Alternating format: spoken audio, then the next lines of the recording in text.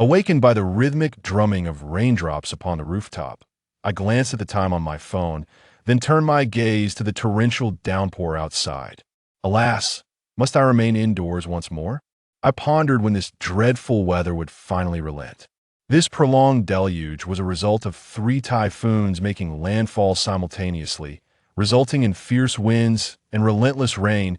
It had been over a month since I last glimpsed the sun. Rubbing my eyes, I rolled out of bed and switched on the television, listening to the news as I made my way to the bathroom to freshen up. ZY Television. ZY Television. Dear viewers, you are now tuned into ZY Television. Dear viewers, I am currently in Xia City of Hualong Nation, where a collapse has just occurred. The police have deployed a significant number of personnel for rescue operations. The extent of the damage caused by this collapse is yet to be determined, and we are continuing to gather information. Now, let us turn our attention to international developments. Hello, host. Greetings. Can you share the situation from your location with us? Thank you to our two experts for their thorough analysis. The simultaneous landfall of these three typhoons is an unprecedented event in a millennium.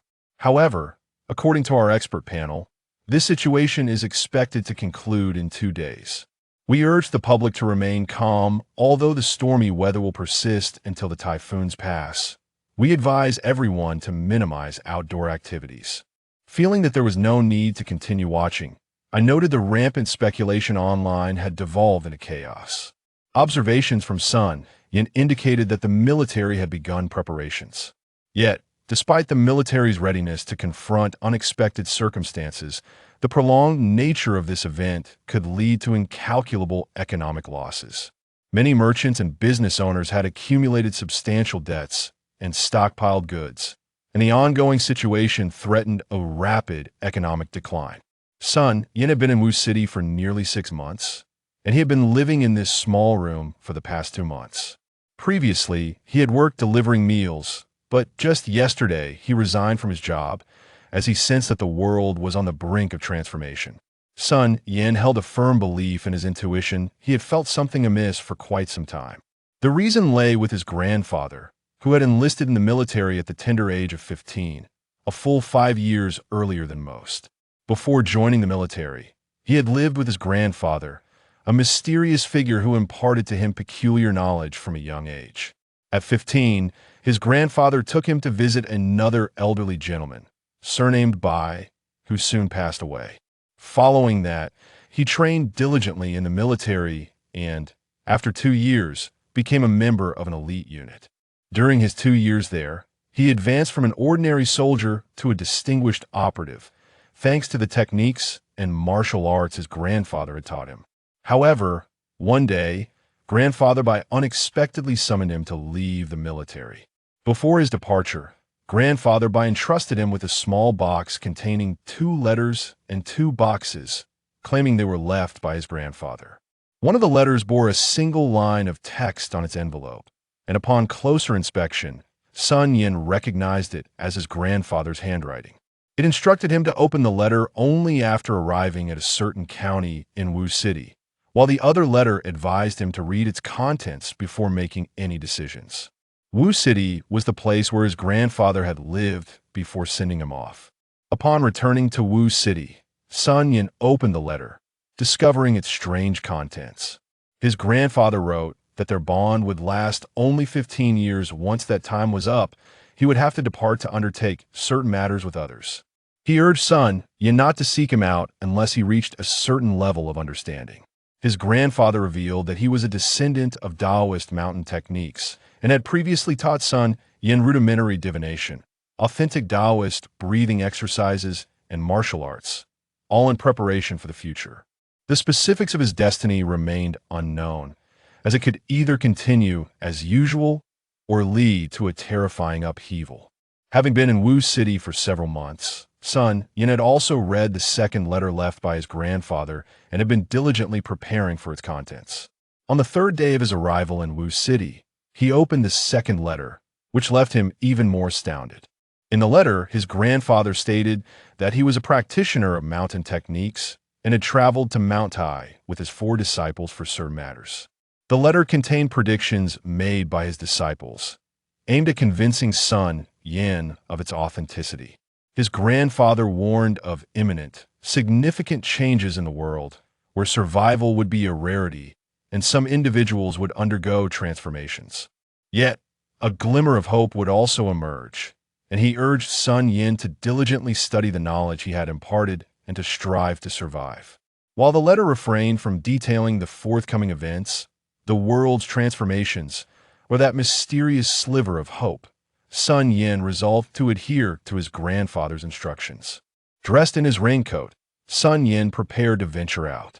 As he gazed at the torrential rain outside, he took a deep breath, his resolve strengthening.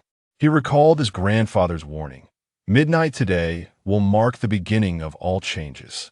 With a faint smile, he bowed his head and stepped into the downpour. What the future held remained a mystery to Sun Yin, but he understood his grandfather's imperative to persevere, knowing that the events destined to unfold would commence at midnight. Chapter 2, The Beginning, Part 1. Sun Yin rode his electric motorcycle through the torrential rain, the streets devoid of any sign of life. In such inclement weather, it was indeed a rarity to encounter another soul. Only he, driven by a personal quest, continued to navigate the elements. The cacophony of wind and rain enveloped him, obscuring all that lay around. Suddenly, Sun Yin applied the brakes, stopping outside a dilapidated temple in the eastern part of Wu City. Were it not for the mention of this place in his grandfather's letter, he would never have guessed that this crumbling courtyard was a temple. Alighting from his motorcycle, he hastened to the entrance. This was a location he had frequented many times before, and with practiced ease, he produced a key to unlock the heavy padlock on the door. Upon entering the small courtyard, Sun Yin shed his raincoat and stepped inside the building. Within, an incense altar displayed a bronze censer and a weathered statue of a deity. His grandfather's letter had indicated that this was the ancestral figure of their lineage. This was the very place his grandfather had insisted he must visit today, for the purpose of retrieving a specific item. Approaching the altar, Sun Yin lit 3 sticks of incense, murmuring, "O revered ancestor, though I have never paid homage to you, my grandfather was your disciple. He foretold a significant change would occur today, though I remain unaware of its nature. Whatever the change may be, I am open to it." Shaking his head, he felt his words resembled a tongue twister. As he pondered, he respectfully inserted the 3 sticks of incense into the censer, saying, "O revered ancestor, I hope you bestow your blessings for my grandfather's safety." With his palms pressed together, Sun Yin offered a silent prayer. As thunder rumbled, Sun Yin sat on a mat, gazing at the torrential rain outside. In his hand, he clutched a letter from his grandfather. Pondering, it was peculiar for his grandfather to instruct him to locate this Taoist temple, tidy it up, and spend the night here on this very day, June 1st. However, he could only stay for this one night. On all other occasions, he must reside elsewhere. Moreover, he was to search for a well within the temple grounds. Sun Yin had already scoured the temple once, but found no trace of a well, despite having searched before.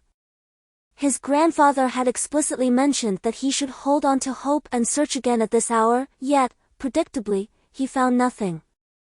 Within his grandfather's wooden box lay the key to this temple and a tome titled The Golden Seal and Jade Mirror, originally known as the Golden Seal and Jade Coffer.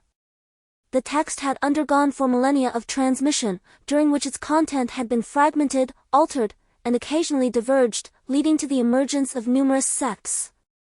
It was broadly categorized into 5 arts: mountain, medicine, fate, divination, and physiognomy, collectively referred to as the 5 arts.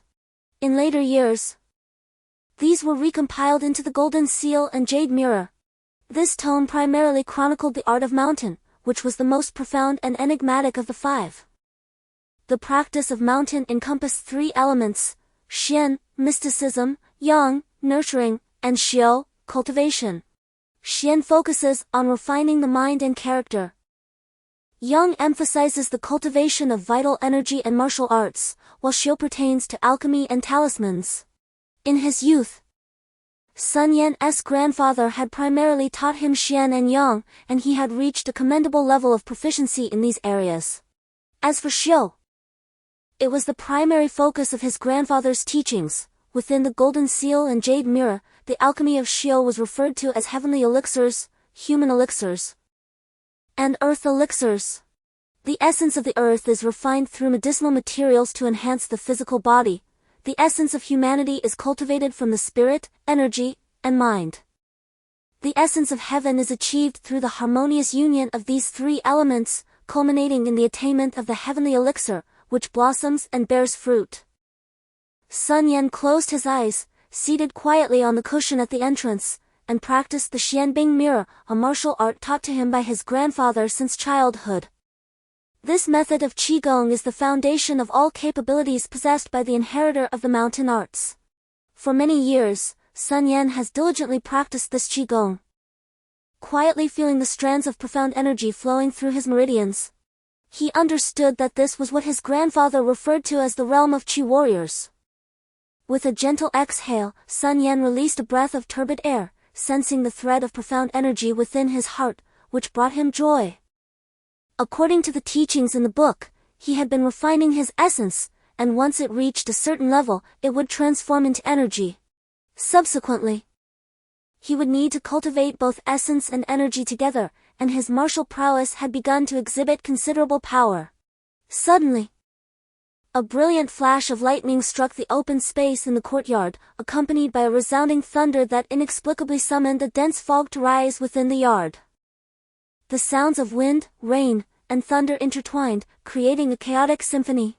The heavy, torrential raindrops, combined with the swirling wind, resembled cruel whips, fiercely descending from the heavens. The desolate, overgrown grass appeared to transform into sharp steel blades, desperately shaking and calling out amidst the tempest. What is happening? Sun Yan timidly lifted his gaze towards the sky, pondering whether the heavens were intent on striking him down. After waiting in the room for a while, and confirming that no further lightning would strike in his vicinity, he gradually began to ease his anxiety. As the rain began to dissipate the fog, a large pit gradually came into view on the ground. Glancing at his phone, Sun Yan noted that it was already midnight. Damn, he silently cursed. He had intended to cultivate for a while to pass the time, but he hadn't expected the hour to arrive so swiftly. His grandfather's well had yet to be located. Sun Yan raised his head to inspect the sizable crater in the courtyard, struck by lightning. Could this truly be the well of legend? With that thought, he hastened through the rain to the edge of the pit. Observing the meter-wide opening, he noted it was already filled with water, its depth a mystery. This must be the well his grandfather had mentioned, but what was to be done once it was found? Suddenly, as Sun Yan bent over to study the well, a blinding light flared behind him, followed by a violent tremor. A tremendous thunderclap accompanied the shaking.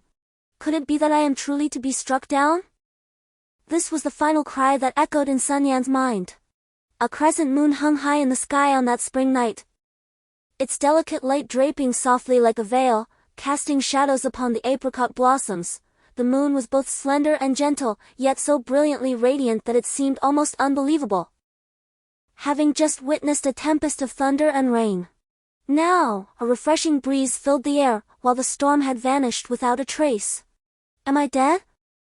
Sun Yan opened his eyes, this melodramatic thought surfacing involuntarily in his mind. Shaking his head vigorously to dispel the lingering dizziness, he surveyed his surroundings.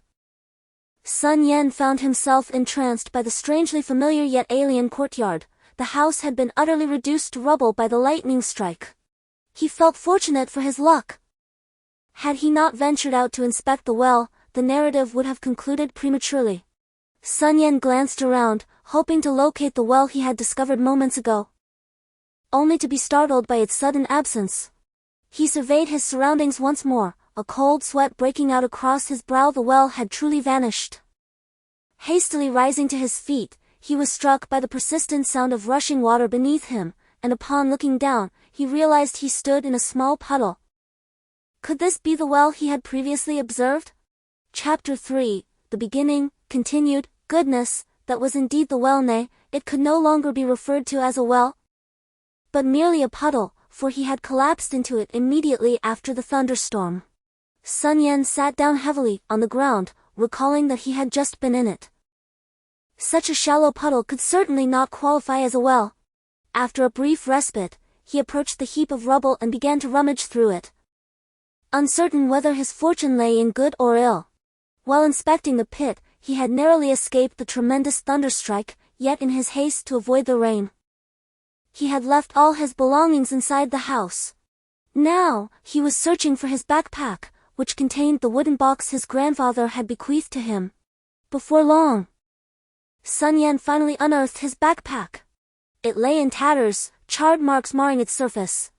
He tore it open to examine its contents, only to find the wooden box shattered, leaving behind only the books and the letter from his grandfather. The letter had been dampened by water, and Sun Yan carefully tucked the book close to his body, setting the letter aside to dry. This was a keepsake from his grandfather, a cherished memory he was unwilling to part with. Oddly, there were no pipes in this room, and the rain had ceased. There should not have been any water flowing.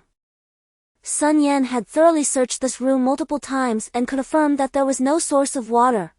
Where, then, was this water coming from?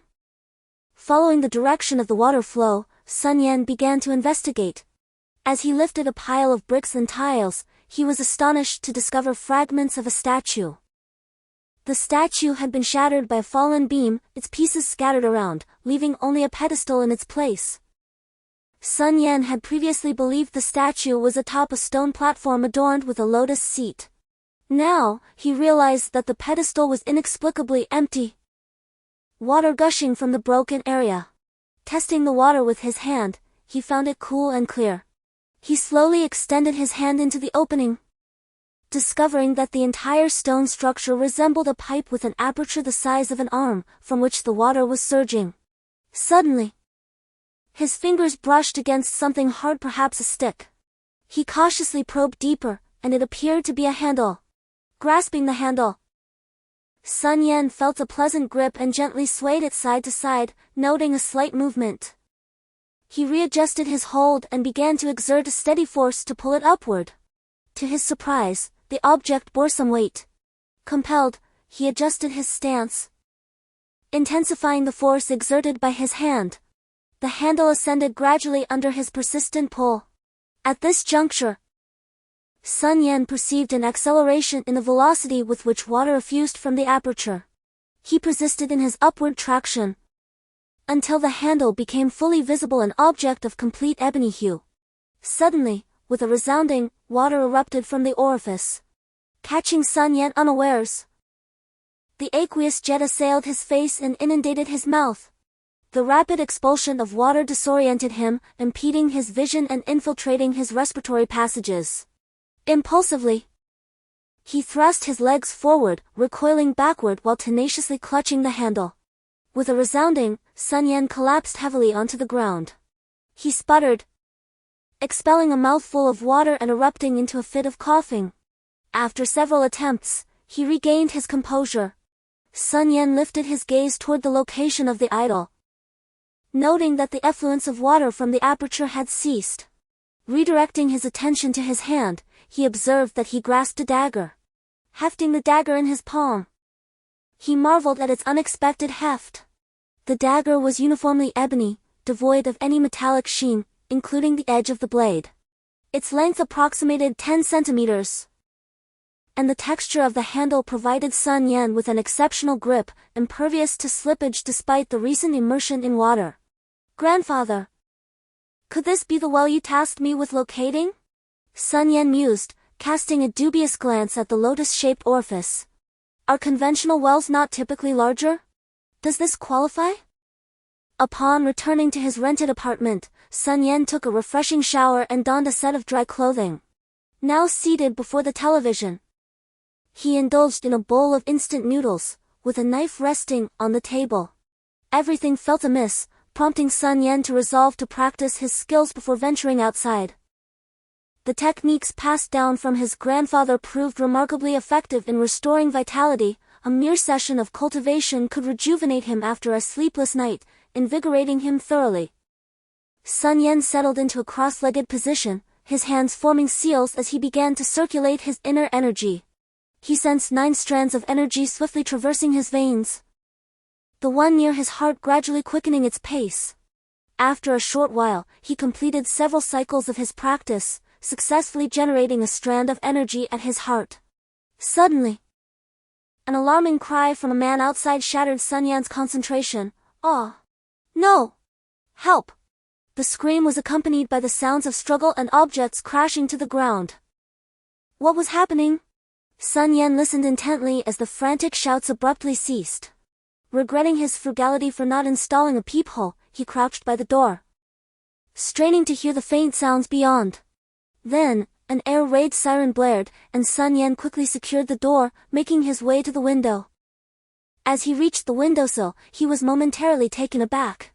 The community's loudspeakers emitted a piercing air raid alert, while a horde of frenzied individuals burst forth from the entrances of the various buildings. Was this a biochemical crisis? Sun Yan stood in astonishment, gazing at the chaotic scene unfolding below. A shadow plummeted from the upper floor, followed swiftly by another figure. Sun Yan glanced over, realizing that 2 individuals had fallen. Or perhaps it was one person, his neighbor from the same building. Residing on the 3rd floor, he recognized the fallen man as a fitness instructor from the 5th floor. Alas, he lay lifeless, motionless. The other figure that had descended appeared to be a grotesque creature from below, seemingly the instructor's girlfriend. Sun Yan recalled her vividly. Her name was Sasha. She possessed an alluring physique, with ample bosom, a slender waist, and fair skin. Previously, while the instructor was at work, Sun Yan had assisted Sasha in repairing a few faucets, purely for the sake of plumbing. Now, Sasha was hunched over the instructor, viciously gnawing at his well-defined biceps. The envy of Sun Yan. As she ferociously tore at him, a substantial chunk of flesh was ripped away. Sun Yan instinctively rubbed his own biceps, which trembled in fright, and wiped the sweat from his brow. It was the apocalypse, a biohazard crisis had unfolded. It seemed those films and novels were indeed prophetic. Sun Yan searched thoroughly, embodying a certain foolishness, as he had already dismantled his modest rental apartment.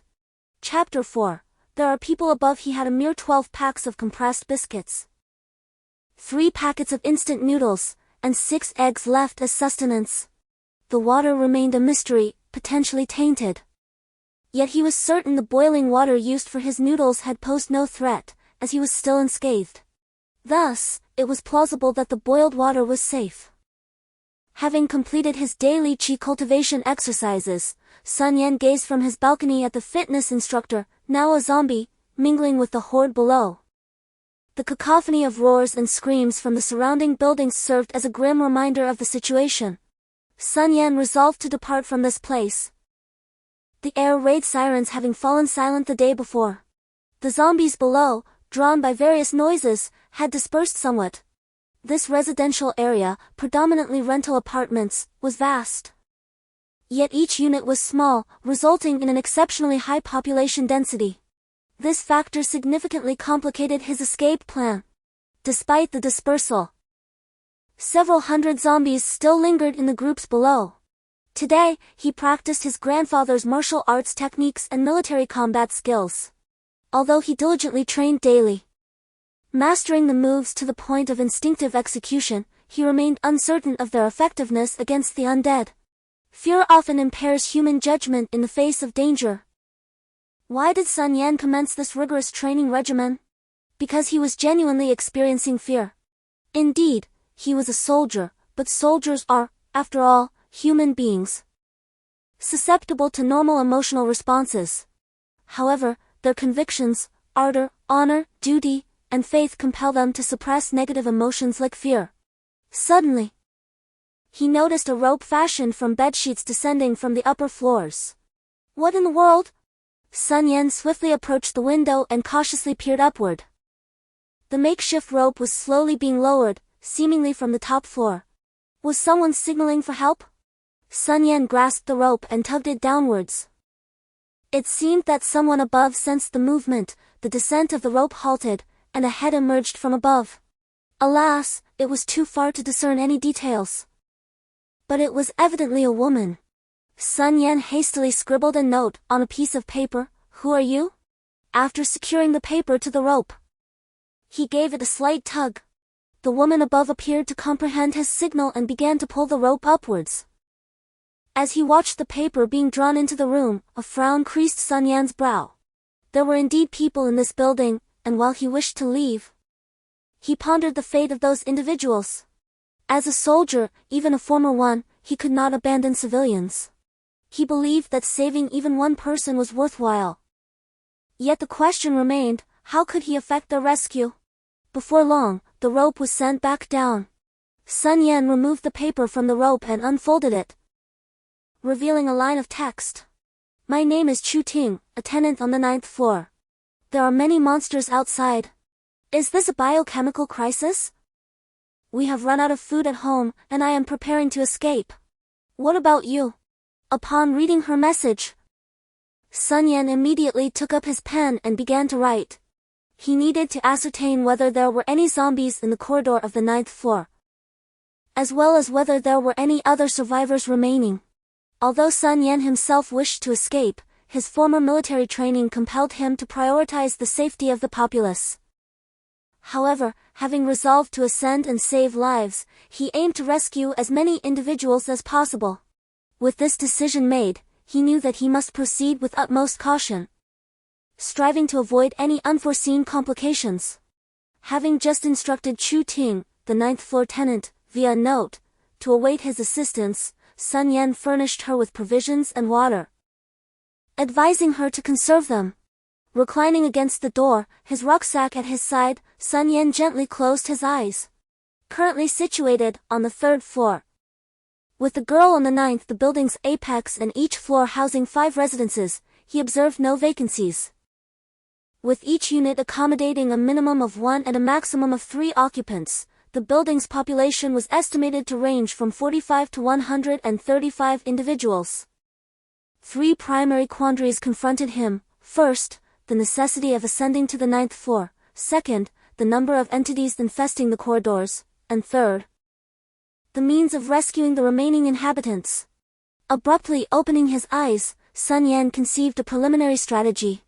He extracted a length of paracord, securing one end to the doorknob and the other to the interior plumbing fixture directly opposite the door.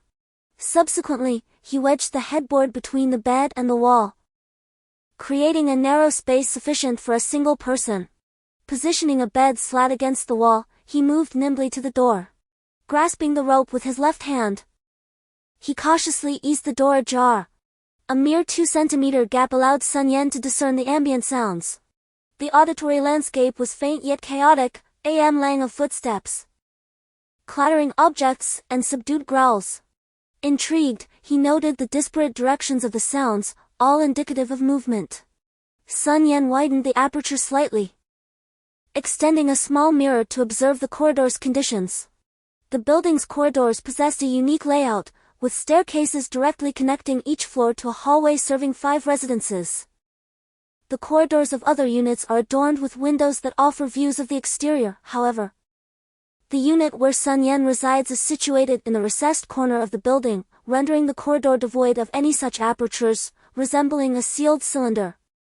As he adjusted the angle of the mirror in his hand, Sun Yan was suddenly jolted. He beheld the presence of a zombie in the corridor. This creature was facing his direction yet appeared oblivious to his presence, continuing its sluggish pace. Could it truly not perceive him? Sun Yan fixated on the zombie for a while before cautiously using the mirror to survey his surroundings. He resided at door number 4 and noted that door number 5 was visible, door number 2 stood ajar, door number 3 was firmly closed, while door number 1 remained shrouded in obscurity. Upon confirming that only this solitary zombie occupied the corridor, Sun Yan exhaled a sigh of relief. He needed to discern the creature's weaknesses and characteristics, for an abundance of zombies would complicate his experimentation. Sun Yan slowly opened the door, allowing just enough space for a single person to pass, then quietly maneuvered over to the head of the bed. As a former Special Forces operative, he emitted not a sound, gently tapping the bedboard against the head of the bed.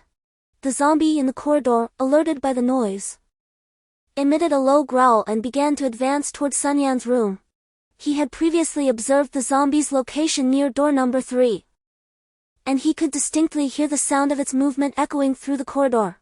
Sun Yan felt the rapid thumping of his heart, his grip on the rope tightening instinctively. Chapter 5, Action. A resounding crash heralded the arrival of the zombie in Sun Yan's room. To Sun Yan's surprise, he recognized the undead figure as a resident from door number 1. He recalled encountering a cheerful and optimistic young man, a few years his senior, who seemed to live alone. Now, this same individual stood before him, transformed into a grotesque being.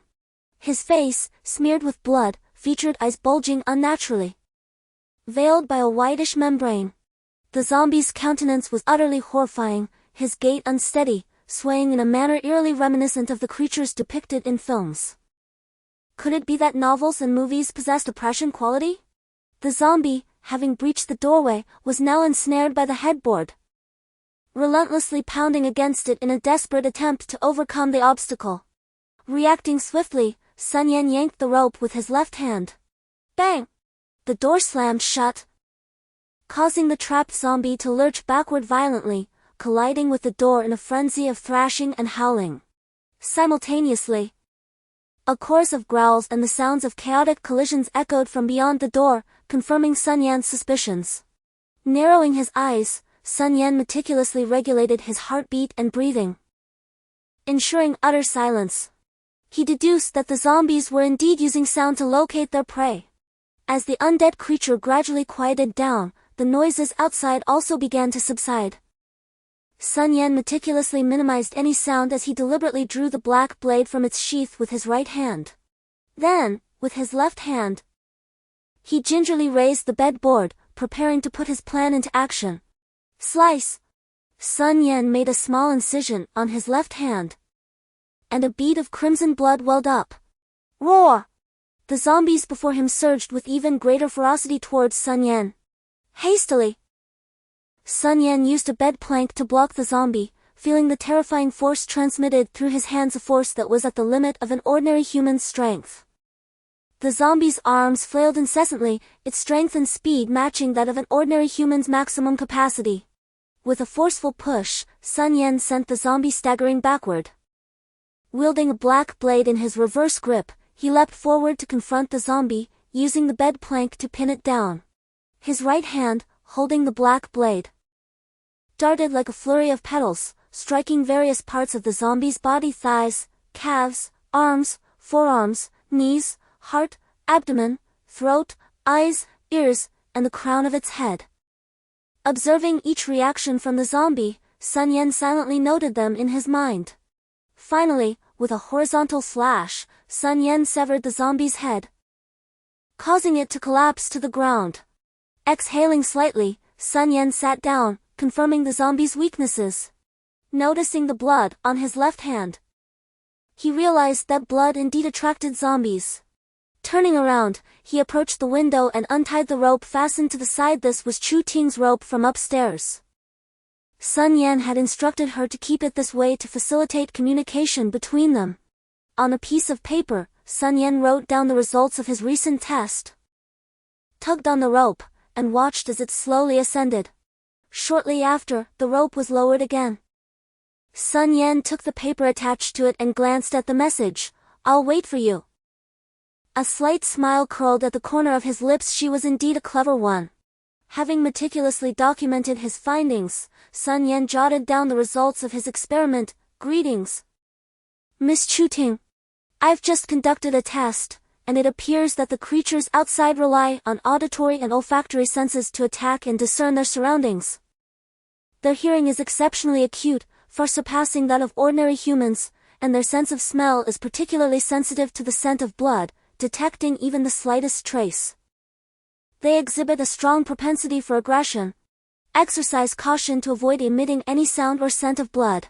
The provisions I've provided should sustain you for another 2 days. I'm preparing to come to your aid. Remember, severing the creature's limb muscles can impede their movements, while their vulnerability lies in decapitation.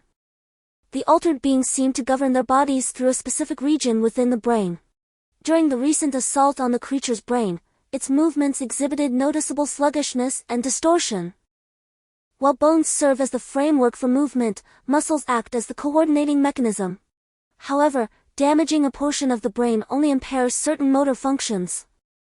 The precise area responsible for control remains elusive, but the most effective method is decapitation, severing the brain's command and rendering the body immobile. Sun Yan rose to his feet and tidied up, noticing the wounds on his hands, which had inexplicably begun to scab over. Despite the accelerated healing attributed to his grandfather's teachings, such rapid scabbing was unprecedented. Unable to fathom the cause, Sun Yan commenced preparations for the morrow's expedition, resolving to embark on it the following day. With a swift kick, he sent the severed head of a mutated being tumbling against the wall. Unbeknownst to him, the head's eyeball twitched momentarily before reverting to stillness. Sun Yan transformed his aluminum pot lid, meticulously reshaping it into a protective arm guard. He secured it to his left arm with nails, creating 2 sturdy holes. After drawing his knife and swinging it a couple of times, he repeated the motion several more times, satisfied that it did not hinder the flexibility of his wrist. A faint smile graced his lips as he contemplated venturing out the next day. After a modest meal, he leaned against the wall, gazing out the window. The sky remained a brilliant blue, and the sun gradually descended toward the west. If not for the noises made while crafting the arm guard, which had attracted the monstrous howls outside his door, Sun Yan might have believed the recent events were merely a figment of his imagination. At some point, he succumbed to sleep, having decided against further training. He yearned for rest, acutely aware that his future existence would no longer mirror the previous tranquility and harmony of life. On June 3rd, at 3 in the morning, Sun Yan abruptly opened his eyes, jolted awake by the distant roars and anguished cries. Gripping the knife at his waist, he listened intently to the sounds outside, which soon began to fade. A frown creased his brow. It seemed someone had attempted to sneak out at night and failed. Though he felt compelled to rescue them, the vanishing sounds made it clear that time was not on his side. Resolved not to return to sleep, he tightened the makeshift arm guard on his arm, ensuring its security before approaching the door. With a deep breath, he drew his dagger and, in a swift motion, slipped out of his room. As Sun Yan burst out of the room, he immediately assessed the situation in the corridor. Positioned in the middle, he saw 1 zombie heading downstairs and 2 moving upwards, with the closest one slowly turning towards him. Sun Yan lunged forward, his dagger swiftly severing the zombie's neck. He then charged towards the upstairs direction, forcefully colliding with another zombie, which crashed into the corridor wall. Leveraging his arm on the railing, Sun Yan flipped onto the stairs and sprinted upwards. Upon reaching the 4th floor corridor, the zombies behind him let out a roar. Observing that all the doors on the 4th floor were closed and no zombies were present, Sun Yan continued his ascent, gambling on finding an open door to hide in. His luck turned when he reached the 5th floor, where 2 doors were ajar. Without hesitation, he dashed towards the open doors. A roar followed by the sound of a door slamming shut indicated that zombies from above had descended, forcing one of the open doors closed. Sun Yan quickly noted that only 2 or 3 zombies were present. Damn it! Sun Yan cursed under his breath as he saw the zombies advancing towards him. Now closer to the only remaining open door than he was. With a desperate leap, he hurled himself towards that door, his sole chance for survival. Chapter 6: Rescue Plan. Roar! Bang! Bang! The guttural cries of the undead were interspersed with the resounding thuds of impacts. A zombie, followed by Sun Yan, collided forcefully against the door. Sun Yan managed to prevent the door from closing completely. With a swift ducking motion, he tumbled into the room. Immediately following his entry, a resounding crash echoed as the door slammed shut, violently struck by the pursuing zombie. Sprawled on the floor inside the room, Sun Yan wasted no time. Executing a swift roll, he assumed a semi-crouched position against the wall, his dagger clutched firmly in hand. He began to scrutinize the surroundings with cautious eyes. The sounds of the undead pounding against the door were both urgent and forceful, compounding the immediate threat. The potential for unseen dangers within the room itself kept Sun Yan on high alert. Only after a period of silent observation did he begin to ease his vigilance slightly. It appeared the room was safe, but the cacophony of howls and thuds from beyond the door showed no sign of abating. He observed that the layout of this room differed from his own. It was likely not apartment number 4. This must be apartment number 3, Sun Yan surmised. After confirming the room was secure, he proceeded to the balcony. His first priority was securing sustenance. He found rice, noodles, meat, bottled water, and a considerable quantity of readily prepared meals. Next, Sun Yan rummaged through the wardrobe, which contained primarily women's clothing. He located 2 backpacks and began transferring the provisions into them. Having organized his supplies, Sun Yan sank onto the sofa, exhaling a sigh of relief. He had reached the 5th floor, but what was his next course of action? Repeating the previous maneuver was out of the question. The sounds from beyond the door had diminished. The pounding and howling had subsided, replaced by the shuffling of footsteps and the occasional clatter of displaced objects. Sun Yan had initially intended to employ the same tactic to ascend further, but the sheer number of zombies in the stairwell presented an unacceptably high risk if he attempted a direct assault. He took out some food and consumed it simply, replenishing his energy. As he chewed the morsels thoughtfully, his gaze fell upon the black dagger resting on the table. He chewed deliberately, ensuring proper digestion for swift absorption of nutrients to restore his strength.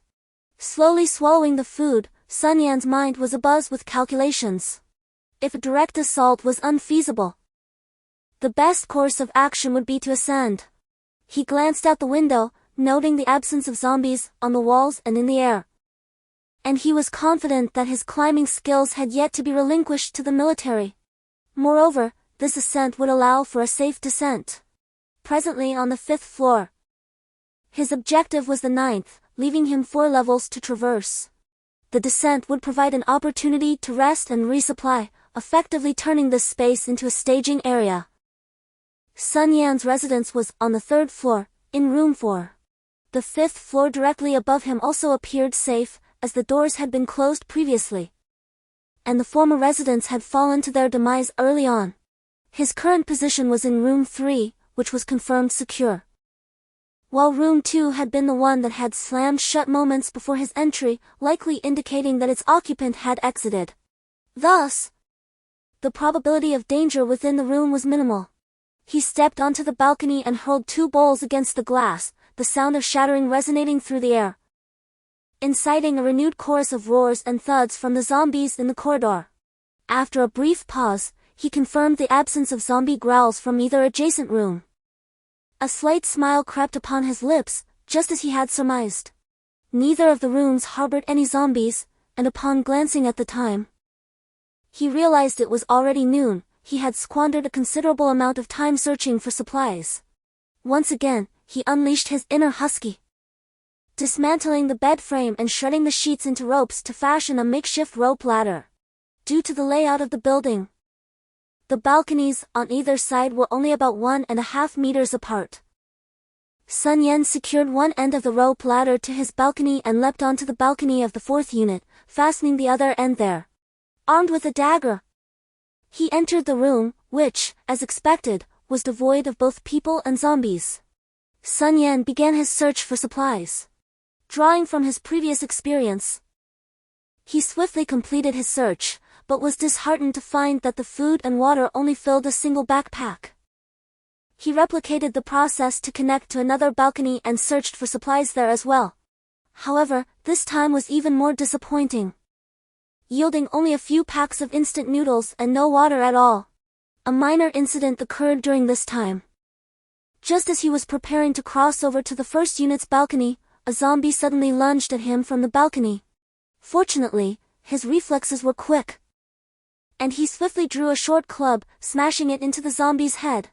The blow caused the zombie's brains to splatter, and its momentum halted abruptly before it plummeted to the ground below.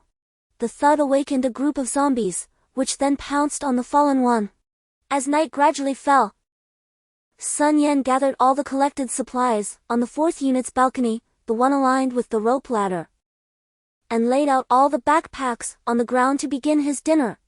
Leaning against the balcony, he documented the day's events on a piece of communication paper, detailing the connection of the balconies and the clearing of zombies from the rooms of the first and fifth units.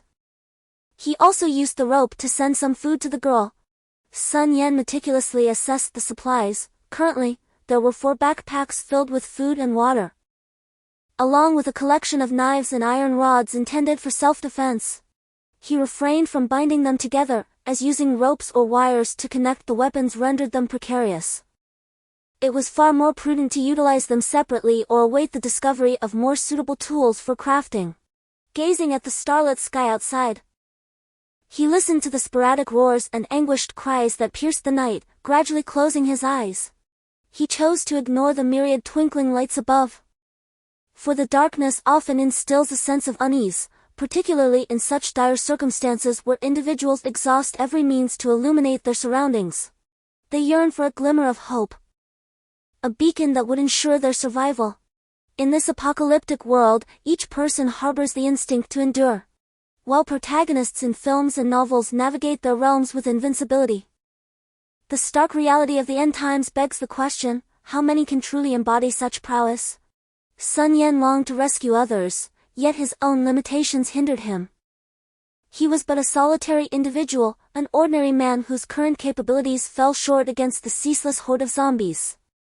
Rather than recklessly risking his life in a futile attempt to save others, he resolved to prioritize his own survival, hoping to subsequently assist more individuals. Sun Yan commenced the cultivation of his technique. The 9 threads of profound energy within his dantian began to traverse his meridians. In a brief moment, a small surge of energy coalesced and flowed toward his heart. He did not cease his practice, allowing the energies from both the heart and dantian to circulate in tandem. The strands of energy at his heart had thickened compared to before, and through this session of cultivation, he had successfully cultivated 5 threads of energy in that region. Gradually concluding his practice, Sun Yan exhaled a breath of stagnant air. The results of this session surpassed those of his previous endeavors significantly. There was a sense of addiction lingering within him. If it weren't for the slight swelling and pain in his meridians, Sun Yan would have continued his cultivation. He glanced at his watch. It was already past 7 o'clock. After a light meal, Sun Yan prepared to execute his plan. Given the short distance between the 2 balconies, he intended to ascend to the 8th floor, take a brief respite, and then climb to the 9th floor, where he would meet with others before descending together. The plan was straightforward. If all went well, he would soon join Chu Ting on the 9th floor. Surveying his chosen climbing spot, Sun Yan began to inspect his gear. This location was the balcony of the 4th unit, perfectly aligned with the balcony of the girl on the 9th floor. At the corner where the balcony met the wall, there was a drainage pipe leading directly upwards. Furthermore, the windows on the 6th and 7th floors were equipped with security bars, providing an advantageous climbing opportunity. Sun Yan slung a backpack over his shoulder, leaving the remainder on the balcony for resupply upon his return. He stepped out onto the balcony and looked up at the adjacent drainage pipe, extending his hands to grasp it. With a slight exertion, he tested the pipe's sturdiness, frowning slightly as he noticed it had begun to loosen due to age. Yet, Sun Yan had no choice but to proceed. With a powerful push of his legs, he propelled himself upward and firmly grasped the drainage pipe. Chapter 7. Ascending. At that critical moment, Sun Yan felt several strands of mysterious energy coursing involuntarily through his body. Without further contemplation, he was uncertain of how long this state would last, and he knew he needed to climb swiftly. Upon contemplation, Sun Yan exerted force with his legs, causing his body to slightly leap as he swiftly extended his right hand, grasping the edge of the 6th floor window. With a crack, he was startled by the presence of a man, causing his grip to loosen and his body to plummet once again. In a hurry, Sun Yan clutched the window ledge, drenched in cold sweat, and took a deep breath. With renewed determination, he exerted his strength to pull himself upward. A click caught his attention. and he turned to see the sixth-floor window being opened. A man emerged, cautiously peering out with a knife in hand. Sun Yan, spotting the formidable bone-cutting knife, offered an awkward smile and said, "Greetings, I'm from downstairs, could you lend me a hand?" The man hesitated momentarily before awakening from his stupor and extending his hand to assist Sun Yan. Quickly, Sun Yan exclaimed, "Brother, the knife!" With a surge of effort, he rolled into the room. Once seated on the floor, he expressed his gratitude with a smile, saying, "Thank you, brother. My name is Wang Lu, are you from downstairs?"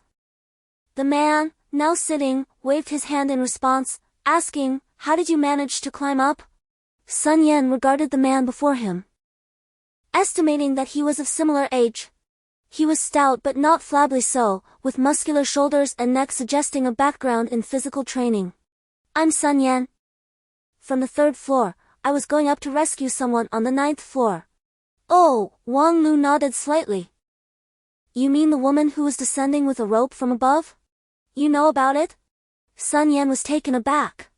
"Indeed, I noticed her descending earlier." "It seems she was from the 9th floor, Wang Lu replied. "Wang Lu, how are you?" A girl's voice echoed in the room. "Oh dear, I almost forgot," Wang Lu exclaimed, slapping his forehead. "All is well now, we are safe." He gestured towards the girl emerging from the room. "This is my girlfriend, Li Shui." "Hello. My name is Sun Yan. I just climbed up from downstairs," Sun Yan said, nodding at the girl. The group engaged in conversation for a while. Both individuals hailed from different cities and had been sweethearts since high school, but their paths diverged during university. Now that they had graduated, they had agreed to come together and strive for success, embodying a true childhood romance. "Wang Lu, I intend to head upstairs to find the person on the 9th floor and devise a means of escape." "What are your plans?" Sun Yan remarked, glancing out the window. "Could you take us along?" Wang Lu pondered for a moment. "Your skills seem quite remarkable. Our food supply is dwindling, and it would be wiser to venture out rather than remain here." Sun Yan nodded, contemplating briefly. "Here's the plan. You two wait for me on this floor while I ascend to rescue those in need. We shall regroup and leave together." "Sounds good. Is there anything we need to prepare?" Wang Lu inquired. "Gather your essentials, food and self-defense weapons.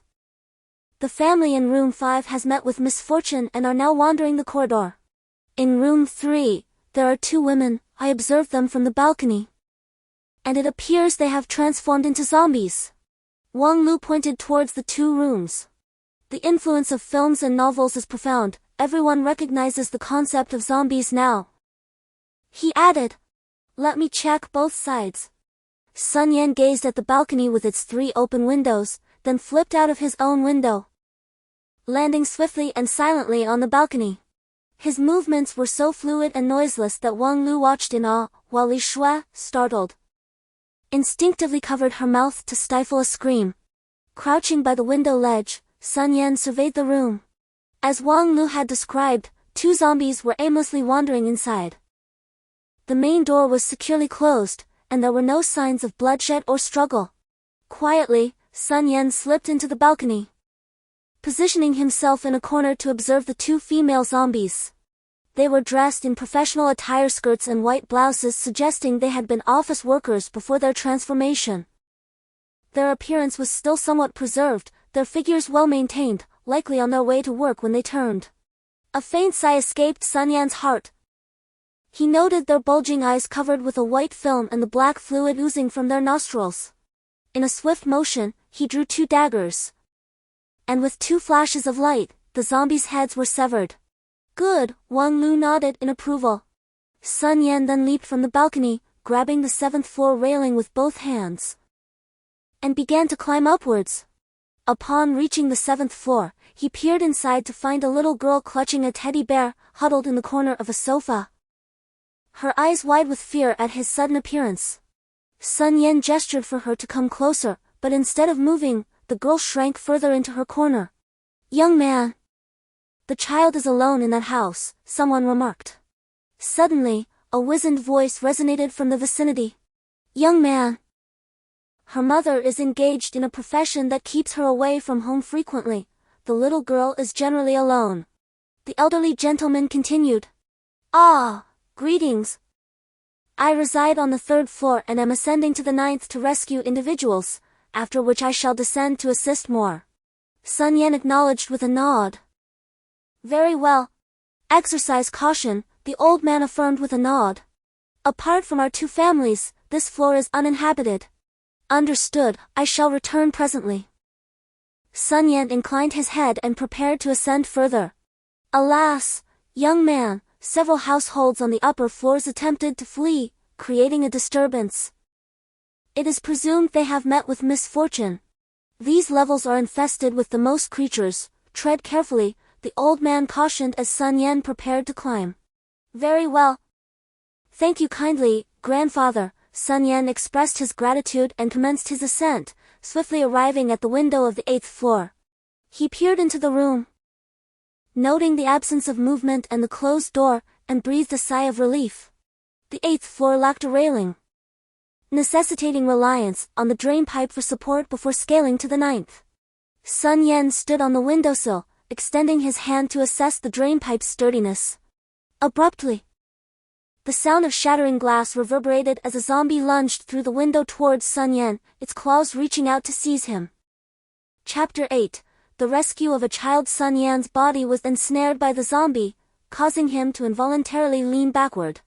As Sun Yan stood precariously on the windowsill, this backward motion precipitated his descent. Sun Yan felt a chill run through him, thinking that this was the end. As he was falling, his foot suddenly struck something, seemingly the railing of the 7th floor. Instinctively, he hooked his right foot, shifting his body closer to the building. Indeed, it was the railing. He wrapped his left foot around it, securing both feet in place.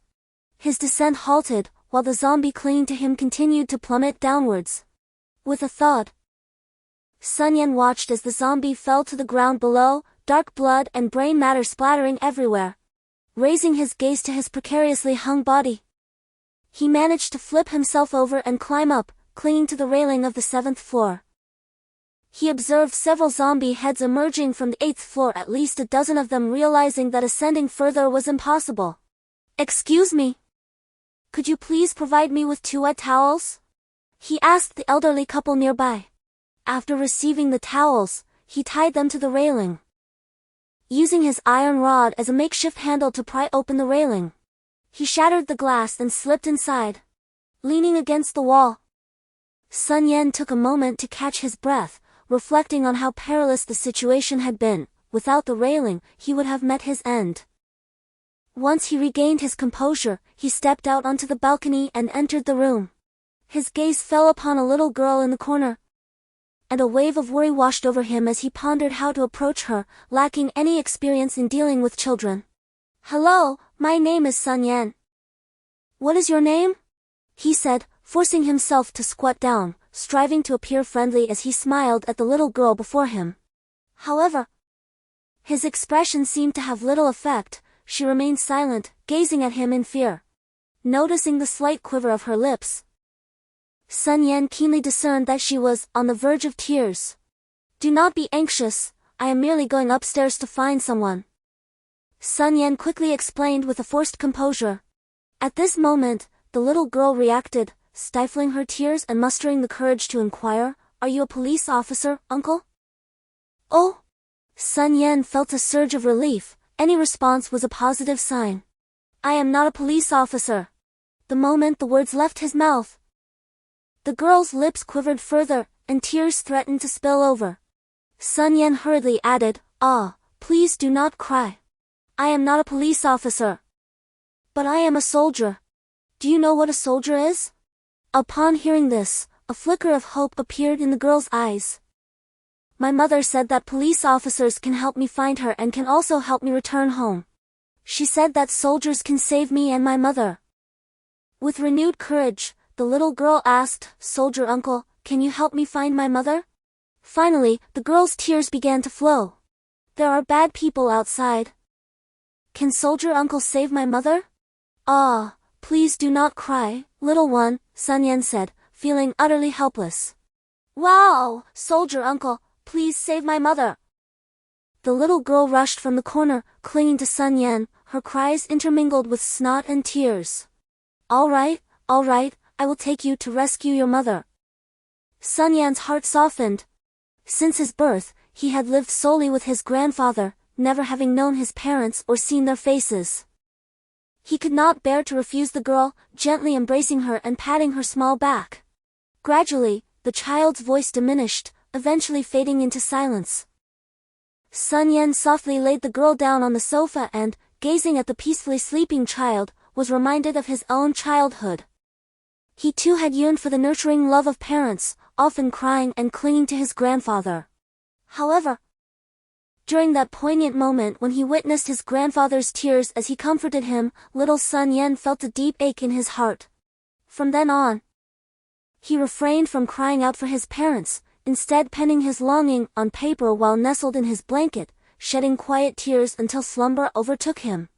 Ultimately, he would secretly burn the drawings of his imagined parents the following day. Sun Yan settled beside the sofa, sitting cross-legged to cultivate his energy and restore his strength. Ever since he began to ascend the depths of his inner energy, the mysterious force had been circulating within him, gradually dissipating as it mingled with his limbs and bones. Moreover, during his fall, when he had latched onto the railing, most of it had vanished in an instant. He now understood that this energy could very well be a matter of life and death in critical moments, compelling him to maintain its abundant state. As Sun Yan replenished his energy, he was pleasantly surprised to find that the 9th level of energy within his dantian had significantly thickened, and the energy around his heart had increased to 6 strands. This energy could act according to his intentions, and he had now achieved a state of lightness. He pondered whether it would also prove useful in combat. Realizing a potential connection between the mystical Xuanqi and his martial arts, Sun Yan eagerly anticipated an opportunity to experiment. He exhaled a breath, opening his eyes to find a pair of large, dark eyes fixed upon him. Taken aback, he recoiled slightly, recognizing the little girl gazing intently at him. Ah, Sun Yan sighed in relief. Little one, you're awake? Little girl? You should call me older brother, Sun Yan chuckled softly. Observing the fading light, he remarked, let's prepare ourselves, we're going to rescue your mother. Brother, my name is Yaya. What's your name? The little girl asked. Her spirits visibly lifted. Well, I'm Sun Yan. You can call me Brother Yan, he replied with a gentle smile, producing some food to share with her. Brother Yan. After we rescue my mother, may I still call you brother? Yaya inquired, clutching a photograph of herself and her mother, her eyes shimmering with hope. Sun Yan playfully tweaked Yaya's nose, assuring her, of course, you may. Yay! The little girl exclaimed, leaping up and down with joy, darting around the room. Suddenly, the groans of zombies and the sound of them pounding on the door echoed from outside, causing Yaya to bury herself in Sun Yan's embrace, her eyes tightly shut. She repeated, I can't hear them, I can't see them. I have Brother Yan, I'm not afraid. Sun Yan gently patted Yaya's back, soothingly saying, it's all right, Yaya. Don't be afraid, Brother Yan is here. Yaya must remember that those wicked individuals possess exceptionally keen hearing, therefore, she should speak softly with her brother, lest the malefactors overhear. As Sun Yan observed the obediently nodding Yaya, his heart ached slightly. How could such a young child be burdened with such realities? What does the future hold for them? Ordinary individuals lack the means to safeguard themselves, how then can these vulnerable children survive? Chapter 9, Am I afraid of the 9th floor? Having reassured Yaya, Sun Yan shared a modest meal with her. He had just learned that this little girl was merely 7 years old, living solely with her mother, as her father had abandoned them for another woman. Her mother was often away from dawn until dusk, leaving Yaya alone at home. After their meal, Sun Yan took Yaya to the balcony, where he tossed a small stone at the window of the elderly couple next door. The two seniors approached with caution, but upon recognizing Sun Yan, they relaxed. Noticing Yaya beside him, their faces softened into warm smiles. "Dear sir, I intend to make another attempt to ascend to the 9th floor to rescue those in need. You may wish to prepare yourselves, and we shall depart together when the time comes," Sun Yan announced. "Son, we have no plans to leave," the elderly man replied candidly.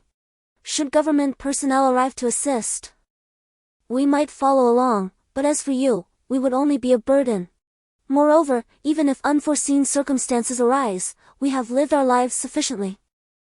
Our children have all established their own homes and find happiness. In this situation, it is best that we each accept our fates," the elderly woman added. Awaiting the inevitable confrontation, Sun Yan resolved to seek out his grandfather. Although his grandfather had previously stated that Sun Yan would need to attain a certain level of ability to locate him, Sun Yan was determined. He lifted his gaze toward the 9th floor, unperturbed by the daunting height. He began to organize his equipment, gathering the supplies in his room and stowing them into his backpack. Using a bedsheet, he fashioned a rope to lower the backpack down to Wang Lu on the 1st floor. Subsequently, he prepared to secure Yaya to the rope, planning to lower her in the same manner to Wang Lu, while he continued his ascent.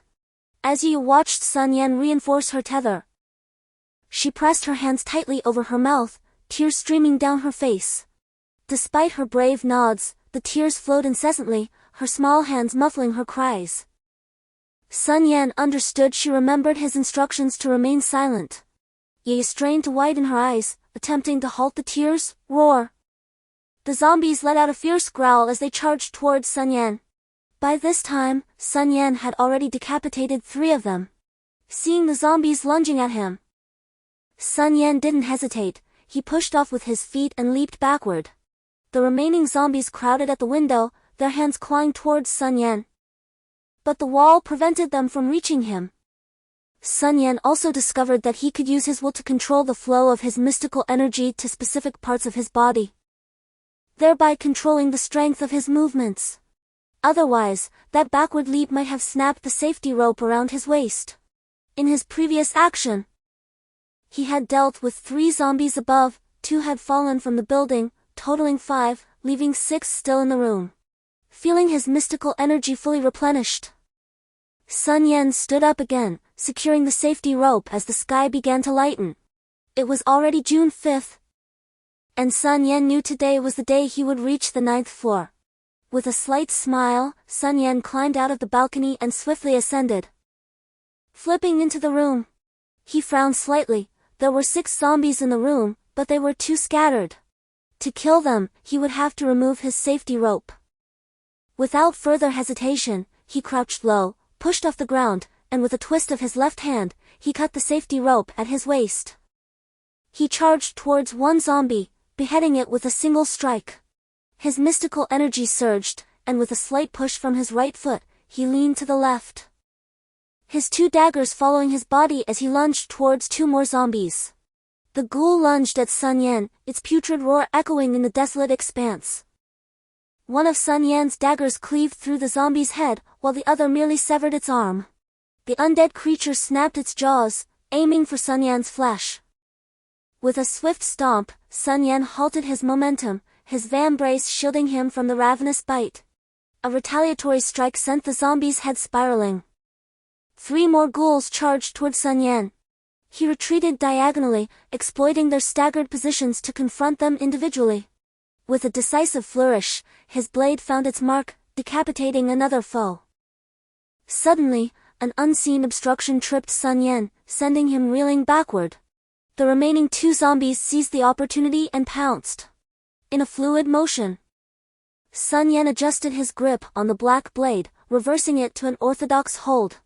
Focusing his intent, he channeled his inner energy into the blade, causing it to emit a radiant, foot-long aura. Chapter 10, Departure Imminent. A flash of incandescent light illuminated the scene as the blade sliced through the air. Thuds echoed as the bodies of the undead collapsed. Sun Yan, agile as a serpent, rolled away and regained his footing. He brandished his blades, warily observing the fallen ghouls. The 2 cadavers lay prostrate, utterly motionless, their craniums cleaved asunder. Sun Yan tarried vigilantly, awaiting any sign of animation. Save for the guttural moans emanating from the undead throng beyond the portal, the chamber remained quiescent. As the clamor gradually subsided and the ghouls dispersed, Sun Yan resumed his odyssey. With Herculean effort, he hoisted himself upward. At that juncture, a casement on the 9th story creaked open, and a damsel seized Sun Yan's grasp, exerting her strength to haul him aloft. Ha! Sun Yan exhaled deeply, beholding the maiden before him. Her visage, an oval of rosy hue, perhaps flushed from the exertion of rescuing him, was framed by raven tresses gathered into a ponytail. She was clad in athletic attire. Greetings, I am Sun Yan. You must be Chu Ting? The girl graced Sun Yan with a subtle smile, replying, Indeed, I am. My gratitude for the sustenance these past days. It was not. Sun Yan demurred. Acclimate yourself and gather your belongings. Deferring further discourse, Sun Yan assumed a cross-legged posture and commenced replenishing his Xian Qi. Xian Qi, a lifeline in these perilous times, was potent yet fleeting. Thus, Sun Yan prioritized its immediate replenishment. As he circulated the energy, observing the robust augmentation of Xian Qi within his dantian, and the 7 wisps meandering ceaselessly around his heart, he acknowledged his burgeoning strength. Sun Yan, you are awake. How do you fare? Are you injured? Chu Ting inquired, noting Sun Yan's awakening. I am unharmed. Have you concluded your preparations? Sun Yan questioned, eyeing the petite satchel at her side. Affirmative, I have gathered my essentials. Chu Ting nodded in affirmation. Sun Yan prepared some ropes, securing one end inside the room while allowing the other to descend down the stairs. Are there still living souls next door? He inquired. No. They were among the first to flee. I saw those neighbors through the peephole. They have all been slain by the zombies and have now transformed into them. Chu Ting replied, her voice trembling. Sun Yan observed the girl. The advantage of films and novels is that they provide people with psychological preparedness. When the apocalypse truly arrives, people's mental fortitude is often considerably enhanced. Are there any survivors downstairs? Chu Ting asked. I encountered a few when I came up. We can leave together. Sun Yan nodded in affirmation. After finishing his tasks, he approached the window and turned to Chu Ting. We will depart tomorrow. By the way, does your phone have any battery left? He asked. There's still some power, she replied. Alright, let me use it. Sun Yan took Chu Ting's phone, activated the recording function, and began to speak. Hello everyone, I am a resident of the 9th floor. Are there any survivors out there? If so, please tie a white ribbon on your balcony. I plan to leave tomorrow. If you wish to join me, please tie a colorful ribbon on your balcony. As darkness enveloped the sky, countless stars began to pierce through the night's veil, while the moistness of the evening air gradually infused the atmosphere, evoking a sense of melancholy. Gazing up at the heavens, the night sky is exceptionally clear, with distant stars twinkling like scattered tears. A full moon descends gracefully, akin to a princess adorned in a radiant white gown, while the surrounding stars, both bright and dim, stand guard like loyal attendants. Beneath the moonlight, Sun Yan and Chu Ting sit in the living room, wide awake, engaged in conversation on the sofa. Despite their solitude, the atmosphere lacks any hint of ambiguity. At this moment, such thoughts are far from their minds. Don't be tense, get some rest early, we must exert ourselves tomorrow. Sun Yan remarks before settling into a cross-legged position on the floor to commence his meditative practice. Chu Ting glances at him, curiosity piqued. It is remarkable that this man ascended from the 3rd floor to the 9th for another, although she is aware that Sun Yan is a veteran. Such a feat is undeniably impressive. Exhaling deeply, Sun Yan slowly opens his eyes. Today is June 6th, a fortuitous day. A faint smile graces his lips. After a night of cultivation, the mystical energy at the heart has reached 9 strands, while that in his dantian has become notably robust. You're awake, have some food. Chu Ting offers the provisions and water she had prepared earlier. Sun Yan nods and begins to eat. Soon, they finish their meal and tidy their gear. Sun Yan approaches the balcony, observing the white fabric ribbons tied to various balconies below, with only one adorned in red. A slight sigh escapes him. It appears that only Wang Lu will accompany him in departure. Picking up the rope ladder he had prepared the previous day, Sun Yan descends to the ground below.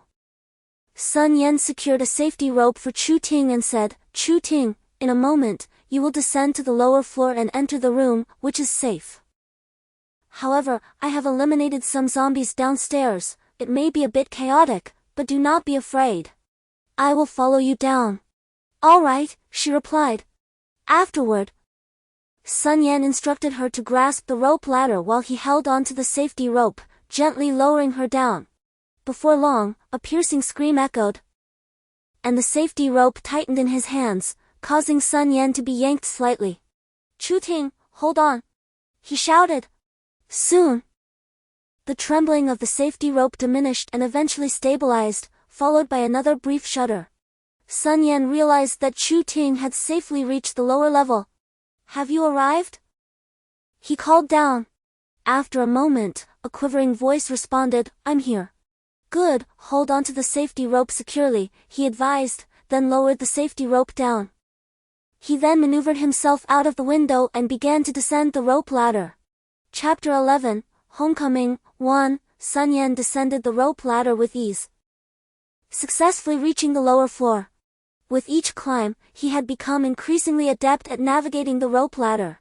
Upon entering the room, he noticed Chu Ting's backpack and safety rope neatly placed aside, but there was no sign of her. A sense of suspicion arose within him. He had thoroughly inspected the room multiple times, confirming its safety. Suddenly, a figure appeared within the room. It was Chu Ting, clutching some food and water as she approached. It turned out she had ventured to search for supplies. Observing her timid demeanor as she walked, it was clear that she was quite frightened by the surroundings. However, it is indeed commendable to muster the courage to overcome fear during such trying times. "You have arrived. Did you slay these creatures?" Chu Ting packed the food and water into her backpack. "I previously lacked sustenance and now constantly seek provisions, for without them, I feel a sense of insecurity." Sun Yan listened to Chu Ting's words and detected a tremor in her voice, realizing that she was somewhat apprehensive of him. "Yes, I am responsible for these. I served in the military before," Sun Yan replied nonchalantly. Soldiers invariably instill a sense of reassurance, and as expected, Chu Ting visibly relaxed. "Oh, you must be quite formidable." She smiled at Sun Yan. He nodded and resumed preparing the rope ladder. "We still need to descend. The lower floor is vacant and devoid of danger." Before long, Sun Yan and Chu Ting began their descent, adhering to their previous method with Chu Ting going first. Drawing from her earlier experience and aided by the balcony railing, she swiftly entered the room. Sun Yan followed suit, but suddenly, he heard the shattering of glass nearby. A zombie emerged from the adjacent balcony, lunging at him. In an instant, Sun Yan unsheathed his short staff and thrust it against the approaching creature. He observed another zombie roaring at him, likely drawn by the sound of his phone from the previous day. Chu Ting's descent had inadvertently roused them. Sun Yan cautiously made his way down to the 7th floor, where Chu Ting reached out to grasp him, allowing him to successfully enter the room. It was then he recognized the voice of the elderly gentleman from next door. Spotting two elderly individuals watching him and Chu Ting from the balcony, the young man, "Is this your girlfriend?" the elderly woman began to speak. Just as Sun Yan was about to explain, the old lady continued with a smile, "Young lady, your boyfriend is very brave, you should cherish him." Just like me in my younger days, isn't that right, old woman?" "Haha." The old man also joked cheerfully. "Are you two really not coming with us?" Sun Yan looked at the elderly couple and urged again, "Don't worry, you're not a burden, I'll figure something out." "No need, young man," the old man interrupted Sun Yan. "We've made our decision. How long will your food last?" Sun Yan thought for a moment and said, "I still have some." "No need. We two old folks don't go out much, so we've stored a lot of food at home," the old man added. "You all must live well." After chatting for a while, Sun Yan and Chu Ting prepared to continue downstairs to meet Wang Lu, Li Shui, and Ye. Soon, they arrived at the 6th floor. "Brother Yan," a sweet voice called out as Ye rushed into Sun Yan's arms. "I'm Wang Lu, and this is my girlfriend, Li Shui." Wang Lu introduced himself as he approached. "Sun Yan, you're really impressive," Wang Lu said, patting Sun Yan on the shoulder. "I've already organized the supplies from the 2 adjacent rooms." Sun Yan nodded. "Once everything is packed, we'll head to the 5th floor. There are still some supplies there. I started climbing up from the 5th floor, so we'll make our plans there." Several individuals began preparing a rope ladder and safety ropes. Sun Yan descended first to secure the rope ladder, followed by Wang Lu, who lowered supplies, and Yi using the safety rope. Subsequently, Li Shui and Chu Ting also made their way down. Ultimately, Sun Yan secured the safety rope tightly with both hands, while Wang Lu fastened the other end around his waist and descended the rope ladder. At last, they reached the 5th floor, the very room that Sun Yan had initially prepared. After a brief respite, they began to inventory their supplies, organizing the food and water. Previously, during their time on the 5th floor, Sun Yan had collected a total of 4 backpacks, carrying one himself, while Wang Lu and the others had 3. And Ye possessed one. Chu Ting, who had initially carried a somewhat stifled backpack, had replenished it on the 8th floor. Essentially, each person had a backpack. And now they had an additional 4 as reserves, though it should be noted that Ye was carrying her smaller pack. Sun Yan retrieved the knives and sticks he had prepared earlier, distributing them among Wang Lu and the others for self-defense. "We have food now. But if we need to leave, it will be challenging to carry all of this," Chu Ting lamented. Sun Yan surveyed the backpacks and nodded, saying, "That is indeed a concern. However, these supplies cannot be discarded just yet. I reside on the 3rd floor, and I ascended to the 5th via the corridor before climbing outside. As we consider descending, we must assess whether there are dangers below and whether we might become trapped here. These uncertainties remain," Sun Yan remarked. "Indeed, our plan has been set," Wang Lu concurred, furrowing his brow slightly. "Let us proceed by climbing down." Wang Shui contemplated the successful descent of the few individuals a moment ago and proposed a suggestion. Sun Yan nodded in agreement, as he had also entertained the same thought. It was worth attempting. However, due to visibility issues, he would not be able to observe the conditions within the room beforehand, and it was unlikely to go as smoothly as before. This was not a viable option. Their previous descent had been meticulously planned by Sun Yan, but the circumstances on the 4th floor remained unknown. If there were zombies lurking within the room and they were discovered in midair, it would pose a significant danger. Wang Lu shook his head and spoke. "How about this? I'll give it a try first." A plan gradually formed in Sun Yan's mind. "Li Shui, Chu Ting, prepare more ropes and tie them at intervals. I need to grab something," Sun Yan instructed Li Shui and Chu Ting. "Wang Lu, I entrust you with my safety rope," Sun Yan said earnestly to Wang Lu. "Brother Yan, what about me? What am I supposed to do?" Ye, noticing that everyone had tasks while she was left unassigned, felt a pang of anxiety. Sun Yan chuckled and gently ruffled Ye's hair, saying, "Your job is to keep an eye on these backpacks and ensure that we are adequately prepared and not slacking off. Make sure the task is completed." Ye, with her innocent demeanor, saluted playfully, assuring Sun Yan of her commitment. Laughter erupted among the group, lightening the previously tense atmosphere. Chapter 12, Homecoming, 2, Hey, Chu Ting. What is your relationship with Sun Yan? While crafting ropes, Li Shui and Chu Ting engaged in conversation. Li Shui smiled slightly and shook her head. "I don't think it's what you think. Who would risk everything to ascend from the 3rd to the 9th floor for a complete stranger?" However, observing Chu Ting in contemplation, Li Shui smiled and remarked, "Regardless of the circumstances, I find Sun Yan to be quite an admirable individual." "Is that so?" A faint blush crept upon Chu Ting's cheeks, Indeed, he has shown great kindness towards Yaya. My companion Wang Lu once mentioned that Sun Yan possesses a certain aura. Li Shui recalled the conversation she had with Wang Lu after Sun Yan departed from their residence. Sun Yan is indeed no ordinary person. Wang Lu murmured as he watched Sun Yan ascend. Li Shui nodded in agreement, affirming, he is certainly remarkable, his skills are impressive. Not merely his skills. How shall I put it? Wang Lu pondered momentarily, his abilities are indeed exceptional, yet I perceive an aura about him. An aura? Pure. Precisely. This aura indicates he must be a man of integrity. Wang Lu nodded confidently. Sun Yan inquired about a matter. Wang Lu, who was preparing a safety rope for Sun Yan, responded. What is it? Sun Yan asked, puzzled. Do you practice Qigong?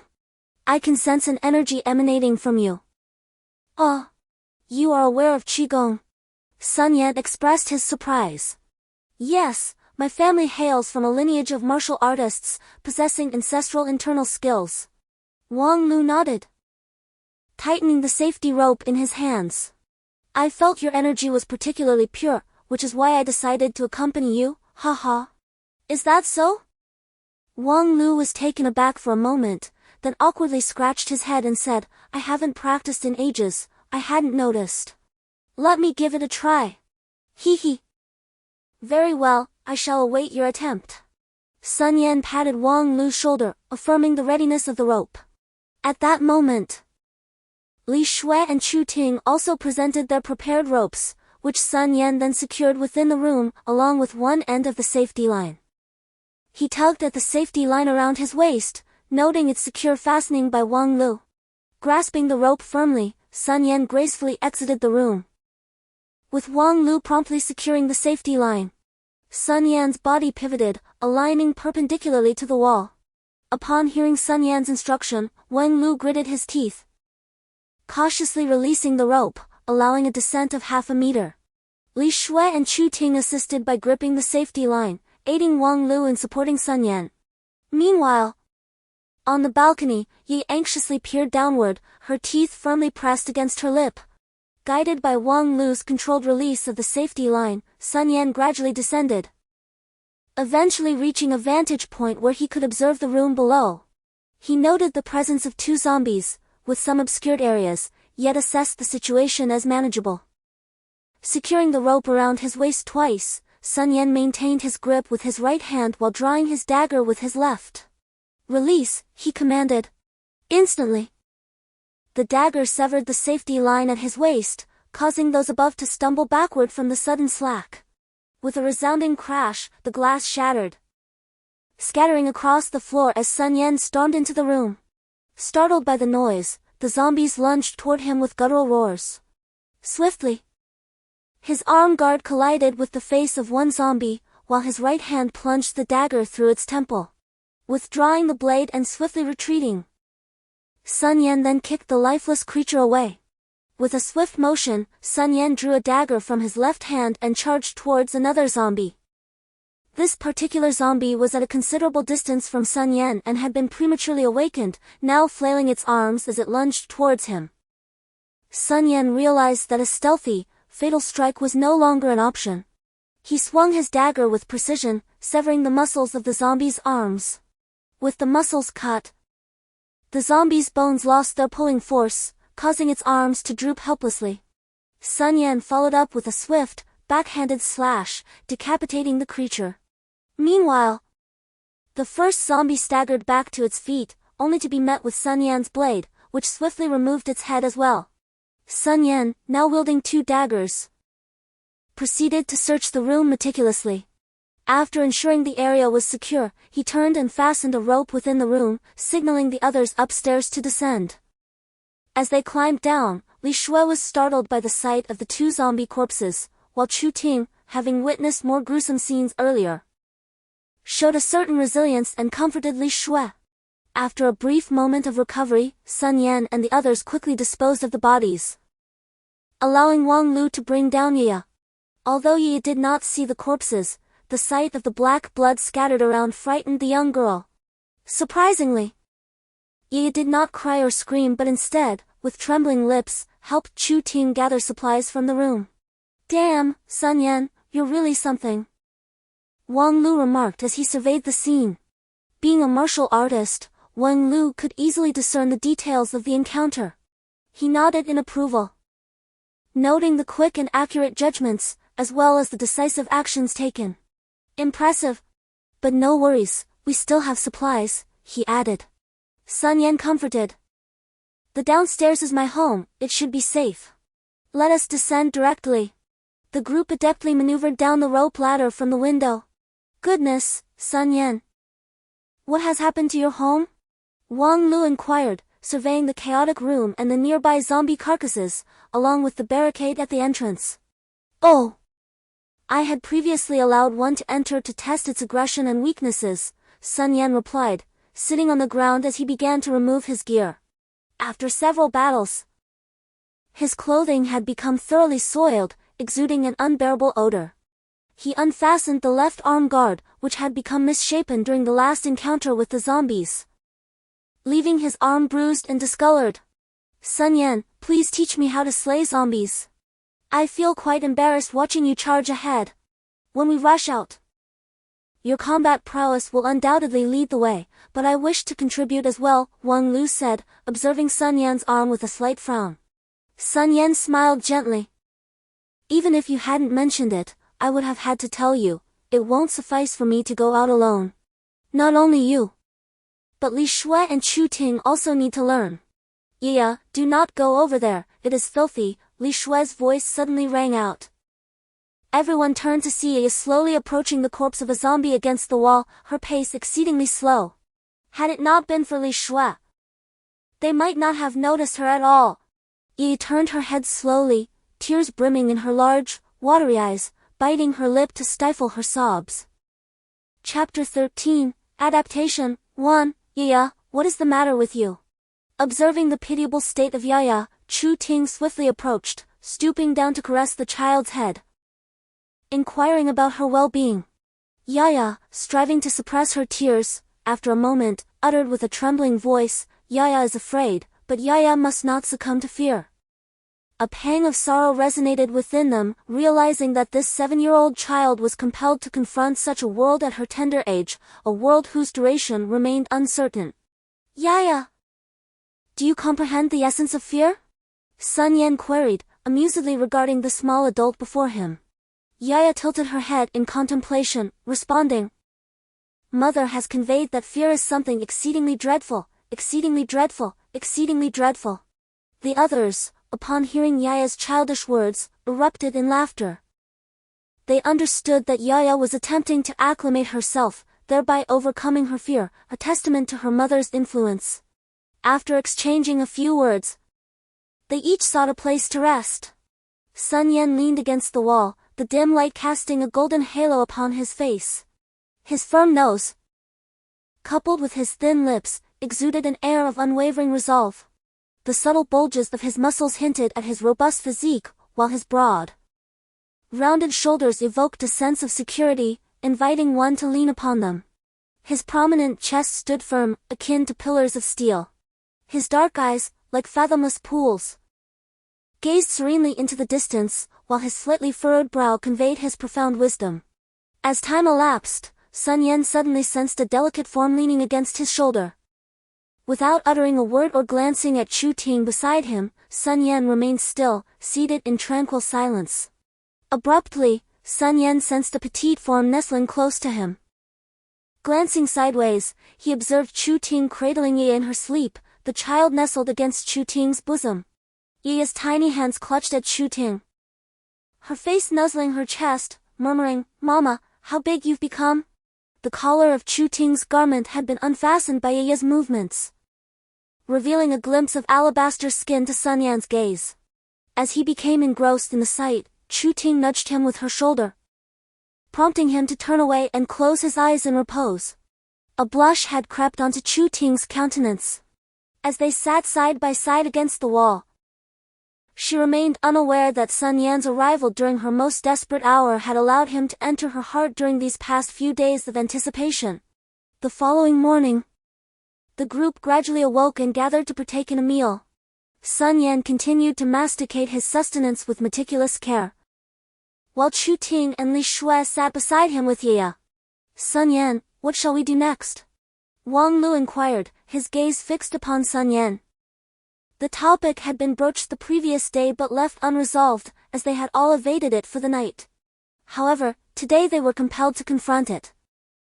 Sun Yan surveyed the backpacks and responded, our provisions are sufficient for the time being, but they won't last indefinitely. Therefore, we must depart. Henceforth, we must familiarize ourselves with combating the undead. Wang Lu, with your foundation, you shall join me in slaying zombies. While Li Shui and Chu Ting may not engage in direct combat, they must learn to impede, protect, and assault, Sun Yan declared, his eyes sweeping over the assembled group. Li Shui and Chu Ting, I will prepare to introduce the zombie shortly. You must control it. As for attacking, let's get familiar with the control first. Sun Yan arranged. Alright. Wang Lu, swallowing the last piece of bread, responded and sat cross-legged, ready to attempt the circulation of qi to confirm the situation Sun Yan had previously mentioned. Li Shui, observing Wang Lu's actions, turned to Sun Yan and asked, what should we do? Sun Yan pondered briefly and said, we need to break out eventually. I will lead the way, handle some matters, and deal with some zombies. You will need to carry supplies and Yaya. I might not be able to take care of you in time. You need to keep up with me, carry supplies, and take care of Yaya. Therefore, I think Wang Lu should take care of you, mainly to protect and handle any sudden zombie appearances. Chu Ting nodded, finding Sun Yan's arrangement reasonable. Sun Yan, I feel it. You're right, it's indeed different from before, Wang Lu suddenly exclaimed with joy. My grandfather said it would take me years, even decades, to sense qi. I've tried before, and although I felt something, it was extremely slow, just as my grandfather said. But now, I've suddenly gained the sense of qi. Good, that's good. Sun Yan responded, relieved. He was worried that only he had this ability, which would be dangerous for everyone. Wait for you to teach Li Shui, so she can also have the ability to protect herself. Subsequently, Sun Yan conveyed that following their deliberations, he would commence preparations for future communication. His immediate plan involved introducing a solitary zombie to facilitate their acclimatization, with him providing support, anticipating minimal peril. Alas, why are you two unable to perceive it? Suddenly, Sun Yan overheard Wang Lu's vexed tone. Sun Yan ceased his task and approached them, inquiring, what troubles you? Wang Lu responded with bewilderment, despite imparting my cultivation techniques, as well as yours, Li Shui and Chu Ting remain insensible, devoid of any sensation of qi. Sun Yan furrowed his brow slightly and posited. It may be attributed to their constitution. You had previously established a foundation, whereas they have not, thus their inability to perceive it. Sun Yan reassured them, fear not. For we too are present. We shall devise the solution once we are secure. Li Shui and Chu Ting were somewhat consoled by Sun Yan's words. While Li Shui lightly struck Wang Lu, perhaps chiding him for his earlier demeanor. Perhaps Wang Lu also sensed his own poor attitude, and he grinned sheepishly at Li Shui in appeasement. With a resolute grip on his daggers, Sun Yan vigilantly observed the approaching zombie. Li Shui and Chu Ting had commenced adapting to confront the undead menace. Sun Yan watched as they wielded their respective iron rods with vigor. Chu Ting, brandishing two short clubs, incessantly parried the zombie's arms, while Li Shui, armed with a longer iron rod, braced against the zombie's torso, preventing its advance. Following Chu Ting's deflection of the zombie's arms, she thrust her two short clubs into the zombie's shoulders, forcefully propelling it backward. Observing Chu Ting's forceful exertion, Li Shui mirrored her effort, propelling the zombie earthward with a united thrust. As the creatures succumbed to their combined might, both girls retreated a step, resuming their vigilant stance. Chapter 4. Adaptation. Phil. With increasing finesse, the two girls orchestrated their movements, weapons at the ready, as the zombie regained its footing and lunged towards them. Li Shui maintained her dominion over the zombie's corporeal form, while Chu Ting deftly managed its offensive maneuvers. At Li Shui's deliberate surge, Chu Ting swiftly lowered her posture, delivering a precise blow to the zombie's knee joint. The creature faltered, its equilibrium shattered, and Li Shui capitalized on the opportunity, sending it crashing to the ground once more. Retreating once more to defensive positions, they braced themselves as the zombie renewed its assault. Sun Yan, observing Li Shui and Chu Ting, noted the subtle tremor in their hands. "Thrust!" Sun Yan commanded, his voice resolute. Without hesitation, the two girls responded, their respective weapons meeting the zombie's advance with a coordinated surge. The creature recoiled slightly, and the girls deftly disengaged, retreating in unison. It was then that Sun Yan intervened, his dagger flashing as he decapitated the zombie with swift precision. "Well done," he commended. The girls acknowledged his praise and retreated to the periphery to recuperate. Sun Yan's gaze then fell upon Yaya, who lay slumbering nearby, a trail of saliva tracing a path from the corner of her mouth. It appeared that the young girl had fully acclimated to their circumstances, and the time had come to integrate her into Li Shui and Chu Ting's training regimen. While she might not yet contribute to direct combat, she needed to learn to avoid causing disruption during retreats and to minimize the need for individual supervision. Sun Yan hastily shrouded the zombie's remains and cast them out the window. He then positioned himself on the balcony, his eyes scanning the surroundings, searching for a viable escape route. "Alas, I'm experiencing a touch of abdominal discomfort." Sun Yan was abruptly startled by the sound of Li Shui's painful cries emanating from within the room. Immediately following this, Chu Ting's anxious voice pierced the air, inquiring about Li Shui's well-being. A groan escaped Li Shui's lips as she expressed her acute discomfort. A thought flashed through Sun Yan's mind: could the consumption of unboiled water be the cause of Li Shui's distress? He hurriedly questioned Li Shui, seeking confirmation as to whether she had indeed ingested raw water. Li Shui's response was inaudible, leaving Sun Yan speechless. He himself had consumed water that had been previously boiled, albeit stored in different containers. Anxiously, Sun Yan turned his attention to Li Shui, placing his hand on her back. He began to circulate the mystical energy within his body, hoping to channel it into a form of internal energy healing, akin to what he had witnessed in novels and films. However, Wang Lu's voice interjected from behind, shattering his aspirations. Wang Lu asserted the futility of Sun Yan's efforts, dismissing the notion of externalizing internal energy without immense power, a feat beyond their capabilities. As Sun Yan realized the inefficacy of his mystical energy in healing Li Shui, Wang Lu swiftly scooped her up, gently placing her on the mattress. He procured a towel, rolled it up, and inserted it into her mouth, before cradling her against the wall. A trace of blood lingered at the corner of Wang Lu's mouth, suggesting that he had encountered a minor setback in his energy exertion upon hearing the commotion. Sun Yan promptly inquired about Wang Lu's condition, to which Wang Lu responded that he was unharmed, merely experiencing a slight qi deviation due to his haste. He assured Sun Yan that his perception of qi was diminished temporarily and that he would rectify it during his next energy circulation. Wang Lu then turned to Sun Yan, alluding to the potential for infection from consuming unboiled water, as depicted in films and novels. He expressed his confidence in Li Shui's well-being, asserting that he would be the first to detect any complications. He then stated that if something were to happen, the two of them would deal with it. Sun Yan regarded Wang Lu in silence. "I do not wish for Xiaoshui to feel lonely, nor do I want her to become a zombie." Li Shui's body trembled incessantly, and Wang Lu tightened his embrace around her arm, addressing Sun Yan.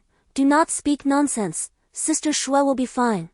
Chu Ting, anxious, attempted to move closer. "Chu Ting, do not come over," Wang Lu prevented her from advancing. "It is a pleasure to make your acquaintance. Sun Yan, should you venture forth this time, you shall be my brother for life." I had once advised Xiaoshui to drink boiled water, yet she always hesitated, consuming only a meager amount each time. Sun Yan unsheathed his dagger, sitting cross-legged opposite Wang Lu, a faint smile gracing his lips. Are we not brothers now? Why must we wait until we are outside? As time passed, Li Shui's condition showed slight improvement. She no longer moaned in agony. Sun Yan remained seated with his knife, facing Wang Lu and Li Shui, while Chu Ting embraced Jia, sitting behind Sun Yan. Wang Lu cradled Li Shui, softly reminiscing about their shared memories. Xiaoxiu, do you remember that time we went out as classmates? We played in the mountain stream, drifting along in a boat that capsized. Thankfully, your brother Lu was agile enough to rescue you. However, even the best can falter. I twisted my ankle, and thereafter I was unable to play. Relying on your attentive care. You were so thoughtful, and in that moment, I knew I had to pursue this girl. Wang Lu murmured. The golden rays of the setting sun casting a warm glow upon his face, which radiated a sense of happiness. Do you know? At that moment, I found myself without options. We were in the same boat, and you resembled a wooden figure, leaving me no choice but to capsize it to create an opportunity for you. Yet, I inadvertently caused you to twist your ankle, which filled me with a sense of guilt. Nevertheless, I ultimately succeeded. Wang Lu was momentarily stunned, tears streaming down his face as he listened to the soft words of the girl in his arms. You know, it was incredibly dark just now. I kept walking, feeling exhausted, yet there was this incessant voice whispering in my ear. I continued onward until I spotted a glimmer of light. I began to run, hoping to see if that incessant boy was you. Tears flowed ceaselessly from Wang Lu's eyes as he held the girl tightly, who gazed at him with tenderness, a faint smile gracing her lips. Sun Yan silently observed them, pondering the nature of love. Could it be the kind that performs miracles? Regardless of the circumstances that brought them together, whether by chance or design, they ultimately did not miss their moment. After a night of recovery, Li Shui's condition had improved, showing no signs of further complications. A few individuals filled bottles with the cooled, boiled water. Last night, Sun Yan had utilized some wooden furniture to boil the water, ensuring such a situation would not arise again. Sun Yan, I feel nearly recovered. What shall we do next? Li Shui inquired. Let us rest for another day. I worry about your health. There's no need, she replied. I feel perfectly fine, with no discomfort at all. Li Shui appreciated Sun Yan's concern, knowing that leaving a day earlier would ensure their safety. Sun Yan pondered briefly before reluctantly agreeing. Chapter 15, Breaking Out of the Community. 1. Sun Yan and his companions stood at the window, gazing blankly at the scene below. Indeed, there were numerous zombies wandering aimlessly outside. They had no choice but to seize a vehicle. Wang Lu furrowed his brow and muttered, the space downstairs is rather limited, with only a few small patches of greenery composed of resilient shrubs for easy maintenance. There are a few pathways connecting to the unit entrance, narrow enough for 2 vehicles to squeeze by, yet this confined area is teeming with nearly 100 mindless zombies. I spotted a car downstairs. We will ultimately need to drive out. Sun Yan recalled the Buick GL15 business vehicle he had seen earlier, noting a zombie inside, presumably the owner. That means there should be keys within. I did notice a larger vehicle downstairs that could accommodate us all, but alas, we lack the keys, Wang Lu lamented.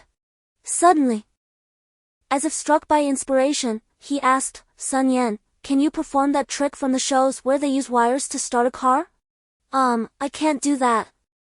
Sun Yan replied, momentarily taken aback. He wasn't omnipotent, it was impossible for him to know everything. However, he had observed movement in that car, indicating something was inside. Judging by the marks on the windshield, it was unlikely to be human. After a moment's reflection, Sun Yan stated, so I suspect. Are you suggesting that the owner might be in the car, and therefore, they would have the keys? Chu Ting contemplated, acknowledging the likelihood. Indeed, the others nodded in agreement. Our immediate concern is navigating from this floor to the vehicle, Sun Yan stated. Shall we descend as before? Wang Lu suggested, we're quite adept at that method. There's an excessive number of the undead below, increasing the risk of detection. Furthermore, A sequential descent would be time-consuming. With one of us above and the other below, our combat effectiveness would be diminished, Sun Yan countered. Our only recourse is to proceed directly. The undead are devoid of sight and rely on auditory perception to discern the living, while their olfactory senses exhibit heightened sensitivity to the scent of blood. Their perception of other odors is only marginally superior to that of an average human. Thus, we can attempt a stealthy egress, Sun Yan mused. However, we must first barricade the stairwells to prevent an attack from both flanks. Then, we'll proceed directly, swiftly board the vehicle, and accelerate away. Subsequently, the group prepared to clear the area and scavenge additional supplies for their journey. The availability of a vehicle with ample storage obviated the need for personal carriage. After completing preparations to barricade the stairwells, Sun Yan cautiously opened the door crack, extending a small mirror to survey the corridor, as he had done previously. The situation on this floor was manageable. A lone undead creature patrolled the corridor leading upstairs, while 3 others were positioned downstairs. Wang Lu and I will proceed first. Neutralize the threat, and then commence barricading the stairwells, Sun Yan concisely instructed. Sun Yan reopened the door and silently slipped out, swiftly maneuvering behind it. Wang Lu emulated Sun Yan's actions, exiting the room as the door was quietly closed. Sun Yan proceeded towards the stairwell, stealthily drawing the black blade from his waist, and with a swift motion, decapitated the nearest zombie. The blade, remarkably sharp, severed the zombie's head with ease. Yan promptly steadied the body to prevent it from collapsing. And with another thrust, the black blade struck again. Upon receiving an affirmative nod from Wang Lu, Yan advanced towards the zombies in his vicinity, black blade in hand, intent on dispatching the remaining 2. Yan's gaze remained fixed on the 2 ghouls before him, oblivious to the fact that the dark eye cord that had previously stained his blade from piercing the zombies' skulls had now vanished without a trace. A flash of steel, and another head was sent flying as Yan replicated his earlier success, eliminating the second zombie. Just then, the distinct sound of a blade cleaving bone echoed from behind. Crack, a bad omen. Yan recognized the sound immediately. Wang Lu's cleaver had indeed severed a zombie's head, but the resounding noise was far too conspicuous. Instantly, Yan's arm moved, a cold glint of light flashed, and in the next moment, his black blade was piercing the zombie's brow. Before the ghoul could utter a sound, it found itself impaled through the center of its forehead, its body suddenly rigid, twitching erratically. Moments later, as if its support had been withdrawn, the corpse slumped to the ground.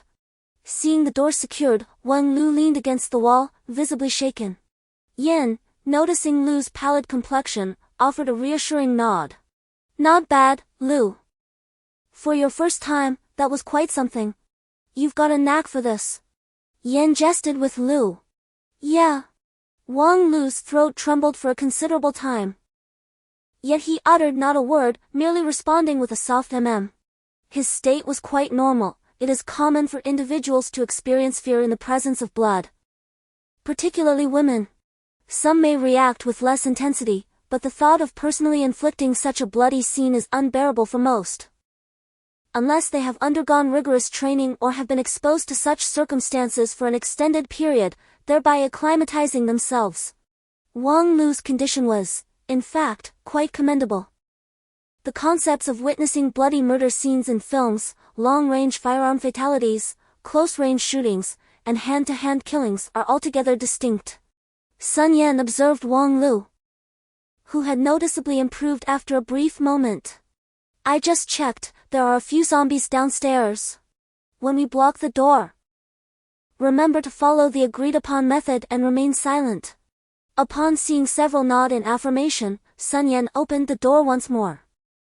Chapter 16, Breaking Out of the Community. 2. Sun Yan and the others placed the prepared items in the corridor of the staircase, stacking them to a height of approximately half a person, secured with wooden boards to prevent them from toppling over upon a zombie's assault.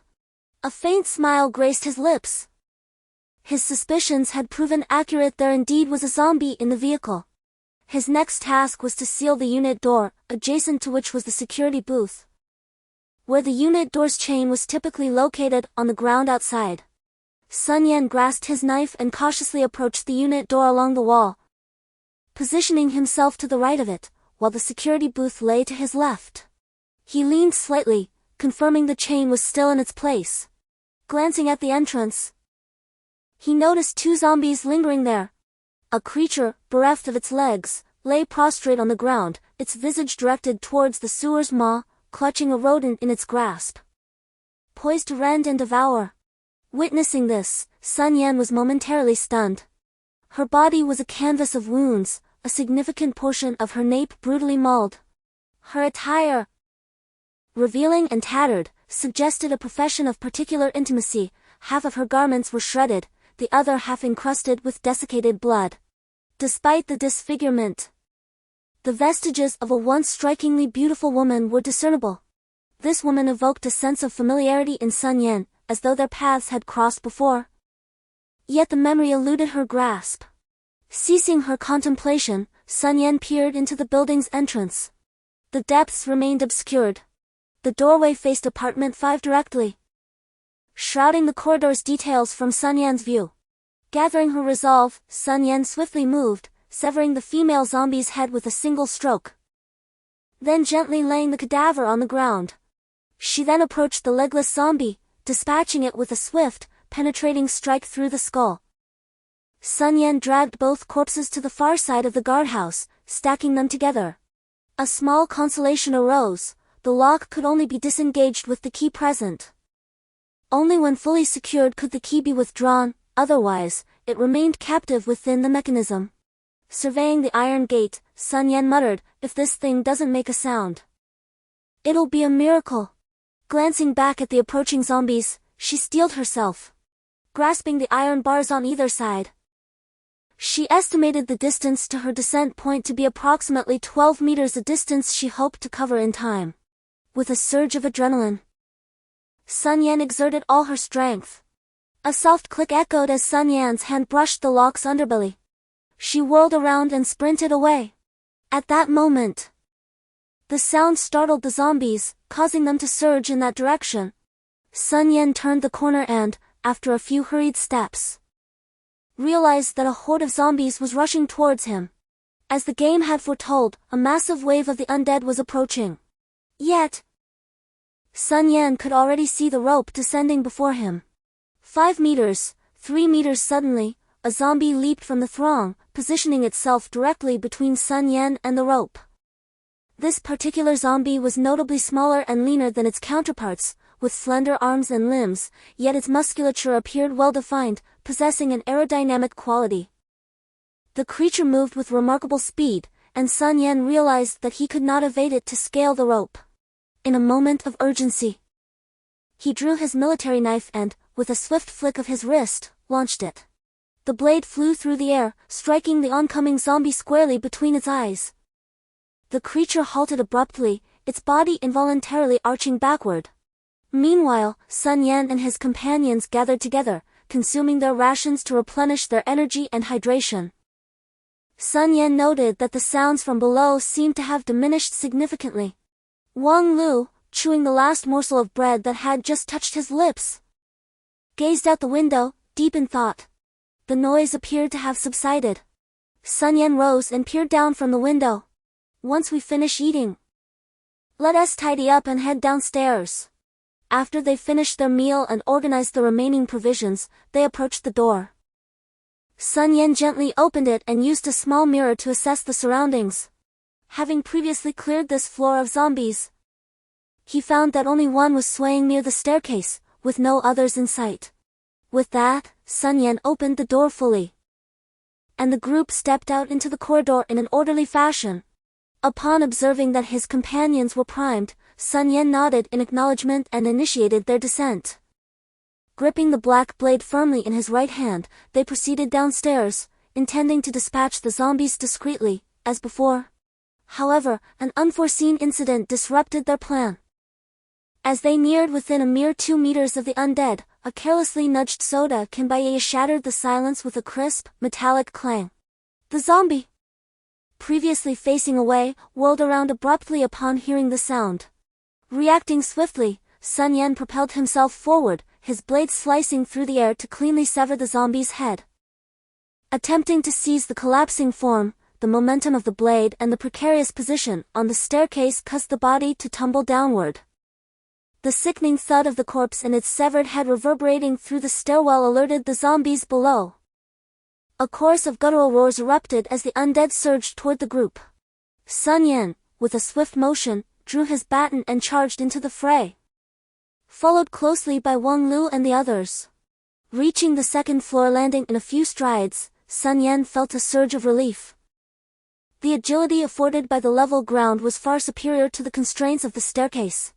His immediate priority was to rectify his disadvantageous position. With his left hand, he parried a zombie's grasping claws with his baton, while his right hand wielded the black blade with deft precision, severing the muscles in the zombie's arm. The severed muscles rendered the limb useless, causing it to flail awkwardly. In a fluid motion, Sun Yan's blade sliced across another arm, disabling it in the same manner. Before he swiftly maneuvered behind the incapacitated creature, Sun Yan charged towards another zombie, employing the same technique to block its advance, deftly evading its grasp by severing its primary muscles. Suddenly, a more imposing zombie lunged at him, prompting Sun Yan to furrow his brow slightly. This particular zombie was significantly larger and more muscular than the others, its powerful arms barreling toward him. Chapter 17, Breaking Out of the Community, 3, with a swift motion. Sun Yan raised his short staff to defend himself.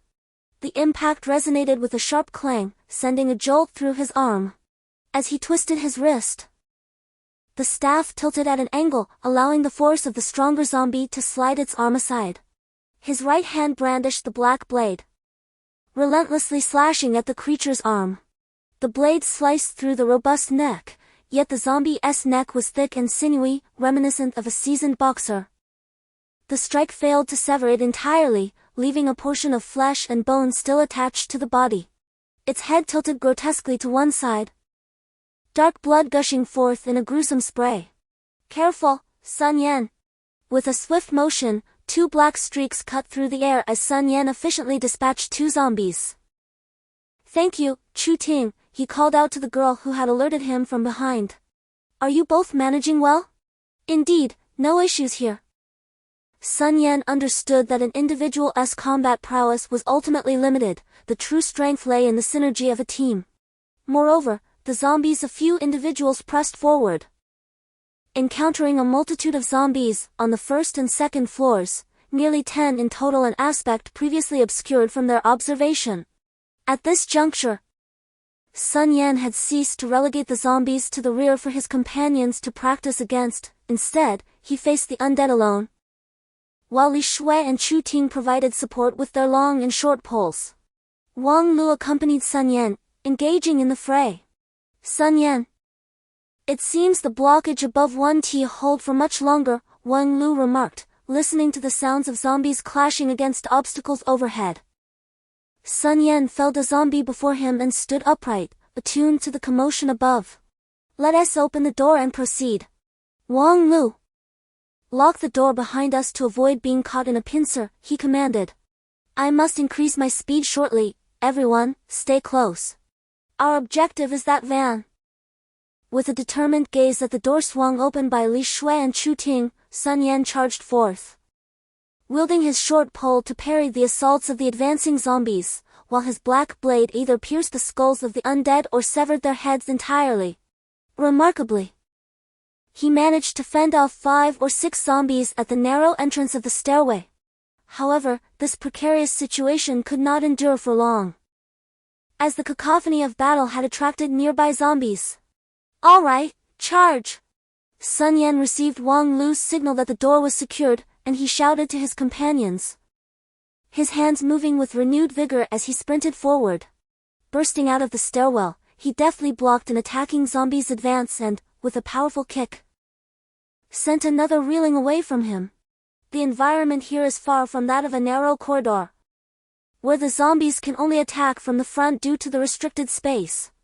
In this instance, the zombies can assault him from all directions, 10 meters away.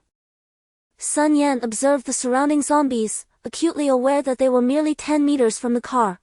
He suddenly accelerated, urging his companions to keep pace.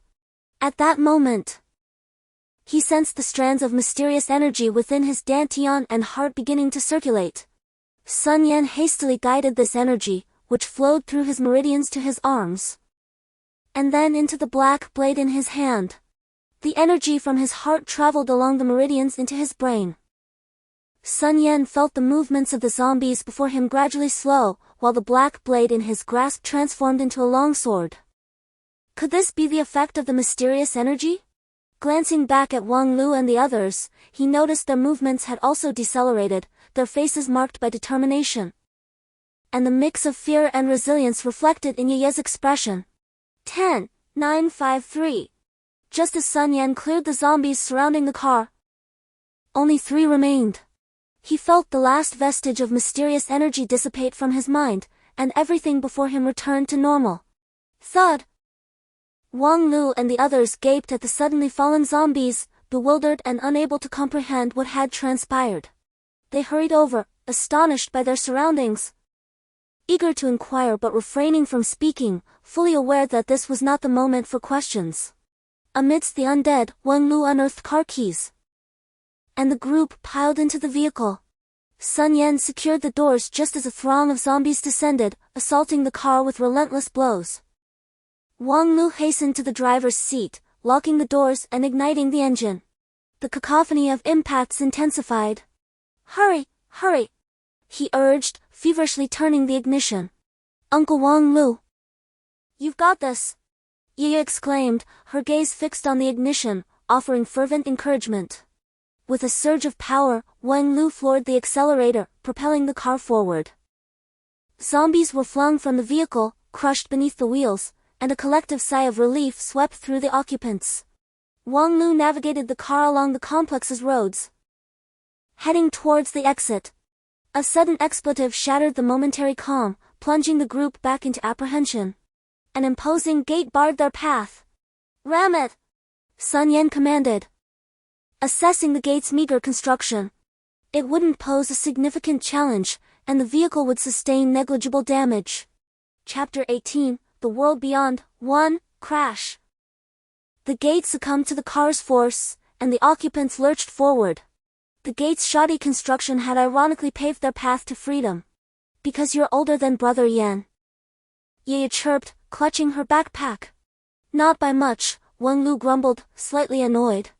Then I'll call you Brother Lu, she declared, having escaped the confines of their besieged complex. The group's spirits soared. The automobile ventured forth from the residential community, traversing the thoroughfare, as several individuals surveyed their surroundings. The buoyant spirits they had just embraced dissipated swiftly. Vehicles lay haphazardly along the road, while a number of undead lurked, drawn by the sound of Sun Yan and his companion's vehicle. The car sped ahead, pursued by the relentless horde. The once bustling scenes along the roadside had vanished, the storefronts bore shattered glass, and the streets were marked by the darkening stains of crimson blood. Discarded remnants of flesh, lifeless bodies, be they zombies or humans alike, littered the ground. Sun Yan, what shall we do next? Wang Lu inquired, glancing through the rearview mirror at the gradually distancing undead, as he slowly reduced the vehicle's speed to minimize the noise. My recommendation is to head towards the military. Sun Yan replied, his gaze fixed upon the desolate and terrifying landscape, articulating the response he had contemplated since dawn. In light of the present circumstance, the military appeared to be the most viable means of protection. Is it possible that they too are facing this predicament? Li Shui pondered aloud. That possibility cannot be dismissed. However, our immediate course of action is to reach the military. Should we encounter a zombie outbreak, we can devise alternative plans then. If not, we shall count ourselves fortunate. Sun Yan sighed, reflecting on the grim reality. I recall that the military is situated on the outskirts of the city, to the east, while we are positioned in the western part. To reach it, we must traverse the entire city, or alternatively, we could take the bypass highway. Chu Ting rummaged through her backpack, retrieving a map, which she examined briefly before handing it to Sun Yan. Sun Yan took the map, unfolding it as he recalled what Chu Ting had said earlier. Their residential area was located to the west of the city, nearing the outskirts, while the military was stationed in the eastern suburbs, with only 2 routes available for passage. Would you prefer to hear the good news or the bad news first? Wang Lu suddenly interjected. The bad news? Sun Yan inquired. We're almost out of fuel. Sun Yan felt a headache coming on. It was surprising that Wang Lu could still joke at such a time. What about the good news? I know there's a gas station not far ahead, and it's particularly close to the entrance of the elevated road, Wang Lu replied with a grin. Sun Yan couldn't help but rub his forehead, feeling that Wang Lu's carefree attitude was rather astonishing. Let us head to the gas station, Sun Yan instructed Wang Lu. By the way, is there a large supermarket nearby? After a moment of thought, Wang Lu responded, there isn't a large one, but the gas station sells some supplies. All right, let us stop there for a moment. After about 10 minutes, they arrived at the gas station. The car came to a slow halt, and the occupants remained inside, scanning the surroundings for any approaching zombies. If the threat appeared minimal, they would deal with it. If there were too many, they would leave immediately. After waiting for over 10 minutes, only 5 zombies were seen wandering outside, prompting the group to prepare for action. Sun Yan opened the car door and swiftly exited, while Wang Lu followed from the driver's seat, wielding a large kitchen knife as they approached the fuel pump to refuel. Li Shui, Chu Ting, and Ye all disembarked from the vehicle. Sun Yan, wielding a black blade, entered the gas station convenience store, where he encountered 2 zombies clad in work uniforms. He swiftly dispatched them, ensuring the premises were secure before gesturing to the others. Li Shui and her companions stepped inside, while Wang Lu restarted the car and parked it near the entrance, ready to depart at a moment's notice if needed. Without waiting for Sun Yan's direction, Li Shui and Chu Ting commenced their search for food and containers, while Wang Lu sought out barrels of gasoline. Uncertain if they would continue to be fortunate enough to locate a safe station for replenishment, Sun Yan unfurled Chu Ting's map on the counter, strategizing their subsequent route. Mom! I have safely come out with Brother Yan and the others.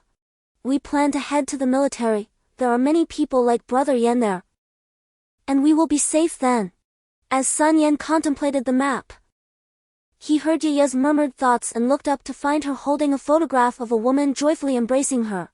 That must be Yaya's mother, a strikingly beautiful woman, exuding an air of allure. All of a sudden, Sun Yan froze. He recognized her as the woman he had seen at the apartment entrance. This was indeed Yaya's mother. Although he had braced himself for the grim reality of survival in such apocalyptic times, he was still taken aback. No wonder the woman had seemed familiar. He had glimpsed this photograph in Yaya's room, but in the heat of the moment, it had slipped his mind as they hastily left together. How was he to convey this to Yaya? Yaya, dear, do not fret. It is essential for you to grow up healthy and strong. Your mother surely wishes for you to blossom into a beautiful young lady, came the gentle voice of Shu Ting, who crouched down with a soft smile and affectionately patted Yaya's head. Will I be as pretty as Sister Ting? Yaya inquired, her large eyes shimmering with tears as she gazed up at Shu Ting. When Yaya grows up, she will undoubtedly be even more beautiful than you, Sister Ting. Li Shui chimed in with a smile. Before long, Shu Ting and Li Shui had organized the supplies and loaded them onto the vehicle, which also accommodated 2 barrels of gasoline. Although they felt a twinge of reluctance, the vehicle was already packed to capacity with the items, and Sun Yan and the others had filled it to the brim. Additionally, they had dismantled the last row of unused seats. As they settled into the vehicle, Sun Yan began to discuss the next route with the group. We currently have 2 options. One is to take the ring road, while the other is to traverse through the city. Sun Yan pointed to the 2 routes on the map. Typically, the ring road is safer due to the lower traffic, but I am concerned that a sudden change could lead to an accident and block the road. On the other hand, while it is unlikely for all city roads to be congested, the high number of pedestrians could mean an abundance of zombies. Chapter 19. The Outside World, 2. The group looked at Sun Yan in astonishment as he indicated a location on the map. The police station? Indeed. Sun Yan affirmed with a nod. Let us see if there are any weapons available there, and if it is safe for the night, we can stay, otherwise we shall find another place. Several individuals nodded in agreement as Wang Lu started the car, steering towards the highway. The road was cluttered with numerous vehicles, most of which were damaged, some having even suffered explosions, all due to this inexplicable upheaval. Unexpectedly, I found myself evading tolls for the very first time under such circumstances. Wang Lu chuckled as he maneuvered the business vehicle. Just moments before, they had passed a toll booth, and with a sudden acceleration, Wang Lu executed his inaugural toll evasion. You will encounter increasingly more first-time experiences in your life, Sun Yan remarked, cautiously navigating around the obstacle-laden cars. As they continued on, the vehicle's speed diminished, and the number of obstructive vehicles increased, often necessitating them to disembark and relocate the cars. Once again, Sun Yan stepped out to shift a car blocking their path when, unexpectedly, a zombie lunged at him from inside the vehicle. Reacting swiftly, he brandished a short stick, deflecting the zombie's assault. Wang Lu, we can no longer proceed. The roadblocks are multiplying, and we must keep stopping. If we become surrounded, it would spell trouble, he warned. As they navigated through the toll booth again, Sun Yan addressed Wang Lu, this marks your second infraction, and you're driving against traffic. Following their prior arrangement, they drove to the police station, primarily to search for weapons. Firearms, particularly handguns capable of long-range lethality, would prove invaluable. In close combat, being cornered could lead to dire consequences. Even if we cannot find any weapons, we can rely on the police station's building to spend the night. Soon, a few individuals drove to the police station according to the map, observing the yard from a distance. Do you think there might be survivors here? Chu Ting inquired. It is quite possible, Sun Yan nodded, noting the zombies' varied attire. Some in suits and others in pajamas, suggesting they had been drawn here by some force. Shall we go in? Wang Lu asked. Let's take a look. Sun Yan replied with a faint smile. All right, Wang Lu responded, pressing the accelerator as they entered the yard. Inside, 5 zombies were already lured by the approaching vehicle, clawing and lunging towards them. Sun Yan opened the car door and jumped out. Wang Lu, guard the vehicle. Sun Yan unsheathed his black blade and summoned the energy within him. This time not channeling it into the blade but allowing it to circulate within his body to enhance his strength and speed. Utilizing his agility, Sun Yan swiftly maneuvered to eliminate the zombies. He signaled Wang Lu to park the car at the entrance while he approached the gate to close it behind him. Subsequently, the group disembarked and walked towards the police station, noticing the heavy lock hanging from the inside of the door. There must be someone inside, right? Wang Lu remarked to Sun Yan. Sun Yan peered inside and called out, We are survivors from the West City community.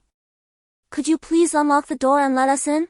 After a couple of minutes had passed, Sun Yan and his companions had yet to see the locksmith arrive. Sun Yan spoke again from within. All right, I understand. The zombies outside have been dealt with, we shall proceed directly. Suddenly, a man's voice emerged from within. You won't harm me, will you? We are from the West City community, intending to head to the military base. We stopped here to rest for the night before continuing our journey. Upon hearing the man's words, Wang Lu quickly replied, expressing his reluctance to seek another relatively safe location after leaving. Once Wang Lu finished speaking, a man in his 40s stepped out from inside. He approached the door, trembling slightly as he retrieved a key from his pocket and unlocked the door. Sun Yan and his companion swiftly entered through the open door. Sun Yan noticed the man's astonished gaze fixed on the corpses of the zombies sprawled on the ground. He shook his head slightly. This man had been observing from the second floor, watching the group through the window. The group entered the police station and ascended to a room on the second floor. as the station comprised only 2 levels. This particular room faced the main entrance and was conveniently close to the staircase, making it a favorable location. It appeared to be a resting area for officers, furnished with a bed and a sofa. The room was spacious enough to accommodate 7 or 8 individuals, though it felt somewhat dim due to the windows being obscured. "Hello, my name is Sun Yan. May I ask your name?" Sun Yan inquired of the man. "Oh, I am Lu Jingshan, the head of the administrative department," the man replied with a nod towards Sun Yan. "I am Wang Lu." Wang Lu added with a smile directed at Lu Jingshan. "It is food, I will fetch some for you," Chu Ting promptly responded upon hearing Lu Jingshan's need for sustenance. With that, she opened her backpack and retrieved a few items for him. "Is this all?" Lu Jingshan inquired, surveying the 2 packets of bread, a sausage, and 2 bottles of water in his hands, his brow furrowing slightly as he questioned with a tone tinged with displeasure. "There are some other items, but they must be reserved for when truly necessary," Chu Ting replied, glancing down at her backpack. Lu Jingshan placed the bread and sausage on the table and extended his hand toward Chu Ting, stating, "Hand me the backpack, I wish to inspect its contents." Chu Ting found herself momentarily taken aback by Lu Jingshan's authoritative demeanor. When he noticed her lack of response, he impatiently yanked the backpack from her grasp and began to rummage through it, exclaiming, "What do you mean by when necessary? Is this not the time? Hey! How can you speak like that?" Lu Jingshan retorted, his expression hardening. "What does it matter at this moment? What belongs to whom is irrelevant. Without the government and the officials serving you, what would you possess? Let me make this clear, these supplies belong to the state, and it is my duty to safeguard them." With an air of righteous indignation, Lu Jingshan proclaimed, "The government's aid will arrive shortly, and I shall speak favorably on your behalf. Do you not wish to escape the squalid existence of the West City community?" "You," Sun Yan interjected, restraining the impetuous Wang Lu, shaking his head in disapproval. "We are all survivors, none of us have it easy." Chu Ting quickly stepped forward to mediate, suggesting, "How about this? I will provide you with some additional food. We will need to conserve the rest for later." Sun Yan gazed at the kind-hearted girl before him, a slight frown forming on his brow. At times, excessive kindness may not be a virtue. Chapter 20, The Outside World, 3, unfolds thus. Sun Yan spoke. "We must embark on our journey to the military base tomorrow, so the supplies we have provided are the utmost we can offer you."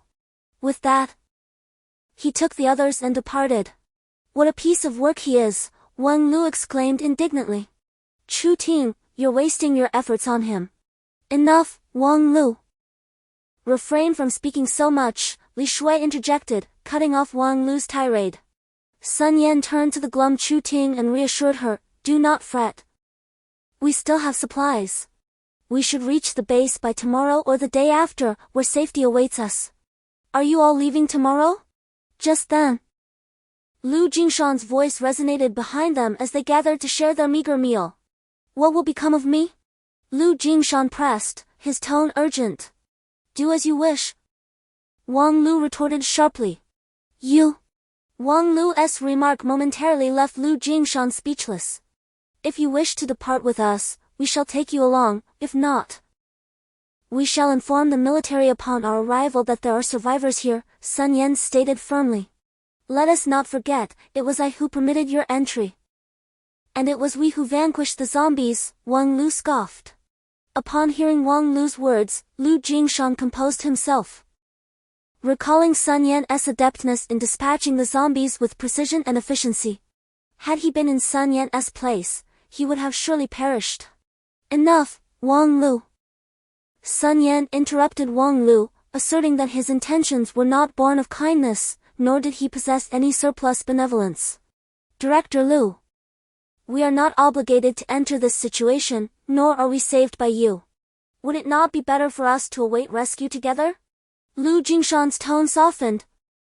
"If you leave, there will be no supplies or security here. The provisions Chu Ting provided earlier could sustain us for 3 days if rationed properly. We should reach the troops by tomorrow, and then help will arrive. Sun Yan concluded as he consumed the last morsel of food. Lu Jingshan opened his mouth to speak but ultimately managed only an awkward smile before turning away.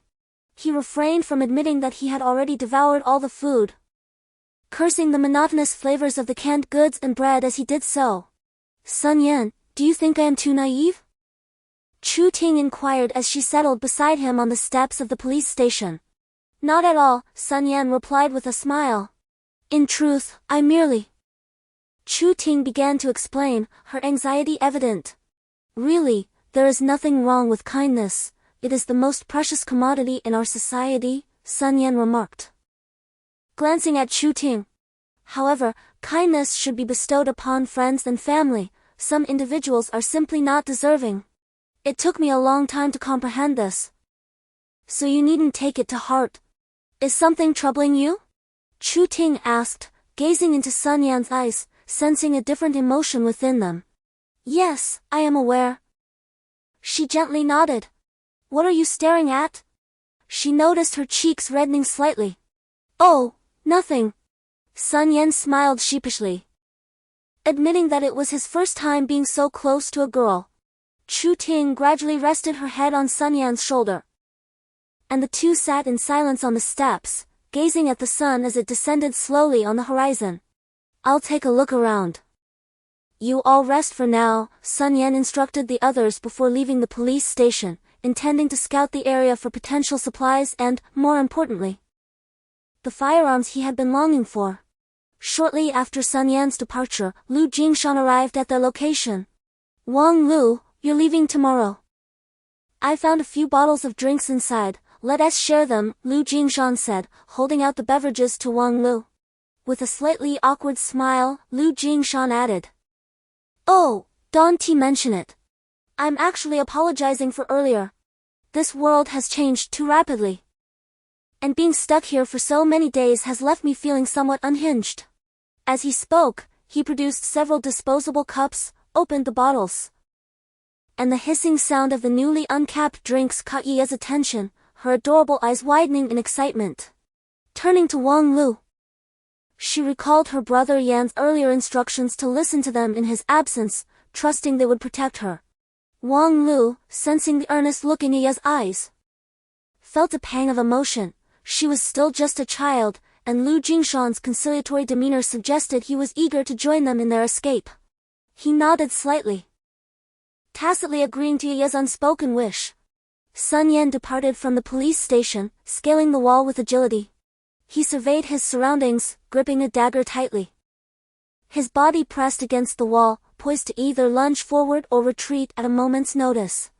His feet touched the ground soundlessly, and he realized that through the cultivation of his martial arts, his physical abilities, strength and speed had significantly enhanced. The mysterious energy within his heart, following a unique surge during his last encounter, had expanded to 9 strands, now meandering slowly within his heart. Furthermore, he discovered that the energy in his dantian could fortify his body, while the energy residing in his heart could amplify his intellect and senses. Notably, the 9 strands of energy in his heart subtly hinted at the potential to divide further. Sun Yan understood this as the refining of his spiritual energy. According to the texts he had studied, the cultivation of spiritual energy must be grounded in essence, vitality, and spirit, with the convergence of these elements marking the entry into the initial warrior realm. He sensed he was on the cusp of reaching this foundational level. Channeling the mysterious energy from his heart to his eyes, ears, and nose, he sought to enhance his vision, hearing, and sense of smell. The darkness before him brightened slightly, allowing him to discern shapes within the shadows, while faint sounds began to reach his ears. Remaining still, he took a moment to acclimate to his new circumstances. After a few minutes, the metallic scent of blood wafted into Sun Yan's nostrils, prompting a frown of confusion. This odor emanated from directly behind the police station. He heard scattered sounds, though they were not numerous. He pondered anxiously, could this sanguine aroma attract zombies? Sun Yan walked towards the source of the metallic scent, where 3 bodies lay discarded between the police station's edifice and the wall. Approaching the scene, he observed that each of the deceased was clad in a police uniform, devoid of any signs of zombie bites or scratches. The fatal wounds were gunshot injuries to their backs, accompanied by scattered shell casings. Sun Yan reached out to examine the bodies, uncovering their identification badges and wallets. Illuminated by the moonlight, he recognized that these officers were indeed from his precinct. It was evident they had been shot from behind. Chapter 21, Homicide. Upon arriving at the innermost room of the corridor, he sensed an unusual odor emanating from within. Entering the chamber, he discovered it to be a storage area, cluttered with an assortment of items strewn across the floor. Sun Yan surmised this was the origin of the disturbing scent, and he grasped his dagger, initiating a thorough search of the disarray.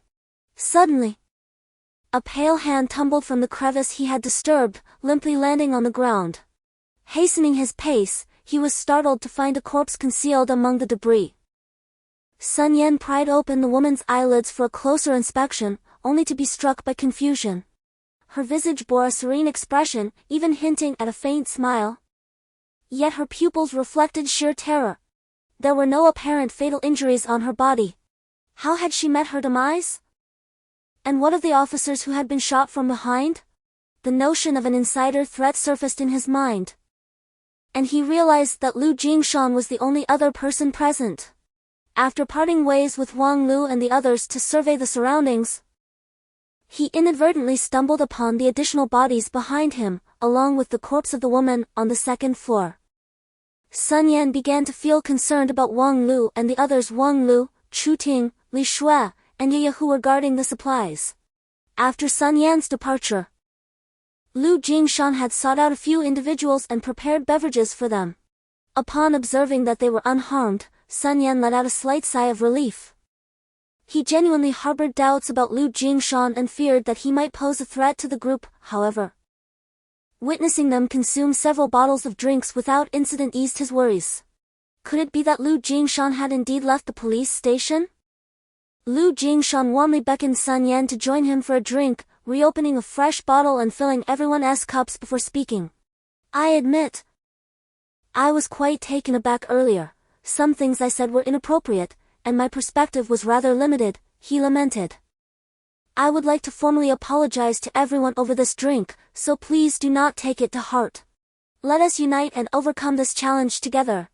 Director Lu. We bear no ill will, Sun Yan replied as he accepted the drink. We are all survivors, and by helping one another, we shall surely prevail. Sun Yan nonchalantly held his cup, surveying the room, a few simple beds, 2 tables, and a handful of photographs adorning the walls. His gaze fell upon the photograph of the female officer in the storage room. Suddenly, he felt something was amiss. The bell on the officer's uniform in the photo was tied incorrectly, while the body displayed a properly tied bell. Given that the woman was left-handed, it was customary for the bell to be tied in reverse. As I was about to join a few individuals in savoring the beverages in our cups, a sudden thought struck Sun Yan, and a thread of mysterious energy heightened his sense of taste. He delicately touched the drink with his tongue, experiencing a sensation reminiscent of sparkling water, intertwined with the flavor of fruity additives, culminating in a slight tingling sensation on his palate. There was nothing amiss. It should not have been Lu Jingshan's doing. However, upon further contemplation, Sun Yan found the sensation to be incongruous. Abruptly, he raised his head to deter Wang Lu and the others from drinking, only to witness that several had already consumed the beverage. A wave of alarm washed over Sun Yan. Do not drink, there is something amiss, he shouted. Lu Jingshan, seated across from him, appeared momentarily taken aback. A flicker of panic crossing his face, swiftly replaced by a glint of malice. Sun Yan watched as Lu Jingshan's hand moved behind him, producing a handgun. What is this? Wang Lu inquired, confusion etched on his face. There are drugs in the drink, Sun Yan responded, refraining from making any rash movements, for the gun was firmly aimed at him. Is that so? Wang Lu and the others were astonished, attempting to rise, but as they exerted effort, they felt the world spin and collapse to the ground. You are quite vigilant, Lu Jingshan remarked coldly, but it is of no consequence, they have consumed far too much. Did you murder those police officers? Sun Yan inquired icily. Oh! Lu Jingshan responded with feigned surprise. Did you witness it? The three behind the building, and one above. Indeed. It was I. They sought to leave this place, but it is quite secure here. There is food, and there are weapons, what is not to like? As long as they protect me diligently, there was no need to take that female officer away. Thus, I eliminated them, after all. This world has begun to devour its own. Am I not entitled to enjoy a few days of respite? Yet, food will eventually run out, won't it? Sun Yan inquired with indignation. Upon entering, I could tell from your demeanor that you were not starved. When I arrived at the dining hall to find no food, I initially assumed it had just been consumed. Surely, you must have hidden it away. Otherwise, where did all these beverages come from? Sun Yan sighed. What type of drug is this? He asked cautiously, discreetly placing the cup down and straightening his posture. Ha ha ha, what other kind could it be? Lu Jingshan replied with a sinister grin. If you can use this drug to ensnare women, then your identity must be a fabrication as well. Sun Yan continued, questioning whether such actions were befitting of a human being. Indeed, I am no department head, Lu Jingshan scoffed disdainfully. I am merely a deceiver, who was just apprehended when things went awry. Yet, is it wrong for me to wish to survive? Sun Yan began to harness the ethereal energy within his body. A faint smile gracing his lips. You are not at fault, but what of others? They are not at fault, yet they lack the courage to kill, and thus cannot endure.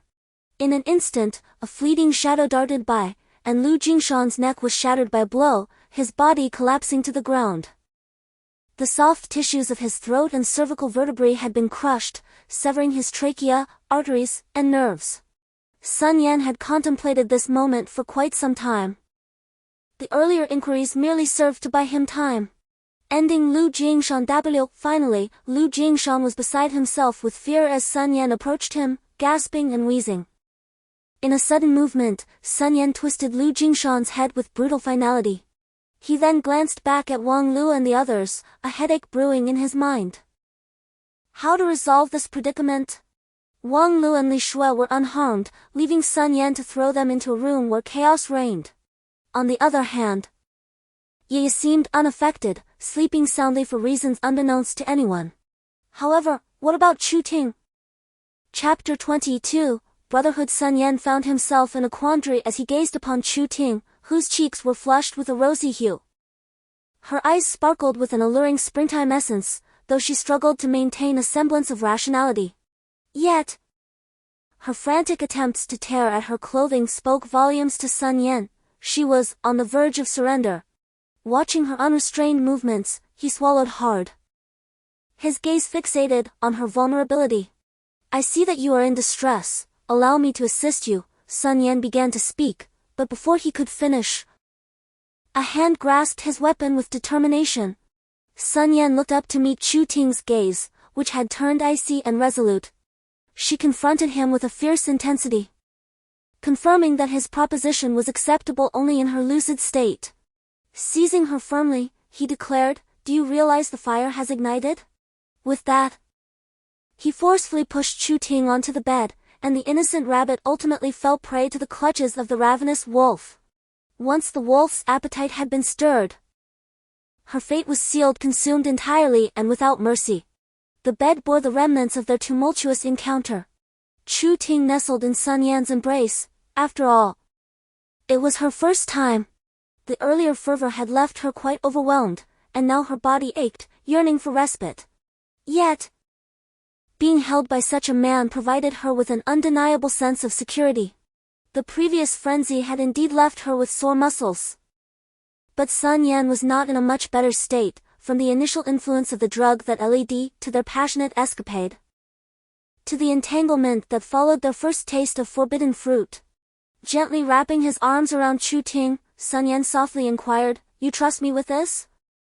You won't regret it, will you? After all, you were under the influence of the drug." Chu Ting playfully twisted his waist, prompting a silly chuckle from Sun Yan. After a brief playful exchange, they gradually exited the room. Despite the apocalyptic backdrop, Sun Yan held faith in his country and its military, believing that everything would eventually improve and return to normalcy. In this moment, though the world outside felt perilous, they still possessed a sense of direction and hope. Hey! Sun Yan, what happened yesterday? Wang Lu asked, a goofy grin plastered on his face. With a swift motion, Li Shui playfully smacked the back of Wang Lu's head, her expression a mix of embarrassment and annoyance. Alright, enough of that. Let's grab something to eat and then set off, Sun Yan remarked, a hint of exasperation in his gaze as he looked at Wang Lu. The group gathered around, sharing food while inquiring about Lu Jingshan's situation from the previous day.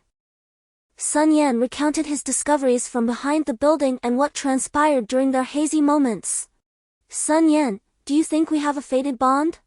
Wang Lu suddenly posed. Of course we do, Sun Yan replied with a smile. If this doesn't count, then what does? That's good, Wang Lu said directly, placing his food down and looking earnestly at Sun Yan. Sun Yan, I wish to swear brotherhood with you. Oh? Why? Sun Yan was puzzled by this sudden proposal. We share a bond that transcends mere friendship. You have saved us on numerous occasions.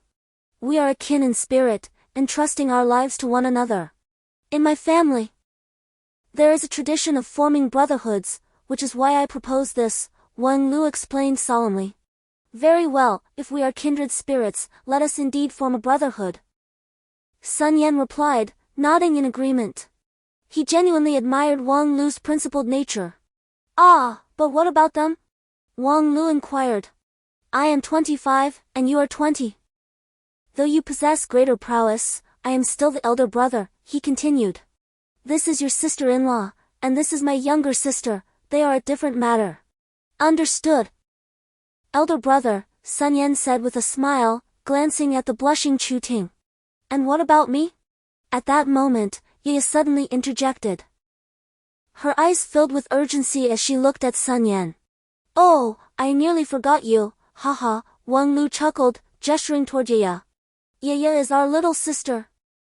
The group finished their meal amidst the joyful atmosphere. Sun Yan surveyed the surroundings while Wang Lu checked the vehicle's condition. Chu Ting, Li Shui, and Ye busied themselves loading supplies into the car. Earlier that morning, Sun Yan had already opened the armory and organized an array of firearms. 10 handguns, all rather commonplace police firearms, each loaded with 12 rounds, totaling 600 bullets. There are 5 rifles, not standard military issue, but rather short-range police rifles, with a magazine capacity of 30 rounds and a stockpile of 1,000 bullets. Several individuals have donned tactical vests, although military uniforms are unavailable. Special police tactical vests are at hand.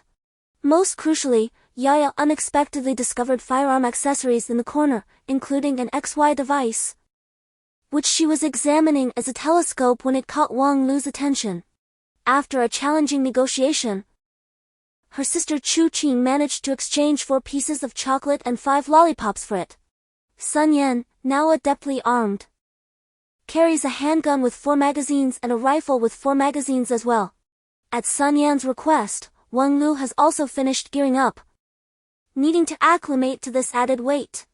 Chu Qing, possessing lesser strength, has equipped herself with a handgun and secured 4 magazines to her tactical vest. However, she struggles with the weight of the rifle and will need time to adjust. Most astonishing to Sun Yan is Li Shui, whose capacity for load-bearing matches his own.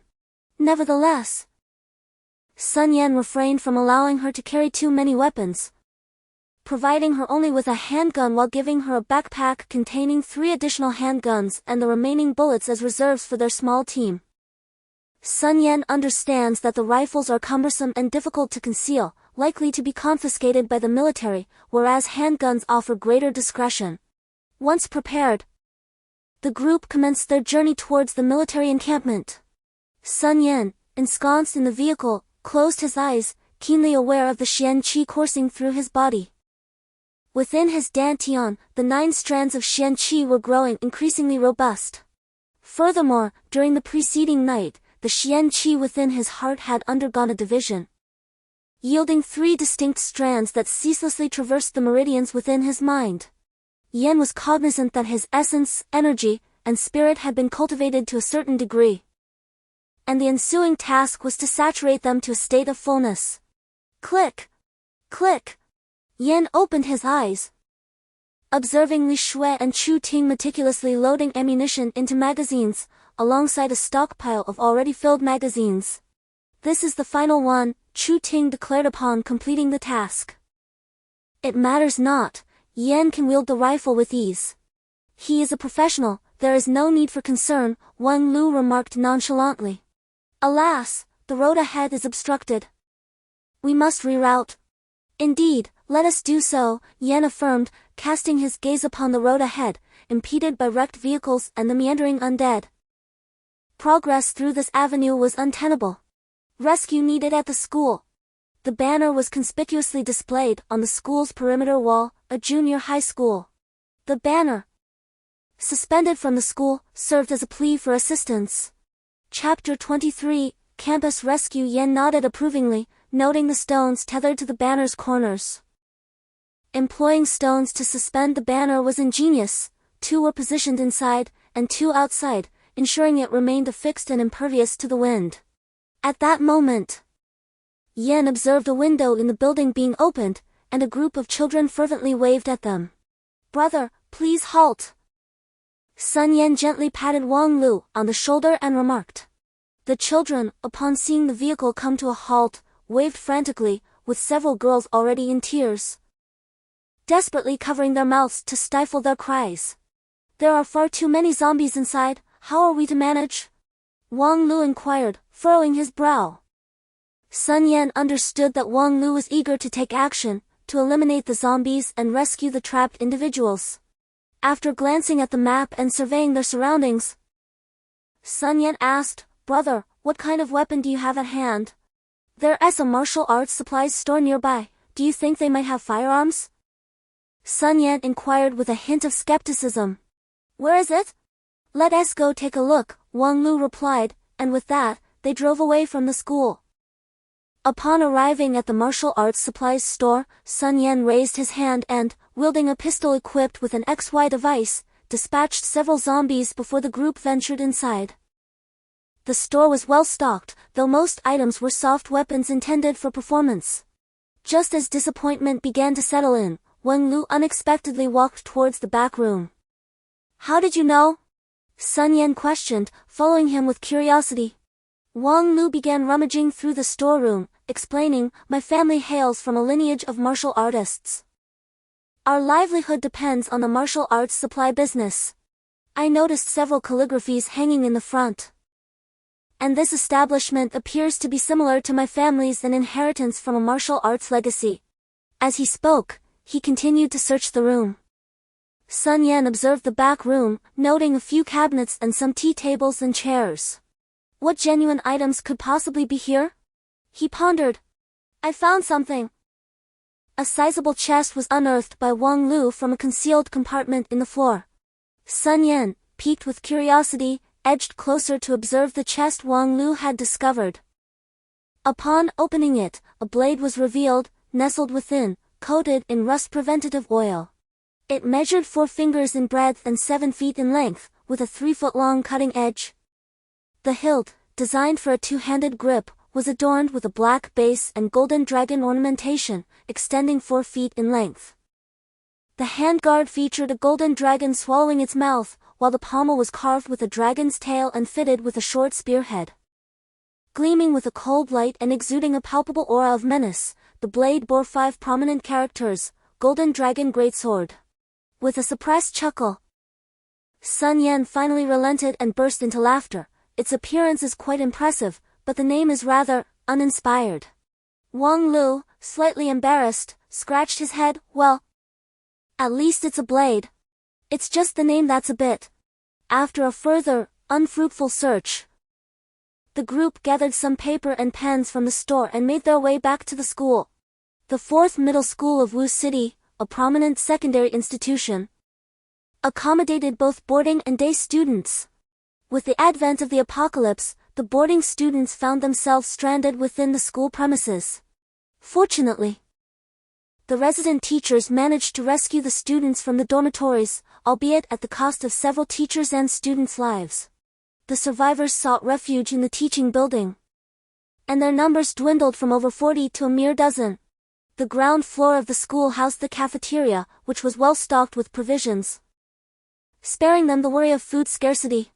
However, the ever-increasing number of zombies in the playground posed a growing threat to their safety. "Teacher, why aren't they coming to rescue us?" A female student, her face streaked with tears, stood by the window, gazing blankly in the direction Sun Yan had driven away, and posed the question to a female teacher beside her. "Xian, their numbers are too few, while these flesh-eating zombies are overwhelming, they are powerless. Yet they must have called for assistance." The female teacher felt a chilling sense of despair as soon as Sun Yan and the others departed. "How many of you are there?" This was a question that Sun Yan had instructed Chu Ting to write down. "Quickly, fetch paper and a pen." The teacher hastily directed a student to retrieve the necessary items, while she, trembling uncontrollably, struggled to inscribe even a single word. "Li Laoshi, let me take over," spoke a male teacher in his 30s, who approached, took the pen from the female teacher's hand, nodded reassuringly, and began to write on the paper. 2 males and 1 female teacher, 10 students, 4 males and 6 females. There are many zombies, can anyone come to our aid? Upon completing his note, the male teacher extended the paper out of the window. When the students saw those 3 words, they covered their mouths, tears streaming down their faces. The light of survival shone upon the window where these individuals stood, akin to a beam of sunlight illuminating the grass, causing the blades to sway gently. Suddenly, a muffled gunshot echoed, and a spray of blood splattered upon the grass.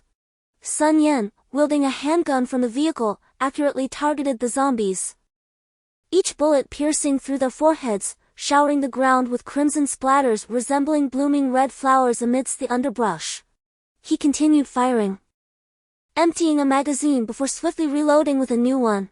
Sun Yan swiftly withdrew the black blade from his holster and leaped from the car, his feet barely touching the ground before his leg muscles surged with power, propelling him forward in an instant. Meanwhile, Wang Lu did not linger. He maneuvered the vehicle around to the school gate, drawing the attention of the zombies who surged toward him. Wang Lu and his companions safely entered the school premises, while Sun Yan dashed towards the school's fence, dispatching several zombies on the road with his black blade. He vaulted over the fence just as Wang Lu's car entered the school. The schoolyard was swarming with hundreds of zombies, and Sun Yan realized he could not eliminate them all. He retrieved his handgun and began shooting, continually advancing towards the classroom building along the perimeter wall, aware that his diversionary task had been successfully completed. Sun Yan leapt from the wall towards the classroom building.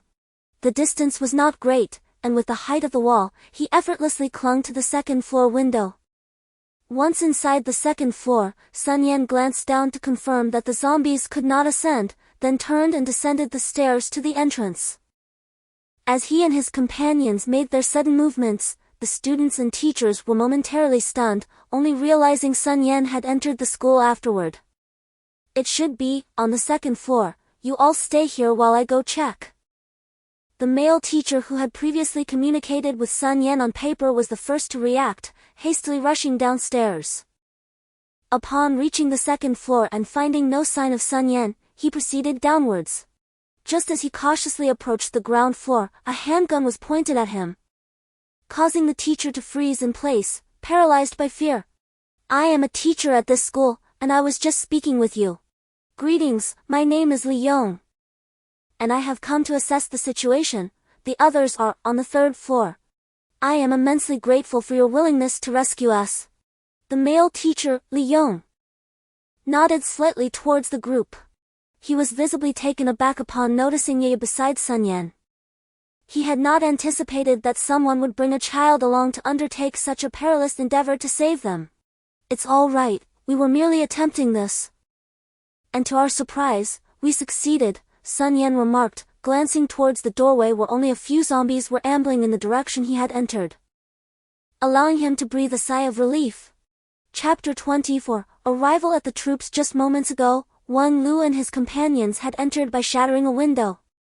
He was concerned that the sound of breaking glass would attract the zombies, which prompted him to hastily join his companions.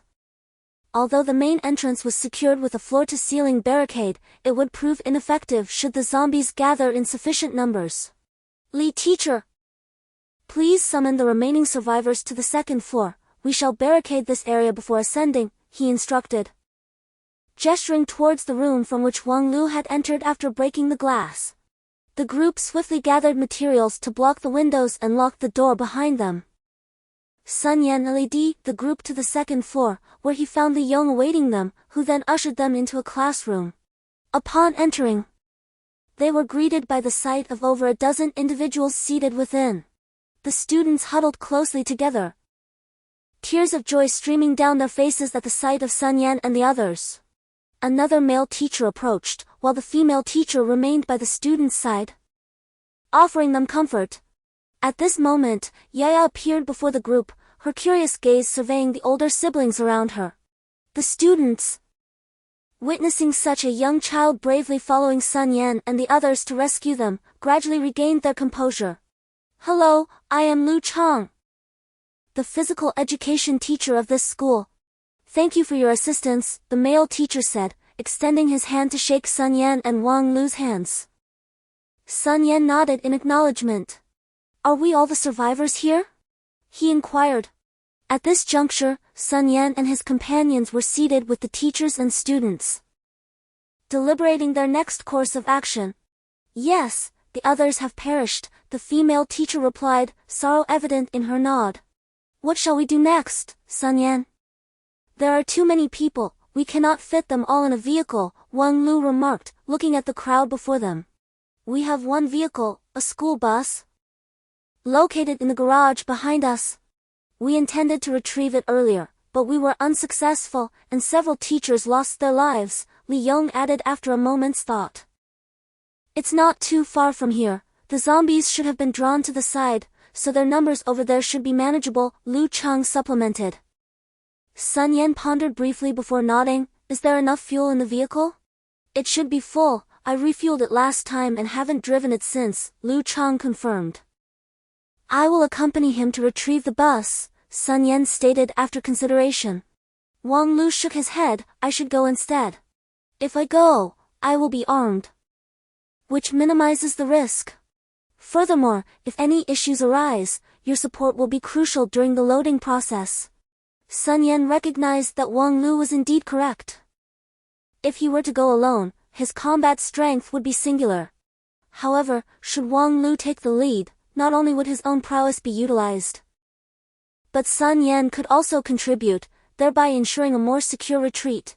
After several individuals confirmed their subsequent actions, the female teacher guided the students to transport food supplies from one of the rooms. They had previously gathered and organized the provisions for storage, and she provided a few individuals with walkie-talkies and earpieces. Wang Lu, equipped with one of the devices, led Lu Chang as they climbed out of the window to retrieve a vehicle from the garage. Sun Yan, having armed himself, ascended to the second floor, positioning his rifle for potential support. He observed as Wang Lu and Lu Chang sprinted towards the garage, encountering and dispatching any zombies that crossed their path with the large machete Wang Lu had recently acquired. Only once Wang Lu had entered the garage did Sun Yan secure his rifle and return to the entrance on the first floor. It's done. The remaining two have been dealt with, and we are currently loading the vehicle, Wang Lu's voice echoed through the earpiece.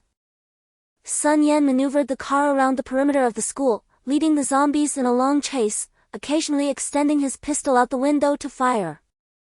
Are we finished loading? The zombies are closing in, Sun Yan inquired, noting the increasing horde. At that moment, zombies had already surged through the school gates. The sound of gunfire resonated bang, bang, bang as Sun Yan fired a rifle for the first time, sending the undead crashing to the ground. His precise shots cleared the path ahead, creating a much-needed opening. Two vehicles barreled out of the school entrance, colliding with the recently arrived zombies, sending them sprawling. The sight of the undead flung behind the vehicles brought a collective sigh of relief from the group. "Thank you," came the crackling voice of Li Yong through the walkie-talkie, his tone choked with emotion, clearly struggling to suppress tears. Behind his voice, the sounds of students cheering and weeping mingled in the air. The group gradually distanced themselves from the pursuing zombies, weaving through the once bustling city, maneuvering around abandoned cars on the streets. They often diverted their route, encountering several areas with a high concentration of zombies. Yet, under Sun Yan's skillful marksmanship, they navigated through the perilous encounters unscathed. Finally, as the sun began to set, they emerged from the urban sprawl. Typically, the outskirts would be less populated, but now, the presence of zombies made it a relatively safer refuge. According to the map, they located the military base. By this time, darkness had enveloped the surroundings as their vehicles approached the base's entrance. The searchlights from the sentry posts within the base sprang to life, one beam illuminating their direction while another swept the vicinity.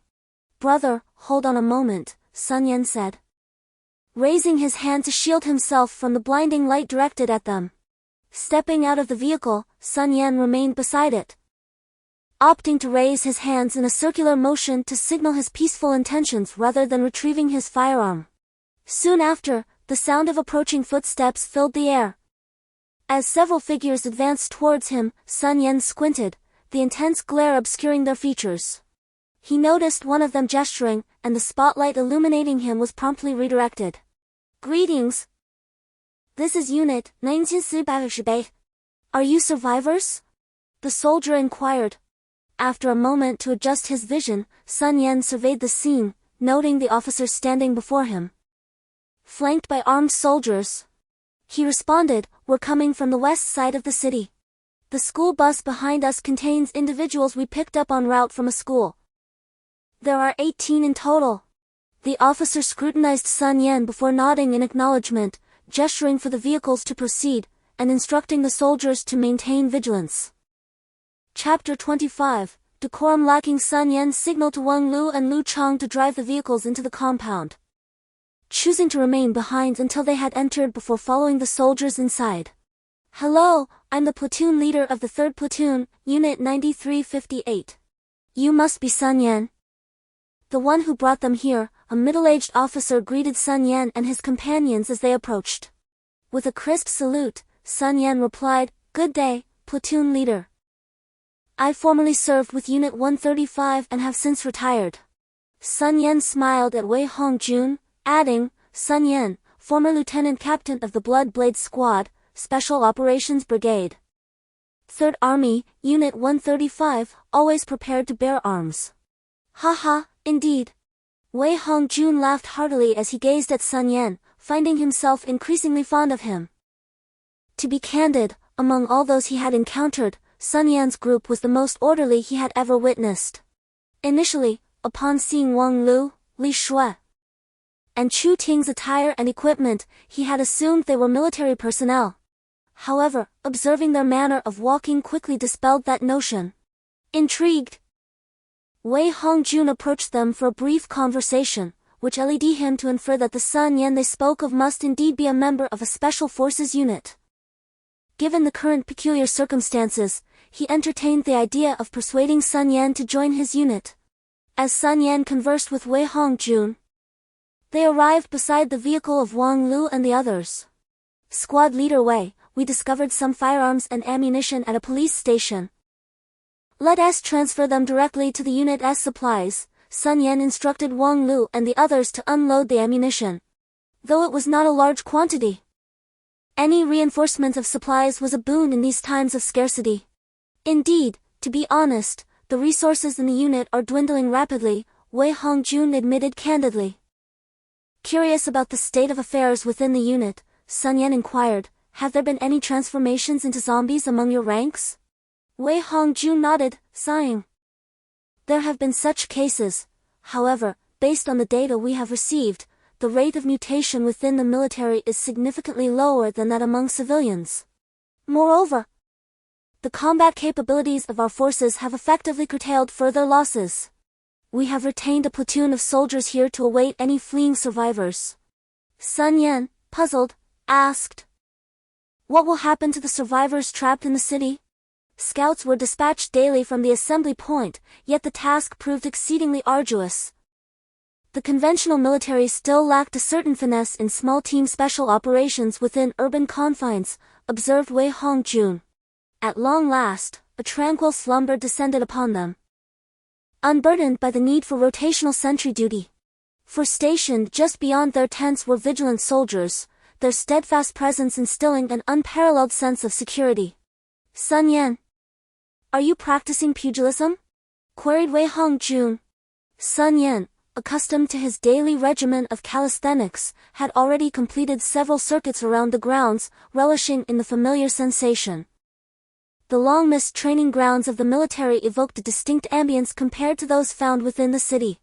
At present, he was engaged in a series of punches just outside his tent when Wei Hongjun's voice reached him as he approached accompanied by several soldiers. Indeed, a welcome sensation, responded Sun Yan, promptly greeting him. Sun Yan, the form you execute bears a resemblance to military-style boxing, yet it deviates. Is this a practice unique to your unit? Inquired Wei Hongjun, his brow furrowed in contemplation. Speaking of which, did the platoon leader seek me out for a particular matter? Sun Yan asked, noticing Wei Hongjun's pensive demeanor. Nothing of consequence. We shall depart shortly. The 4th platoon will arrive anon. I merely came to apprise you, Wei Hongjun replied with a smile. Sun Yan expressed his gratitude, cognizant of Wei Hongjun's genuine desire to enlist him into his unit. He harbored no aversion to returning to the military. Yet his aspirations lay in seeking out his grandfather near Mount Tai. Dismissing further contemplation, he returned to the tent to rouse his companions, and they gathered their belongings before returning to the vehicle. Sun Yan and his comrades drove their vehicle to the vicinity of the military trucks, awaiting their joint departure. The military was preparing to transport survivors with several trucks, at which point Sun Yan noticed that nearly 100 survivors were present. With so many people gathered, various situations could arise, and it was uncertain whether any unforeseen circumstances would occur. Suddenly, a quarrel erupted. Why must we ride in trucks while they get to travel in vans and school buses? A woman's boisterous voice rang out. Then let them come out, and I will speak to them. Why should such large vehicles be reserved solely for them? Is there no sense of decency? The woman, aware that a young soldier could do nothing, became even more aggressive. Indeed, what kind of decency is this? Echoed the onlookers. At that moment, an officer approached and urged. Everyone, please calm down. Let us not argue, the military has arranged vehicles for everyone to use. Unrelenting, the woman retorted, you expect us to ride in those dilapidated trucks? They are officials, after all. Even officials should allow us common folk to ride, shouldn't they? Yes, officials are quite something. The crowd's emotions were once again stirred by her words. What is happening? Why aren't you boarding? Shift changes are imminent, boomed a loud voice, shaking the ears of those nearby. The speaker was Wei Hongjun. Are you the leader here? The woman, recognizing Wei as the commander, seized the opportunity. Are we really expected to ride in trucks? Why can't we use the school buses or those vans? Oh, you wish to ride in the school buses and vans, do you? Wei Hongjun furrowed his brow and remarked, indeed, we must take this vehicle.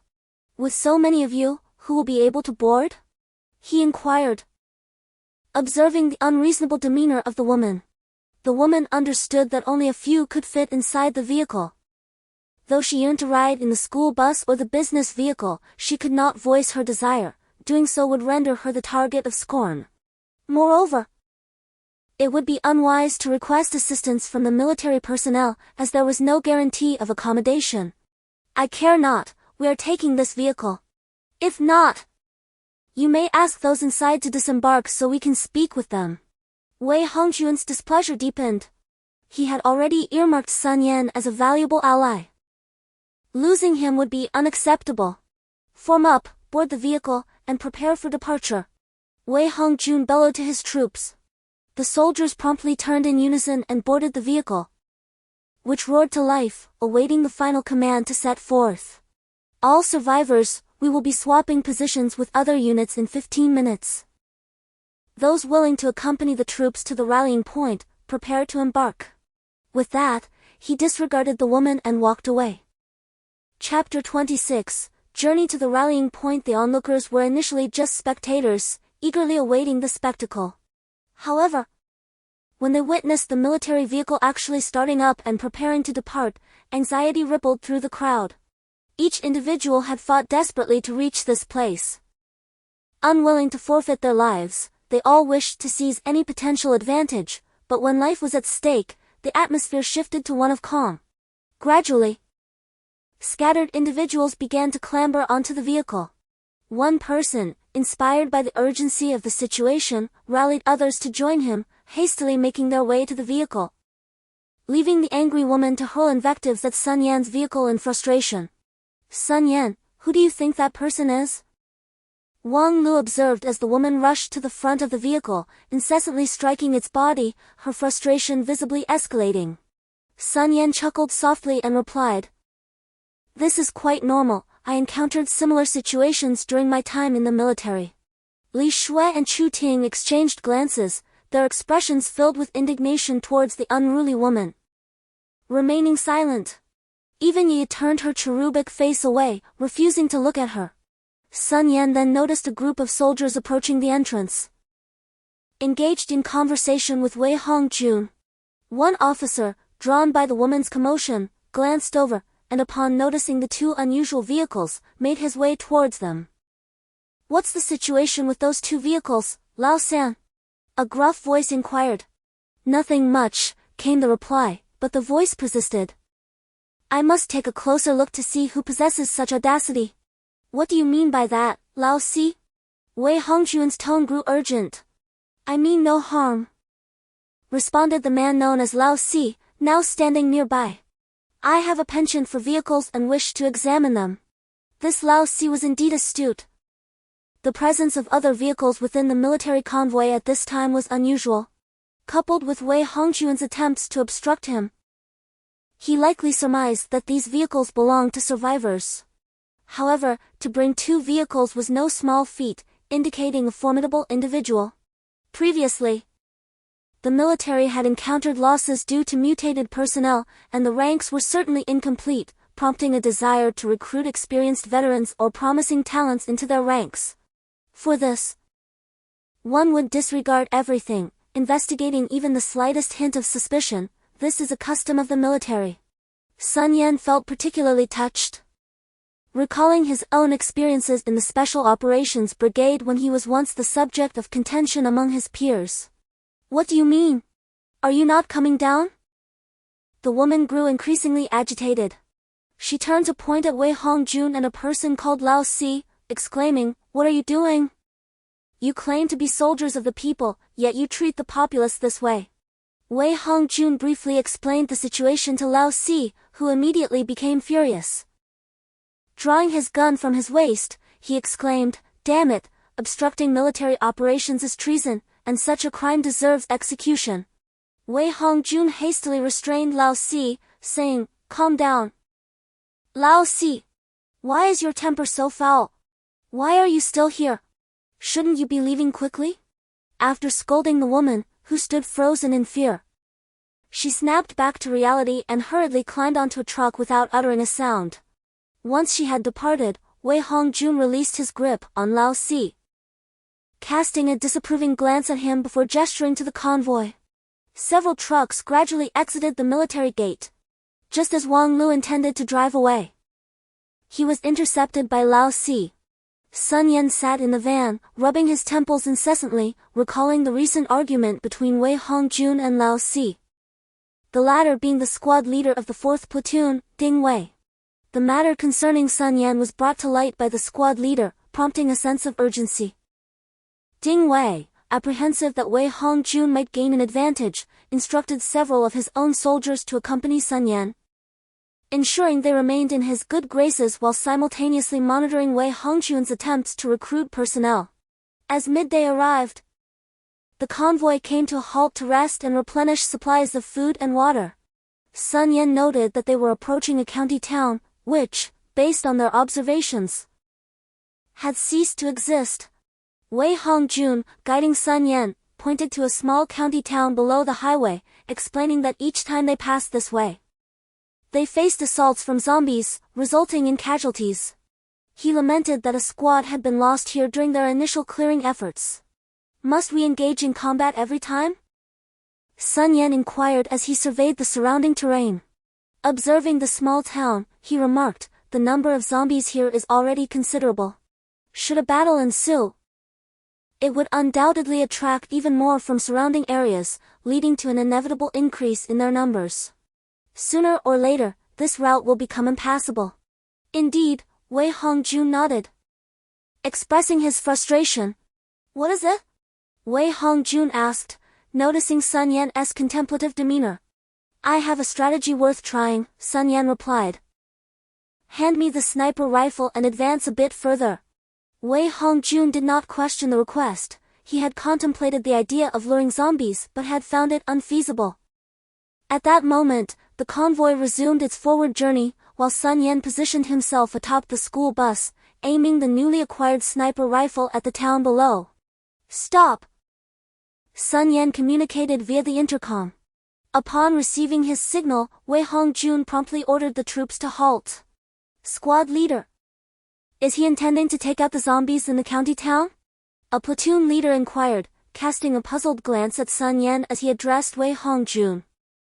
Considering Sun Yan's actions, Wei Hongjun speculated that he was likely attempting to detonate something to attract the zombies. The squad leader murmured that the distance was too great, exceeding the weapon's range. Wei Hongjun, disregarding the comment, continued to observe Sun Yan intermittently, alternating with scrutinizing the county town through his binoculars, keen to assess Sun Yan's capabilities. At that moment, Sun Yan was intently focused on a transformer box, which was beyond the rifle's effective range. To precisely hit the target, he had already identified several vantage points for firing. The county town contained high-voltage electrical transformers and 2 gas stations. Sun Yan intended to shoot the transformer box to draw the zombies and then ignite the gas stations to incinerate them. However, he was uncertain if there were any survivors in the area. Despite Wei Hongjun's assertion that the county town was deserted, it had not been thoroughly searched, leaving room for doubt. Therefore, Sun Yan aimed to guide the zombies to a more open area on the periphery, with the gas station on the opposite side of the county town being the most suitable. He would need to lure the zombies there gradually. With a muffled report, the sniper rifle discharged. The transformer box closest to the highway was struck and exploded. Sun Yan, observing the zombies drawn to the sound, targeted the next objective. Thud! Bang! Thud! Bang! One by one, the electrical transformers were detonated by Sun Yan, methodically drawing the zombies toward the gas station on the other side of the county town. Thud! A bullet struck the ground near the gas station, severing a fuel nozzle. Thud! Thud! Sun Yan's bullets continued to fire, rupturing fuel nozzles and puncturing the tanks, causing them to leak. Drawn by the sound, the zombies infiltrated the gas station. Crack! Boom! With Sun Yan's relentless shooting, he had already exhausted 2 magazines. Observing the gasoline flowing across the gas station floor, Sun Yan knew the moment for ignition had arrived. Thud! Sun Yan persistently shattered objects within the gas station, generating louder sounds to attract the surrounding zombies. However, his targets were soft, failing to produce sparks. Gazing at the thrashing zombies, Sun Yan's lips curled into a subtle smile as his finger tightened on the trigger. Bang! A bullet was discharged, striking a steel pipe within the gas station. Sparks erupted, swiftly followed by a sudden flame. The ground surged with fire, and an explosive sound reverberated. The zombies within the gas station were thrown by the force, some engulfed in flames as gasoline ignited on their bodies. Platoon leader, what's happening? The squad leader beside Wei Hongjun stammered, bewildered. Wei Hongjun lowered his binoculars and responded. What's happening? This is what a soldier king is. Want to learn? Keep a close watch on him and don't let those from the 4th platoon snatch him away. Disregarding the squad leader, Wei Hongjun departed to brief others on the situation. Gazing at the distant fire, he muttered, we must retain him. Damn it, he's a treasure. Following this incident, Sun Yan's vehicle was besieged by several soldiers eager to ingratiate themselves. Sun Yan remained unperturbed, realizing that his marksmanship skills were honed in the military. Imparting some of that knowledge would enhance their chances of survival. Chapter 27, Return to the military after a day of arduous travel. Sun Yan and his companions finally arrived at the assembly point alongside the troops. This location was essentially a storage facility for military supplies, surrounded by established security zones, where patrolling personnel and orderlies busily maintained vigilance. Sun Yan and his group were assigned by Wei Hongjun to the area where their unit was stationed, while the teachers, students, and other individuals from the bus were escorted to the survivors' gathering site. Observers monitored the situation outside from atop the walls, their flashlights intermittently sweeping the surroundings, while several well-concealed soldiers acted as sentinels, watching every movement with keen eyes. Sun Yan, our squad leader, asked me to summon you, a soldier approached and informed him. Sun Yan recognized him as the squad leader from the 2nd platoon, someone he had seen in Wei Hongjun's company. Following this squad leader, Sun Yan was led to a small building and into a conference room where he could already hear the sounds of heated discussions emanating from within. We need the militia and veterans to join the forces. We must bolster our defenses. Moreover, there might be other military actions in the future. How can we manage without soldiers? Commander Zhao, please hold your horses. I never said we need all of them, I merely suggested we take a portion. That's not how you phrased it earlier. Old Zhao, silence yourself. A commanding voice interrupted the bickering. At this moment, the squad leader had knocked on the door to report. And as Sun Yan entered the conference room, he was met with a gathering of individuals deep in deliberation. Upon spotting an elderly gentleman seated at the head of the table, Sun Yan instinctively offered a salute, only to feel a pang of awkwardness afterward. Realizing that he was no longer an active soldier, was such a gesture still appropriate? Primarily, he had not anticipated the presence of a senior colonel in this location. And upon witnessing Sun Yan's salute, the colonel's eyes revealed a glimmer of appreciation. Greetings, you must be Sun Yan, as mentioned by Wei Hongjun, the elder remarked. Gazing at Sun Yan. I am the commander of the 9358th Division, Lu Donghai. You must be curious as to why a division commander is present at a mechanized infantry battalion, correct? Lu Donghai chuckled playfully. I am here for an inspection. But they were so hospitable that I ended up staying. The awkwardness in the conference room dissipated with the commander's jest. We are currently deliberating on a matter. And since you are from the Special Operations Brigade, I have heard of your unit. The structure is known, yet it falls outside the conventional military management. Hence I wish to inquire about your perspective, Commander Lu continued. You are aware of the situation outside. There are numerous refugees and far too few government personnel, making management challenging. The military is also engaged in combat, leading to a demand for personnel. What are your thoughts? After a brief contemplation, Sun Yan replied. Since the commander has raised the topic, I shall not hold back. I indeed possess a rough idea to share, albeit it may contain inaccuracies, which can serve as a catalyst for further discussion. Upon hearing this, the individuals seated at the conference table were instantly intrigued. A gentleman in his 50s addressed Sun Yan, saying, Excellent, Comrade Sun Yan. Do not hesitate, in these extraordinary times, all thoughts are valuable. Inaccuracy is of no concern, we shall explore them together. This is Mayor Zhao. Wei Hongjun promptly introduced Sun Yan. Sun Yan nodded. The current situation consists of two main components that remain consistent with the norm. One is maintenance, which involves upholding order among the survivors, and the other is protection, encompassing the safeguarding of the entire assembly area along with certain military maneuvers. Furthermore, there is the aspect of protecting civilian zones during combat. Sun Yan glanced at Commander Lu and continued, our soldiers will undoubtedly be at the forefront. We cannot afford to reduce troop numbers, as that would diminish our combat effectiveness. The remaining forces comprise militia and veterans. Thus, we shall divide our approach into 3 segments.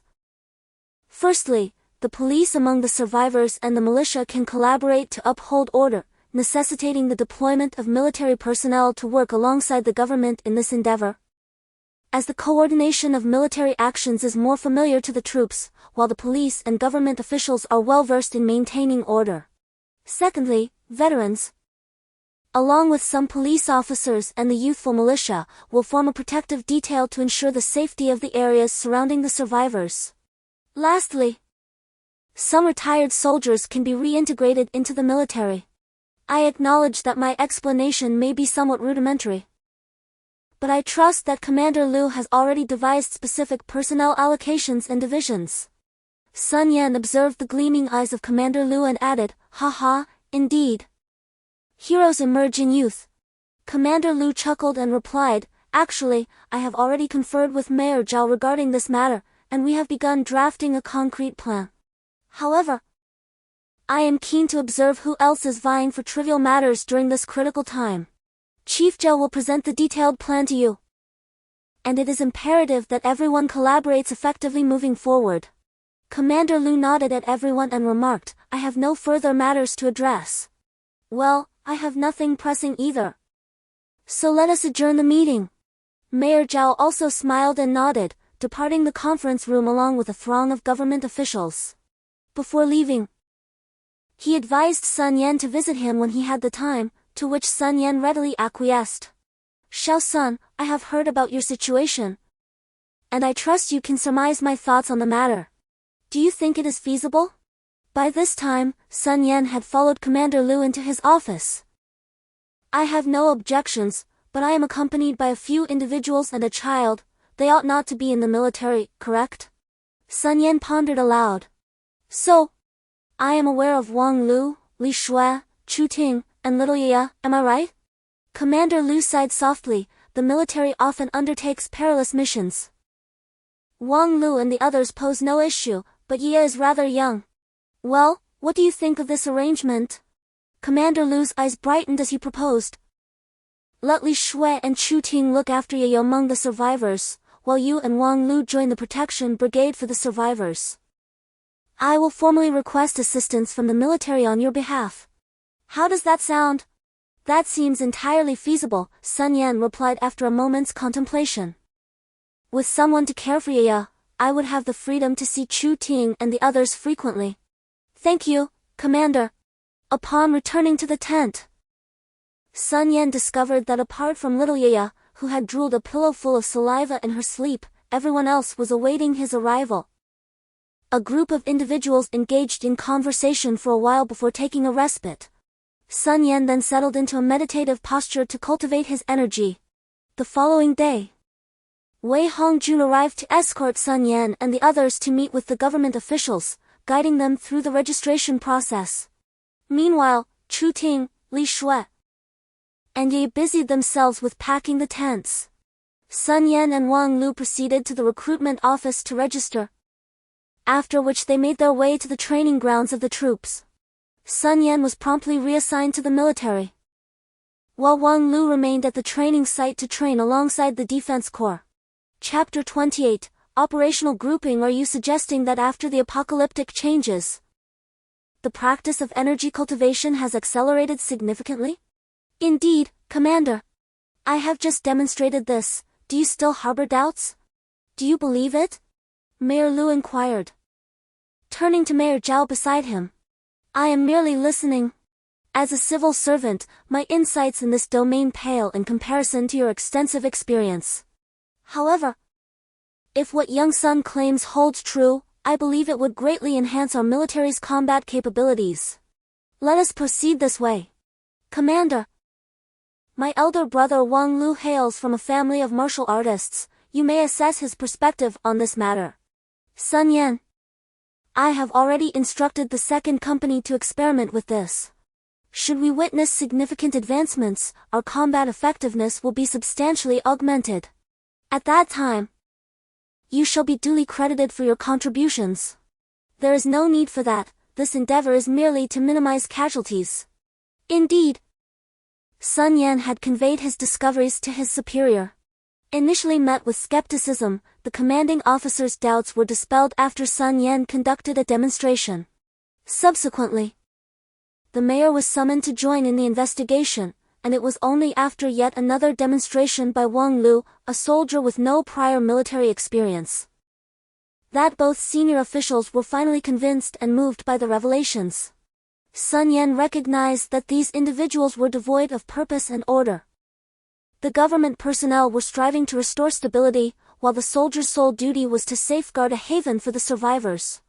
On this day, Sun Yan arrived at the assembly point of the third company, marking his first day of assignment. He was tasked with training these ordinary soldiers in special operations. The third company comprised 90 combatants, whom Sun Yan gathered together with the intent to select a few for specialized training before dispersing them into smaller groups.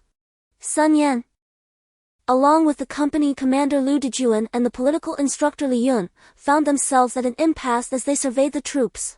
Given the current extraordinary circumstances, it was impractical to conduct physical assessments for personnel selection. While the company commander and political instructor were aware of Sun Yan's capabilities and held no doubts, the other soldiers remained oblivious, likely harboring some skepticism. After a brief discussion that yielded no conclusions, the two leaders found an opportunity to pass the responsibility on to Sun Yan, retreating to a secluded corner behind a wall to smoke and converse. In response, Sun Yan decided to showcase a glimpse of his abilities. With a surge of energy, he swiftly vanished from beside the company commander, only to reappear at the rear of the formation, calling out, "Hey, you there, step forward." Sun Yan surveyed the astonished soldiers, feeling quite pleased with the effect he had achieved. Gradually, he began to circulate all the profound energy within his body, from his dantian to his heart and brain.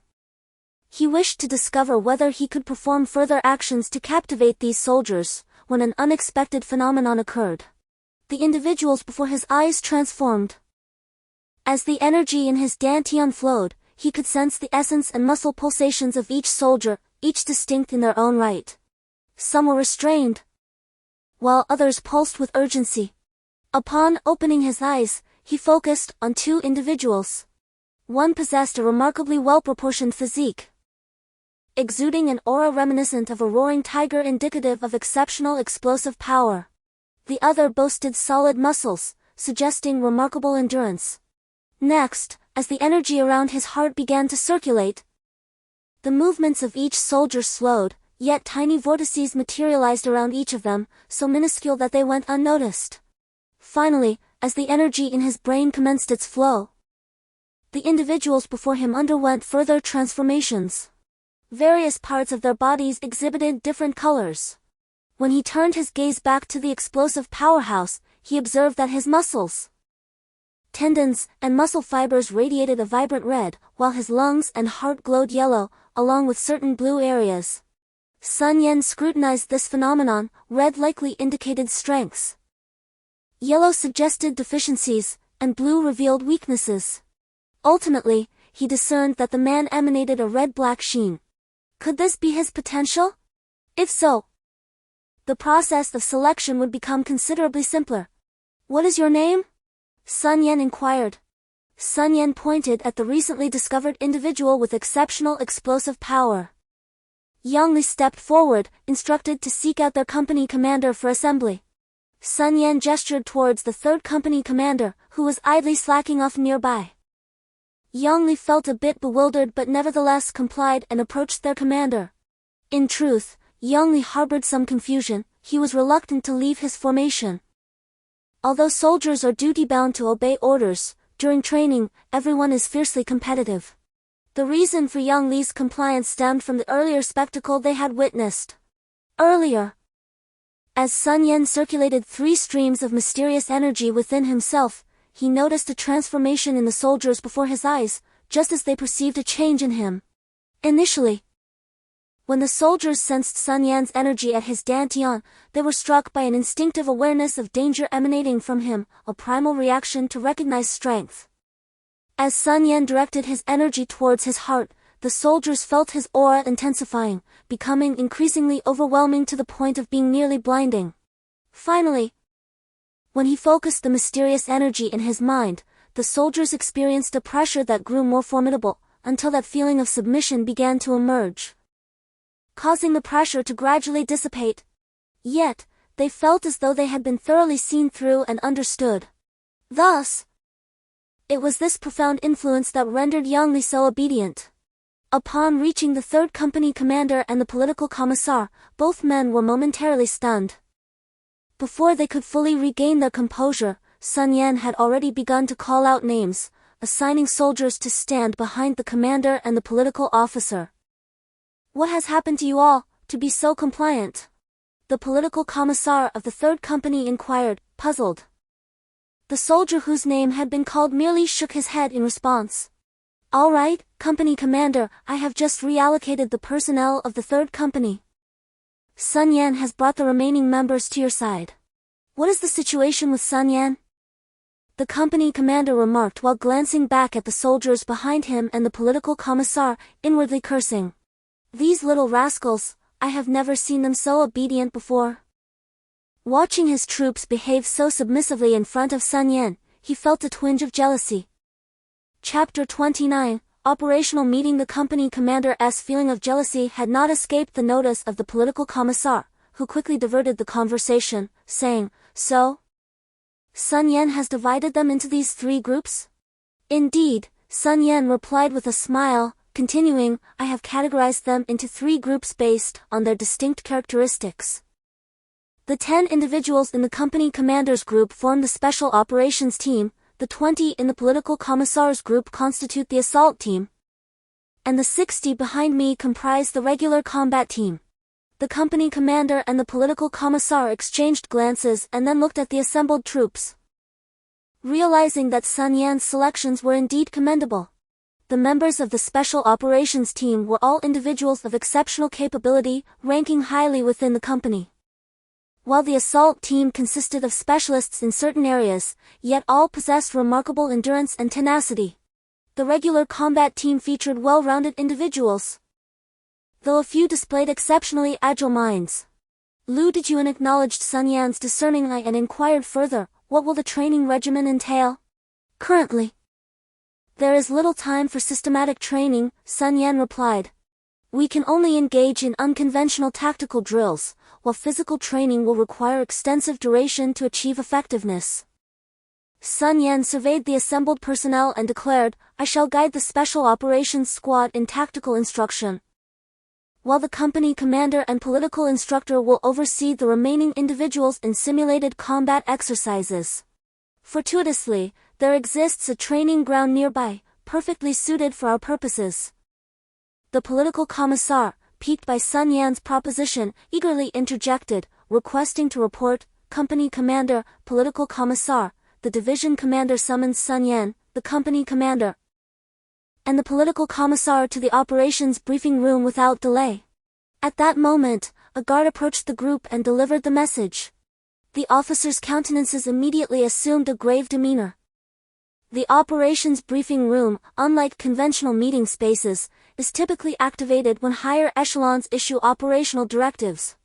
The ensuing account, though concise, comprehensively elucidated the circumstances surrounding Xin Yixio and her present condition. Promptly, Sun Yan and his companions, escorted by the guard, arrived at the operations briefing room, where they found Division Commander Lu, Mayor Zhao, Battalion Commander Li Debiao of the Mechanized Infantry Battalion, and several other officers already present.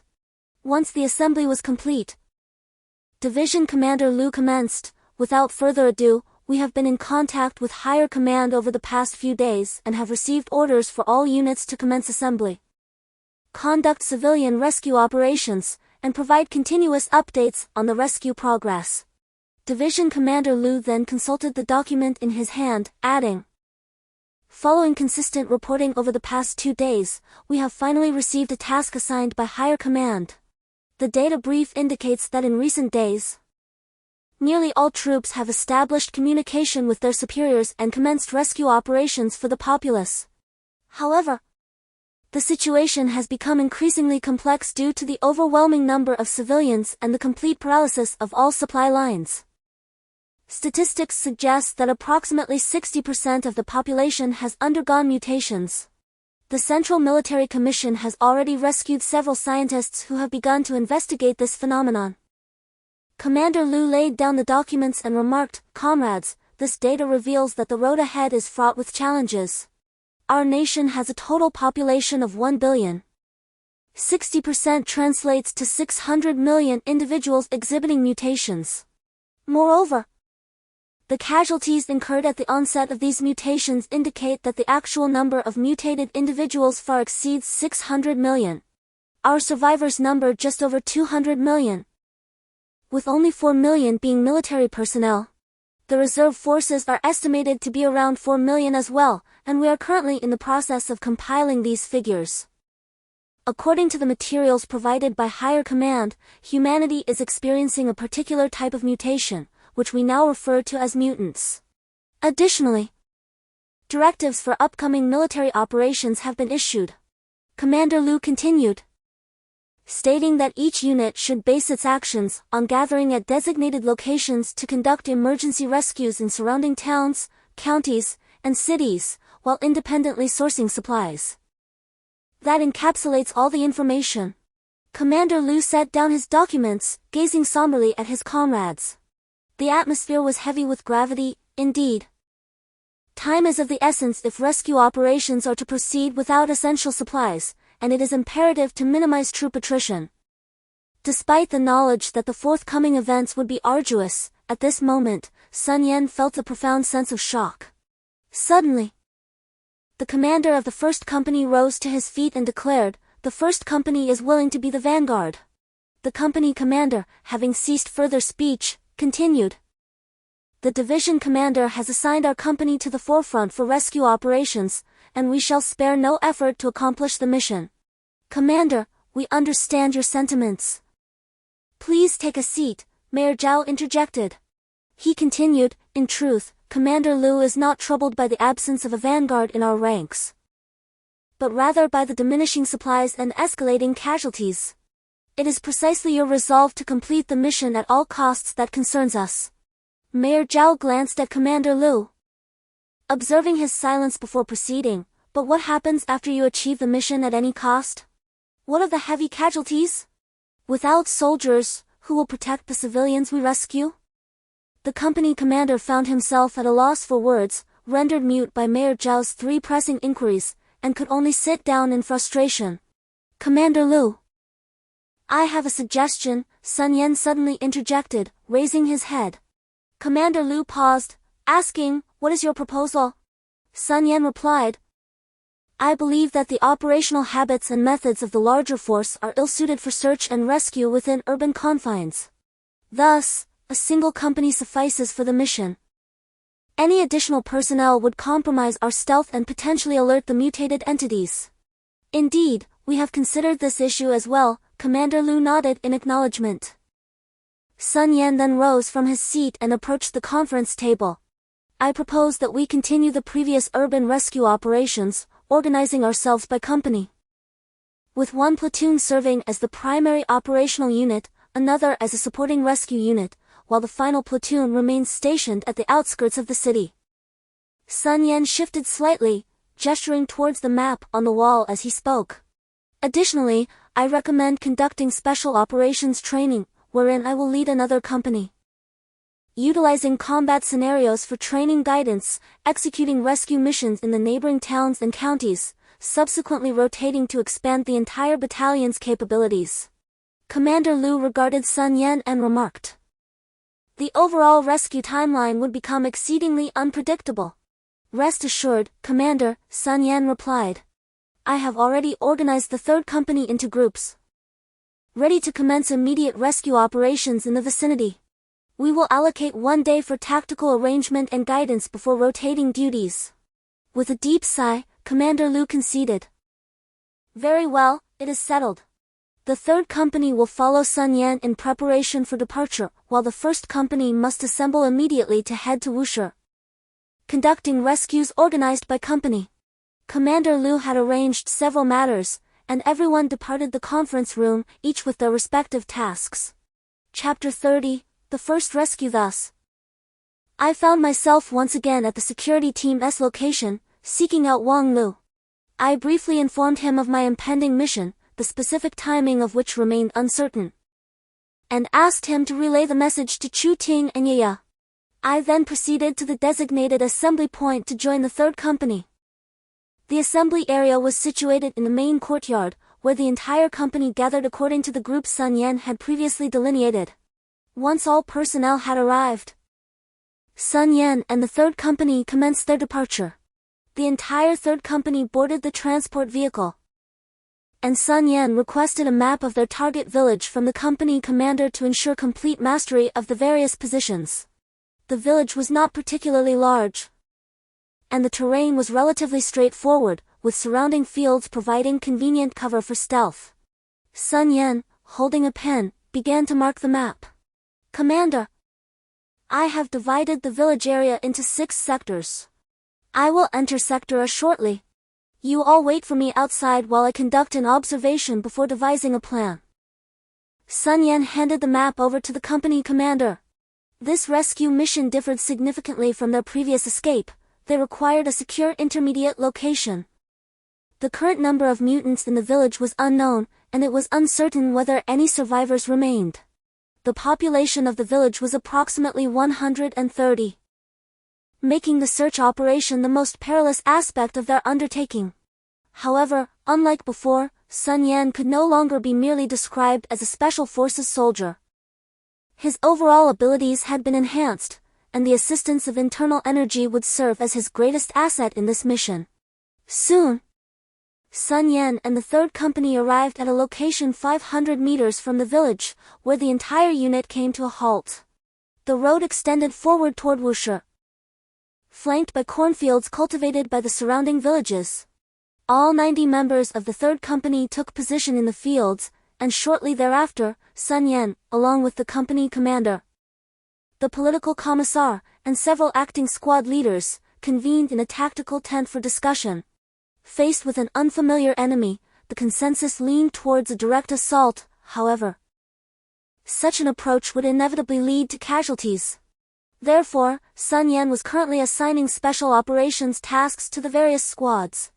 A squad and B squad, move out with me. C squad, maintain vigilance. Everyone, exercise stealth and refrain from indiscriminate firing. Sun Yan disseminated directives to the squads. In accordance with Sun Yan's instructions, the squads initiated their operation. Cognizant that the linchpin of their triumph lay in intellect, valor, and experience, Sun Yan, in actuality, harbored reservations. The absence of thermal imaging and individual radar augmented the complexity of the reconnaissance endeavor. This hamlet was of modest proportions, but subsequent rescue objectives would not be confined to such diminutive settlements. Nevertheless, Sun Yan remained taciturn.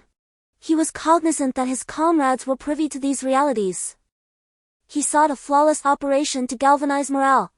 Sun Yan commenced donning his gear, replacing the military knife on his leggings with his own black blade. Eschewing superfluous equipment, he carried merely an assault rifle, a pistol, and a magazine for each. Thus equipped, Sun Yan embarked toward the town. Presently, Sun Yan had arrived at the periphery of the town, precisely at the designated area A on his map. He hunched over and initiated his infiltration into the town.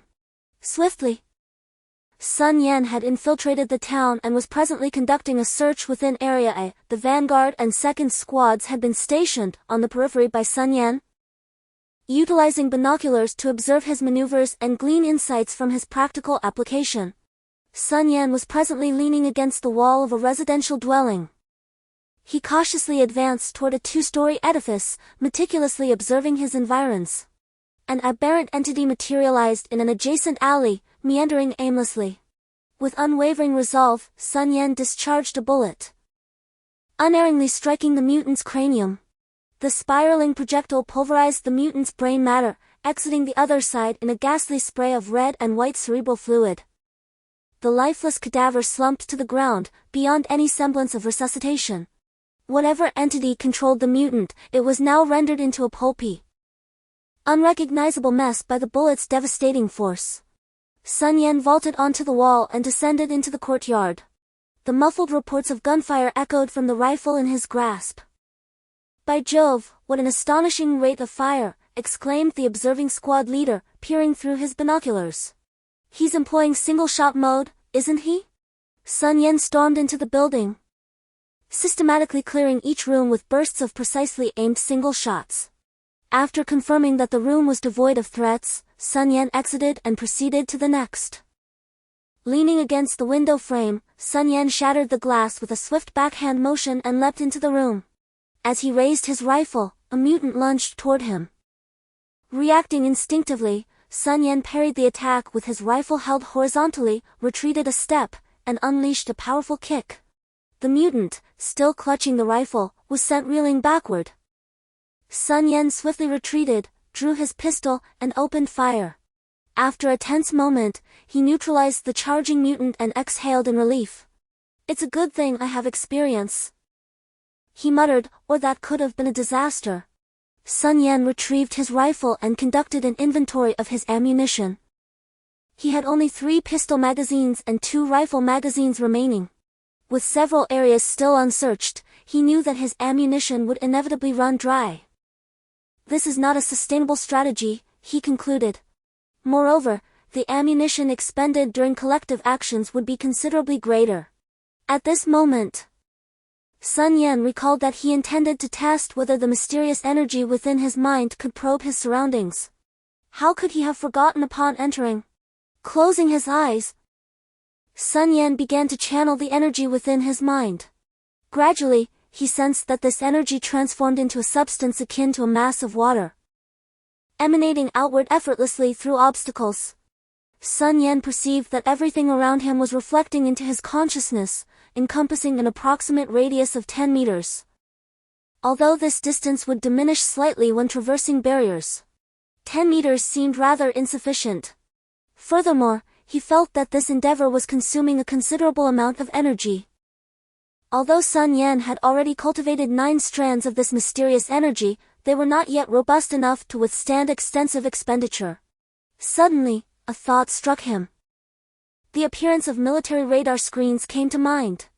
Could he manipulate his energy akin to a radar? With this notion, Sun Yan attempted to reshape the aqueous manifestation of his energy into something resembling an antenna, subsequently controlling this formation to scan his surroundings.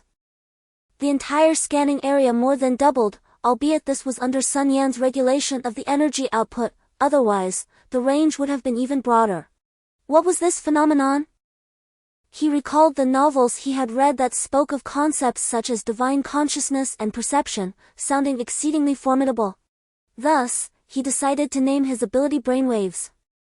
With this newfound capability, Sun Yan commenced his search, now able to distinctly sense the location of the mutants. Through the feedback of his brainwaves, he discerned that the entire bodies of the mutants were enveloped in blue, with only their brains exhibiting a vibrant red hue. This is not akin to thermal imaging, where elevated temperatures are depicted in red. Instead, this brainwave represents a sensory feedback mechanism for strength and movement. Just as the search in Area A was nearing completion, Sun Yan suddenly detected an anomalous fluctuation in the brainwave feedback.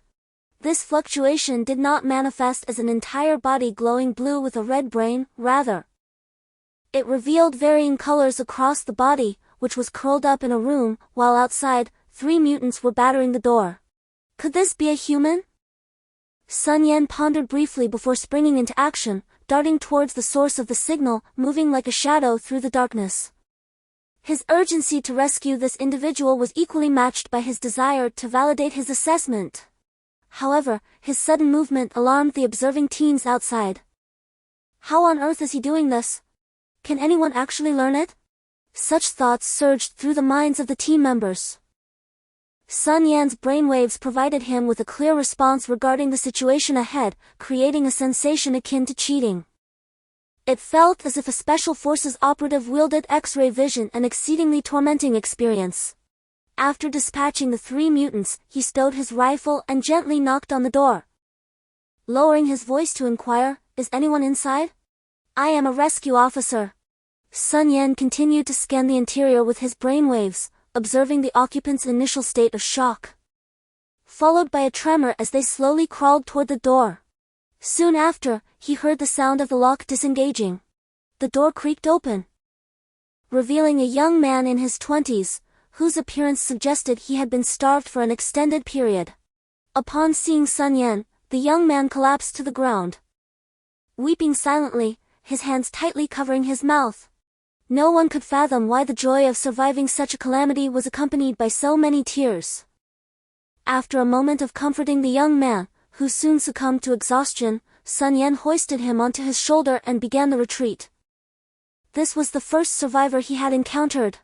Chapter 31, An unexpected turn. Sun Yan carried the young man to a house on the outskirts of Area A, gently placing him down before signaling to the members of the first and second teams outside. Responding to his signal, both teams commenced their entry into the town. As they approached, the first and second teams were captivated by Sun Yan's personal prowess, eager to replicate his techniques. However, the results were not as favorable. While the first team managed to execute some of the actions and methods, the second team found their success markedly diminished. At this juncture, both teams were thoroughly impressed by Sun Yan's skills, and they gathered around him as he began to outline the subsequent strategy. "First team, move with me," he instructed. Second team, split into 2 groups. "Once we establish a relatively secure area, we will commence our search." Observing the personnel before him, Sun Yan arranged for a member of the second team to notify the outside organization to send reinforcements to secure the location. It was imperative to establish a temporary safe zone for the rescue operation, and thus, Sun Yan designated Area A as the sanctuary. Sun Yan intended to lead a team in the eradication of mutants, while the second team would conduct a search, ideally. The first team would be capable of performing the cleanup independently, thereby significantly expediting the rescue efforts. After orchestrating the plan, Sun Yan set off towards Area B with the first and the first group of the second team, initially taking the role of the leader. Gradually, he shifted the offensive responsibility to the first team, offering warnings only when his cerebral scans detected potential dangers. After several alerts from Sun Yan, the first team now executed their operations with utmost caution. Sun Yan sensed that, although he was not using his cerebral abilities, his instincts for combat might still surpass theirs by a slight margin. With Area B cleared, the first team proceeded to Area C, while the second team's first group commenced their search for survivors. Just as the 2 teams received their orders and began to act, Sun Yan firmly grasped the leader of the second group and earnestly admonished him, regardless of how many times any individual had scoured an area or how secure it seemed. The search and rescue personnel must not let their guard down. Sun Yan chose not to accompany the first team but remained to guide the second team in their rescue efforts.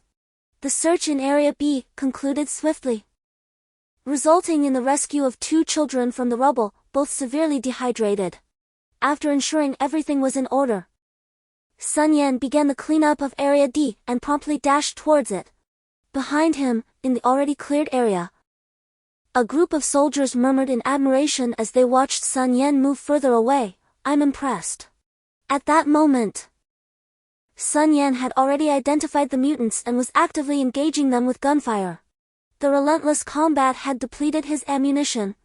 With this realization, Sun Yan swiftly drew the black blade from his thigh, initiating close-quarters combat. "Ah!"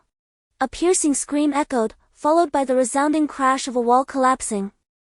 Sun Yan immediately turned towards the source of the noise, observing a cloud of dust rising from the fallen debris. He hastened towards the collapsed area, intent on rescuing the members of his squad who were still there. In the final sector of the town, a 3-story building had crumbled. The team was retreating as Sun Yan rushed to their side. Just then, the wreckage of the collapsed building shifted. With a crash, fragments of debris were violently ejected. Roar! A ferocious bellow erupted, and a hulking figure emerged before them. The once silent scene was shattered by this roar, and a chorus of howls echoed from all around. The emergent mutant was exceptionally robust. Sun Yan was instantly reminded of the mutant he had encountered when exiting the building earlier. However, this one was markedly more formidable.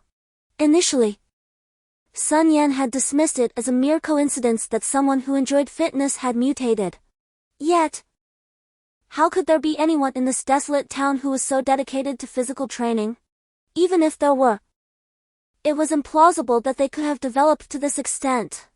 The mutant roared maniacally, its powerful arms incessantly pounding the ground.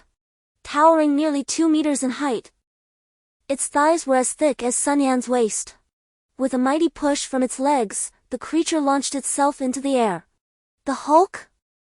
A soldier next to Sun Yan exclaimed in awe. Hulk, my ass! Fall back! Sun Yan suddenly shouted, channeling the profound energy within to prepare for the impending battle. Just before the formidable mutant descended upon him, he swiftly evaded to the side.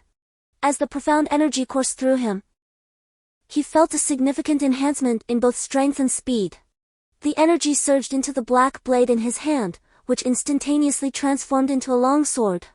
With determination, Sun Yan charged towards the mutant, swinging the long sword with fervor. His confidence surged as the profound energy around his heart began to surge wildly, manifesting as a faint white glow enveloping his body, while the black blade radiated a similar white gleam. The energy in his mind heightened his reflexes by at least 5-fold, dispelling any sensation of stagnation. However, he perceived the surrounding world slowing considerably. In an instant, Sun Yan found himself before the mutant, delivering a downward strike. The blade's brilliance was not resplendent, it appeared rather dull, akin to an ordinary sword. In that moment, everything seemed to still. Sun Yan's strike severed the mutant's left arm, which fell to the ground. Yet, he was taken aback, for his aim had been directed at the mutant's neck. Just as he swung, the mutant unexpectedly accelerated, forcibly altering its posture to raise its left arm in defense of its head.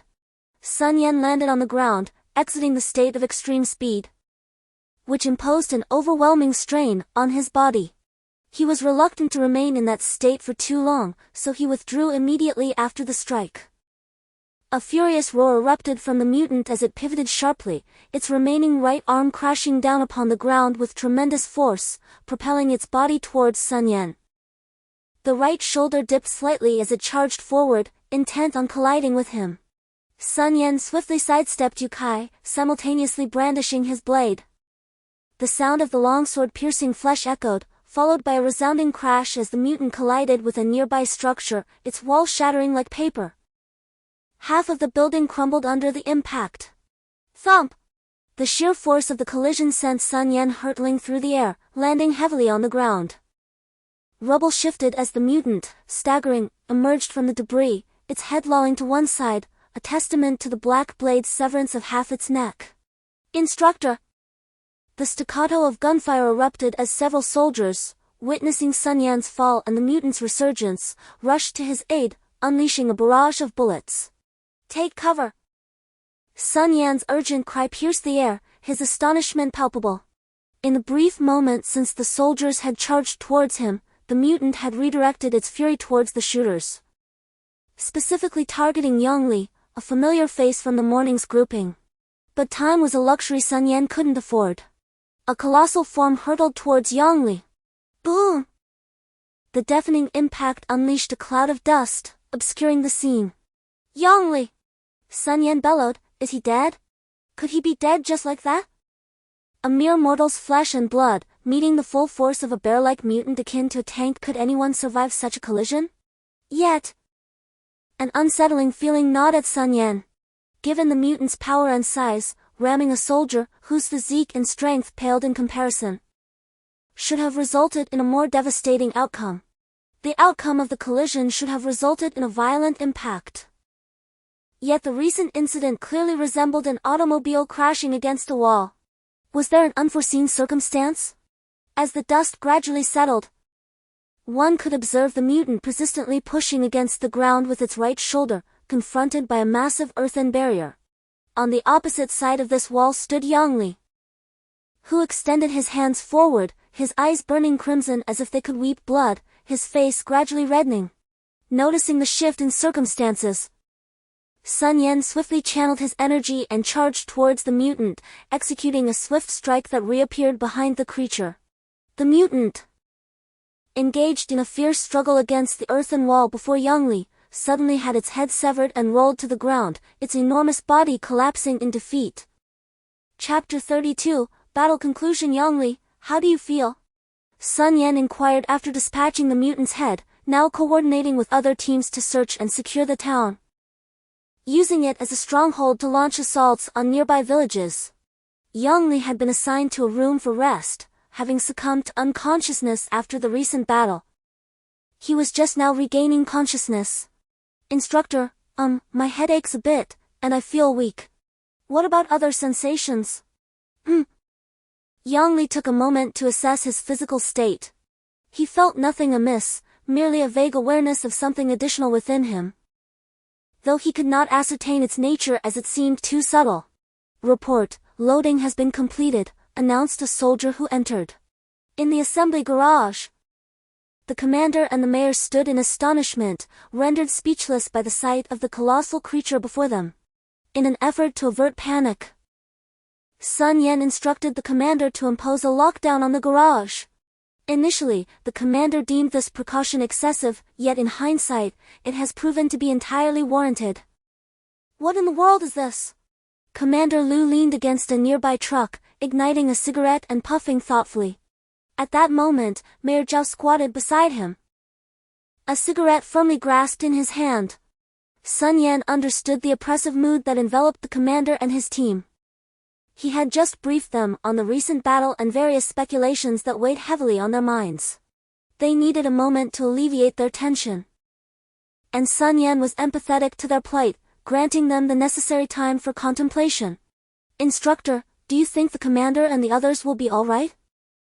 Yongli whispered in Sun Yan's ear. With a glance exchanged, the commander and his companion extinguished their nearly burnt-out cigarettes. Let us proceed to the operations conference room to liaise with the central forces. After instructing Sun Yan to cover the body of the mutant once more, he led both Sun Yan and Yongli toward the conference room. Sun Yan and Yongli remained outside, awaiting the outcome. Shortly, the door to the conference room swung open, revealing the chief of staff, who beckoned to Sun Yan and Yongli. Sun Yan, Yongli, please step inside. As you are directly involved in the situation, there are certain matters the superiors need to verify with you. The two promptly rose and followed the chief of staff into the conference room, where they were greeted by a large screen on the wall. An elderly gentleman, his head crowned with white hair yet exuding vitality, sat across from them in impeccably pressed military attire, smiling as he regarded Sun Yan. Old Bai? Sun Yan gasped in recognition upon seeing the venerable figure before him. The elderly figure, Sun Yan, portrayed on this screen, is a familiar presence grandfather's entrusted caretaker, Bai Lao. Although Sun Yan had previously speculated that Bai Lao was a high-ranking officer in the military, he never anticipated that he was, in fact, the commander of the Central Group Forces. Sun Yan cast an awkward glance at the puzzled faces of Commander Lu and the others beside him, offering a sheepish smile. Ah! The esteemed leader. With a salute, Sun Yan proceeded to recount the experiences of himself and his companions. I perceive that we are now witnessing mutations akin to two divergent paths of human evolution. Initially, these evolutions bore little distinction, yet as time progressed, both factions began to exhibit significant transformations. At this juncture, Sun Yan paused, allowing Bai Lao a moment to digest his previous statements. Indeed, your conjecture is not misplaced, Bai Lao affirmed. Suddenly, a figure clad in a white lab coat materialized beside him, a man in his 60s, with traces of blood on his garment, suggesting he had just conducted an experiment. Upon hearing Sun Yan's hypothesis, he nodded in agreement. Just as you surmised, our research corroborates this finding. humanity as a whole is undergoing a metamorphosis. One category of change represents the normal evolution, embodied by us survivors. The other manifests as mutations, reminiscent of those zombies. The man in the lab coat continued, you mentioned Yang Li's sudden emergence of Earth manipulation abilities. This aligns with humanity's natural evolutionary trajectory, akin to awakening from slumber. We refer to such individuals as awakened ones. Is it possible for large-scale awakenings to occur? Sun Yan inquired. At present, we cannot ascertain that, as the number of awakened ones remains exceedingly low. Current statistics indicate that fewer than 1,000 individuals have undergone awakening. Moreover, the circumstances of awakening vary significantly, rendering any form of reference impractical. It is likely that only with a larger base of data in the future can we draw some conclusions. Will those mutants also exhibit similar monstrous abilities akin to the awakened ones? By the way, there is also a particular type, slender yet remarkably swift. Sun Yan recalled the fast mutant he had encountered previously and hastily inquired, was its brain not shattered? The elderly man in the white coat responded with astonishment. Sun Yan nodded affirmatively, stating, no, it was the kind that severed the neck. The elderly man in the white coat seemed exhilarated, muttering to himself as he turned away from the camera, while the elder sighed and rubbed his forehead in exasperation. Xiao Lu, I will arrange for a helicopter shortly to transport the corpse for further study. You all may continue with the previous combat operations, the elder instructed Director Lu, emphasizing, the safety of our soldiers and civilians must remain our top priority. Director Lu saluted in response to the elder. After concluding the communication with the Central Forces, the group convened in the conference room to deliberate on the forthcoming actions. Chapter 33, Rational Conditions. After a considerable duration, Sun Yan felt himself on the verge of slumber. As he was awakened, observing those around him, he noticed that Yang Li had already succumbed to sleep, drooling, while Director Lu and the others remained furrowed in concentration over the documents in their hands. Director, how is your research progressing? Sun Yan inquired, somewhat dazed. Ah, Xiao Yan. Director Lu raised his head to glance at Sun Yan and Yang Li. The situation has become somewhat complicated. Your combat approach is not flawed, however. Our resources are rather bleak. The Chief of Staff spoke, stating that the ammunition stockpile of the troops could adequately support this mode of combat, however. Once the surrounding areas have been cleared, our ammunition would become somewhat insufficient. Sun Yan nodded, acknowledging the grim reality. Currently, the logistics supply was inadequate, and ammunition could not be provided, leading to a complete paralysis of all manufacturing facilities. We were engaged in a war of attrition. It wasn't that we were entirely lacking, but when distributed among various units, it became impossible to guarantee a response to unforeseen circumstances. The Chief of Staff continued. At that moment, Mayor Zhao interjected, expressing that our rescue efforts were still too sluggish. Of course, establishing a preliminary strategy consumed some time, and future rescues would be considerably quicker. However, even if they were expedited, the outlook remained bleak. I worried about the potential casualties among survivors after such a prolonged period of independent living. Therefore, we have just finalized the subsequent operational plan, and within it, Sun Yan, your role is of paramount importance. Commander Lu gazed intently at Sun Yan. My role? Sun Yan pondered, bemused by how he could hold any significant task in this world rife with mutants. Indeed, Commander Lu affirmed, his expression serious. Sun Yan, through this battle, I have discerned your capabilities, particularly in close-quarters combat. Alongside Yang Li, I require you to assemble a small team of individuals with exceptional combat prowess for a swift and incisive advance. We will communicate our entire tactical arrangement to headquarters, and if deemed feasible, we will recommend its implementation across the entire army. Commander Lu concluded.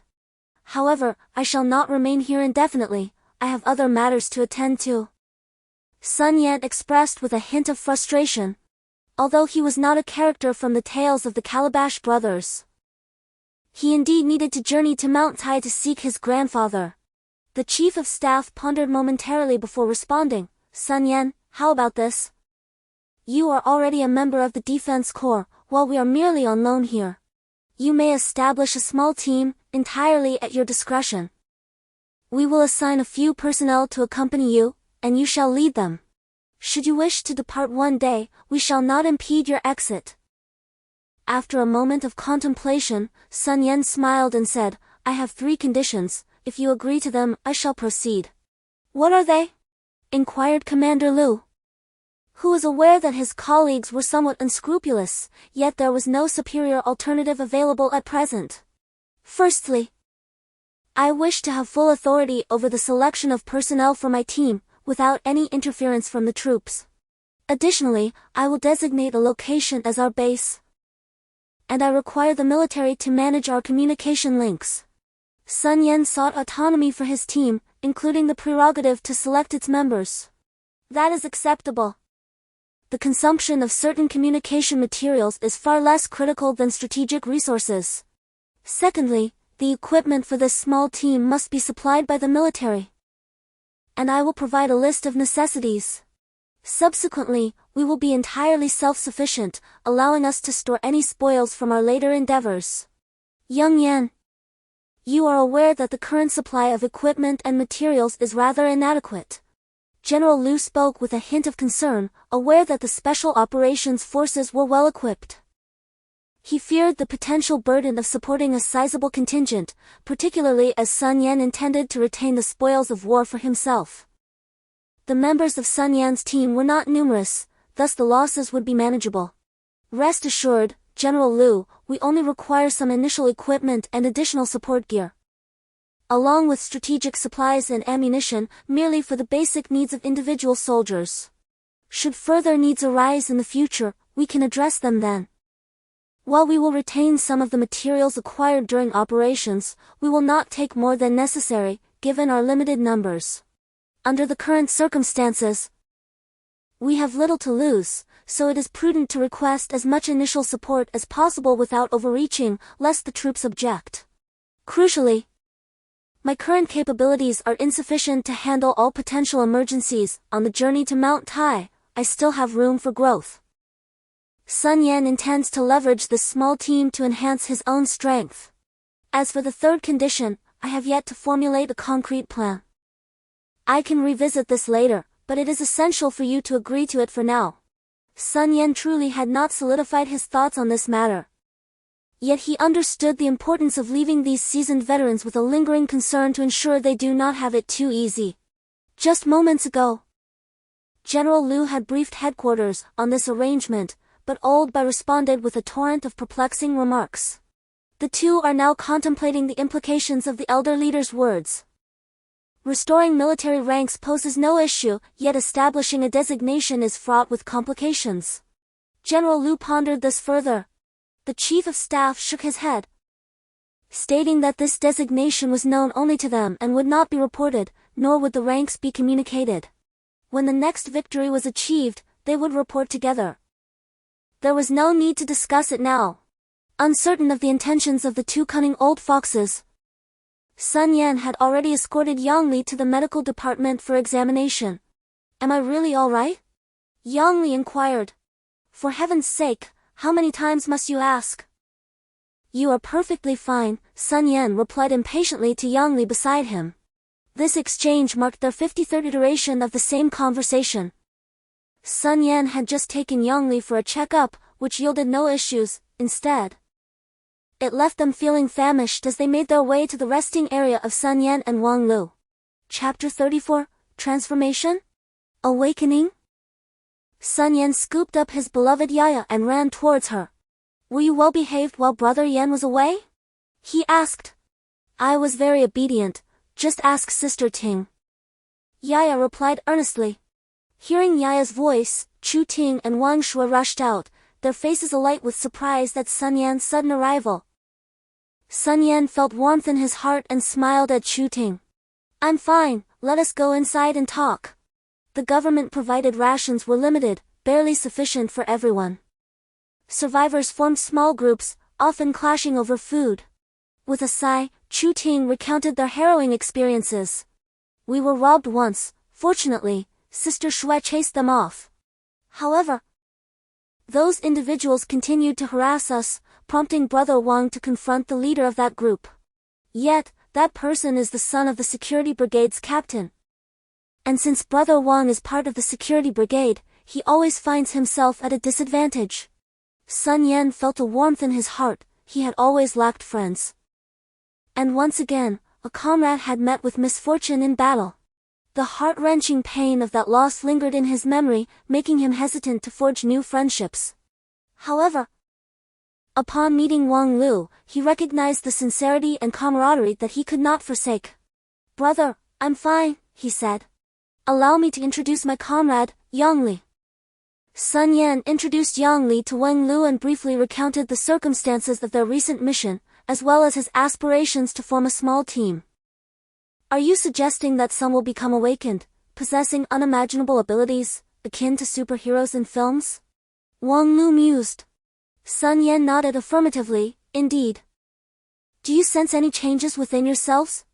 Wang Lu shook his head. "I feel no transformation, yet regardless of whether I awaken or not, I must be part of your team." Previously, Wang Lu had learned about the classifications within the martial arts realm, which are generally divided into several tiers: warrior, martial artist, master, grandmaster, and legend, each tier further classified into 3 levels: novice, intermediate, and advanced. It was apparent that Wang Lu had reached the level of a novice martial artist and was fully qualified to join the team. "By the way, brother, your sister-in-law, Li Shui, has also been exhibiting some changes lately," Wang Lu suddenly recalled. Li Shui nodded, taking up the conversation. "Sun Yan, I sense that my strength, speed, and reflexes have all improved, and my recovery abilities have also enhanced." Indeed, Li Shui had shared with me that I had taught her a few minor techniques. To my surprise, during the last incident, she managed to subdue several burly men with just a few deft moves. "What level is she at now?" Sun Yan inquired, somewhat astonished. "She is at the advanced warrior level, but she has yet to cultivate true energy, preventing her from advancing to the martial artist level," Wang Lu reflected.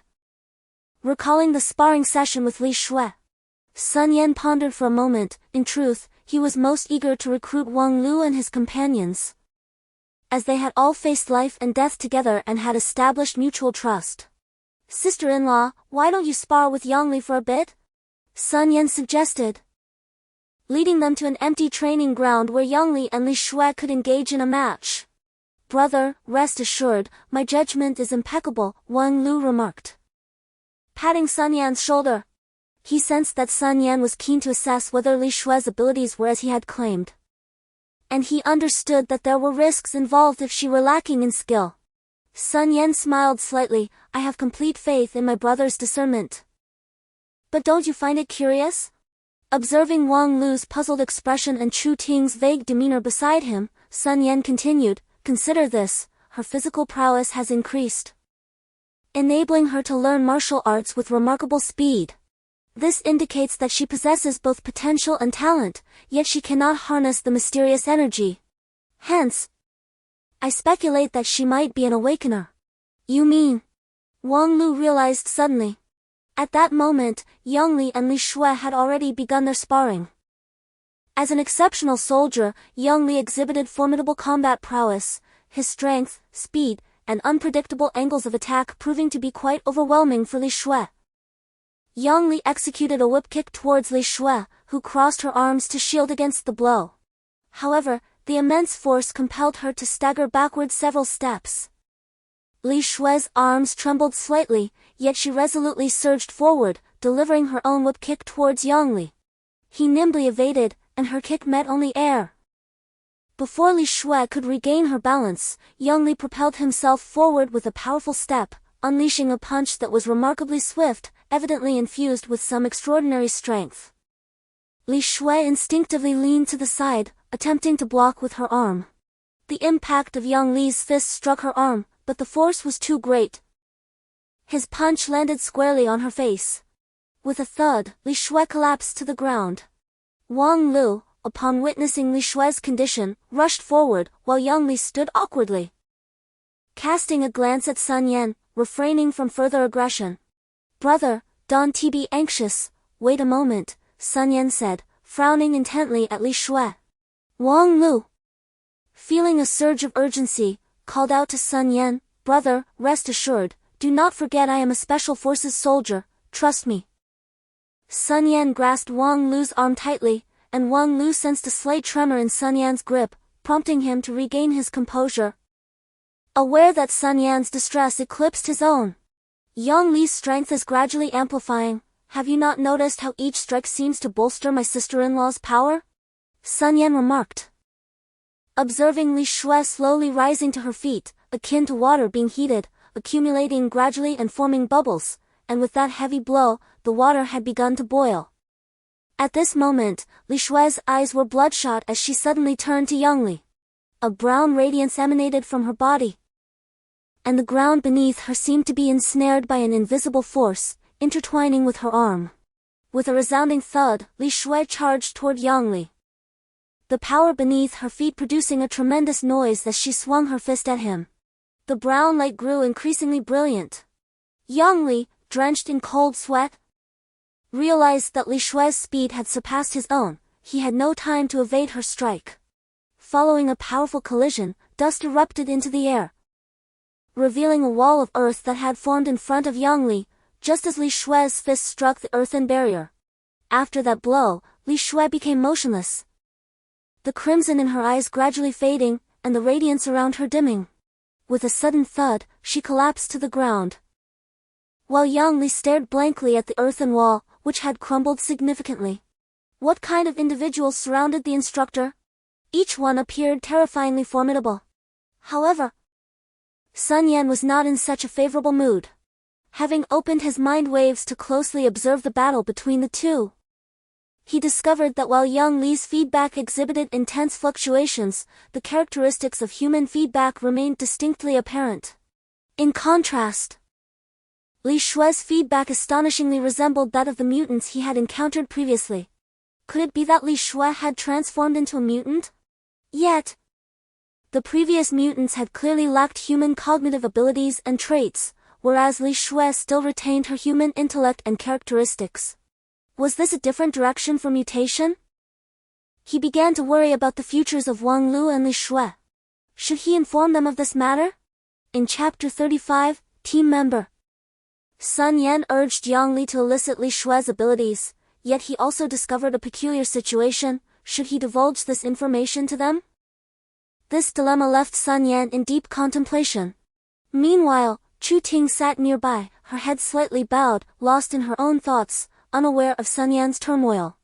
"Sun Yan." "Thank you," Li Shue's voice suddenly resonated from behind him. "Our little team is officially formed, right?" Sun Yan nodded in silence. "And what about Chu Ting?" Li Shue continued. "We all ventured out together and have developed certain abilities, yet she has not. Xiao Ting is a determined individual, she has always aimed to share some of your burdens." At this moment, Sun Yan finally recalled Chu Ting's presence. "Make sure to comfort her later. Absence makes the heart grow fonder," he remarked. Li Shue chuckled, gently patting Sun Yan's shoulder. Both she and Wang Lu sensed his preoccupation, yet they refrained from inquiring, knowing that he would share when he was ready. "Sister-in-law." Just as Li Shue was about to depart, Sun Yan suddenly called out to her. "What if one day you become different from us? I mean, what if?" "One day?" "I understand," Li Shue interjected, interrupting Sun Yan. "I have noticed some changes in myself, probably since I drank that bottle of water." "Huh? It's really nothing. I wish to be by his side, I do not wish to cause him harm. One day, if I were to inflict harm upon him." "What would you do, Sun Yan? You must have an answer in your heart, right?" Li Shue smiled as she spoke. Sun Yan raised his gaze to meet Li Shue's. Observing her as she smiled at Wang Lu inside the tent, a sight that was neither beautiful nor warm, but rather tinged with bitterness and helplessness. "What are you thinking?" Sun Yan replied with a faint smile, aware that it was Chu Ting who had spoken. It's nothing, merely contemplating the future. Sun Yan embraced Chu Ting beside him. Chu Ting, with a hint of gloom, expressed her desire to join the team. I realize I currently lack strength, but I want to be with you. You wouldn't abandon Yaya, so who would take care of her?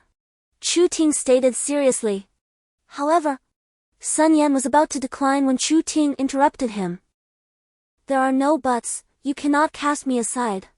I am capable of protecting myself. Sun Yan regarded Chu Ting's resolute expression and nodded.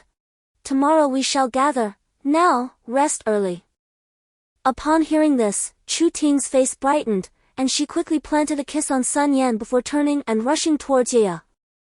Yaya looked at Chu Ting with a questioning gaze, and upon receiving a nod, joyfully leaped into Chu Ting's embrace. Sun Yan couldn't help but shake his head. Realizing that Yaya was also worried he might abandon her. Elder brother, you've come. Sun Yan noticed Wang Lu approaching and sighed, are you all here to comfort me? I'm fine. Pfft, who is here to comfort you? The matters that concern you are inescapable, Wang Lu scoffed at Sun Yan. Brother, with this team formed, we should not be merely a handful of us, right? Indeed, it is insufficient, however, the desire to gather a few individuals is fraught with apprehension. As we have not shared the trials of life and death together. Sun Yan nodded and exhaled a plume of smoke. Among us, I will not forsake anyone. Yet the safety of Chu Ting and Yaya remains uncertain. It is true that although the military has provided some support, we ultimately must rely on our own strength. However, do not fret, I sense that your abilities are merely at a nascent stage. Wang Lu clapped Sun Yan on the shoulder, expressing confidence in his potential for growth. In due time, you will be able to recruit at will, I shall safeguard our home, and with my wife and I, there will undoubtedly be no issues. The two engaged in conversation for quite some time, contemplating an uncertain future. Previously, life revolved around work, promotions, purchasing a home, and establishing a family. Ultimately, one would aspire to have children and lead a peaceful existence. Yet now, no one can ascertain whether they will awaken to another day, or find themselves confronted by ravenous mutants. Food and water have become essential commodities. While the government strives to maintain order, the duration of this stability remains a mystery. Gather together! Sun Yan called out to the crowd from the playground. Our small team is now officially established, comprising myself, Yang Li, Wang Lu, Li Shui, and Chu Ting. Addressing the assembled individuals, he noted with resignation the persistent refusals of Yaya standing aside, and we also have Yaya. At present, Wang Lu, Li Shui, Chu Ting, and Yaya possess abilities that are insufficiently developed, therefore, Yang Li will be responsible for their training. Sun Yan instructed Yang Li. Tailor your approach to each individual as you see fit. Understood, instructor. Due to Commander Lu's arrangements, the remaining troops had assembled. Sun Yan utilized his cerebral waves to conduct a scan, selecting 3 individuals based on the feedback received. These individuals, while not of the elite commando type, exhibited immense potential. Sun Yan was reluctant to take all the talented personnel from the unit, as it was plausible that a few might remain by his side in the future. Accompanied by the 3 selected individuals, Sun Yan made his way towards the assembly point, preparing to drive to the town to rendezvous with the battalion. Just as they stepped through the gate, Mayor Zhao approached with a group of people, appearing to have waited for quite some time. Mayor Zhao, have you been looking for me? Sun Yan inquired as he approached. Ah, little Yan. I've brought along a few individuals, perhaps you might find them useful for your team. Mayor Zhao replied with a jovial smile. Once your squad is established, you will be thrust into the most perilous situations, and I wish to lend a hand. Thank you. Mayor Zhao, Sun Yan responded warmly, though inwardly he cursed the mayor several times, realizing that this would render his role as an instructor somewhat futile. On the vehicle, Sun Yan began conversing with everyone. He contemplated assigning the 3 selected individuals to Yang Li, while the remaining 2 from the security regiment would accompany Wang Lu and Li Shui, thereby creating 2 operational groups that ensured both action and security, allowing him the freedom to maneuver. Little did anyone realize that this seemingly reluctant decision would pave the way for the future renown of two formidable organizations, the Black Blade and the Wolf Pack. Soon, Sun Yan led a few individuals to the small town. The area was heavily patrolled, and supplies had been loaded onto trucks. The survivors, after careful observation, found no significant issues and were now preparing to move to the assembly point for treatment. This small town had approximately 130 inhabitants, of which only 15 remained alive. Among these individuals, see if any catch your fancy. Yes, haha, splendid. I knew we were on the same wavelength. Upon hearing this, the third company commander was overjoyed, delivering a hearty punch to Sun Yan's shoulder. What shall we do next? We shall proceed further, Sun Yan indicated towards another nearby town. On the 36th page, titled Target Town, Sun Yan pointed to an area on the map. This town is situated in close proximity to Wushi and is the largest settlement in the vicinity. The town they currently occupied was more akin to a small village, with just over 100 residents. While this larger town boasted a population of around 20,000 and extensive land area. Is this place feasible? The third company commander expressed his concerns. The town's terrain was exceedingly intricate, filled with numerous factories and a rather mixed residential area. Do not worry, Commander. Once we secure this town, you will be able to undertake independent cleanup operations, Sun Yan confidently reassured him. The previous progress had been too slow, the search and combat had proven exceedingly perilous. Moreover, given the current circumstances, there was a significant likelihood of encountering unusual mutants, which could potentially lead to secondary casualties among both survivors and rescue personnel. The logistics of the military, as you are undoubtedly aware, necessitate a change in strategy in the absence of stable supplies. Moreover, the layout and structure of this town lend themselves well to our planned large-scale rescue operations. Sun Yan continued to expound on the merits of this location. Very well. I trust your judgment, the platoon leader replied, his conviction evident as he slammed his hand on the table and called out, all units, assemble. We depart for town 1020. The group followed the platoon to the very town Sun Yan had just indicated. Upon their arrival, Sun Yan and his companions swiftly disembarked from the vehicle to commence preparations for their equipment. This town spans a considerable area, and the primary reason for selecting it is the presence of two food factories, a pharmaceutical plant, and a hospital, places likely brimming with supplies. The military and government have been providing sustenance to the survivors. Although scarce, it suffices to keep hunger at bay during these dire times, when survival takes precedence over convenience. However, resources are inherently limited, and with the increasing number of rescued survivors, supplies will soon become critically insufficient. This town presents an ideal site for resupply. Sun Yan, along with a few others, had already infiltrated the development zone of the town, a region concentrated with factories. The rationale for choosing this area lies in the anticipated lower number of personnel and the abundance of resources. Furthermore, the overall topography of the development zone is relatively open, allowing Sun Yan to test his combat prowess. Previously, he had not fully harnessed the latent energy within him, often utilizing it only partially. After several encounters, he instructed his 5 companions, you will follow my lead. Once we arrive, Team 1 will proceed in tandem with Team 2 to conduct a thorough sweep as we discussed. Commander, are you not taking us with you? Inquired the acting captain of the first squad. I have trained you previously, now we embark on practical exercises. Remember, under no circumstances should you relax, and not a single person should be left behind, Sun Yan replied, patting his shoulder. Although Sun Yan understood that it would be nearly impossible to avoid casualties in this environment, every soldier harbored the hope that none of their comrades would fall. I shall grant you time to deliberate regarding your decision to join my team. Now, let us commence with the tactical arrangements. I will draw away the majority of the mutants, and then the first squad will proceed to carry out the cleanup. Do you comprehend? Sun Yan pointed towards the 3 factories ahead, declaring, "This is my objective, I will tackle them sequentially, starting with the first. The time spent here will be your period of consideration." "Commander, this is far too perilous," the acting captain of the first squad exclaimed anxiously. He had fought alongside Sun Yan previously and, while he admired Sun Yan's capabilities, he was skeptical that one person could confront so many mutants. Sun Yan merely smiled, maintaining his silence as he adjusted his gear and rose to head towards the first factory. With his ascent, the three individuals selected by Sun Yan prepared to follow him. Observing Sun Yan's unyielding demeanor, the others momentarily stiffened, sensing the formidable aura he exuded.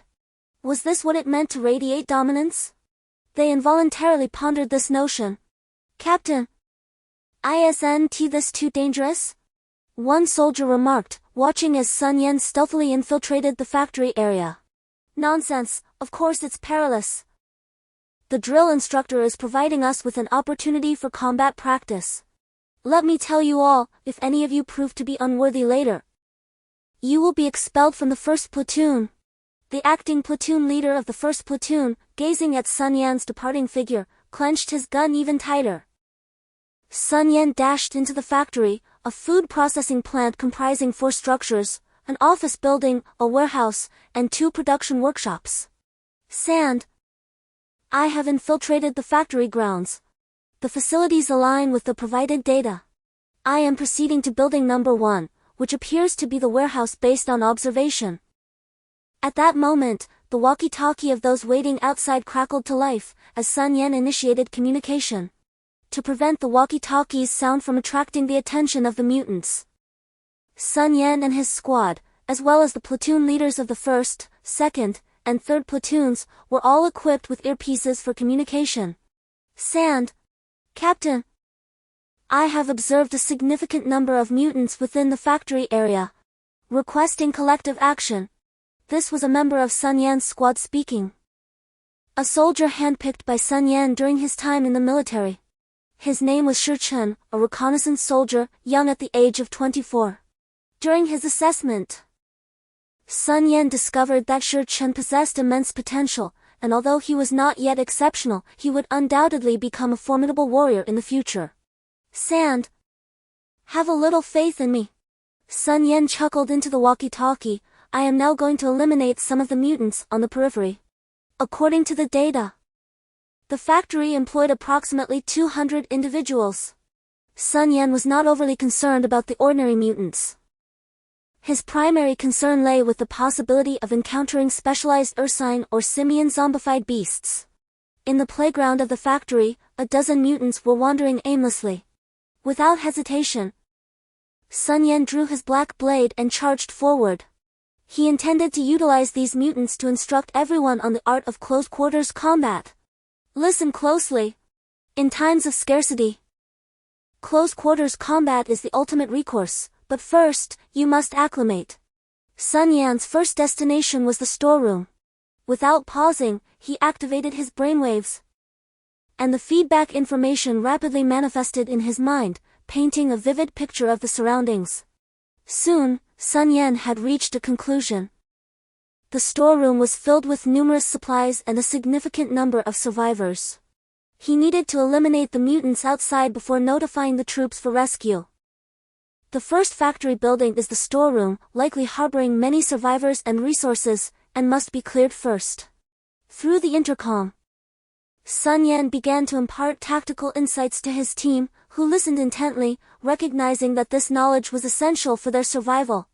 Meanwhile, Sun Yan was risking his life to demonstrate and explain, with no opportunity for a second chance or training. This was a singular moment. The members, on the periphery, closely monitored Sun Yan's movements, not daring to relax. The team leader asked in a grave tone, "Instructor, wouldn't a direct rescue be too perilous? If there are mutants inside, combined with those outside, it would mean certain death." Sun Yan smiled faintly, aware that the team leader was beginning to enter a tactical mindset. With a little more guidance, he would fully grasp the principles of special operations strategy. At this moment, Sun Yan had already moved away from the first factory building and continued, "You are indeed correct, it is exceedingly perilous. However, from where does this danger emanate? What is the primary objective? Our task force consists of 10 individuals, and even if the workers here comprise only half, there are still around 100 of them.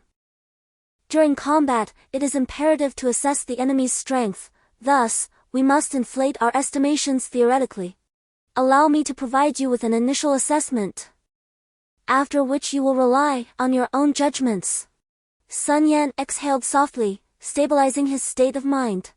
The enemy forces were fully staffed at 200 personnel, with a 60 mutation rate due to unforeseen circumstances, and an additional 20 mutation following casualties. After a 10 upward adjustment, the estimated number of adversaries stands at approximately 180. He gestured towards several factory buildings, indicating that should there be survivors to rescue, it would be essential to clear a relatively safe area for ingress and egress. A location must be chosen that is both reasonable and defensible, ideally one with a simple terrain to facilitate protection. Sun Yan then darted toward a lurking mutant within the factory area and swiftly approached from behind. With a flash of his black blade, he severed the head of the mutant, which fell to the ground with a thud. The surrounding mutants, startled, roared and turned to charge at Sun Yan. The office building, with several mutants, lunged towards Sun Yan. He swiftly drew the short baton from his waist, which had been replaced with a military-grade anti-explosive version, characterized by its hook-like design and a lateral grip along its side. Sun Yan positioned the baton to block one mutant while delivering a powerful kick to another, sending it flying. As he wielded his dagger with dexterity, the arms of the restrained mutant fell limply. The speed and strength of these mutants reached the limits of ordinary humans, necessitating utmost vigilance and effort in every encounter.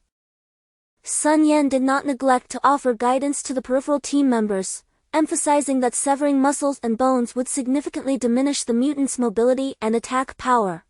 With fluid motions, Sun Yan struck out with his dagger, methodically severing the mutants' muscles while providing detailed demonstrations. Ultimately, with a decisive cut, he decapitated one, delivering the most lethal blow by completely disconnecting the brain's control. His explanations were swift, and the surrounding team members remained utterly silent, absorbing every word. The time had come to conclude the battle.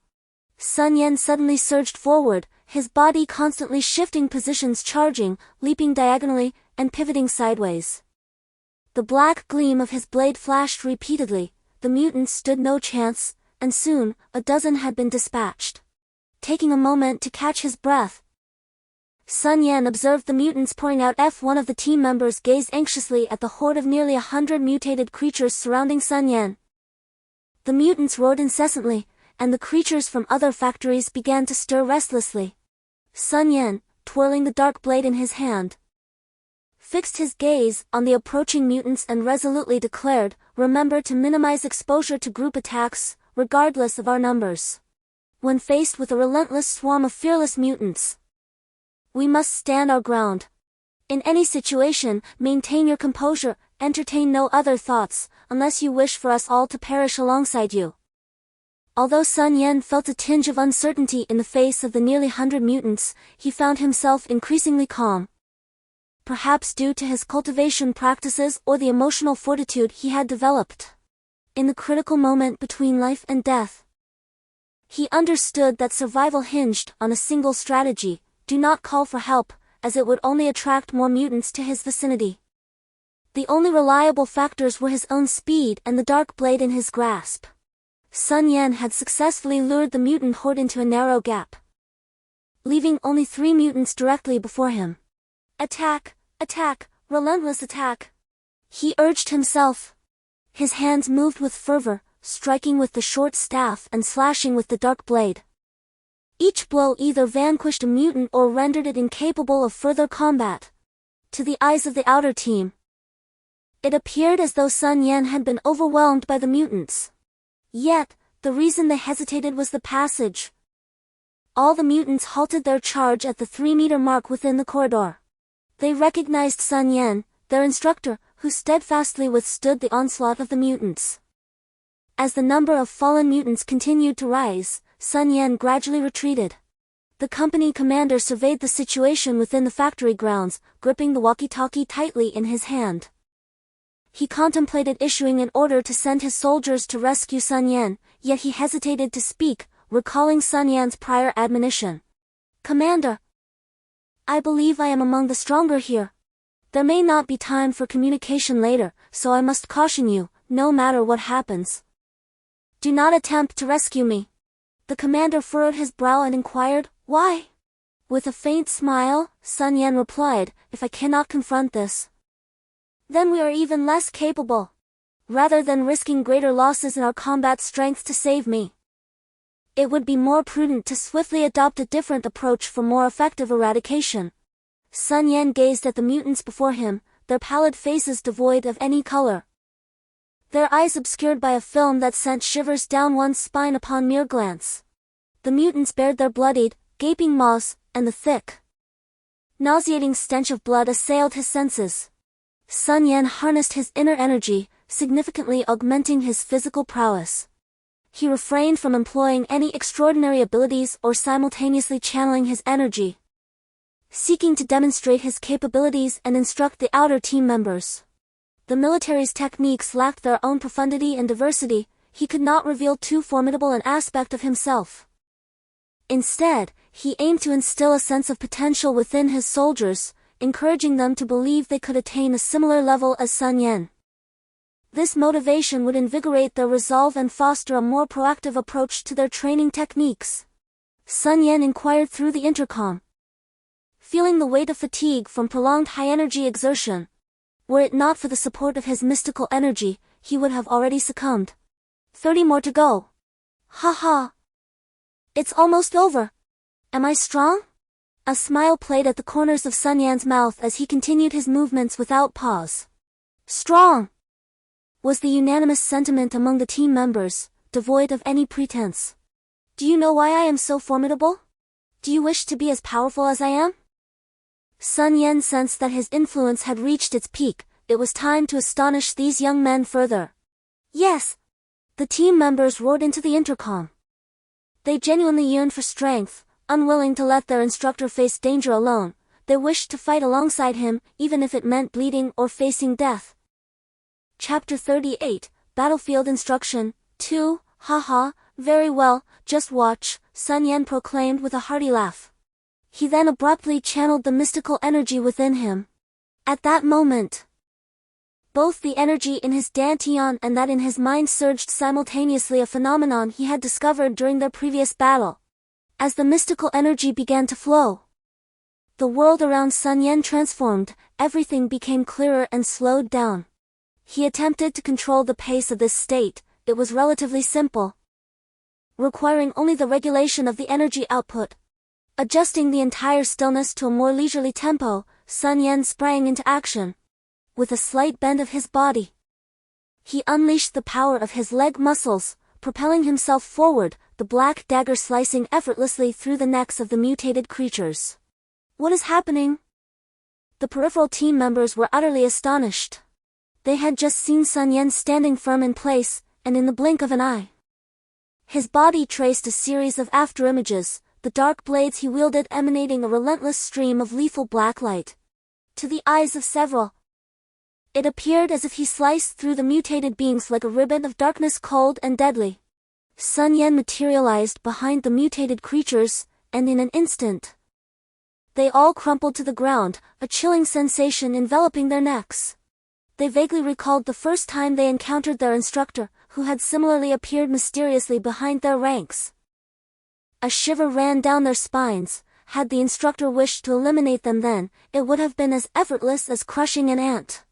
The art of movement, Sun Yan coldly remarked, casting a glance at the positions of his team members. At this moment, he had ceased the expenditure of his profound energy, and the surroundings returned to their normal state. Practice the techniques within the unit diligently.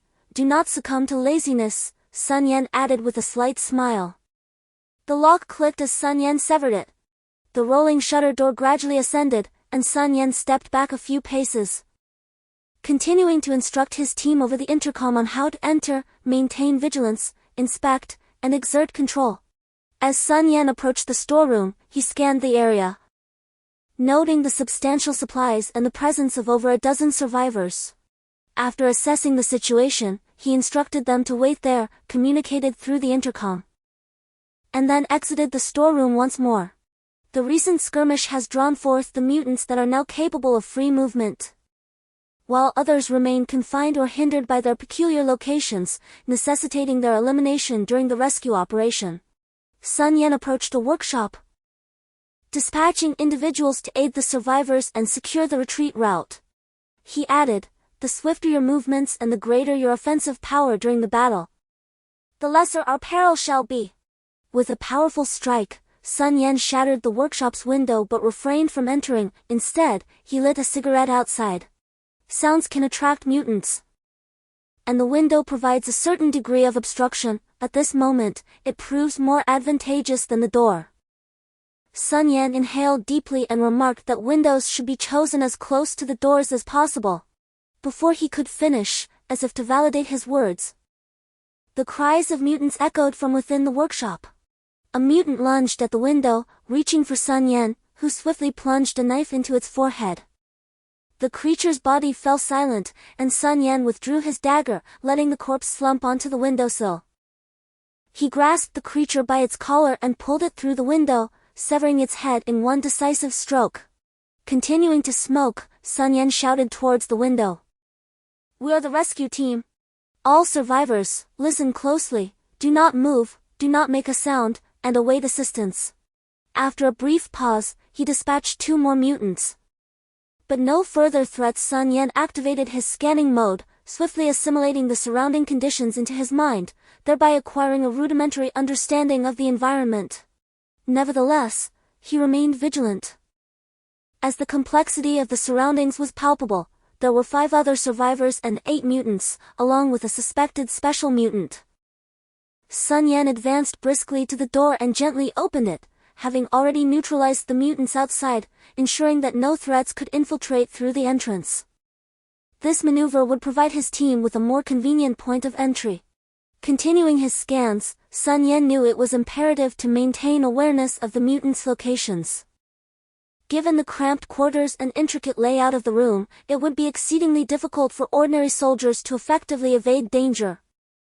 Although the enhanced scanning technology was akin to an additional set of wings for him, allowing Sun Yan to navigate the situation with ease, he recognized the necessity of imparting more knowledge to his comrades. At this juncture, his teammates had caught up with him, prompting Sun Yan to kneel and open the door. With 2 precise shots echoing in the air, he executed a roll into the room. In that fleeting moment of gunfire, he had already discerned the interior, a confined space hosting only 2 mutants. Now inside, he surveyed the area, his handgun at the ready, and observed that the 2 mutants lay lifeless on the ground, their foreheads pierced. Remember, the pace of advancement quickened, and soon they would reach the largest chamber, presumably the site of production. The expansive environment was partitioned into 2 sections. The innermost area housed the survivors, while the outer region contained the remaining 6 mutants. Sun Yan drew his pistol, assuming a defensive posture, and instructed his team members to proceed with caution. As the door creaked open, a ferocious roar erupted, and the mutants lunged towards Sun Yan and his team. The sound of gunfire rang out, bang, bang, and one by one, the mutants fell. Who fired the first shot? Such swift reflexes sparked curiosity among the group. Have you all become complacent? Sun Yan's cold voice pierced through the air. Vigilance must be maintained at all times. Had they hesitated even a moment longer, the mutants would have descended upon them, and the comrades before them might have perished. Moving to the next chamber, Sun Yan led the team to the door, instructing a few to remain at the rear. The door swung open with a click, revealing several black gun barrels aimed inside. Observing the situation within, none dared to pull the trigger, for the team members realized that those inside were survivors. Sun Yan sought to remind his comrades to remain alert. This time, their reactions were commendable. They had swiftly grasped the situation. Stay observant and vigilant, he advised, patting a few on the shoulder. Chapter 39, Battlefield Instruction 3. In this era of apocalyptic upheaval, Sun Yan yearned to locate his grandfather and ascertain the truth. However, his current capabilities were insufficient for a direct search. As a former soldier, he couldn't bear to witness the gradual sacrifice of his fellow comrades. When he initially joined their ranks, Sun Yan never intended to assimilate. His life had always been solitary, his grandfather his only companion. In the military, he was a constant source of contention, quickly becoming the most unruly member, his reclusive nature causing him to defy authority. Yet, even so, his few merits were recognized by the instructor and the veteran company commander. They nurtured him, encouraged him, celebrated his birthday, and trained alongside him. Imperceptibly, Sun Yan had integrated into the team, a fact he remained unaware of. During an exercise, Sun Yan's company, acting as the Red Force, was decimated by a specialized Blue Force unit. Following the veteran company commander's orders, he remained in hiding, even after losing contact with his unit. He continued to lie low until he overheard a conversation between several Blue Force soldiers. Sun Yan wasn't afraid of others discovering his special abilities, but he wanted to provide these soldiers with a direction, an attainable goal. As the cleanup and rescue operations progressed, the soldiers grew more proficient. Soon, Sun Yan and his team arrived at the final room where the unique mutant resided. With bated breath, the squad stood poised beyond the threshold, primed to breach the barricade. Sun Yan, however, withheld his intentions, his gaze fixated on the internal tableau revealed by his scans. The mutated entity within had sensed their approach, its form slowly pivoting to confront the impending threat. A resounding crash heralded the door's forceful surrender, and in that instant, the squad unleashed a barrage of gunfire upon the grotesque figure. Sun Yan, channeling his inner energies, stood ready to intervene. His eyes narrowed upon the diminutive stature and slender limbs of the mutated creature. A piercing shriek, born of rage and defiance, shattered the tense silence as the entity launched itself toward the intruders. Its forelimbs, adorned with 10 obsidian claws of formidable sharpness, slashed through the air in a frenzied assault.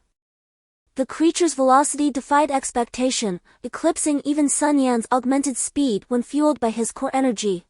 Though the initial volley had drawn ichor, the subsequent hail of bullets proved futile, their trajectories missing their mark. Just as Sun Yan prepared to lend his aid, a spontaneous shift occurred within the squad's formation. Instinctively, they transitioned from direct fire to a web of intersecting trajectories, their concerted assault finally finding purchase upon the mutant's flesh. The ordeal had been an exercise in sheer terror, an ultimate test of their relentless self-improvement. Without command or prompting, the squad had seamlessly adapted, assuming the most efficacious battle stance with uncanny synchronicity. As the mutated form plummeted to the ground, riddled with projectiles, Sun Yan recognized the culmination of their training. They had proven their mettle. The mutant, immobilized by the relentless barrage of bullets, was struck repeatedly on its head. This particular mutant appeared to be of a special variant, possessing formidable defenses, rendering its body nearly impervious to penetration. Even its head was only shattered after sustained fire under suppression. Instructor, the situation unfolded too suddenly, we truly had no choice. Resulting in a significant waste of ammunition, a few team members hastily explained to Sun Yan once the mutant was neutralized, their thoughts finally shifting to the matter of their dwindling supplies. Proceed to the next factory, and you shall lead Team 2. Remember to instruct them well, Sun Yan instructed, glancing at the 5 members of Team 1. The rest of you, follow me to the office building. Having mastered specialized combat tactics, Sun Yan intended to guide the remaining 5 in the practice of close-quarters combat. As before, he shattered the nearest glass panel of a door, ensuring the area was secure before entering the room. The office building, comprising 3 floors, housed a guard station on the ground level, alongside several offices, a dining area, and a kitchen. Upon scanning the surroundings, Sun Yan discovered a group of survivors on the 3rd floor, with scattered provisions of vegetables and water nearby. Meanwhile, The second floor contained a few rooms occupied by mutants, approximately 10 in number, but none were of the special variant. We shall advance and clear the area utilizing close quarters combat as much as possible. However, we must remain vigilant for the possibility of encountering special mutants. Therefore, it is prudent to maintain at least 2 escape routes, Sun Yan declared, instructing his team to open the main door and the windows of the dining area. Upon discovering the presence of special mutants, an immediate retreat was ordered, while the 3 teams on the periphery were instructed to prepare for fire support. Sun Yan. While elucidating the situation, led a few individuals upstairs. Instructor, aren't we going to clear out those rooms downstairs? One team member inquired, glancing at Sun Yan, who was advancing towards the interior. The rooms are left for fire clearance, and you must inform the fire support teams of your designated evacuation routes, Sun Yan replied, continuing his ascent.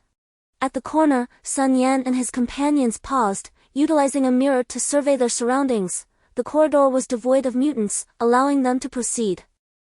There should be a few mutants inside. Under normal circumstances, we would not breach the doors for clearance, but I will make an exception for your practice, Sun Yan informed them. Nodding in acknowledgement, Sun Yan advanced into the corridor and approached a room situate with a fierce roar. 5 team members charged forth, their bayonets relentlessly slicing through the terrifying yet feeble mutants.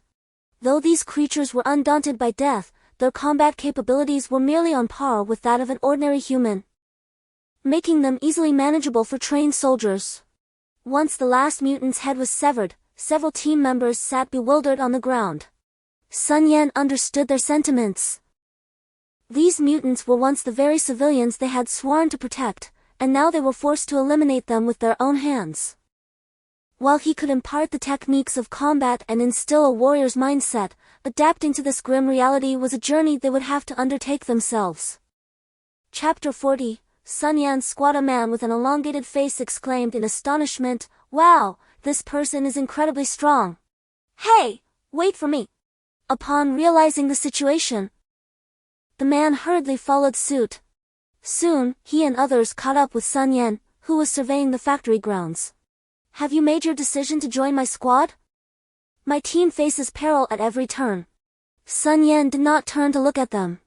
Zhao Tian, Wang Erge, and Song Chunwen straightforwardly introduced themselves. Sun Yan cast a glance at them, noting Zhao Tian's imposing stature clad in combat attire, his eyes sparkling with determination, exuding an overwhelming aura. Wang Ergu possessed a well-proportioned physique. Sun Yan had already assessed his exceptional endurance. In contrast, Song Chunwen appeared scholarly and frail, yet his explosive power was unsurpassed. "You are impressive. I, Li Long, will follow you. He, since everyone is joining, I will too. Call me Zhao Lian, just Lian Dao will suffice." At this moment, 2 other voices emerged. Sun Yan turned his head to glance, recognizing the deep, resonant voice of Li Long, a man whose physique surpassed even that of Zhao Tian. Beside him stood Li Lian, slightly leaner in build but possessing a demeanor that would evoke discomfort in any ordinary person. Sun Yan realized that his small team had indeed coalesced. With a surge of strength in his legs, he vaulted over the fence into the second factory area, charging towards the aberrations within. As his inner energy surged, he commenced his deadly onslaught. At that instant, Li Long had already dashed to his side, brandishing a fire axe that he swung to cleave a mutant in 2. In a fluid motion, he drew another fire axe from behind his waist, now wielding it in his left hand. Sun Yan was momentarily taken aback. The instructor, accompanied by his team, proceeded towards the second warehouse, the cleansing operation continuing unabated. "Very well, let us press on," the commander affirmed. "Sir, there is another matter. The instructor has instructed us to rotate with other companies. The specifics are to be determined by the commander." "Understood. I will deliberate and arrange for the other companies to proceed." As Sun Yan and his comrades engaged in the extermination of mutants within the factory, the third company commander had already relayed the situation. At that juncture, they found themselves cornered by the mutants, trapped between the 2 warehouses. However, it would be more accurate to say that they had been lured into this predicament. Li Long, with his dual axes, forged a path ahead, while Zhao Lian, wielding two scythes, provided rapid support, his movements exceedingly agile. The three soldiers had their bayonets fixed, engaging the mutated assailants with measured precision. This particular breed of mutant was evidently far more numerous than those previously vanquished by Sun Yan. Since the onset of the skirmish, they had not discharged a single round. It was a battle of blades. Sun Yan observed as his companion's stamina was gradually depleted, clutching his black blade, silently watching their struggle and ever prepared to lend support. Zhao Lian was the first to falter, his body momentarily hesitating, but he quickly resumed his swift strikes. Sun Yan, having long since cast aside his earlier wariness, regarded Zhao Lian with astonishment. At that moment, Sun Yan dashed towards him, his black blade slicing through the air, bringing down a mutant. Zhao Lian's complexion shifted drastically as he retreated with urgency. Sun Yan noticed his eyes were a vivid crimson, and a cerulean whirlwind encircled his form. This was reminiscent of Yang Li's awakening of his powers, prompting Sun Yan to step in and take Zhao Lian's place. With Sun Yan's presence, the pace of eliminating the mutants accelerated, and soon all were dispatched. Sun Yan then led his comrades towards the approaching team members. What happened to the instructor? One of the squad leaders inquired anxiously as he spotted Sun Yan and his companions, one of whom was a tall, robust man carrying another individual. Sun Yan watched as the team members escorted the unconscious Zhao Lian away from the factory premises, a sigh of relief escaping him. Despite Zhao Lian's rather unappealing appearance, his talent and potential were exceptional. It had not been long since the awakening of his powers began. Sun Yan pondered what abilities Zhao Lian had manifested this time as he turned back towards a workshop within the factory. Sun Yan and his companions arrived before a factory building, just as he was about to initiate a scan. The shuttered door of the warehouse was violently shattered by an immense force. Startled, several individuals jumped back, while Sun Yan hastily commenced his scanning. Suddenly, his expression shifted dramatically. He bellowed loudly, swiftly augmenting his maximum strength. The black blade in his hand was infused with a substantial amount of mysterious energy as he lunged fiercely towards the shattered shutter door. With a resounding crash, the two forces collided violently. A powerful gust of wind surged outward, impacting both parties. Sun Yan's body was involuntarily propelled backward, while the mutant creature within the factory was only slightly hindered in its momentum. Following the backward force, Sun Yan executed a roll and landed on the ground. Meanwhile, chaos erupted among the others as they were knocked over by the shockwave. As several of them scrambled to regain their footing, Li Long muttered under his breath, "Damn it!" before charging recklessly towards the shutter door. At that moment, the shutter had been torn apart by the formidable mutant, which held each half in its hands while roaring defiantly towards the sky.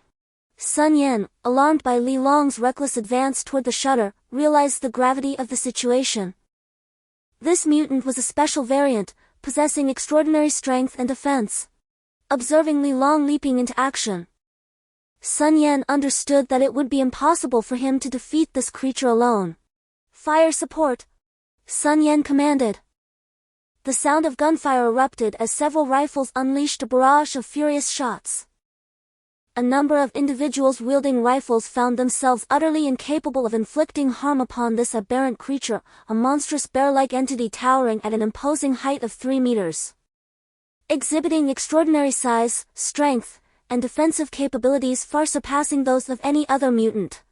In that moment, Li Long had already dashed to the forefront of this mutant, where he exerted tremendous force through his legs, propelling his body into the air as he spun 2 fire axes with fervor, bringing them down fiercely upon the creature's head. Chapter 41, 2 awakened beings. With a resounding thud, Li Long's axes struck the skull of the bear-like mutant. To Sun Yan's astonishment, Li Long had actually cleaved through the creature's skin, although his attack was ultimately halted by the bony structure beneath. This ordinary man had managed to inflict injury upon the formidable beast.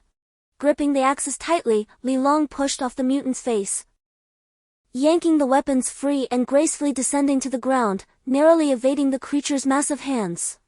Witnessing the efficacy of Li Long's axes against the mutant's defenses, Sun Yan, in a sudden flash of inspiration, shouted urgently, "Li Long, sever its legs."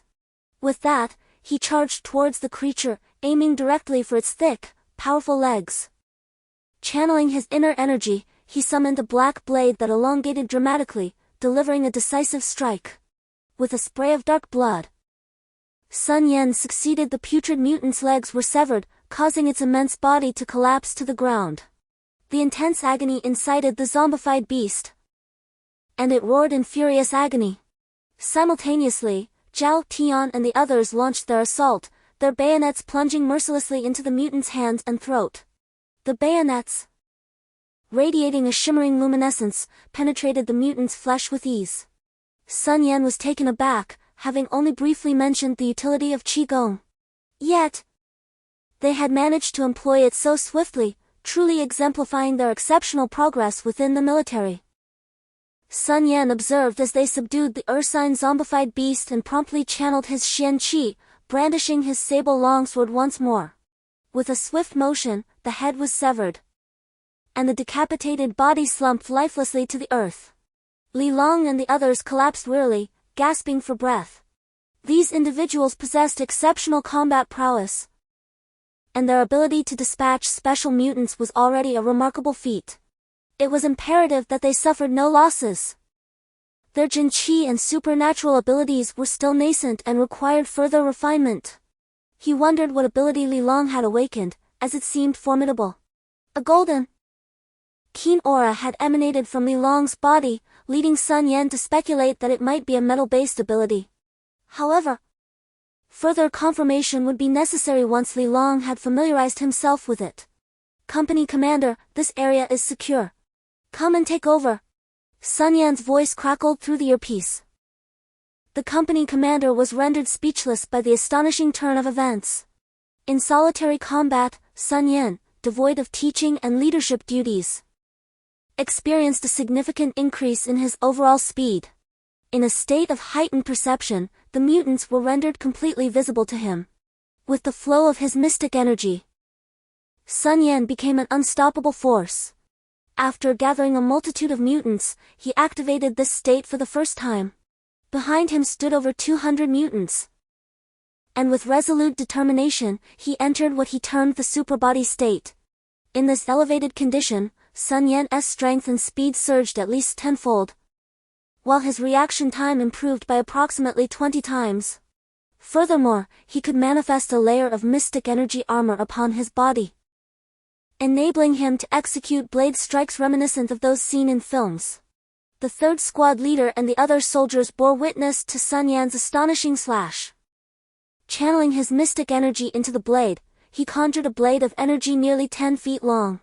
As he swung, a crescent-shaped black blade of energy shot forth, aimed at the mutants behind him. This black crescent was composed of mystic energy, and it was Sun Yan's inaugural use of this technique. He was eager to gauge its potency. He sensed that this strike consumed 1/3 of his mystic energy, and coupled with the activation of the superbody state, it amounted to nearly half of his total reserves. This implied he could only execute the strike twice. The black blade of energy swiftly traversed through L as Sun Yan contemplated. While sensing the mystical energy coursing through his body, he realized that during his recent strike, the energy emanating from his heart had been excessively depleted. Was it possible that the blade's aura was primarily generated from the mystical energy at the heart? If so, could it be that each region of mystical energy possessed its own unique function? At this moment, Sun Yan had taken a moment to rest, observing the soldiers gradually regaining their composure as they rushed over to handle the less formidable half-mutants. The third squad leader, somewhat stammering, approached Sun Yan and inquired, What just happened?" In addition to those dealing with the mutants, several other teams were sprinting towards nearby factories, as numerous threats had been neutralized by Sun Yan, significantly reducing the danger and presenting an opportune moment for rescue. Sun Yan replied to the squad leader, "It is merely one of my abilities. Are you also an awakened?" he asked. Pretty much, Sun Yan nodded in affirmation. The squad leader regarded him thoughtfully before producing a cigarette and offering it to Sun Yan. Instructor, how many times can you use that ability, and what is its range? Ha, I know what you're thinking, Sun Yan retorted, accepting the cigarette and casting a disdainful glance at the squad leader. I was just considering that, and while I can still summon it, I could manage only 2 more uses. Clearing an entire town would be quite the challenge.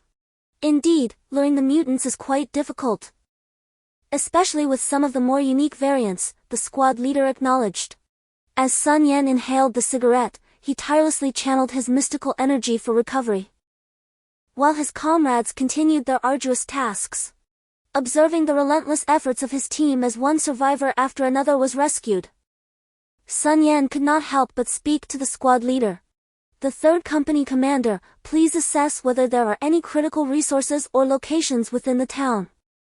We should first secure a relatively safe area before proceeding with the rescue operations, as the brothers also require rest. The third company commander quickly responded, Instructor, there happens to be a place that fits your description. He promptly called for a map, and Sun Yan leaned in to examine the area marked by the third company commander. This region contained several large supermarkets and numerous residential areas, with a well-planned urban layout, making it an ideal safe zone for regrouping. However, there was a significant concern: a larger population would inevitably attract more mutants. After reviewing the few marked locations, Sun Yan pointed out 3 sites. We should establish defensive positions at these 3 locations. I will enter to draw the mutants toward this area, and then I will address the situation here. Sun Yan indicated a spot situated between 2 tall buildings, which were narrower than their current position. While the defensive positions were sound, the site he indicated was somewhat distant. The third company commander frowned, fully aware of Sun Yan's intentions. Attracting mutants would undoubtedly result in a considerable number, and if their positions were too close, a failure in clearing them could quickly lead to an assault. Conversely, while a greater distance would enhance troop safety, it would significantly elevate Sun Yan's risk, as he would be unable to guarantee rapid support due to the distance. This approach is unfeasible. Let us contemplate alternative strategies. The third company commander promptly rejected the idea without hesitation. Sun Yan smiled faintly and remarked, Company commander, I have other matters to attend to. I would never jest with my own life. Without allowing the company commander a moment to respond, he approached the military vehicle and replenished his ammunition, additionally acquiring a rifle. No, I cannot agree to this. This operation is cancelled, the company commander hastily interjected, trying to halt him. Chapter 42, Blade Aura. Sun Yan had already ventured into the city, traversing areas rife with numerous mutants. He paid little heed to them, merely neutralizing those who carelessly charged at him. His goal was to reach the largest supermarket in the vicinity, intending to draw all the mutants in the area toward him. He understood the company commander's well-meaning attempts to stop him. This mission was undeniably perilous. Yet, he felt a compelling need to grow stronger, to engage in combat. Through several encounters, he had noticed that his inner energy, or xuanqi, increased after each battle. He had considered that perhaps constant practice, rather than combat, could also enhance his xuanqi. However, he deemed wastefulness to be disgraceful. It was far better to engage in something worthwhile. When Sun Yan utilized the blade aura, he was in a state of superphysicality. Yet, he pondered whether the blade aura could only be employed in this state. Moreover, he observed that the consumption of xuanqi from his heart increased while using the blade aura. Was it conceivable to use it independently? If so, his duration of sustained combat could be significantly extended. Sun Yan resolved to experiment with this possibility shortly. As Sun Yan heard this, he nearly burst into laughter. Just moments ago, while he was with the company commander, he whimsically rendered a military salute. Unexpectedly, the energies from his heart and dantian began to circulate autonomously. In that instant, Sun Yan perceived the company commander as a mere child, while he himself transformed into a ravenous Tyrannosaurus Rex. Most intriguingly, in this state, Sun Yan could not restrain himself from uttering to the commander, "Comrade, refrain from further discussion, let us execute the plan. If you persist in obstruction, I shall take a lap." Although his tone was stern, it was indeed a jest. Ordinarily, such remarks would elicit no concern. However, to his astonishment, the company commander was reduced to tears. Realizing he had caused an uproar, Sun Yan swiftly departed as the surrounding soldiers turned their gazes upon them. Without uttering another word, he promptly executed a strategic retreat, vanishing in an instant, which led to the commander's continuous tirade over the radio. This situation, however, raised an intriguing question: could the independent operation of these two energies yield an additional ability? It warranted further experimentation. Soon, after consuming his individual ration, Sun Yan picked up his firearm anew. He returned to the street, resuming his journey toward the target supermarket. The thoroughfare was far from desolate, rather, it was teeming with individuals, nay, an abundance of mutants loitering. With a swift kick, Sun Yan sent the bisected mutant sprawling across the ground. Its lower torso a macabre display of tattered flesh clinging precariously to bone, marred by savage bite marks. Muscles, nearly severed, hung by mere threads of skin. A gruesome testament to the horrors endured. Drawing his obsidian blade, Sun Yan knelt beside the fallen creature and, with a decisive thrust, plunged the weapon into its skull. He watched as the mutant's movements gradually ceased. Retrieving his blade, he advanced towards the next abomination, delivering a similar, albeit shallower, strike. Soon, a cluster of mutants lay lifeless, each felled by Sun Yan's precise and fatal blows. "Initial tests suggest the thalamus is the key control center," Sun Yan murmured, examining the dissected craniums. "Destruction of the thalamus effectively neutralizes these creatures. I'll relay this information to the higher-ups for further investigation." Following the map's guidance, Sun Yan finally located the supermarket. Positioned in a building across the street, he observed the scene from a third-story window. A single gunshot fired towards the entrance had triggered a swarm of mutants to pour out, eliciting a cold sweat on Sun Yan's brow. Consulting the map once more, he abandoned any notion of resupplying at this location. The sheer number of mutants milling outside was an insurmountable obstacle. He divided the city into 4 quadrants, labeling them 1 through 4, with his current location designated as Sector 1. His current objective is to lure a significant number of mutants away from Area 1, thereby providing the trio with a relatively secure zone for their operations. Sun Yan gazed at the map, meticulously plotting various routes, only to dismiss them one by one. The retreat path was too lengthy, that one was too close to Area 1. With a sharp slap, Sun Yan closed the map and spat vehemently. It was now or never. The only viable strategy was to proceed step by step. Having rejected countless plans, he found himself utterly exasperated.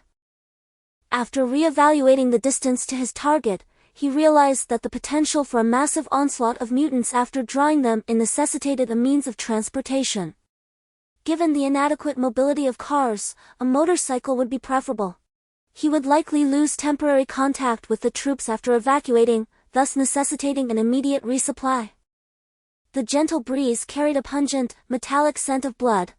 A pink electric scooter appeared on the street, its rider fully equipped, a rifle occasionally spitting fire. The sharp crack of gunfire drawing the mutants' attention. Behind him trailed an uncountable horde of mutants. Indeed, it was Sun Yan. He had left the supermarket and replenished his supplies at nearby grocery stores, and to his delight, he stumbled upon a delicatessen while searching for the pink electric scooter. Now, he resembled a deliverman, riding a pink electric scooter with a backpack brimming with food and water, continuously firing his weapon to entice the mutants in pursuit. Roar! Indeed, the aura of the blade. Before taking action, Sun Yan had experimented several times with the technique of channeling energy to unleash a blade-like force from his heart. And to his surprise, he succeeded. Although the power of this energy blade was not as formidable as the black energy, it was sufficient to break through an unformed encirclement. Utilizing this energy blade, Sun Yan managed to break free from the encirclement, and now he found himself on the outskirts of Area 1, poised to complete his mission. Suddenly, as he burst forth from the mutated being's encirclement, his electric scooter emitted a soft, disgruntled hum before falling silent. Cursing under his breath, Sun Yan was dismayed to discover that the scooter had run out of battery at such a critical moment. Without hesitation, he swiftly propelled himself forward, pedaling furiously. Ultimately, he maintained his speed and surged out of the encirclement, with the mutated beings hot on his heels. As he pedaled his pink scooter towards the final destination of Area 2. Chapter 43, Arrival at the Area. Sun Yan, where the hell are you now? The voice of the squad leader crackled through his earpiece. Ever since Sun Yan had begun firing to divert the mutated beings, the squad leader had ceased his furious tirade over the radio. Panting heavily, Sun Yan continued to pedal fiercely on the pink electric scooter while being pursued by the mutated beings. I'm fine. Squad leader, I'm clearing Area 1. Where are you? He gasped. I'm drawing away the mutated beings, heading towards the designated location in Area 2. At that moment, a mutant leaped down from above, and Sun Yan gazed upon it, realizing it was a peculiar monkey-like aberration lunging towards him. Its face was a grotesque amalgamation of flesh and blood, while its limbs exhibited extraordinary agility. Its fingers and toes were adorned with dark, razor-sharp talons capable of easily piercing through walls, allowing it to maneuver adeptly along surfaces. Without hesitation, Sun Yan abandoned his vehicle, swiftly evading to the side. With a resounding crash, the mutant successfully assaulted his pink electric scooter. Sun Yan drew his firearm and commenced shooting, his marksmanship remarkably proficient. Despite landing several shots that temporarily repelled the creature, he inflicted no substantial damage. As he beheld the howling horde of mutants charging towards him, he turned and fled without a moment's pause. He had not anticipated such a sudden ambush by a unique mutant just as he neared his target area. Yet it appeared this aberration possessed not only remarkable speed but also the ability to cling to structures. Third squad leader, I am under attack by a monkey-like corpse beast. This mutant exhibits formidable climbing capabilities. We must exercise caution in the ensuing combat within the district. Are you unharmed?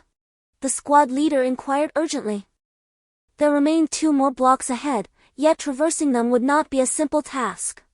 The mutants that had previously been behind Sun Yan were now emerging from both sides, and scattered mutants began to appear beside him. Sun Yan brandished his black blade, which he had infused with his vital energy, transforming it into a long black sword. Sun Yan wielded his long blade, relentlessly striking at the mutated creatures that encroached upon him, determined to keep them at bay. However, as he glanced over his shoulder, the relentless approach of the mutants made it clear that it was only a matter of time before they caught up. With a resounding crash, a section of a building's wall was obliterated, revealing a massive, hulking figure amidst the rubble. The bear-like corpse beast had emerged. It charged towards Sun Yan, its formidable bulk sending lesser mutants flying in its wake. With a swift slash, Sun Yan's blade cleaved into the beast. Crimson ichor sprang forth as he inflicted a deep wound. Instantly, a surge of confidence coursed through him. If his blade could pierce the hide of such a formidable foe, perhaps he could indeed bring it down. The bear-like corpse beast, enraged by the assault, let out a furious roar, seizing a nearby ordinary mutant and hurling it towards Sun Yan. As Sun Yan landed and propelled himself forward, he heard the whoosh of air behind him. Without a moment's hesitation, he deftly rolled aside. The mutant crashed to the ground with a sickening crack, its bones shattering under the impact. It slid forward, colliding violently with the pavement, its head obliterated by the force, dark blood and pale brain matter splattering across Sun Yan. A cold sweat broke out on his brow at the gruesome sight. Having narrowly escaped the first block, Sun Yan wasted no time activating his hyperbody state. The radiant aura bestowed upon Sun Yan a measure of additional defense, propelling him into a state of heightened confidence as he clearly discerned the 2 towering buildings before him. The narrow gap between those edifices was his destination. In that moment, he observed the corporeal beast, which he had previously injured, raising a discarded automobile from the roadside, roaring as it hurled the vehicle towards him. Sun Yan had just utilized the black blade in his grasp to forcibly alter his trajectory when the incoming car crashed down onto the ground, narrowly evading its devastating impact. With a grunt of exasperation at the fallen vehicle, he pressed on, albeit in a different direction from his prior course. Time was of the essence, and the automobile had obstructed his path, leaving him no choice but to charge towards the adjacent building. With a swift stroke, he cleaved the entrance open and surged inside. This structure was an office building, its ground floor once serving as a reception area, flanked by several elevators and a security passage. The exterior of the lobby was adorned with bright floor-to-ceiling glass, originally designed to showcase the opulence of the office space, now serving Sun Yan's urgent needs. Having reached the glass facade, he wasted no time in firing a shot, shattering the glass with a resounding crash. With a fierce determination, Sun Yan propelled himself forward, attempting to leap to the opposite side. However, as he burst forth, darkness the wall shattered, and Sun Yan found himself amidst the debris. With a gasp, he expelled blood from his mouth, shaking his head as he swiftly activated his enhanced abilities to rise to his feet. The impact had taken him by surprise. Yet he quickly realized he had encountered another bear-type necrotic beast. Otherwise, given his defensive capabilities, it would have been impossible for him to be thrown back and injured. With a resounding crash, Sun Yan struck the wall multiple times, carving out several openings before forcefully breaching the barrier and landing on the ground.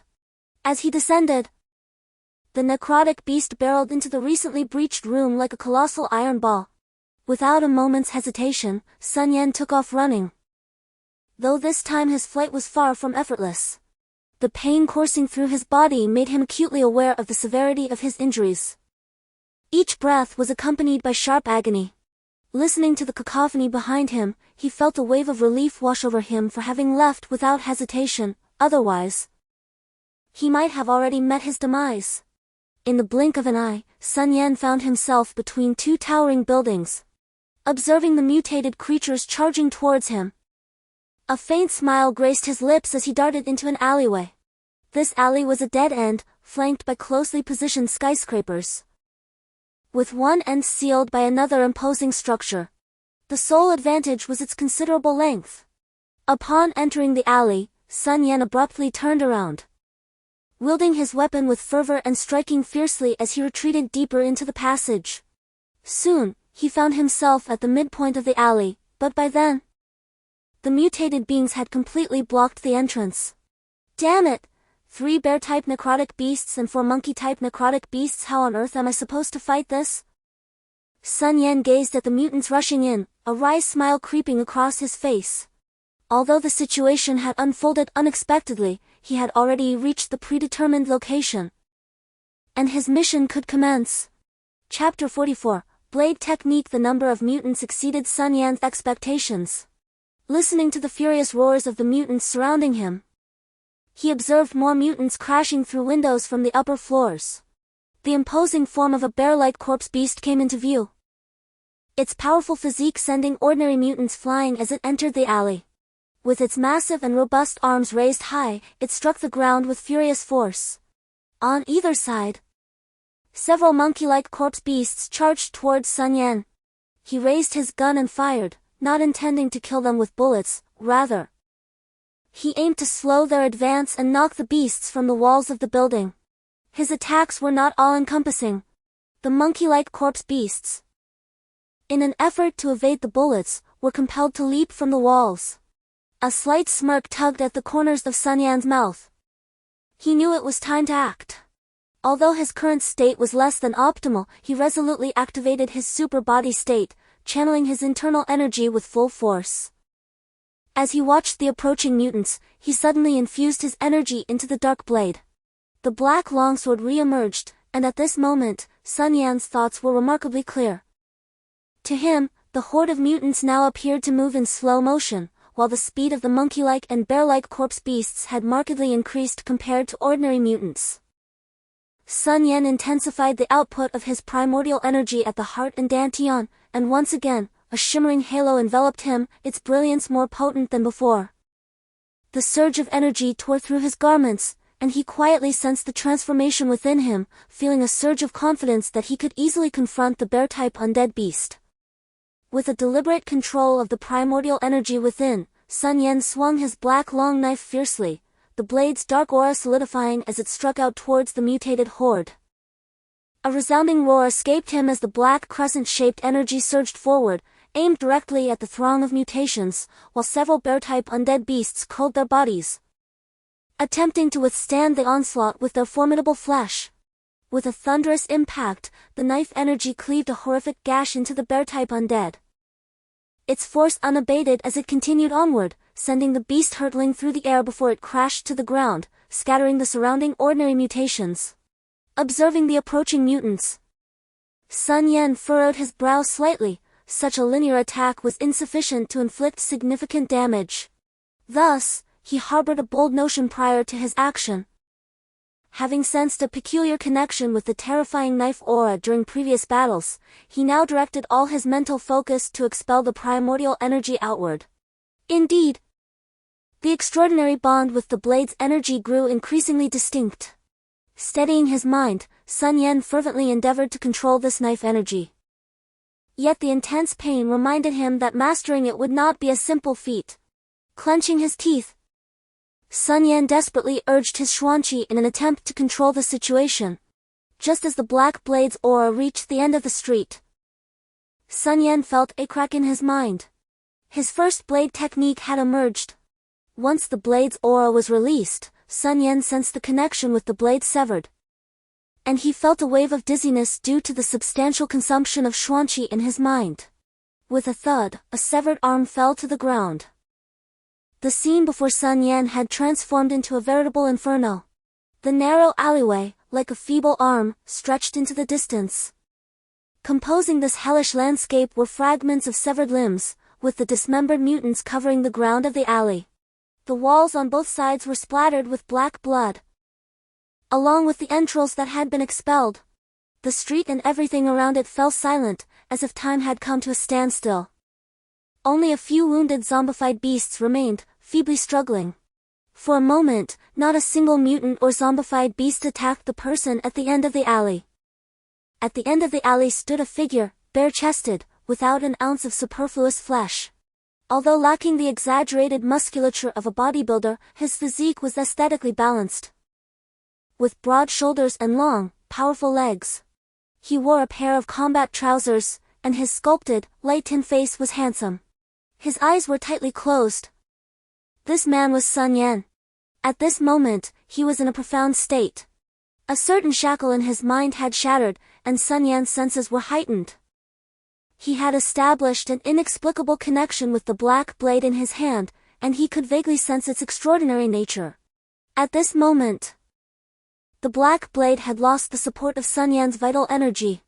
Under normal circumstances, it would revert to the form of a dagger, however. It remained in the form of a long sword, unchanged.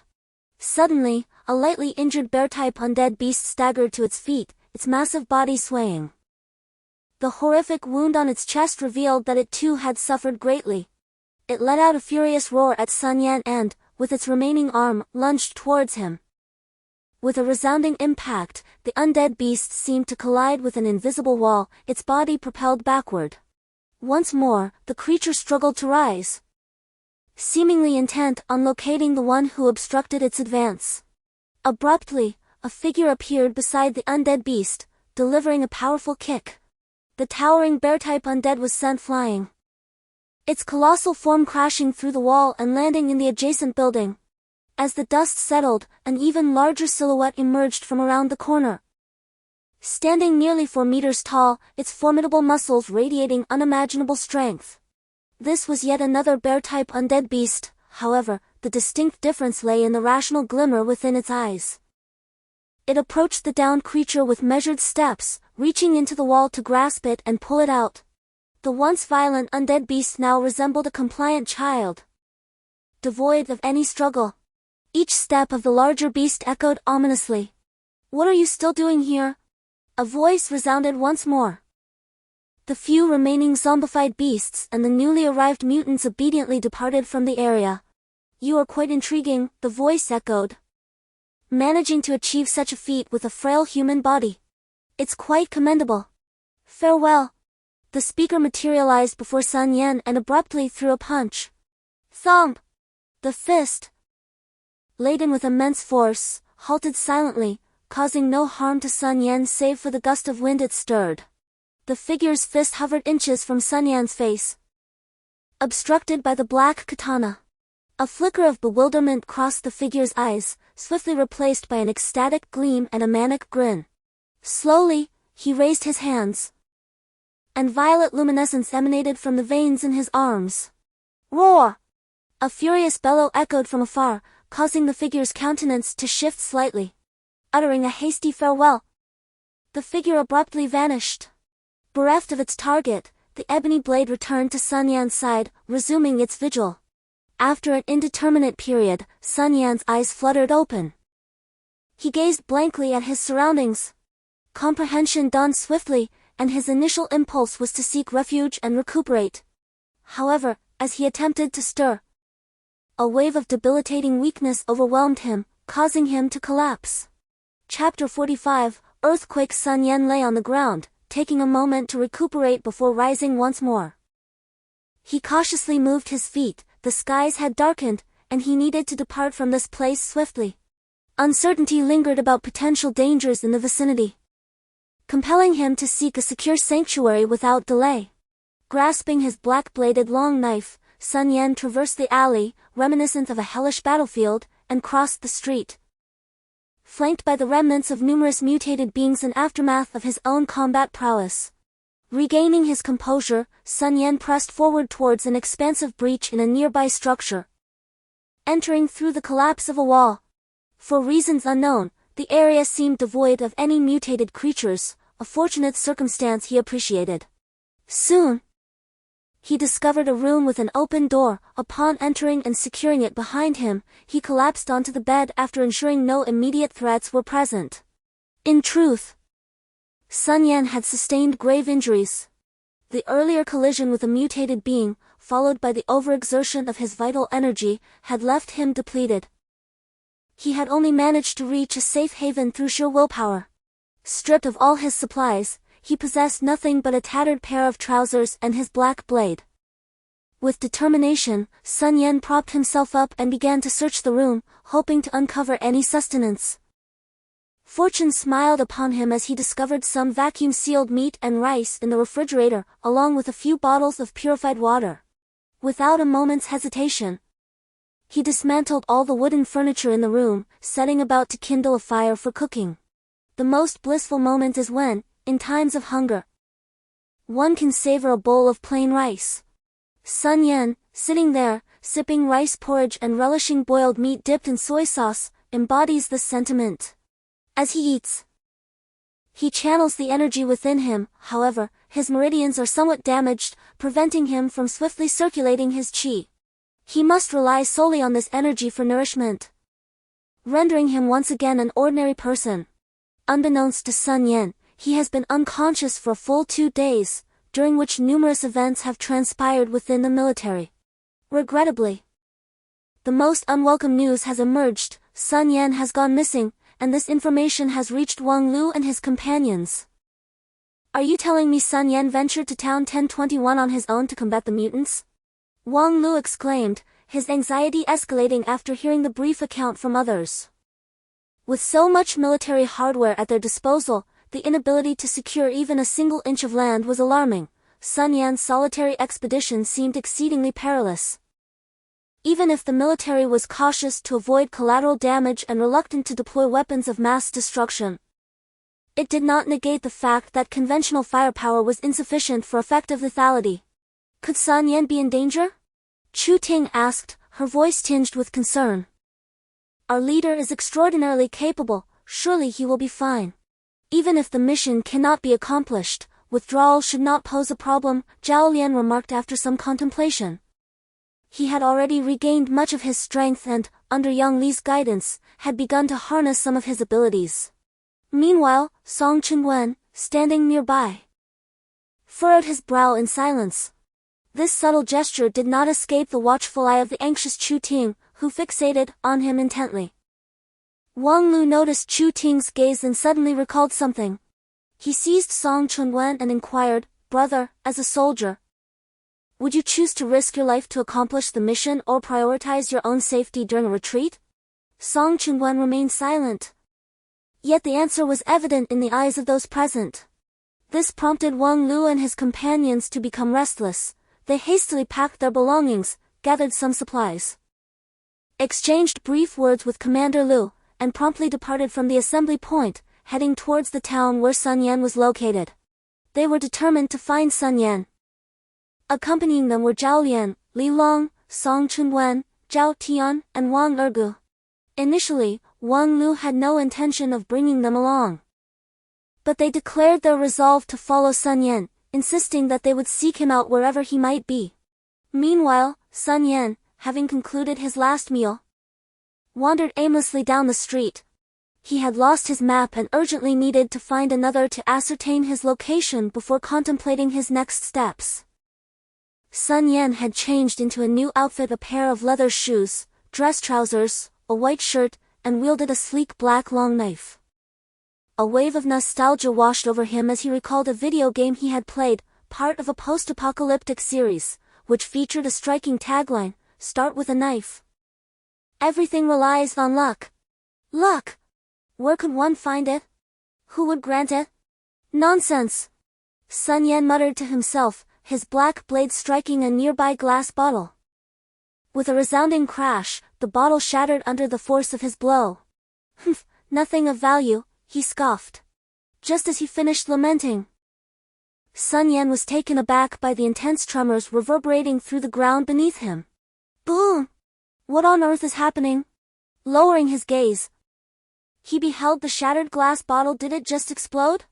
The ground trembled violently beneath him, and he promptly dismissed that notion. It was indeed an earthquake.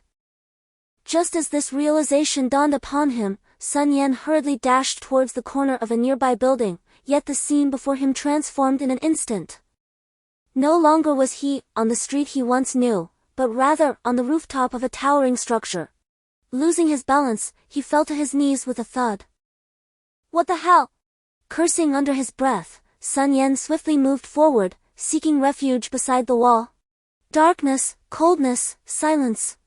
Amidst the debris, he lost track of time until he slowly opened his eyes to a world enveloped in blackness. Am I dead? He closed his eyes again, reaching out with his senses, and discerned the unmistakable presence of his black blade nearby. He could now clearly sense its position, feeling that if he concentrated further, he could harness his mystical energy to control it.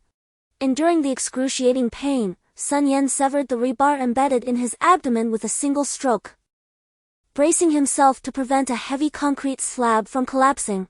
With a fierce swing of his blade, he began to chop away at the concrete before him, gradually extricating himself from the rubble. At that moment, the city appeared utterly transformed. A faint glimmer of light pierced through the cracks of the fallen buildings. He was still alive. As long as he lived, there was hope. Chapter 46, Rescue. Sun Yan pressed against his wound, where a piece of rebar remained lodged. He could not remove it. To do so without proper medical assistance would result in catastrophic bleeding. Essentially, it would be tantamount to suicide. Sun Yan struggled to pull himself out of the ruins, leaning against a fractured wall to assess his injuries. Aside from a wound on his abdomen, he had a broken rib, and although there were some superficial cuts causing blood to flow, he was otherwise unscathed. His defensive capabilities were evidently too low, otherwise he would not have sustained such injuries. Although the profound energy could augment his defenses, once he ceased its circulation, his protective strength diminished, indicating that this energy was primarily meant for combat. Sun Yan steadied himself against the wall and gazed out at the desolate city, momentarily lost in thought. How long had he been unconscious? Before him lay a devastated urban landscape, with crumbling buildings, shattered walls, twisted rebar, and an air of silence and desolation. The streets were littered with wrecked cars, and the surrounding walls were overgrown with weeds and vines. Eventually, Sun Yan stumbled upon a clinic, where he rummaged through the remnants to find some much-needed medical supplies. He carefully extracted a piece of rebar embedded in his abdomen and treated his wounds with the supplies he found. After resting momentarily against the wall to regain some strength, he resumed his search along the streets. He sought out provisions, knowing that hunger would severely hinder his recovery, and he hoped to uncover information regarding the duration of his unconsciousness. As he walked alone through the desolate and broken streets, enveloped in silence, he found no sign of mutated creatures. Instead, he was startled by faint cries for help emanating from the debris around him. As dusk fell, Sun Yan found himself seated in the company of several individuals amidst the ruins of a dilapidated building. A crackling bonfire blazed within the room, while they peered through the gaping openings of the structure at the night sky beyond. Sun Yan had consumed a few anti-inflammatory pills discovered in the clinic and engaged in conversation with his companions. Nearly 3 days prior, all the mutants outside had mysteriously vanished, leaving their whereabouts unknown. After the disappearance of the mutants, a handful of audacious souls ventured out to survey their surroundings. Upon confirming that the area was secure, these survivors gradually emerged, uniting in anticipation of rescue. However, an inexplicable earthquake soon struck, trapping some beneath the debris, with a few of their comrades perishing in the tremor. "Are we setting out tomorrow?" a girl timidly inquired, her gaze fixed on Sun Yan. He smiled reassuringly and replied, "Indeed, I am with the military, rescue has arrived, and I shall lead you out tomorrow. Should we gather additional supplies?" a chubby boy interjected. It was rumored that this boy had once played a game where a character's death left behind a box, and he relished the quest of collecting various items from these boxes. "Are you addicted to looting? Traveling light ensures swiftness. The sooner we move, the safer we become." A boy with an air of bravado scoffed, shaking his head adorned with tousled yellow hair. "I was merely suggesting," the chubby boy muttered, somewhat disgruntled. The mood among the group noticeably brightened, as banter and laughter punctuated the air. "I wonder how Chu Ting and Wang Lu are faring?" Sun Yan found himself yearning for the individuals who had come together in the wake of disaster. Perhaps this is a characteristic that emerges in the aftermath of life and death struggles. Gradually, he closed his eyes and began to circulate the mystical energy within him, mending the injured meridians of his body. The following day, the morning dew silently dripped from the leaves. Suddenly, the distant rumble of an armored vehicle pierced the stillness. Sun Yan swiftly grasped his black blade and, in an instant, positioned himself beside the opening to gaze outside. To his astonishment, he beheld an armored vehicle advancing along the main street, with individuals atop it wielding loudspeakers, incessantly calling out, "Is anyone there? We are the rescue team. If you can hear us, please make some noise, we will come to your aid as swiftly as possible." The sound startled Sun Yan and his companions, who looked out in delight, only to see the armored vehicle speed past. "Surely this cannot be considered rescue," one middle-aged man with keen eyes lamented anxiously. "With such a cacophony, how could anyone possibly hear us? And they are moving so quickly." "Do not fret," Sun Yan reassured them. "Given the state of the roads, only an armored vehicle can navigate them. However, the noise of the tracks is too overwhelming, the vehicle ahead is merely alerting survivors, while infantry will follow closely behind for rescue." After casting a glance outside, Sun Yan stood up, preparing to descend and join the troops. Just as he finished speaking, a group of soldiers appeared before them. Just as Sun Yan had anticipated, these soldiers were attentively listening to the surrounding sounds. The group leaped and waved frantically at the soldiers, their tears flowing uncontrollably, their faces aglow with the joy of having survived such calamity. The sudden emergence of human mutants has confined survivors within the city, and following a catastrophic earthquake, those who remain alive have undoubtedly endured hellish scenes. Witnessing the living being torn apart and screaming in agony, observing the trapped succumbing to starvation, and seeing companions crushed by falling debris, such experiences are not mere fleeting moments. Who could possibly remain unscathed by such trauma? A handful of soldiers spotted several survivors rushing towards them amidst the rubble and hurried to meet them. "Instructor! Is that you here?" one soldier exclaimed upon recognizing Sun Yan, his face lighting up with surprise. The others, hearing this, turned their astonished gazes toward Sun Yan and quickly approached. "Instructor, are you injured?" one soldier asked in disbelief. "Just a minor wound," Sun Yan replied, waving his hand dismissively. "Where is the company commander?" "The commander has gone to the location where you were previously assigned," one soldier promptly answered. A few others accompanied him. "They mentioned that they are your companions." Reflecting on this, Sun Yan instructed the soldier to expedite the rescue efforts and urged him to establish contact with the company commander. He then resolved to head to the earlier location to reunite with them, relieved that it was not far from where he currently stood. With that, Sun Yan turned and departed. Observing his retreating figure, a curious young soldier with yellow hair asked, "Who is he? Why do you all seem to hold him in such high regard?" This left the young soldier momentarily stunned, processing the words that would leave an indelible mark on his mind. Is this the place where Sun Yan undertook his mission, commander of the 3rd Company?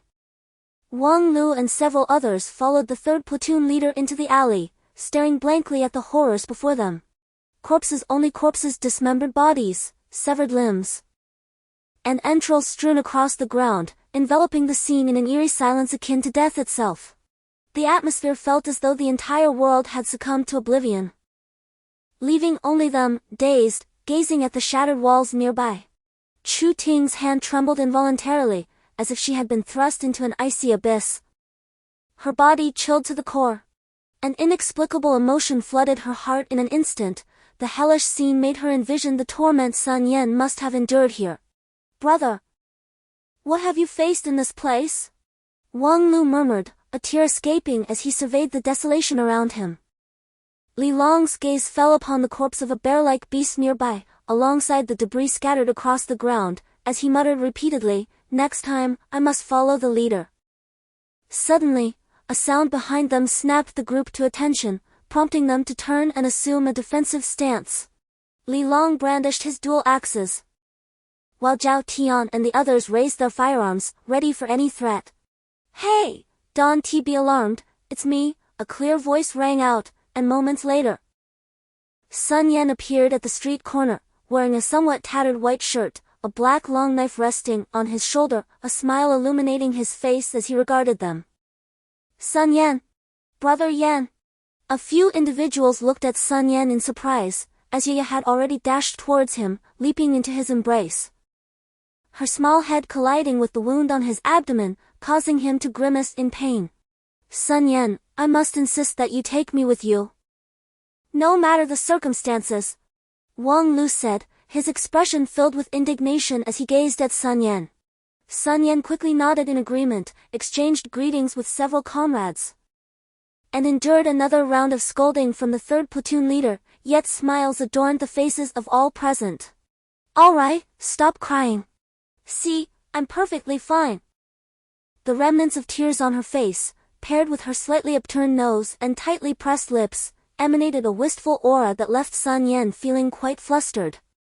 Through his relentless efforts, Sun Yan finally managed to console Chu Ting by the time they reached their station. "Commander Lu." Just as Sun Yan pressed the speaker button, he barely had time to utter a word before the furious voice of Commander Lu erupted from the other end of the line. For 3 consecutive minutes, a barrage of unrepeatable expletives flowed forth, leaving Sun Yan and his companions in awe of Commander Lu's eloquence. However, the most vexed of all was the 3rd platoon leader, as the incident of scaring Sun Yan to tears had become common knowledge throughout the army. He inwardly grumbled that Commander Lu, rather than keeping it under wraps, was the one who spoke of it most freely. "Commander, why do you always bring me up?" The 3rd platoon leader could no longer contain his feelings of grievance. Yet, Commander Lu was far from the indulgent parent. "What's the matter with you?" "Huh? Someone scared you to tears, and I'm embarrassed to even mention it." "You're embarrassed to mention it?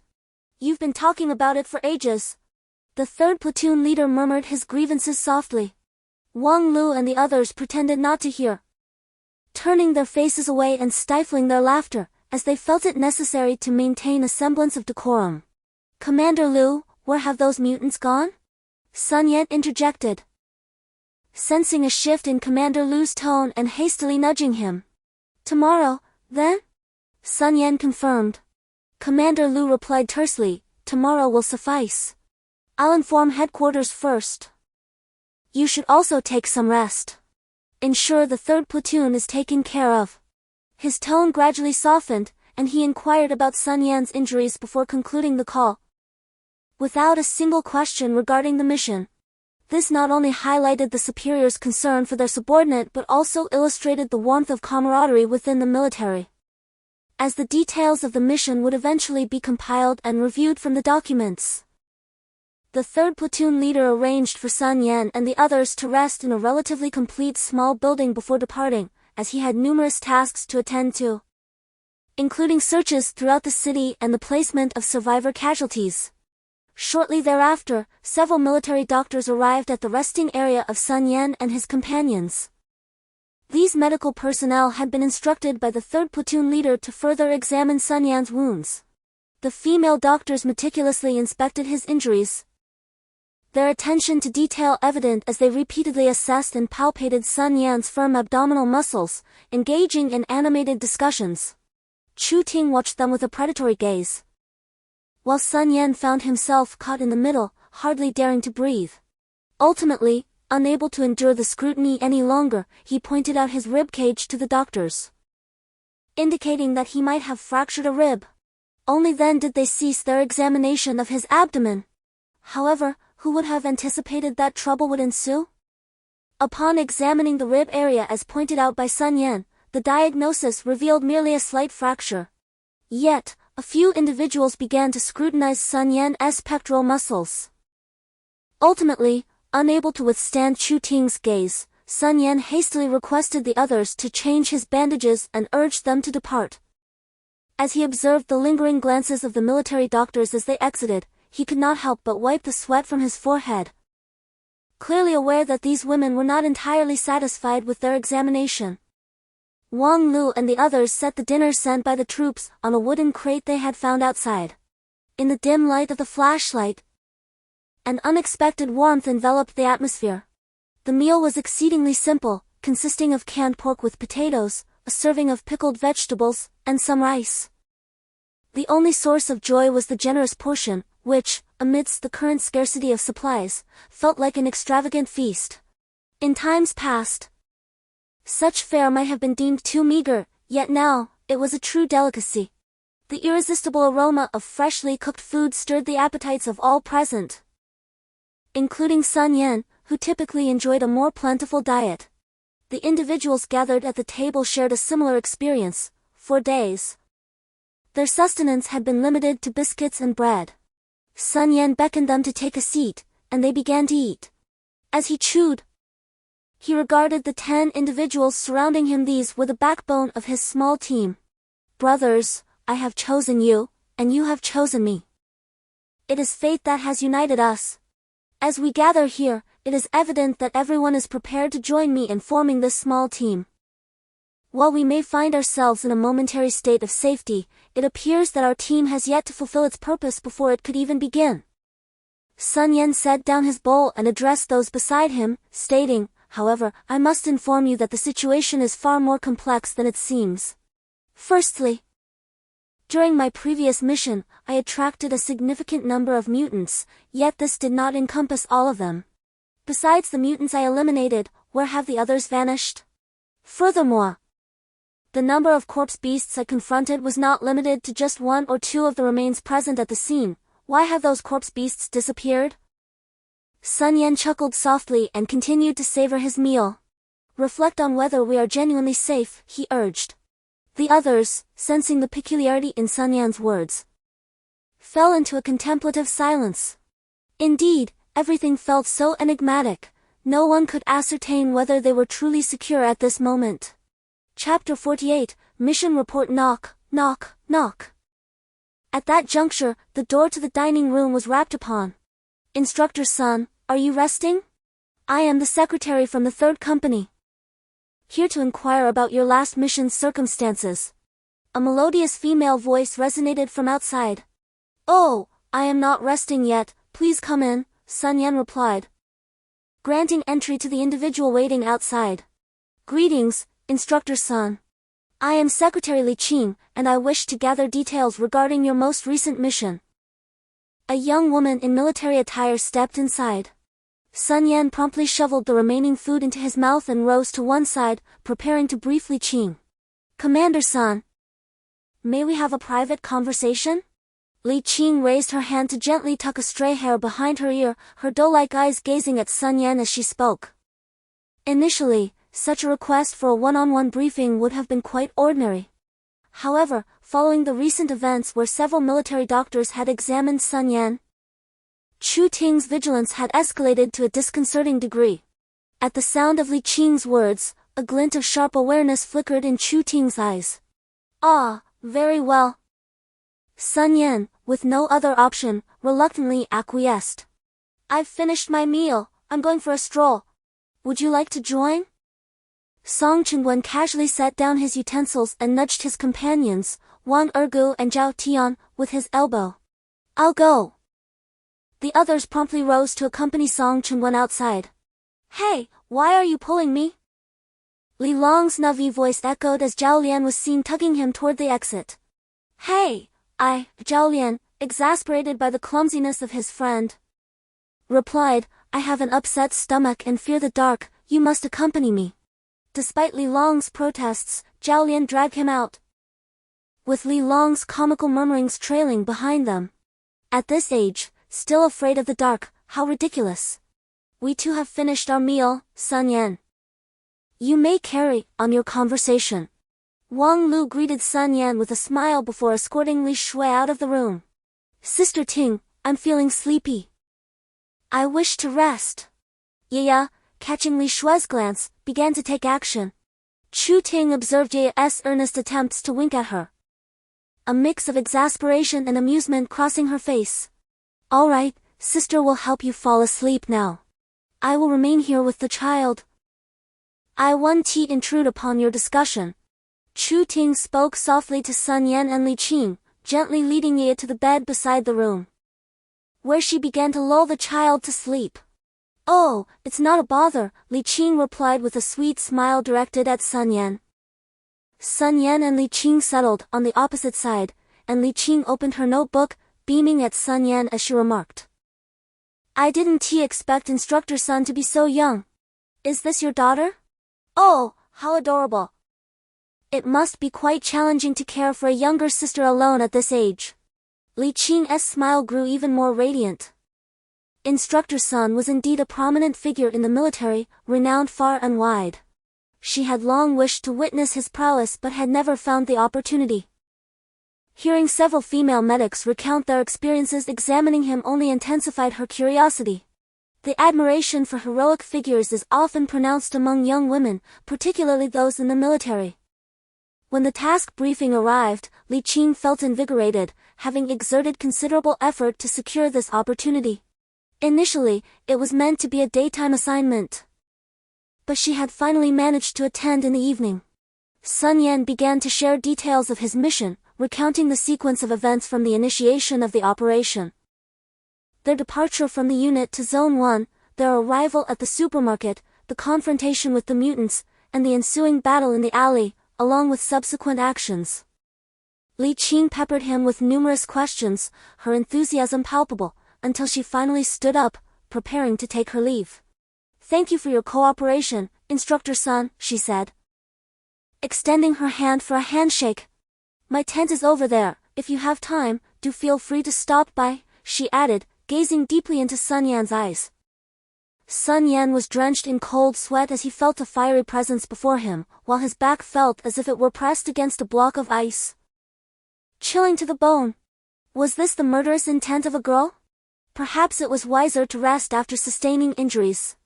Ultimately, after much insistence from Sun Yan, he managed to dispel that fiery aura. Just as he closed the door, a sarcastic voice echoed behind him. Humph, when do you plan to come over next? I'm just being polite, you know.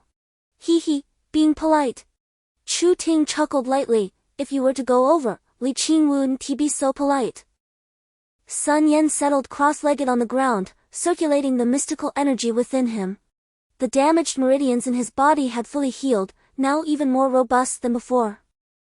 As he sensed the mystical energy coursing through him, he realized he had reached the intermediate soldier realm, with each aspect of his energy nearing its saturation point. There is a saying in books, from nothing comes something, mysterious yet profound, hence it is called mystical energy. This nothing is also something, the simplified is also complex. All reliant on a single thought. It seems that everything must be explored and created by oneself. Sun Yan gradually halted the circulation of his mystical energy and slowly opened his eyes. He resolved to study his combat techniques more thoroughly. Currently, he possessed two techniques. One was a direct assault of black blade energy, and the other, an improved version that could be split into two smaller blades of energy. In essence, they were essentially one and the same. Moreover, this martial technique can undoubtedly be further refined. Given an ample supply of vital energy within one's mind, it should be possible to generate additional strikes. Furthermore, through the connection between oneself and the blade's aura, one can control the trajectory of its attacks. The black aura of the blade is unleashed through slashing, yet it should also be feasible to thrust it. With this thought in mind, Sun Yan grasped the black blade beside him, channeled the vital energy from his heart, and executed a thrust, sending forth a surge of white energy from the blade's tip. The force effortlessly pierced through the adjacent iron plate, penetrating the wall and soaring skyward. The guards outside were startled awake by this sudden display and promptly assumed a state of alert. Realizing he had caused a commotion, Sun Yan hastily exited the room to explain to the soldiers outside, thereby alleviating the alarm. Chapter 49, Intermediate Soldier Realm. Having just clarified the situation with the guards, Sun Yan swiftly took the black blade and departed the encampment, making his way to the deserted outskirts of the city. He had numerous ideas he wished to put into practice, as the presence of others often hindered his endeavors, much like the incident that had just transpired. Sun Yan began to channel the vital energy within his body, attuning himself to the changes occurring therein. The energy in his dantian surged, significantly enhancing his physical capabilities' reaction time, speed, strength, and defense. A faint white luminescence enveloped his body, and remarkably, his injuries began to heal at an accelerated pace. Having once served as a special forces soldier, Sun Yan was confident in his initial assessment of his injuries, which had later been diagnosed as a bone fracture, clearly a testament to the effects of the vital energy. This phenomenon should be attributed to the capacity of the vital energy in the dantian to augment physical attributes. Immediately following, Sun Yan tested the capabilities of his inner energy at the heart, augmenting his defense with an external vortex, enhancing his presence to instill intimidation, while allowing all his attacks to be projected outward or extended. Additionally, the energy within his mind, apart from the previous scanning ability, had developed a new sensing capability. He could perceive numerous elements around him, even the slightest changes were detected by Sun Yan. He distinctly sensed the surrounding flora, brimming with vitality, gradually thriving. Subsequently, he experimented with the simultaneous use of two types of energy. The mind energy and heart energy could manipulate certain objects. Sun Yan conducted this test with the nearby plants, which he referred to as control. The heart energy combined with the energy from the dantian could generate a formidable aura, compelling living beings to succumb without resistance, a state he named domination.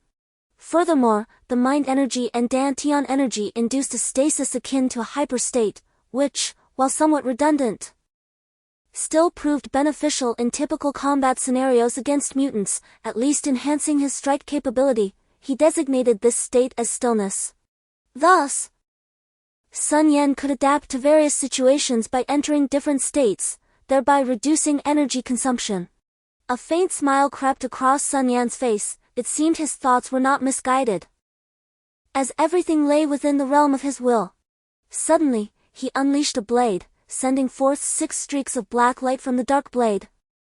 followed by 6 more piercing strikes, further validating his correctness. Upon entering the room, he discovered Chu Ting reclining on her bed, upon hearing Sun Yan's entrance. She quickly sat up. Then, what next? Sun Yan gently inquired, a subtle smile gracing his lips. Chu Ting's eyes immediately filled with panic, her delicate face turning a shade of crimson. I'm fine now, you should get some rest, she said, rising to leave. However, as she brushed past Sun Yan, he grasped her arm firmly. With my popularity, don't you wish to assert your claim first? He remarked, observing her flustered visage resembling a ripe apple. I would never. Before Chu Ting could finish her protest, her cherry-like lips were silenced by Sun Yan's kiss, producing only faint sounds as she trembled slightly, gazing at the man before her for a prolonged moment before gently closing her eyes. The crescent moon arched like an eyebrow, its silver light twinkling gently, casting a beautiful ambience upon the night sky, so ethereal and tender. Honestly, how can you still be so defiant when you're injured? Chu Ting retorted, her voice laced with irritation. Leaning against the wall, Sun Yan took a deep drag of his cigarette, filling his lungs before exhaling slowly. I've missed you, he confessed. Those simple 3 words carried the weight of the experiences he had endured in recent days, without uttering a single word. Chu Ting embraced the man tightly before her. You just went to see that secretary, didn't you? Just as Sun Yan was relishing a moment of tranquility, Chu Ting's startling accusation jolted him. Choking on the smoke, he coughed, No, I went in the opposite direction, not there at all, I was studying knife techniques. Sun Yan briefly explained the knife techniques he had developed to Chu Ting, but she interrupted him with a playful chuckle, saying, All right, you seem so melancholic. I was just teasing you. With a light laugh, she added, That's good, that's good. Sun Yan quietly wiped the cold sweat from his brow, refraining from showing any sign of complaint. He gently patted her small hand, which had found its way to his waist, and said, By the way, you mentioned that your knife technique still lacks a name. Chu Ting suddenly took an interest, wrinkling her little nose as she said, Let me give it a name. After a moment of contemplation, she declared, The black crescent-shaped knife light shall be called Black Moon, the 6 crescent knife lights will be known as Flourishing Flowers, thus, the large knife light transforming into 6 smaller ones will be called Black Moon Flourishing Flowers. Ah, that's quite good, Sun Yan remarked, finding the name intriguing. What about the straight line technique? Let us call it Black Flash, Chu Ting suggested after pondering. And the 6 straight line knife energies? Sun Yan inquired, his expression darkening. Surely they wouldn't be called 6 black flashes? Is that not acceptable? Is it? She teased. Not really, he replied. After a rather unproductive debate, Sun Yan's knife techniques finally acquired their rightful names, Black Moon, Flourishing Flowers, Black Moon Flourishing Flowers, Black Flash, Twinkling Stars, and Black Flash Twinkling Stars. By the way, can your Black Moon transform into twinkling stars? Chu Ting abruptly posed this question. Sun Yan contemplated for a moment before responding, I believe it should be possible. So, my foundational knife techniques now consist of Black Moon, Flourishing Flowers, Black Flash, and Twinkling Stars, which can be used individually or in combination, correct? As Sun Yan incessantly spoke of his swordsmanship, he noticed beside him the unresponsive Chu Ting, already fast asleep.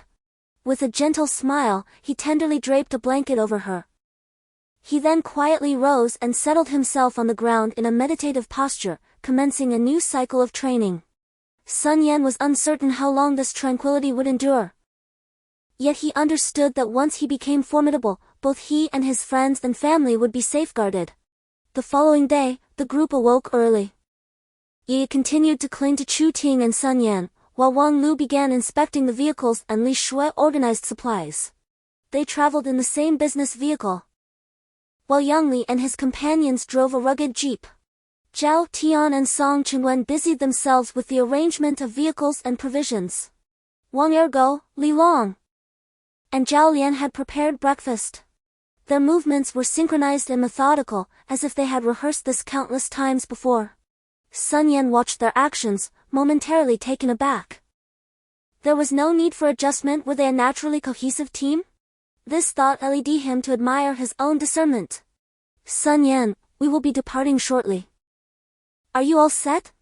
Just as they finished their breakfast and began tidying up, the third squad leader approached with a few guards, greeting everyone while inquiring about Sun Yan.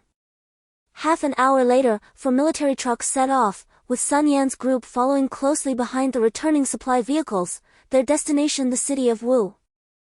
Chapter 50, returning to the city. Sun Yan and his companions, in 2 vehicles, trailed the 4 trucks transporting supplies and survivors towards Wu City. By the way, Sun Yan, could you elaborate on those 2 matters you mentioned last night? Wang Lu inquired while driving. Ah, yes, Chief, I was just about to ask the same. Came the voice of Song Chengguan through the earpiece. Prior to their departure, Sun Yan had secured several communication devices from the third company commander to facilitate their interaction. The military equipment offered excellent performance and range. As they traversed the road, everyone was tuned into their team's designated public channel, ensuring that any spoken word was audible to all. Seize the opportunity to strike when they are vulnerable, Zhao Lian's voice chimed in. Indeed. Under what circumstances would one refrain from attacking the opponent? Sun Yan continued. Are there any other situations in play? Wang Lu queried. Only under orders, or if one is unable to maintain control, or if enemy reinforcements are en route, Song Chengguan replied solemnly. Sun Yan nodded. Precisely. Yet all these possibilities share a common prerequisite: they possess intelligence. Could it be the instinct of wild beasts? Wang Lu asked with a furrowed brow. Aware of the gravity of the intelligence issue, the instinct of wild animals is, in fact, a form of intelligence. When such instincts or collective consciousness emerge, our future could become exceedingly perilous, Sun Yan remarked with a serious expression. His primary concern did not lie merely in the instinctual behavior of these mutants, rather, he feared the emergence of intelligence akin to that of humans. During his prior communication with the third company commander, the superior military headquarters had conveyed that all mutants in the cities had vanished.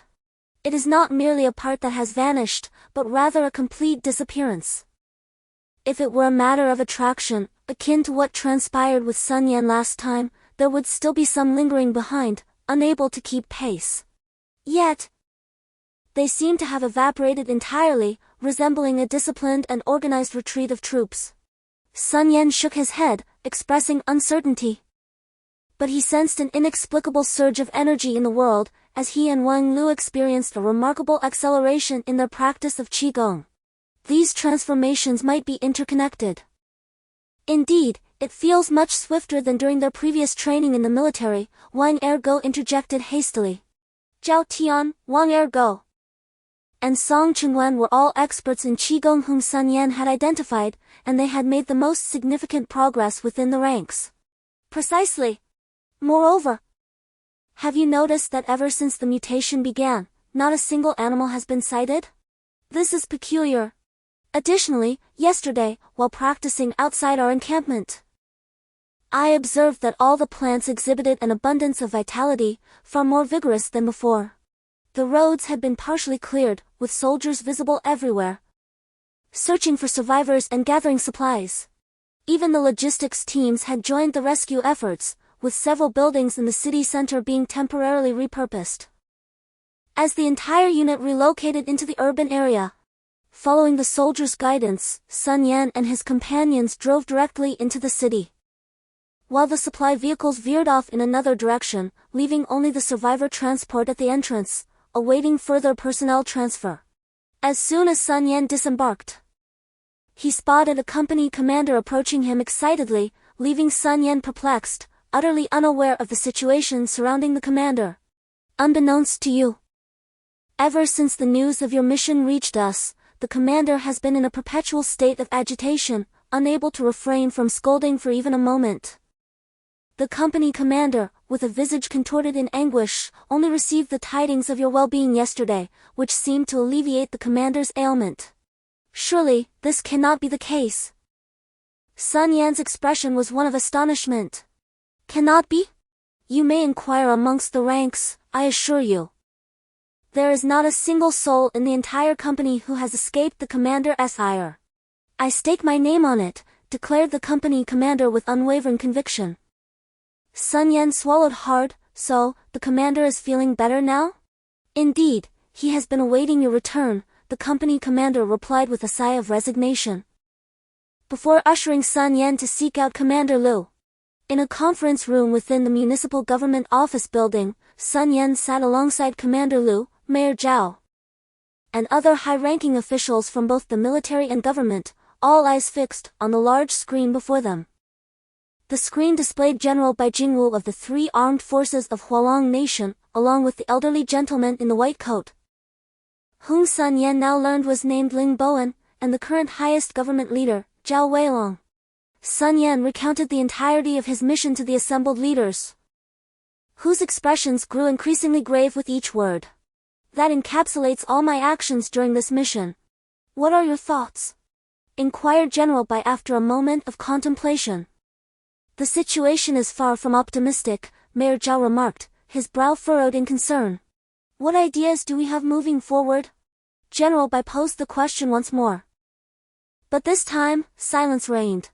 Sun Yan, do share your thoughts to inspire the others. General Bai suddenly directed his gaze toward Sun Yan. Report. Upon reflection, I have discerned that although we are temporarily secure, the overall situation remains rather bleak.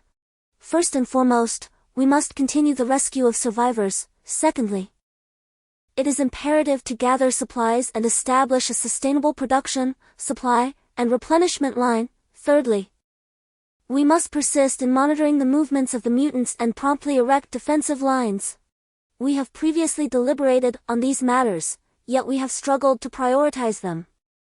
Given that even our heroic combatants deem these points vital, let us commence preparations forthwith. Commander Bai, please take charge. After listening to Sun Yan, Old Zhao spoke. Very well. Old Bai responded, rising from his seat, prompting all personnel to stand in readiness to receive orders. Half of all troops will engage in the search and rescue of survivors and collection of supplies. 1/4 will focus on defense, while the remaining quarter will conduct perimeter searches, extending their range as necessary based on the circumstances. After Old Bai's declaration, Old Zhao added, government departments and the security team shall be allocated according to the troops' distribution and will act in concert with them. All personnel saluted in acceptance of the orders. In a small conference room, Ling Bowen awaited him via video call. Upon seeing Sun Yan enter, the previously listless Ling Bowen immediately perked up. Ah, Sun Yan. You have arrived. I was on the verge of despair. Is there something you need, Professor Ling? Sun Yan inquired. Please, call me Professor Ling, not Old Ling, came the reply. Understood. What information do you have regarding the thalamus? Sun Yan asked, perplexed. It's about that matter concerning the thalamus, he responded. Professor Ling's expression gradually turned serious as he continued, how did you come across this matter regarding the thalamus? Following this, Sun Yan elaborated on the circumstances at the time and his own discoveries in detail. Professor Ling nodded thoughtfully and explained, I never anticipated that you, through sheer happenstance, would uncover such a pivotal point. This may indeed provide a plausible explanation. Professor Ling had another matter to discuss. Sun Yan recalled his own cultivation technique and promptly shared it with Professor Ling. After listening, Professor Ling nodded and sighed, indeed, your conjecture is correct. In our research, we have discovered that a certain energy has suddenly manifested in our world. However, our studies indicate that this energy is beneficial to the human body, with no adverse effects. Yet, why do people transform into such aggressive mutants? Subsequently, we resumed our research and found that this energy had actually existed for a long time, albeit in an exceedingly rarefied state. Some individuals' bodies adapted to this energy, but due to its minimal quantity, they exhibited no changes. Contemplating Professor Ling's words, Sun Yan remarked, Could it be that those mutants are the result of maladaptation? Professor Ling chuckled. Currently, we lack experimental subjects, as all the animals have inexplicably vanished. Thus, our conclusions are based on comparative analysis and inferential reasoning. It's akin to humans being inherently adaptable to this energy, yet having lacked its supply, leading some to evolve into beings that no longer require it. However, there is no discernible difference between these two groups of individuals. One day, an immense surge of energy suddenly emerged. Those who adapted could continue their normal lives, while those who could not adapted underwent mutations. If we were to consider this as a form of energy, then Qigong would represent the practices developed by those who once adapted to such energy, specifically designed to absorb and channel it, thus growing ever stronger. Sun Yan pondered for a moment before inquiring about the awakened ones. You are correct. Qigong is indeed as you described. After your initial report, we commenced our research, and the findings align with your observations, Professor Ling elaborated. However, we discovered that some individuals are unable to practice Qigong yet can gradually enhance human physicality. As for the awakened ones, progress remains elusive due to the varying conditions of awakening among individuals. Perhaps when the number of awakened ones increases sufficiently, we may glean insights from the resultant data. Sun Yan nodded subtly, feeling enriched by his conversation with Professor Ling. Reflecting on his own body, he noted the presence of mysterious energy in his lower dantian, heart, and brain, allowing him to draw parallels with the broader changes in humanity. The martial arts family practices, akin to his dantian techniques, cultivate energy within the lower dantian, ensuring safety albeit with lesser potency.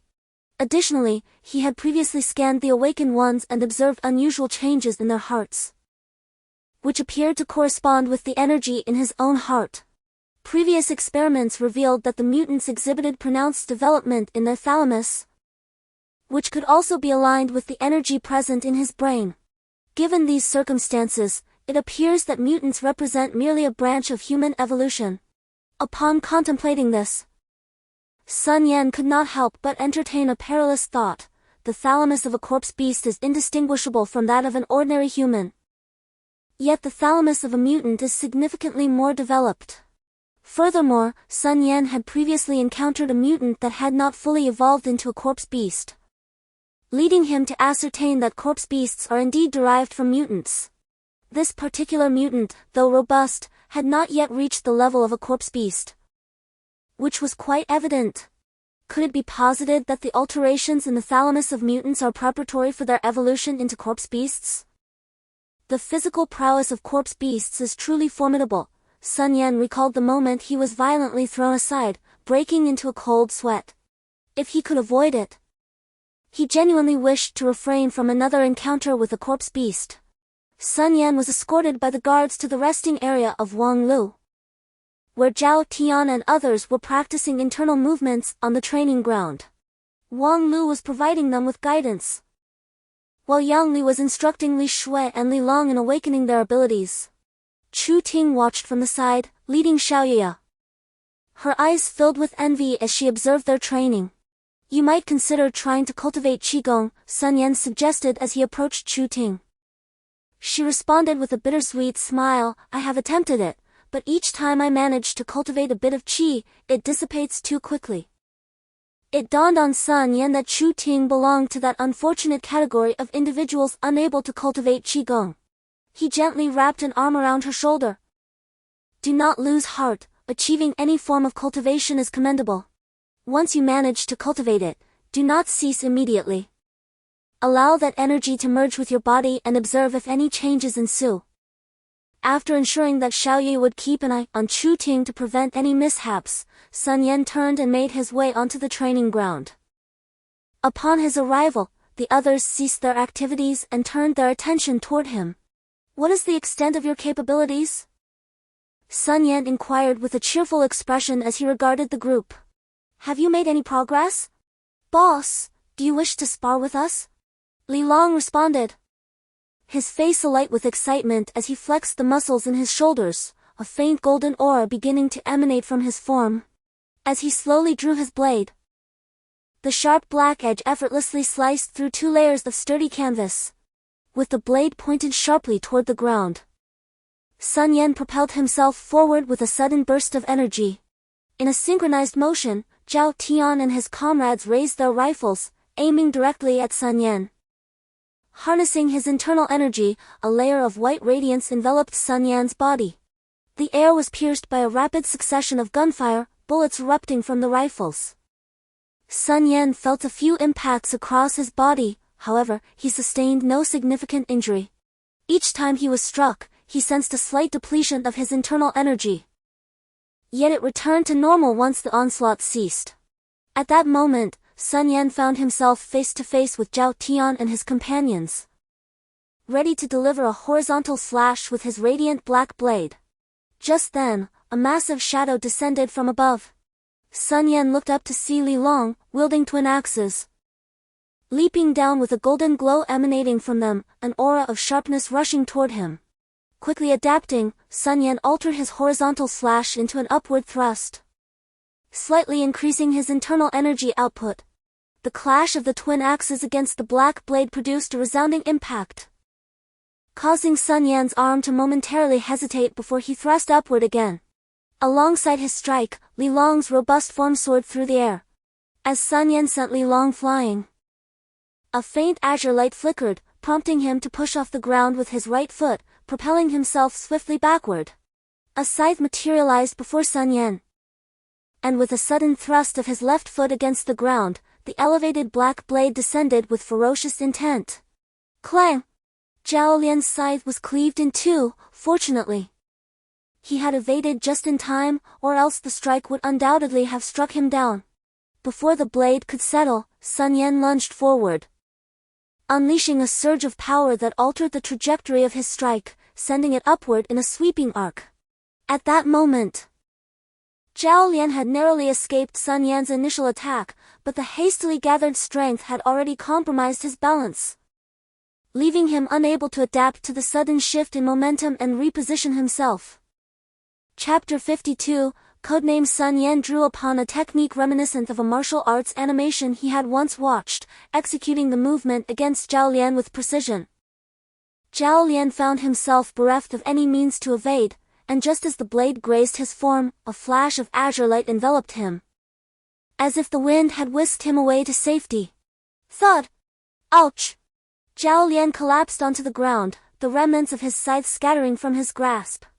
With a whoosh, a dusty yellow fist was shattered by another strike, sending debris flying. At that moment, from within the swirling dust, another yellow fist emerged.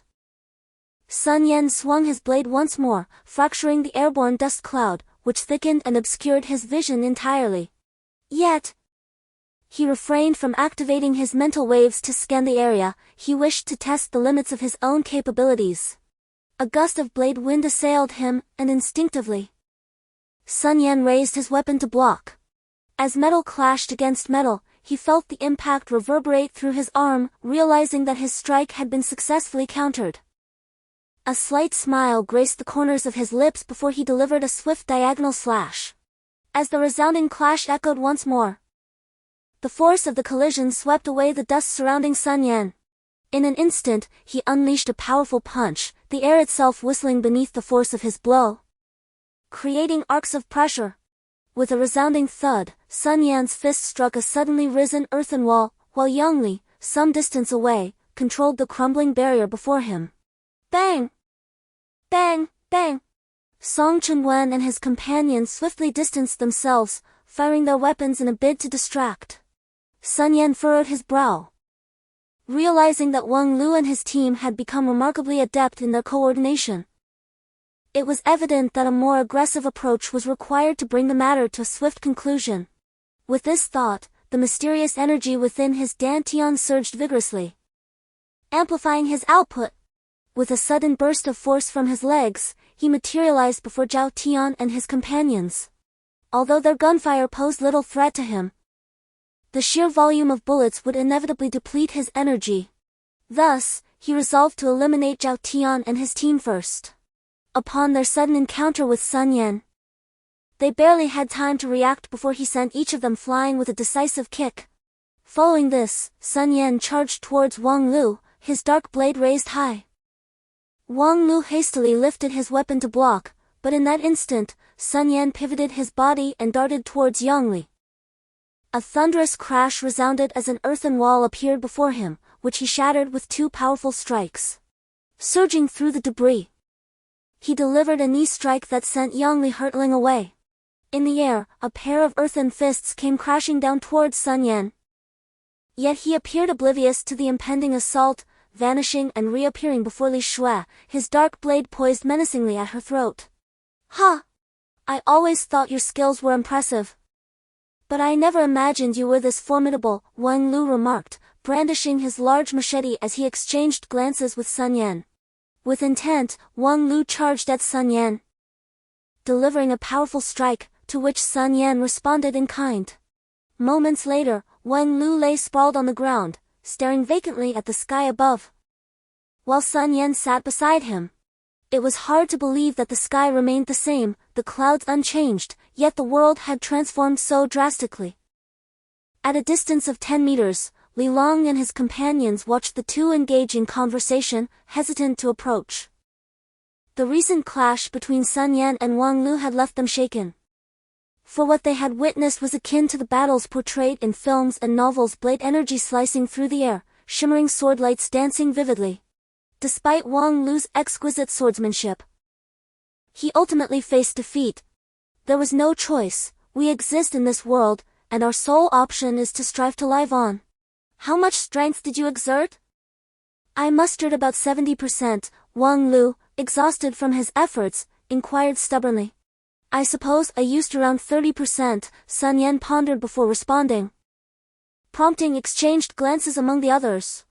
Previously, due to our mission, although we had entered the team, we never formally established it, Sun Yan explained to his companions. Subsequently, certain events unfolded, and now we finally have the opportunity to gather together and understand each other's capabilities. Thus, I extend a warm welcome to all of you to join our squad. Boss, what shall we name our team? Zhao Lian, wielding his dual sickles, asked with a hint of frustration.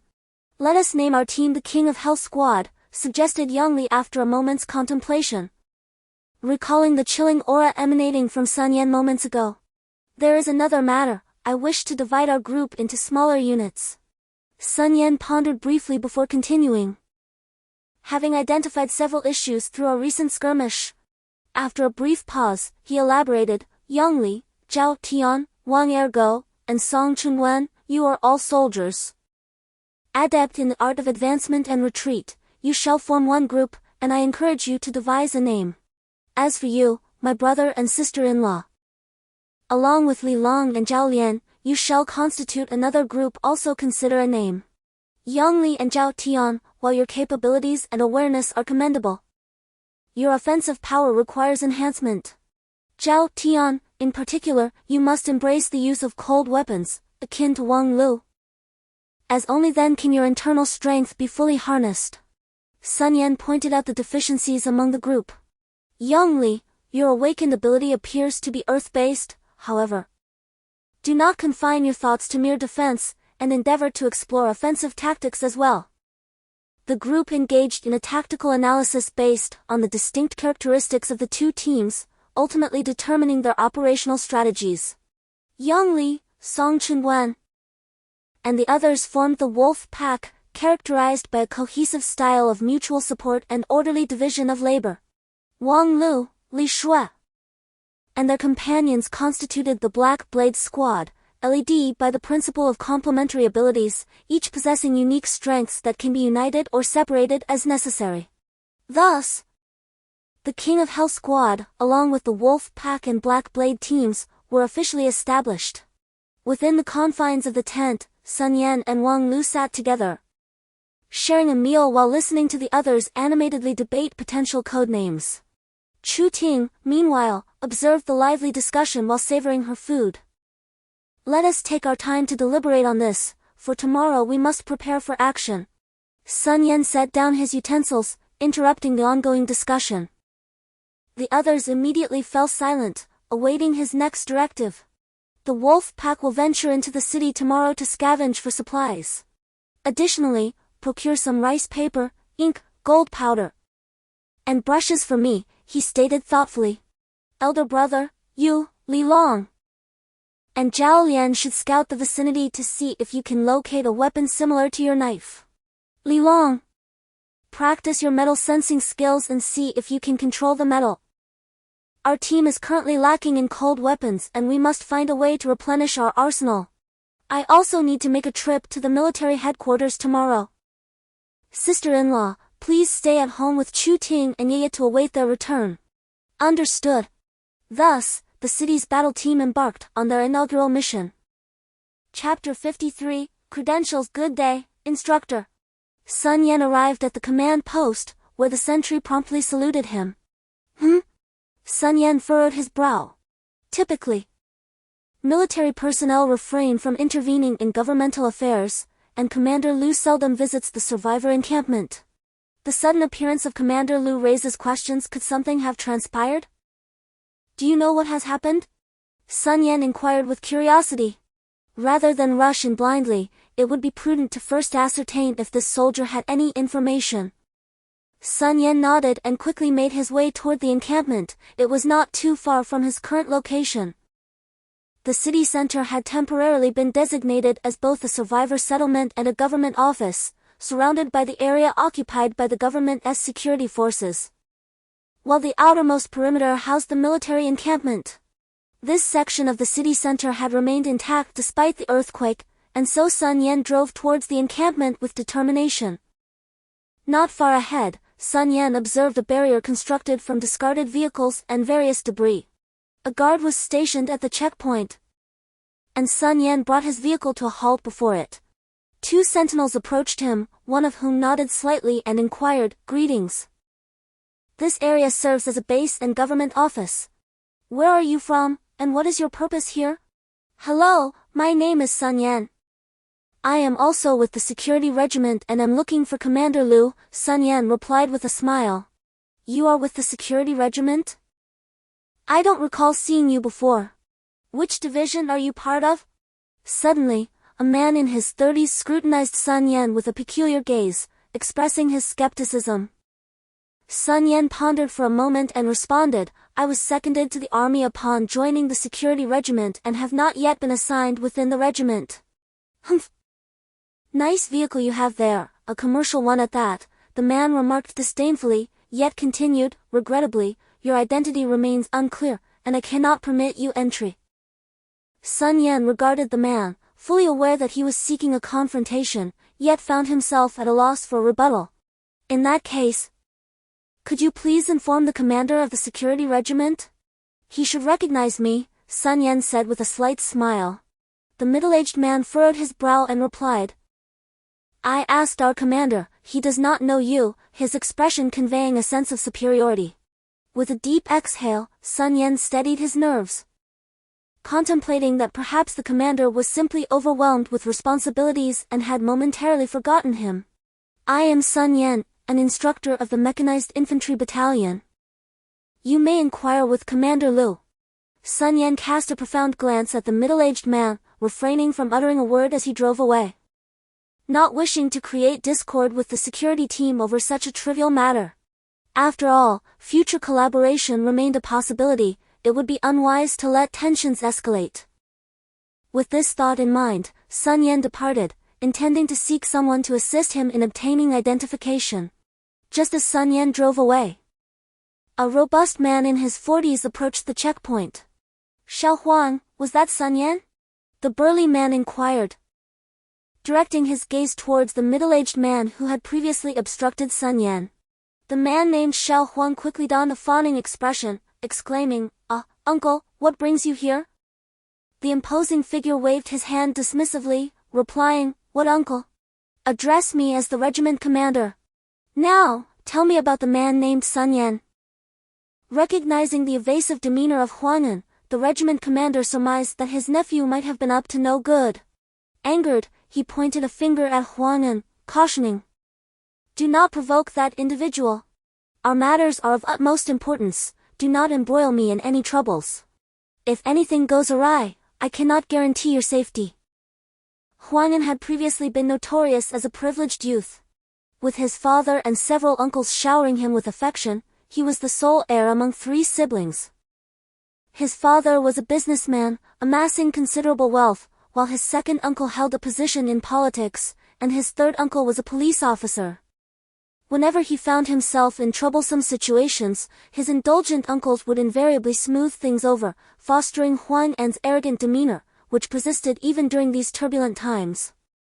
Sun Yan nodded and said, I too am here to seek the commander, but he is not present, he has gone to the garrison. I was just about to proceed. But they required proof of documentation, and I was stopped. Oh? The third company commander inquired with a hint of confusion. Proof of documentation? Surely. He is not making things difficult for you. In these times, where can one find such documents? Come, I shall accompany you to take a look.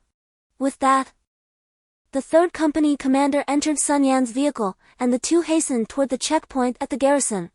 Soon, they reached the very checkpoint that had previously barred Sun Yan's entry. I am the commander of the third company, seeking our commander, the third company commander said. His irritation evident from Huang Yan's words. Huang Yan, casting a disdainful glance at the approaching third company commander, retorted, I am still the commander here. Do you have any identification? None, I presume. Huang Yan waved his arm dismissively towards several guards nearby, instructing, arrest them. The third company commander was thoroughly incensed by Huang Yan's provocation. Just as he was about to respond, several guards aimed their weapons at him. Commander! There is a problem, Sun Yan urged the third company commander, gesturing for him to look aside. In the distance, he noticed another checkpoint also preventing entry into the garrison. As Sun Yan approached this checkpoint, he observed that the number of guards had significantly increased compared to before, instilling in him a sense of foreboding. He quickly scanned the surroundings and realized that other checkpoints were similarly obstructing access. Upon hearing the third company commander's words, Huang Yan could not suppress a cold laugh. I apologize, but due to your repeated attempts to enter the controlled area without proper identification, we require your cooperation for an investigation. My apologies for the inconvenience. After speaking, Huang Yan, accompanied by several armed guards, escorted Sun Yan and his companion to a nearby building. In truth, Sun Yan was not particularly intimidated by the firearms in their hands, however, he could not disregard the safety of the third squad leader. As he was merely an ordinary individual. Thus, Sun Yan awaited an opportune moment. Chapter 54, Betrayal. The group entered a room within the small building, and Huang Yan regarded Sun Yan and his companion with palpable disdain. My uncle claims you are quite formidable. Yet, you are nothing of the sort. I noticed your knife earlier, let me have a look, he said, reaching for the black blade strapped to Sun Yan's back. Stop! Don't move! Sun Yan exclaimed, seizing Huang Yan's outstretched hand, which caused the nearby armed guards to shout at him in alarm. In fact, you ought to heed your uncle's words, Sun Yan replied coldly, tightening his grip on Huang Yan's hand. With a sudden, forceful twist, Sun Yan crushed Huang Yan's wrist, causing bone fragments to protrude through the skin. The unexpected pain brought Huang Yan to his knees. Without hesitation, Sun Yan stepped forward, placing himself protectively in front of the squad leader. Bang! Bang! Bang! The guards, startled by the sudden turn of events, fired their weapons.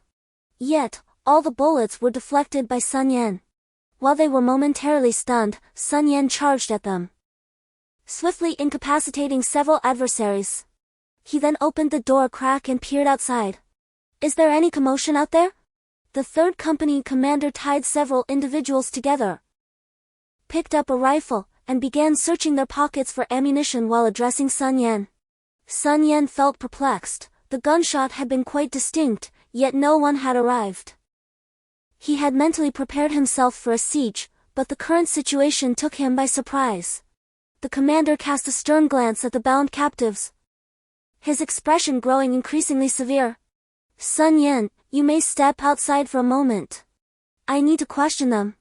Sun Yan was momentarily taken aback. Did the commander intend to resort to coercive interrogation? How long will this take? I'm concerned that prolonged questioning might alter the circumstances. 3 minutes. The commander replied coldly as he approached the prisoners, gradually crouching down. Sun Yan hurriedly exited the room, and just as he shut the door, he heard a chilling scream. A minute and 10 seconds later, the door swung open, and the commander emerged, weapon in hand. What is the outcome? Sun Yan inquired anxiously. Is there a rebellion? Has the defense regiment turned against us? Only a faction has revolted, another segment, which did not align with them, has been dispatched on a mission and is not present in the garrison. Mayor Zhao has been assassinated by them, and several government officials have been taken captive. Their plan is to lure Chief Lu here in order to seize control of the troops. The commander took a deep drag from his cigarette, contemplating the gravity of the situation. Where is the chief? Sun Yan asked urgently. The commander led Sun Yan to a nearby window and pointed toward a distant tall building. That is the headquarters of the defense regiment. They claim the chief is imprisoned on the top floor. All right, commander of the 3rd Company. I shall proceed to rescue the division commander shortly. In the ensuing chaos, you should gather the troops for reinforcements. There will certainly be no shortage of rebels here, Sun Yan remarked, gazing at the towering building before him. It was a grayish-yellow structure, 7 stories high, with approximately 4 or 5 rooms on each floor. Sun Yan was unconcerned about locating individuals. For his cognitive prowess, it posed little challenge. Having concluded his words, Sun Yan sprang into action, sprinting outside. An unidentifiable vehicle was parked by the roadside, and with a swift motion, Sun Yan struck it with his blade. The vehicle shattered with a thunderous crash, the resounding noise drawing the attention of those around, who turned to gaze at Sun Yan. However, to prevent any intruders from breaching the checkpoint, no guards abandoned their posts. Seizing this opportunity, the commander of the 3rd Company dashed out. Sun Yan took a circuitous route to the location where the division commander was detained. When the company commander and his men arrived to storm the gate, the rebels would undoubtedly be tethered at the checkpoint.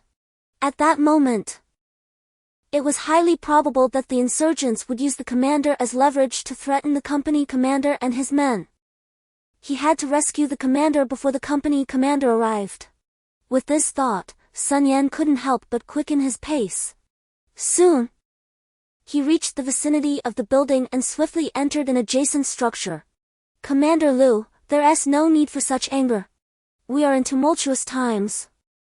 It is said that heroes emerge in chaos, and we are merely acting in accordance with the circumstances.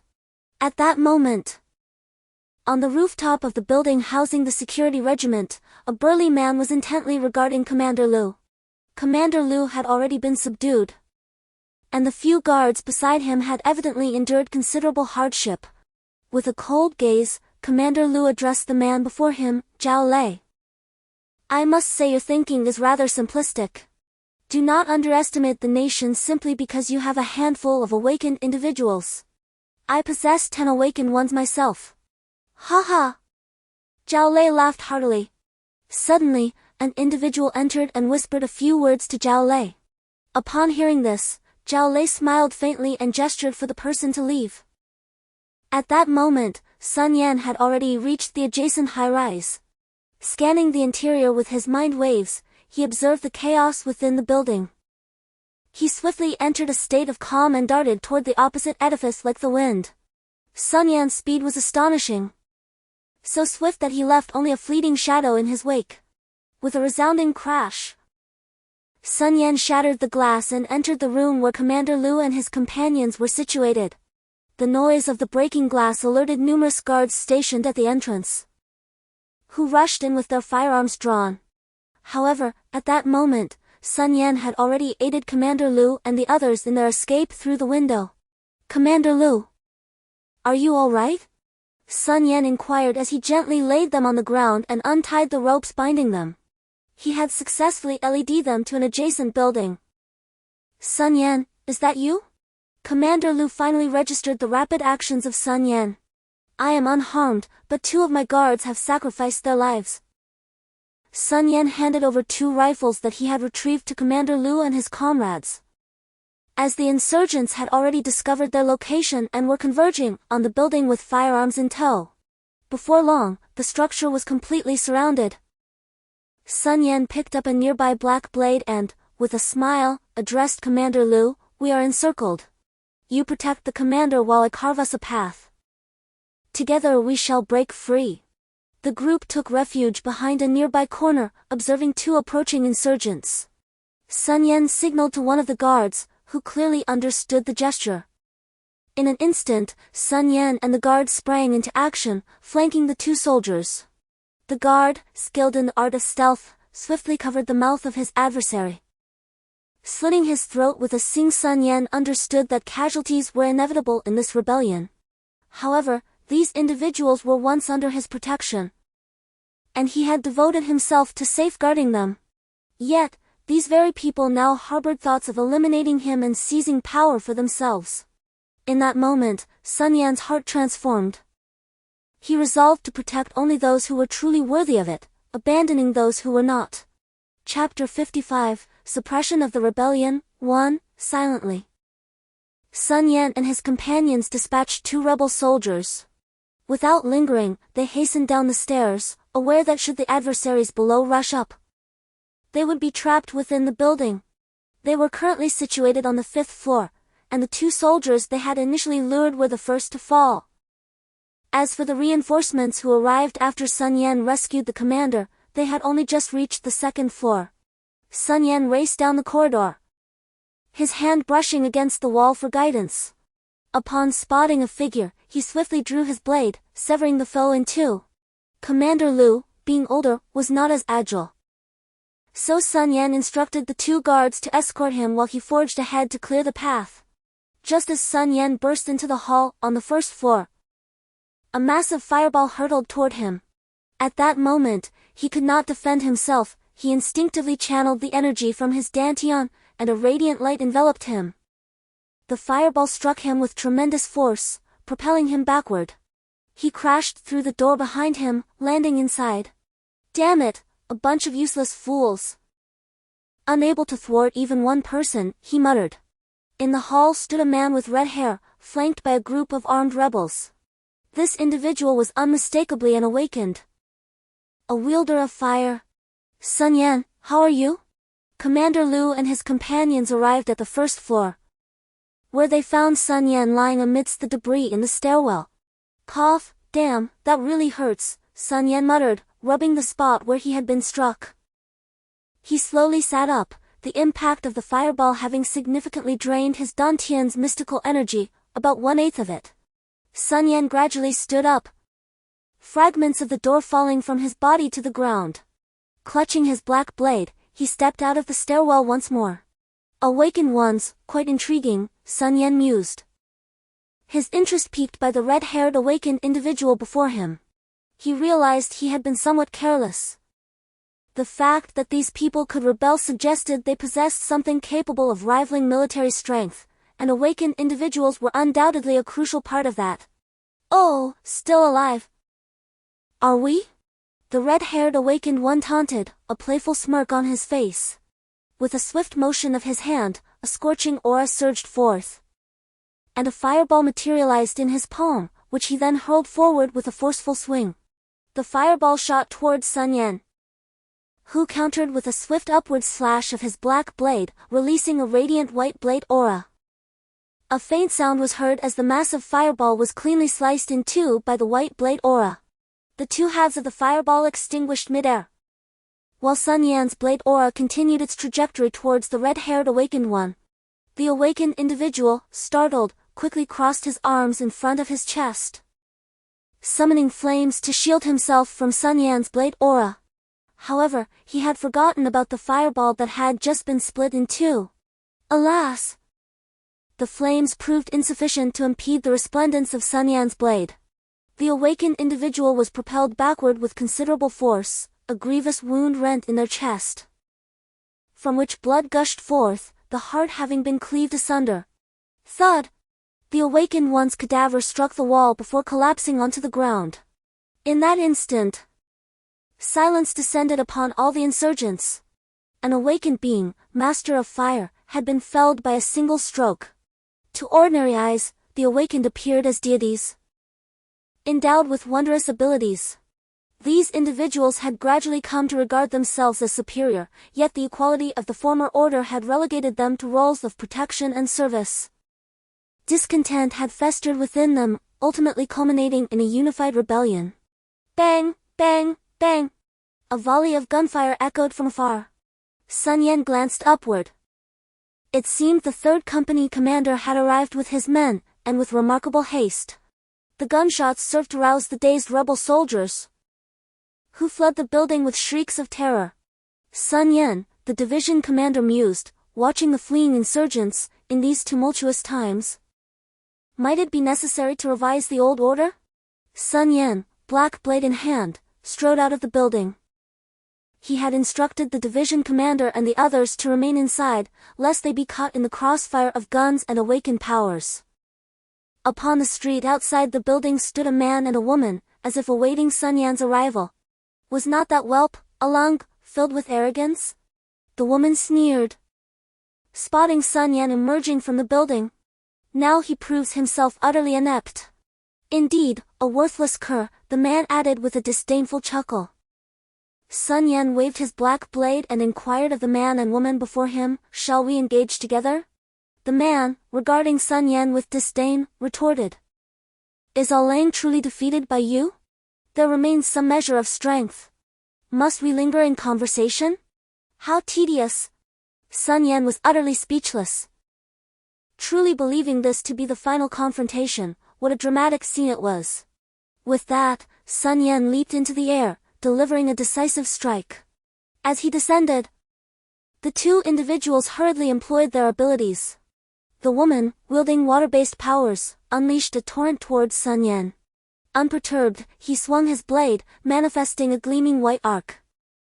In an instant, the wave transformed into an ice wall, and as the blade struck, a substantial portion of the ice shattered, yet, the arc was momentarily halted. Sun Yan, taken aback by the wave's transformation, found himself momentarily stunned. In that fleeting moment of hesitation, the man lunged forward.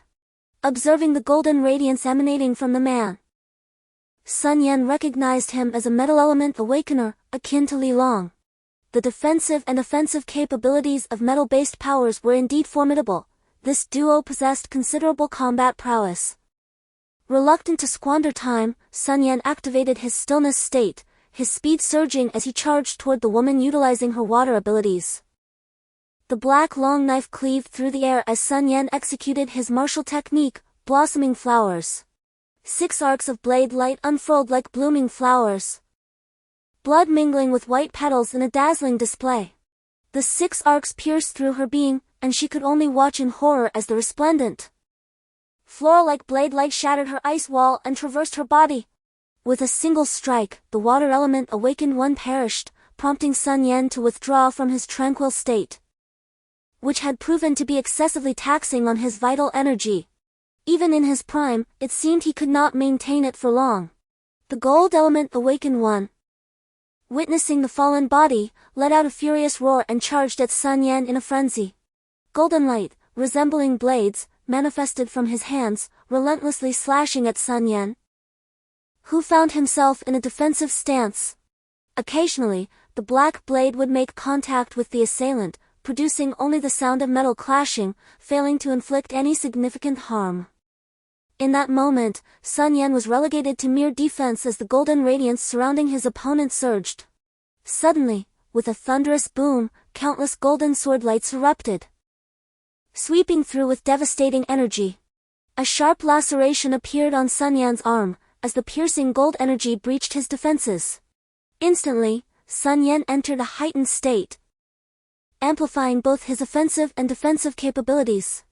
Brandishing his blade towards the gold element ability user, he regarded him with a chilling gaze, emanating an overwhelming aura that instilled a sense of dread and submission in the approaching adversary. This abrupt surge of power caused the awakened one to falter momentarily. Seizing the opportunity, Sun Yan's eyes ignited with a fierce brilliance, and with a swift motion, he unleashed a ferocious swing of the black blade. Chapter 56, Suppression. Suddenly, Sun Yan charged towards the awakened individual of the gold element, his dark blade descending mercilessly like the scythe of death. With a soft thud, Sun Yan chose not to act further. He merely observed as the man struggled to rise, laboriously making his way towards the woman sprawled in a pool of blood nearby. With a heavy thump, he collapsed beside her, simply gazing at her in silence. A sudden noise shattered the stillness. A rebel had discarded his weapon and, in a frenzy, turned to flee. Sun Yan watched the man's retreating figure, his frantic strides leaving a faint yellow liquid trailing from his pant leg, yet he paid it no heed. Soon after, a second, a third, and even a 10th rebel followed suit, until none remained before Sun Yan, their weapons now pointed at him. Sun Yan gestured for the guards to bring the division commander forth and set off towards the checkpoint. The sounds of gunfire grew nearer, indicating that the company commander and his men were advancing.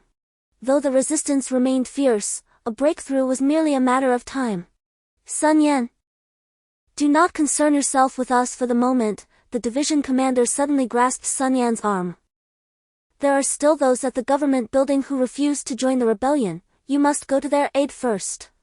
Listen to me, the rebel leader is Huang Shuang, a member of the defense corps and one of the first to awaken. He has rallied a group to declare themselves sovereign, initially intending to coerce the military. However, thanks to your intervention, his leverage now lies with those unwilling to join his rebellion and the survivors. Thus, you must rescue them without delay. Commander Lu pulled Sun Yan aside and briefly explained the entire situation. No, you must ensure your safety first, otherwise, if you are captured again, our forces will be at a disadvantage, Sun Yan resolutely refused. Commander Lu laughed heartily. I, Lu Donghai, was careless before, this time, I would rather die. Observing Commander Lu's furious countenance, Sun Yan realized he was not jesting. Indeed, it was quite humiliating for a commander to be captured. However, Sun Yan could not acquiesce. After pondering for a moment, he proposed, how about this? I will swiftly head ahead to lure a squad to rendezvous with you, and then I shall immediately go to rescue them. Time? Commander Lu considered this suggestion, recognizing its merit, but insisted that it could not be prolonged. If too much time elapsed, those captured by the government would remain in peril. 3 minutes. Sun Yan smiled and promptly took his leave. No. Sun Yan was racing towards the checkpoint, eager to launch a surprise attack and allow a squad to join Commander Lu and the others. He could already see the clash at the checkpoint, witnessing fireballs erupting intermittently. It dawned on him that awakened individuals likely still guarded the checkpoint. And with only 3 minutes to spare, he realized he had been somewhat rash. Suddenly, a massive fireball shot forth from the checkpoint, descending upon the attacking forces.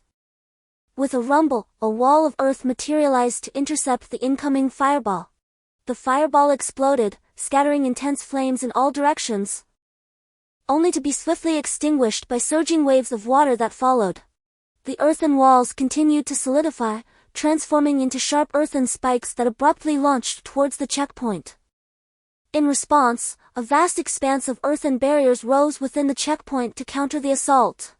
The entire scene was a spectacle of energy attacks, with ice and fire intertwining, evoking a profound sense of science fiction. From a distance, Sun Yan observed this surreal spectacle, but time was of the essence, leaving no room for contemplation. Suddenly, Sun Yan entered a state of focus, leaping into the air and unleashing a powerful strike. A radiant arc of white light surged forth from his blade, crashing directly into the ranks of the rebel forces, carving a terrifying chasm into the ground. Almost instantaneously, from within that chasm, 6 smaller blades of light erupted, piercing into the rebel camp, wreaking havoc and disarray among their ranks. The sight of this radiant strike invigorated the morale of Sun Yan's troops, who recognized it as his signature move. Wolf Pack, charge! Sun Yan bellowed as he swung his sword towards the troops. Following his command, a chorus of robust voices erupted. Four agile figures darted swiftly from the military formation, akin to sharp spikes that pierced through the checkpoint. Sun Yan had identified Yang Li, who was ready to utilize his abilities as soon as the earthen walls emerged, knowing that his wolf pack squad was stationed just across the way. He called upon them for an assault. Once they regrouped, Sun Yan wasted no time and led them toward Commander Lu's position, confident that the army would seize the opportunity presented by the breach created by his squad. Yang Li ensured the commander's safety while awaiting the troops. Sun Yan instructed them as he guided them to the commander's location, outlining their mission. After issuing his directives, Sun Yan immediately rose and hastened towards the location indicated by the commander, intent on rescuing those in need. The government building, situated in the heart of the city, is a 5-story comprehensive office edifice. Currently, Huang Shulang is engaged in discussions regarding their subsequent action plan on the 3rd floor, accompanied by a group of his subordinates. Boss! It has been confirmed that the Fire Kid and that couple have perished in battle. A scruffy man with a small mustache rushed in, his voice laced with urgency. Furthermore, our front line is struggling to hold. Struggling to hold? A middle-aged man with glasses beside Huang Shulang furrowed his brow slightly. Indeed, second brother. The adversary possesses awakened individuals. And as you are aware, the quality of their troops is formidable. Our men are no match for them, the scruffy man sighed in resignation. It appears we must vacate this location, Huang Shulang remarked, rubbing his temples. Observing the distant clash, Huang Shulang realized that this operation had culminated in utter failure. He is, in fact, Huang An's cousin, tall and imposing. He was among the first to awaken. Subsequently, he befriended a few individuals, the first being the bespectacled Lu Hong, who significantly influenced this operation. He also became acquainted with Zhao Lei, a burly man. Zhao Lei had initially been incarcerated with his brother in a detention center, but upon the onset of the catastrophe, he escaped and subsequently became entangled with Huang Shulang and his companions, eventually awakening by a twist of fate. His brother, the scruffy man with the small mustache, is named Zhao Ho. In the room, next to Huang Shulang, stood a little girl who had not uttered a single word. Her situation was quite peculiar. She was a child from an orphanage, deeply traumatized by the recent disaster and had not spoken since. Yet, for reasons unknown, this little girl displayed an extraordinary reliance on Huang Shulang, disregarding the words of others. Moreover, she represented Huang Shulang's ultimate trump card. The repugnant Zhao Ho hesitated for a moment before finally speaking. Your cousin is not severely injured, he merely has a disabled hand. It is said that he is the one who killed that fiery lad and the couple. Your cousin had been making things difficult for him, which ultimately led to his mistake. Boss, we still have many hostages, we can make a stand, Zhao Lei said in a deep, resonant voice. Indeed, aside from government personnel, there were numerous survivors who could be utilized as hostages to bargain with the army, which, for the sake of public safety, could not launch a direct attack. You do not understand, do you? What I seek is not merely a stand or a temporary compromise from the troops, Huang Shulang said as he patted Zhao Lei on the shoulder. At that moment, Zhao Lei involuntarily shuddered when Huang Shulang's hand rested upon him. But he ultimately sighed in relief, realizing that he was unharmed. Chapter 57, The Suppression of the Rebellion. 3. Huang Shulang commanded considerable respect among his companions. They had all witnessed his ruthlessness. Even as an ordinary man during the outbreak, he had murdered over a dozen defenseless individuals for sustenance. Furthermore, he had meticulously butchered a dissenter, piece by piece, and fed the remains to the ravenous mutants. Boss, Lu Hong, adjusting his spectacles, began to address Huang Shulang. Without further ado, the group promptly departed from the government edifice, betraying no sentimentality. At that juncture, Sun Yan arrived at the entrance of the government building, encountering Huang Shulang and his entourage. Without hesitation, Sun Yan unleashed a saber strike, the blade's aura hurtling forward. Rumble, the ground quaked, and several steel bars erupted from the earth, instantly coalescing into a steel shield. The saber's aura impacted the shield, producing a deafening roar. However, the shield remained intact, though the golden light enveloping it dimmed perceptibly. Observing that his initial assault had failed, Sun Yan prepared to press his attack. Just then, Huang Shulang murmured to the girl beside him, "Xiaofeng, let's depart." Xiaofeng was the moniker Huang Shulang had bestowed upon the girl, her true name remained unknown. At that moment, the girl closed her eyes, and Sun Yan felt as though his advancing body had become mired in quicksand, his velocity significantly diminished. And each step required a substantial expenditure of Xian Qi. Abruptly, the girl's eyes snapped open, her irises now entirely white. Sun Yan was struck as if by a heavy blow, sent hurtling away, while behind Huang Shulang and his companions, a blue vortex materialized, beckoning them to enter. Could this be a portal? What extraordinary ability is at play here? Summoning his strength, Sun Yan rose to his feet, instantly entering a heightened state of being, which alleviated much of the pressure upon him. With a sudden burst of momentum, he leaped into the air, wielding his blade with both hands in a fierce downward slash.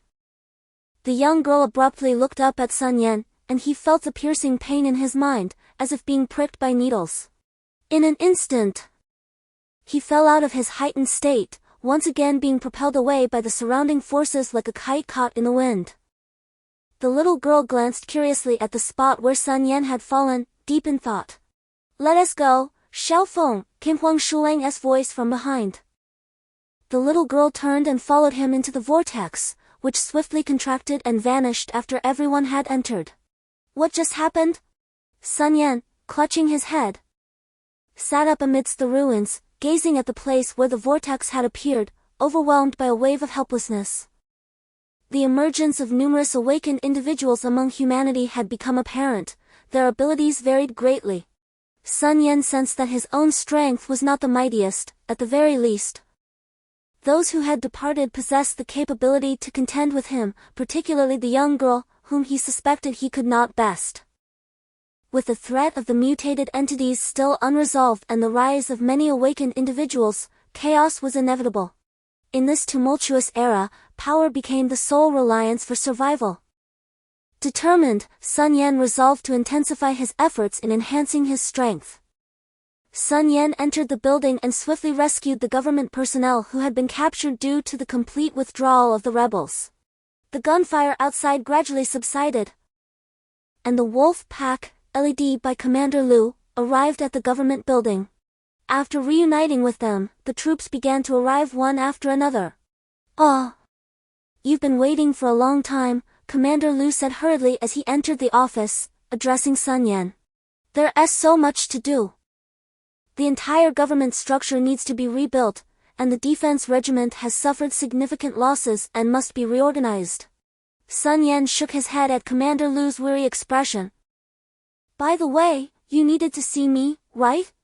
Haha, I didn't expect to pull you into this situation so suddenly, but it's fortunate that I did," Commander Lu remarked as he poured himself a glass of water.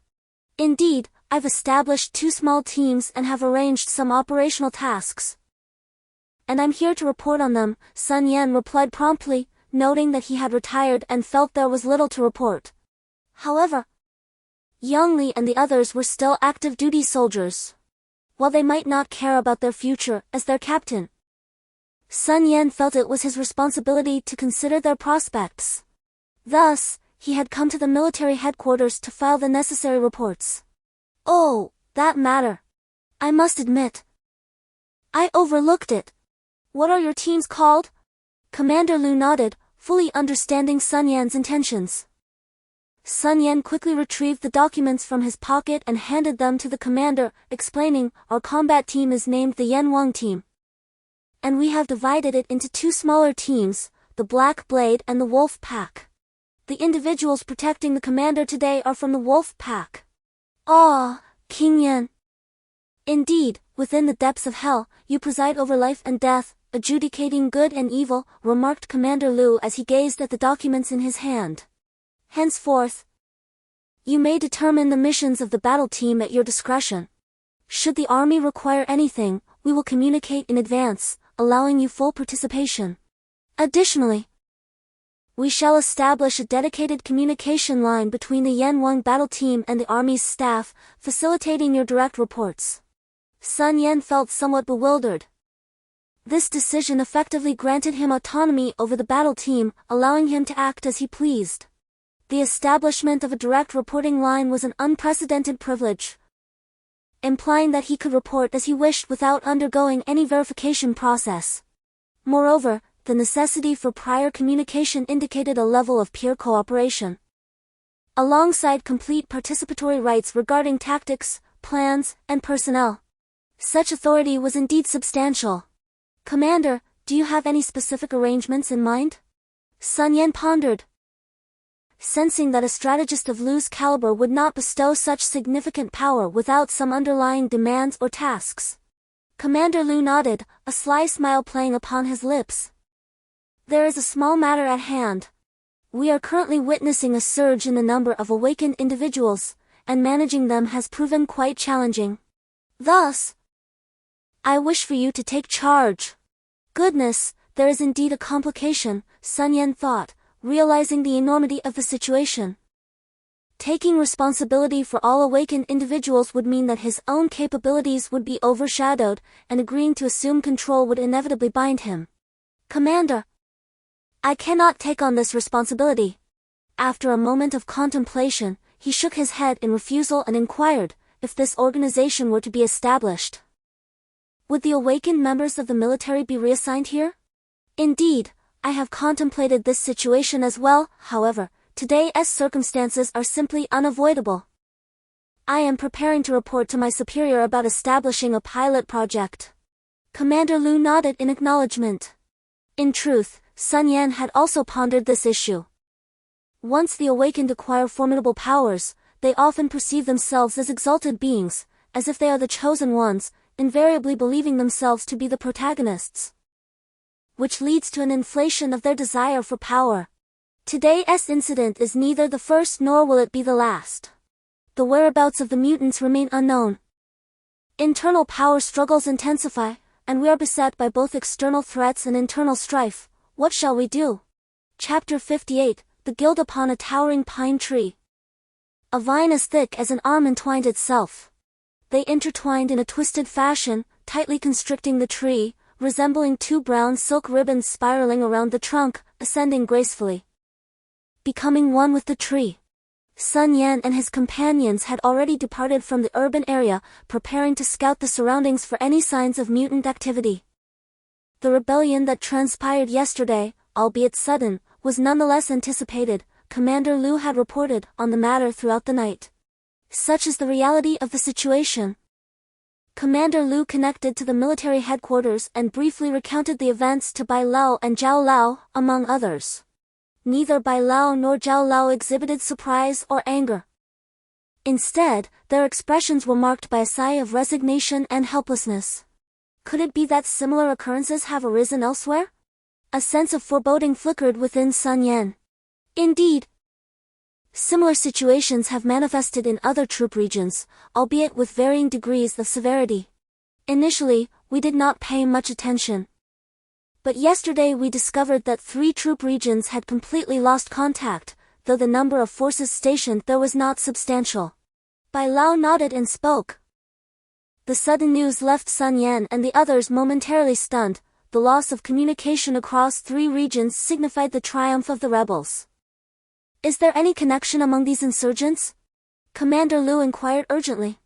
Zhao Lao shook his head. There is no coordination, they are largely acting independently. Some have declared themselves as rulers, while others have been driven by escalating conflicts. Although Sun Yen had anticipated these developments, the reality of the situation still struck him with a sense of shock. Subsequently, Zhao Lao revealed an even more pressing piece of information. The government had also fractured into 2 factions, one supporting the Awakeners and the other advocating for their suppression. However, due to the military's neutral stance, both sides remained in a deadlock. While the government possessed a modest police force, it paled in comparison to the extraordinary powers of the Awakeners. Regarding the military, Despite certain imperfections among the soldiers, Sun Yan firmly believed that the majority remained steadfast. Thus, the military's condition was still intact, whether due to a sense of order or unwavering conviction, the troops remained stable. Yet, given the current state of the nation, it was evidently implausible to swiftly restore the entire order. Sun Yan yearned to take action, whether through combat or force, he harbored no fear. Yet, having just begun to comprehend his own capabilities, he found himself unable to utter such grandiose claims, nor could he envision resolving this predicament single-handedly. The government, lacking both initiative and capability, finds itself in a rather precarious situation. Should matters deteriorate, we may revert to an era of feudal lords. Amidst the stark opposition of these two factions, we conceived an idea, to neither support nor suppress. At this juncture, Mr. Zhao continued, stating that previously, the government's role was primarily to manage the populace, yet now the dynamics have shifted, as individuals possess unimaginable power, necessitating a transformation within the government. I propose the dissolution of government entities. Mr. Zhao's audacious declaration stunned everyone, the dissolution of the government and the establishment of the Awakeners Union. The Awakeners Union? Sun Yan inquired, perplexed. Indeed, this notion was inspired by Professor Ling, who asserted that humanity would inevitably become awakeners. Mr. Zhao chuckled, confidently asserting that since the transition to awakeners is inevitable, we might as well initiate it now. Subsequently, Sun Yan commenced training to bolster the strength of his team. In recent days, he had gathered considerable supplies and conducted reconnaissance of the surrounding area. Boss, how did this tree grow so enormous? Li Long marveled at the colossal tree before him. With a swift kick, Zhao Lian struck Li Long's backside, urging him, hurry up and sense it. I am still awaiting my scythe. After Sun Yan severed Zhao Lian's scythe, he had longed for a superior weapon. And upon hearing Sun Yan speak of the abilities of metal-type awakeners, he rallied the other team members to conscript Li Long for labor. Sun Yan looked helplessly at several individuals playfully searching for metals to forge weapons. He shook his head and remarked, with the influx of unknown energy, these plants have likely mutated just like humans. Everyone, please exercise caution. Suddenly, the military communicator buzzed to life. Upon answering, Sun Yan discovered it was a message from the headquarters. Instructor Sun, as per the directive from the commander, I have two pieces of information to convey. Firstly, the Awakener Union of Hualong Nation has officially been established, and all Awakeners are required to register at the former government office. Secondly, to your team's 2 o'clock direction, approximately 5 kilometers away, an anomaly has been reported. 5 minutes ago, a squad of reconnaissance soldiers was ambushed there, and we request that you lead your team for rescue and investigation. Understood, Sun Yan replied, astonished by the decisive actions taken by Commander Zhao in establishing the Union in such a short span of time. Assemble everyone immediately. We are heading towards 2 o'clock direction. 5 kilometers away, where a reconnaissance squad was attacked 5 minutes ago. Let us move. Hey, what about my scythe? Zhao Lian inquired while boarding the vehicle. Didn't Li Long just find some metal? It's already loaded onto the vehicle, Zhao Tian responded from his seat. Upon hearing this, Zhao Lian perked up, hey, Long. Could you make me one? Otherwise, I'll be left without a weapon later. Wait, who taught you this? Zhao Lian's enthusiasm quickly faded as he doubted that Li Long had devised such a plan. A group of individuals, engaged in light-hearted banter, meticulously examined their gear. Yongli, Zhao Tian, and others were now equipped with long knives, modeled after the black blade of Sun Yan. Initially, everyone intended to design their own weapons. Yet during discussions with Li Long, they were met with firm refusals, all stemming from his singular assertion, I create what I deem aesthetically pleasing. This statement silenced any further debate, as they had no recourse against the authority of Li Long's craftsmanship. Resigned to this reality, the group abandoned their futile arguments with him. Ultimately, there was Li Shui. Li Long crafted for her a large chopping knife akin to that of Wang Lu. Soon after, the group drove to a location 1 kilometer away from their designated point. To avoid alerting any potential threats, they disembarked and proceeded on foot to continue their search. Although no signs of mutated creatures were present, Sun Yan instinctively opted for caution. "Boss, there are footprints here, it's rather peculiar. You should take a look," Wang Ergo suddenly exclaimed, having spotted a clearly discernible shoe print on the ground. The group promptly heightened their vigilance. Sun Yan approached the site of the discovery to inspect the evidence. Chapter 59, Anomalous Situation. Sun Yan knelt beside Wang Ergo, scrutinizing the marks on the ground. Several shallow shoe prints were visible, each bearing a similar tread pattern, indicative of standard military boots. These prints likely belonged to members of a reconnaissance team. And judging by the footprints, it appeared that this team comprised 5 individuals. Since there are traces here, it suggests that our search direction is fundamentally correct. Without hesitation, Sun Yan quickly discerned the path and led Wang Lu and the others onward in their quest. After advancing 400 to 500 meters, Sun Yan suddenly raised his hand, signaling everyone to halt. He crouched down, examining the surrounding traces, and a sense of foreboding enveloped him. The trail of the reconnaissance team seemed to end here, not truly an end, but rather obscured by a multitude of chaotic marks. Sun Yan pointed to the ground, gesturing for heightened vigilance among his companions, while he himself hastened forward to continue the search. As Sun Yan and his team pressed on for nearly 200 meters, a sudden cacophony of gunfire erupted ahead. Sun Yan's expression shifted dramatically, sensing the gravity of the situation. He abruptly surged forward, racing towards the source of the sound. Wang Lu and the others, feeling the change in circumstances, hurriedly followed, but by then, Sun Yan had vanished from sight. "Sand, we've discovered traces of the mutants. Their numbers are considerable." The warning from Sun Yan crackled through the earpiece, followed by another volley of gunfire. "Mutants?" Wang Lu and the others paused in shock, bewildered by the unfolding scenario. "We must hurry," Zhao Lian exclaimed, not hesitating to activate his wind-based abilities, propelling himself swiftly towards Sun Yan's position. As he was the fastest among them and had been designated by Sun Yan as a nimble support.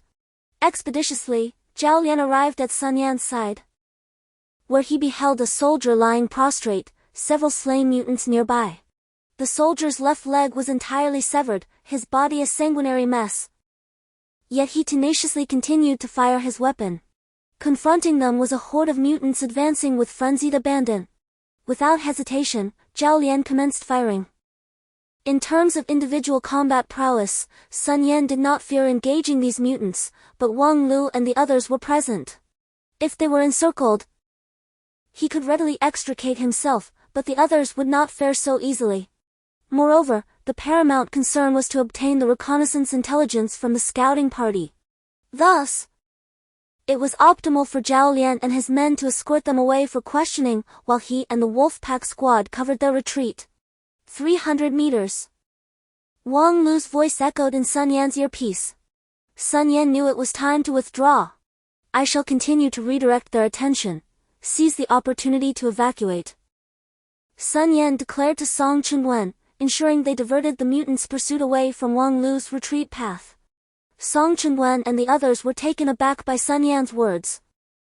Realizing he intended to remain behind alone to impede the mutants. "Captain, leave the magazines, and evacuate swiftly," Sun Yan interrupted, preempting their entreaties. Cognizant that their presence would only encumber their captain, Song Chunwen and the others desisted from further protest. Song Chunwen retrieved the fully loaded magazines from himself and the others, entrusting them to Sun Yan. "Withdraw!" Yongli raised his hand, invoking his earth-based abilities to erect several earthen walls that thwarted the advancing mutated creatures, compelling them to alter their pursuit. As the walls rose, Yongli and Song Chunwen, filled with indignation, turned away from the battlefield, lamenting their own inadequacies and their inability to assist their captain. With a rhythmic cadence, Sun Yan's rifle discharged, flames erupting with each pull of the trigger. As bullets penetrated the skulls of the relentless mutants, forcing them to retreat. Gradually withdrawing, Sun Yan adeptly maneuvered the mutants, ensuring that even if he managed to break free from the encirclement, they could not continue their chase of Yang Li and the others. Suddenly, with a resounding pop, a bullet exploded the head of one mutant. It was the last round in Sun Yan's magazine. For nearly 10 minutes, he had successfully diverted the attention of these grotesque beings. The relentless horde, an uncountable mass of mutants, had consumed all of Sun Yan's ammunition, their numbers swelling as they surged towards him, eager to meet their demise at his hands. Uncertain of how many mutants he had felled, Sun Yan continued to aim and fire, running, then aiming and firing again. The lifeless bodies of the mutants fell to the ground. Yet their relentless companions trod upon the fallen as they pressed their assault. Countless mutants trailed behind, as if to convey the futility of his efforts. Having successfully delayed their advance for nearly 10 minutes and diverted them from their course, Wang Lu and his team reached a secure location, where they regrouped with the wolf pack squad.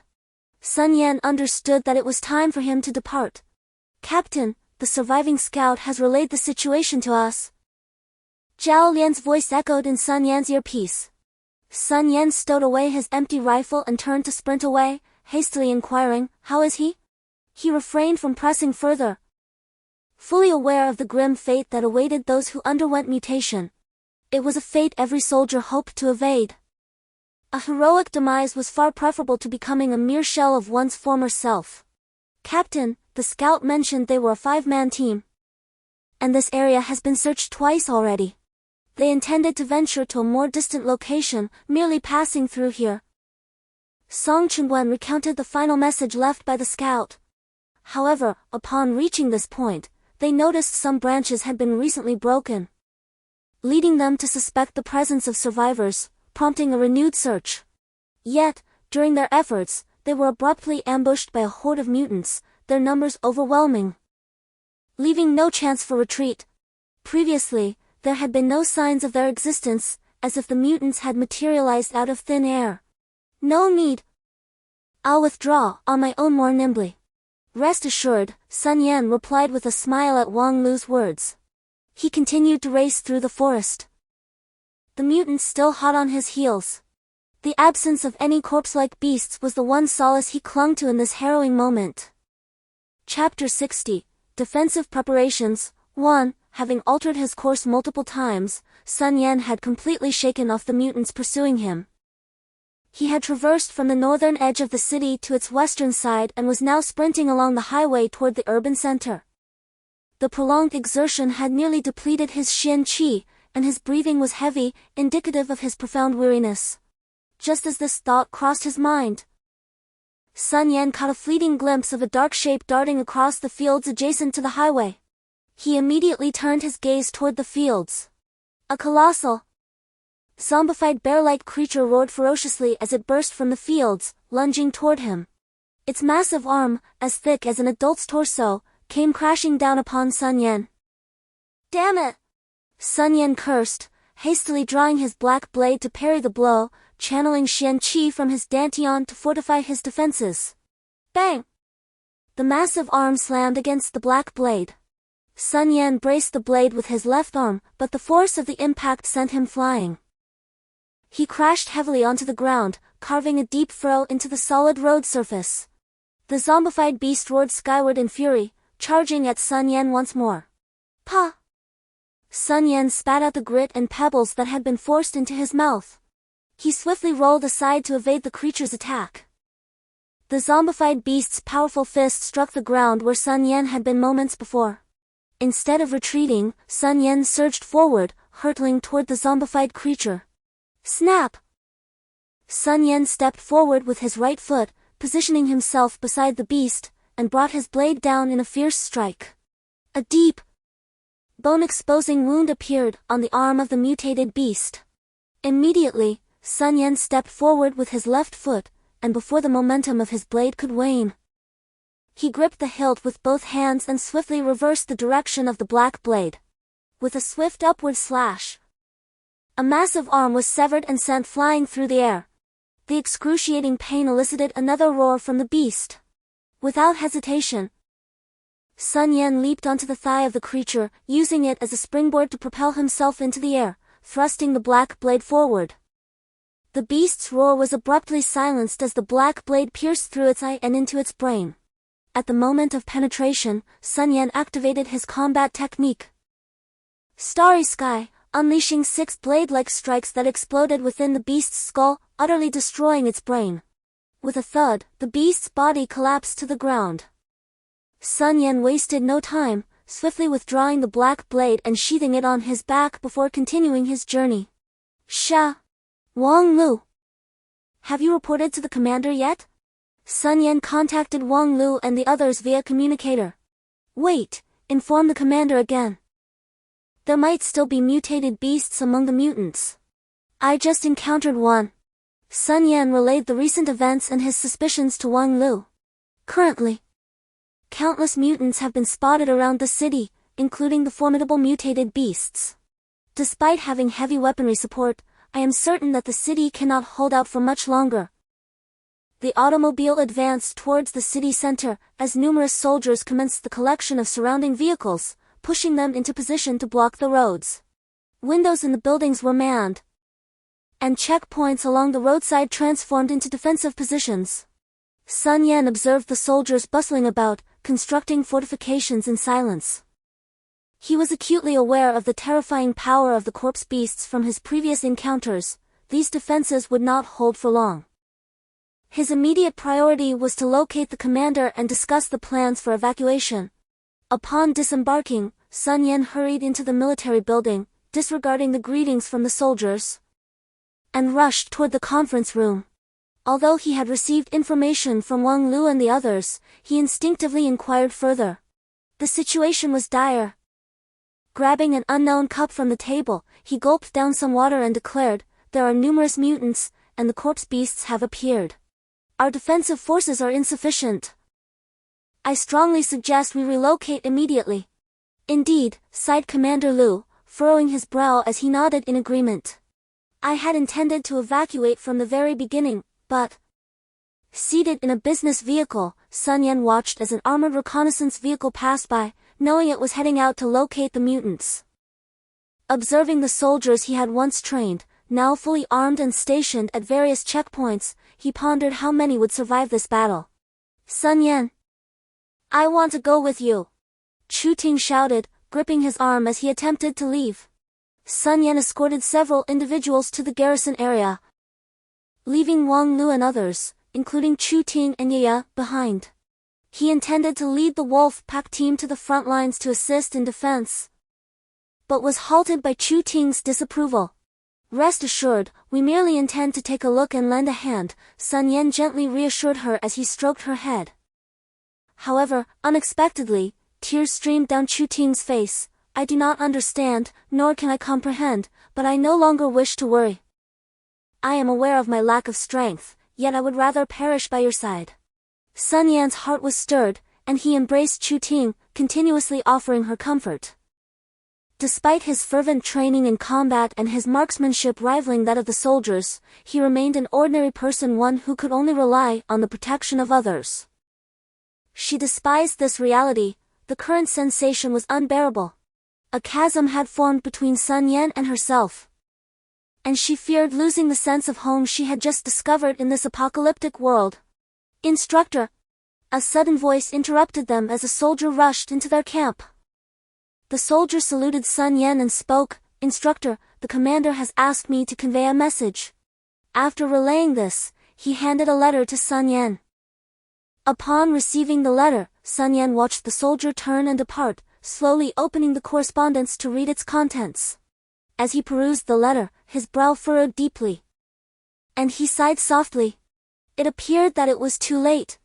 Folding the commander's letter, Sun Yan tucked it into his pocket, his grip on the letter tightening into a fist. Chapter 61, Defensive Preparations, 2. Sun Yan summoned his battalion, commencing the arrangement of forthcoming matters with a heavy heart. The recent correspondence had revealed to him that Commander Lu had resolved to fight to the death in hopes of turning the tide of this battle. "I have established defensive positions to the east, north, and west, to be manned by my guard company along with the 1st and 2nd battalions. To the south, I have allocated a missile battalion, an artillery battalion, and the 3rd company. Should our defenses falter, I require you to lead your battalion as a spearhead, carving a path for the civilians to safety. The other companies will retreat alongside. A sigh escaped Sun Yan's lips. Commander Lu's perspective mirrored his own from the outset, prioritizing the welfare of the populace while preparing for an evacuation. However, with the area already besieged, they were left with no choice but to make a desperate final stand. The camp was abruptly filled with the blaring of alarms, one after another, inducing chaos among the survivors as throngs began to flee, and soldiers hurried to the perimeter defenses. Wang Lu, I need you to take the Black Blade and immediately assemble all awakened individuals at the government union. You, along with Li Long and Zhao Lian, will each support the eastern, northern, and western defenses respectively.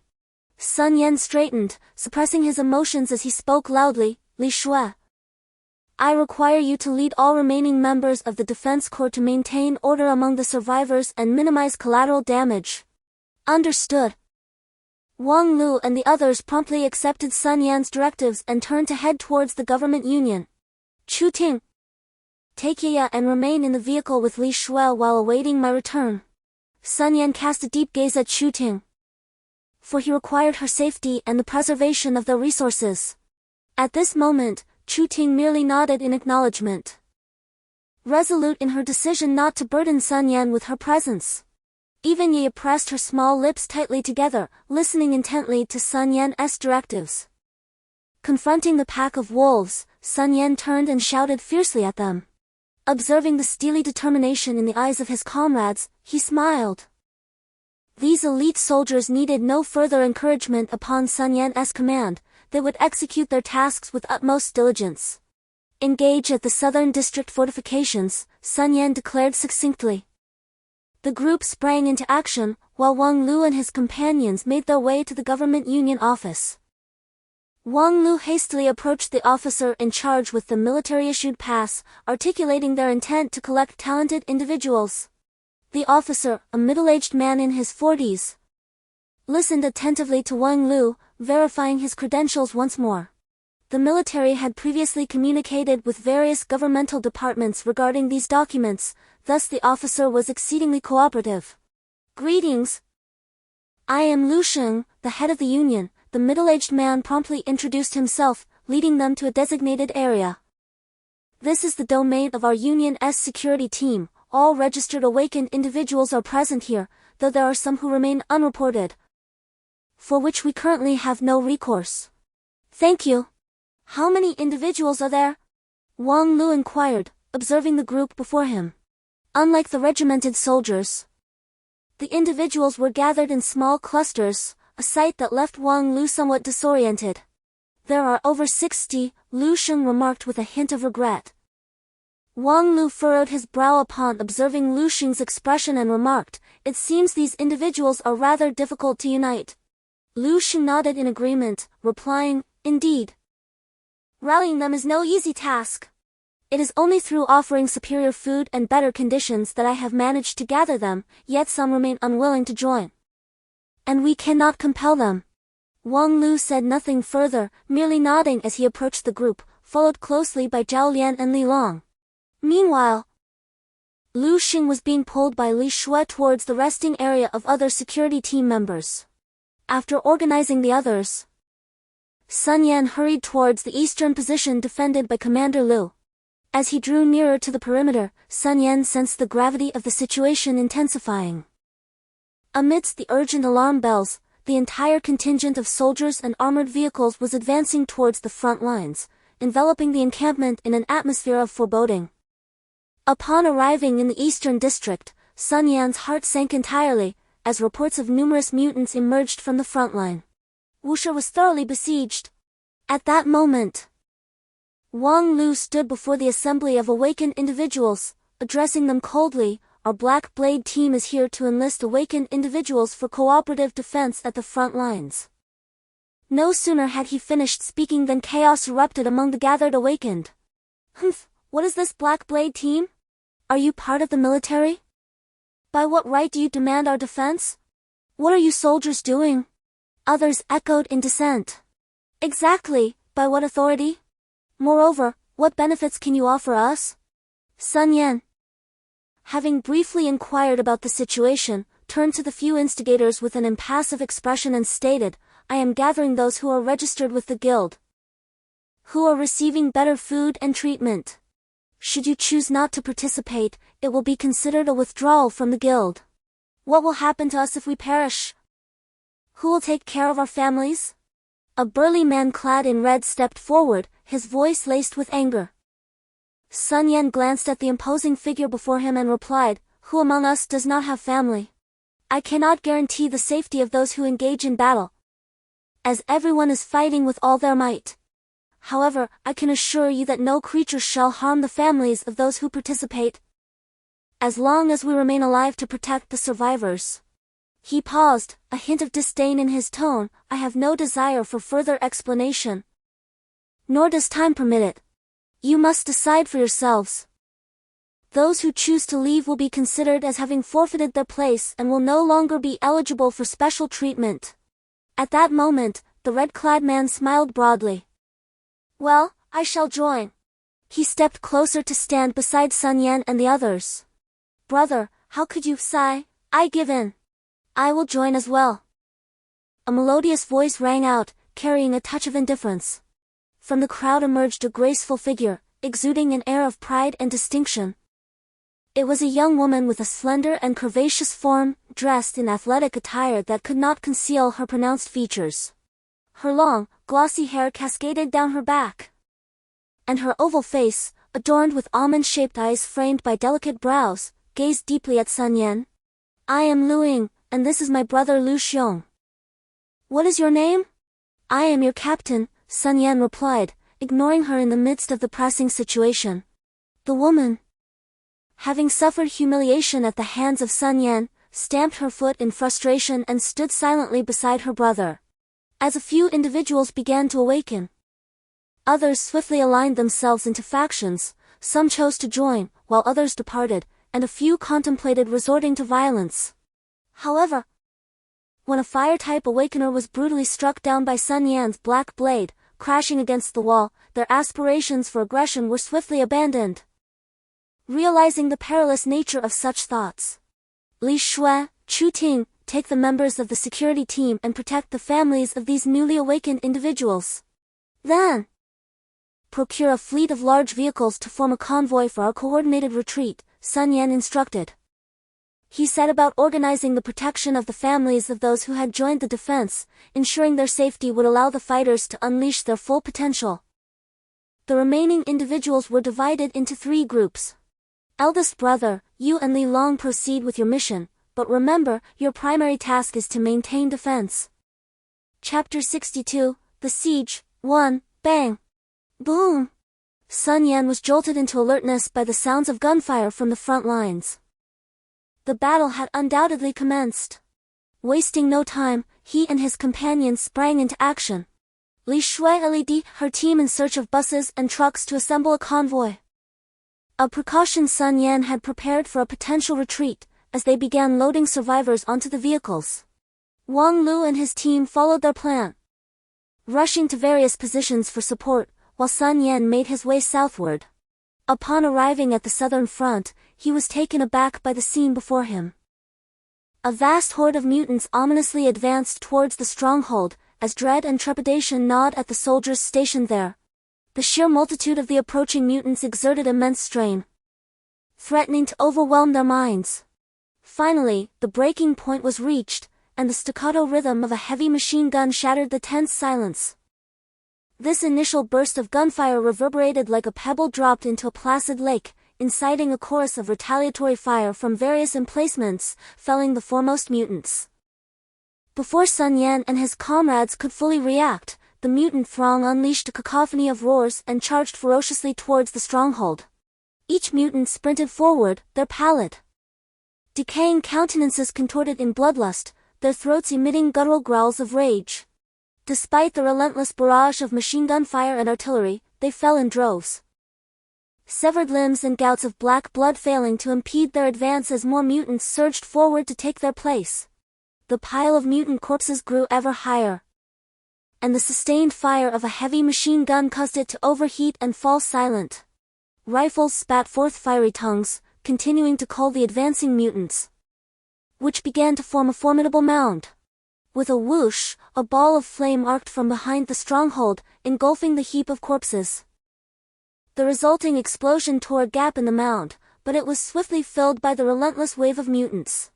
300 meters, 200 meters, 100 meters. 50 meters. With each surge, the advancing mass of mutants pushed the pile of corpses to within 50 meters of the stronghold. As the final gunshot echoed, no more mutants charged forward. An inventory of the fallen was initiated. Upon the issuance of a command, the soldiers commenced an inventory of their munitions. A heavy machine gun was rendered irreparable, and only 2 crates of ammunition remained, though rifle rounds and grenades were in ample supply.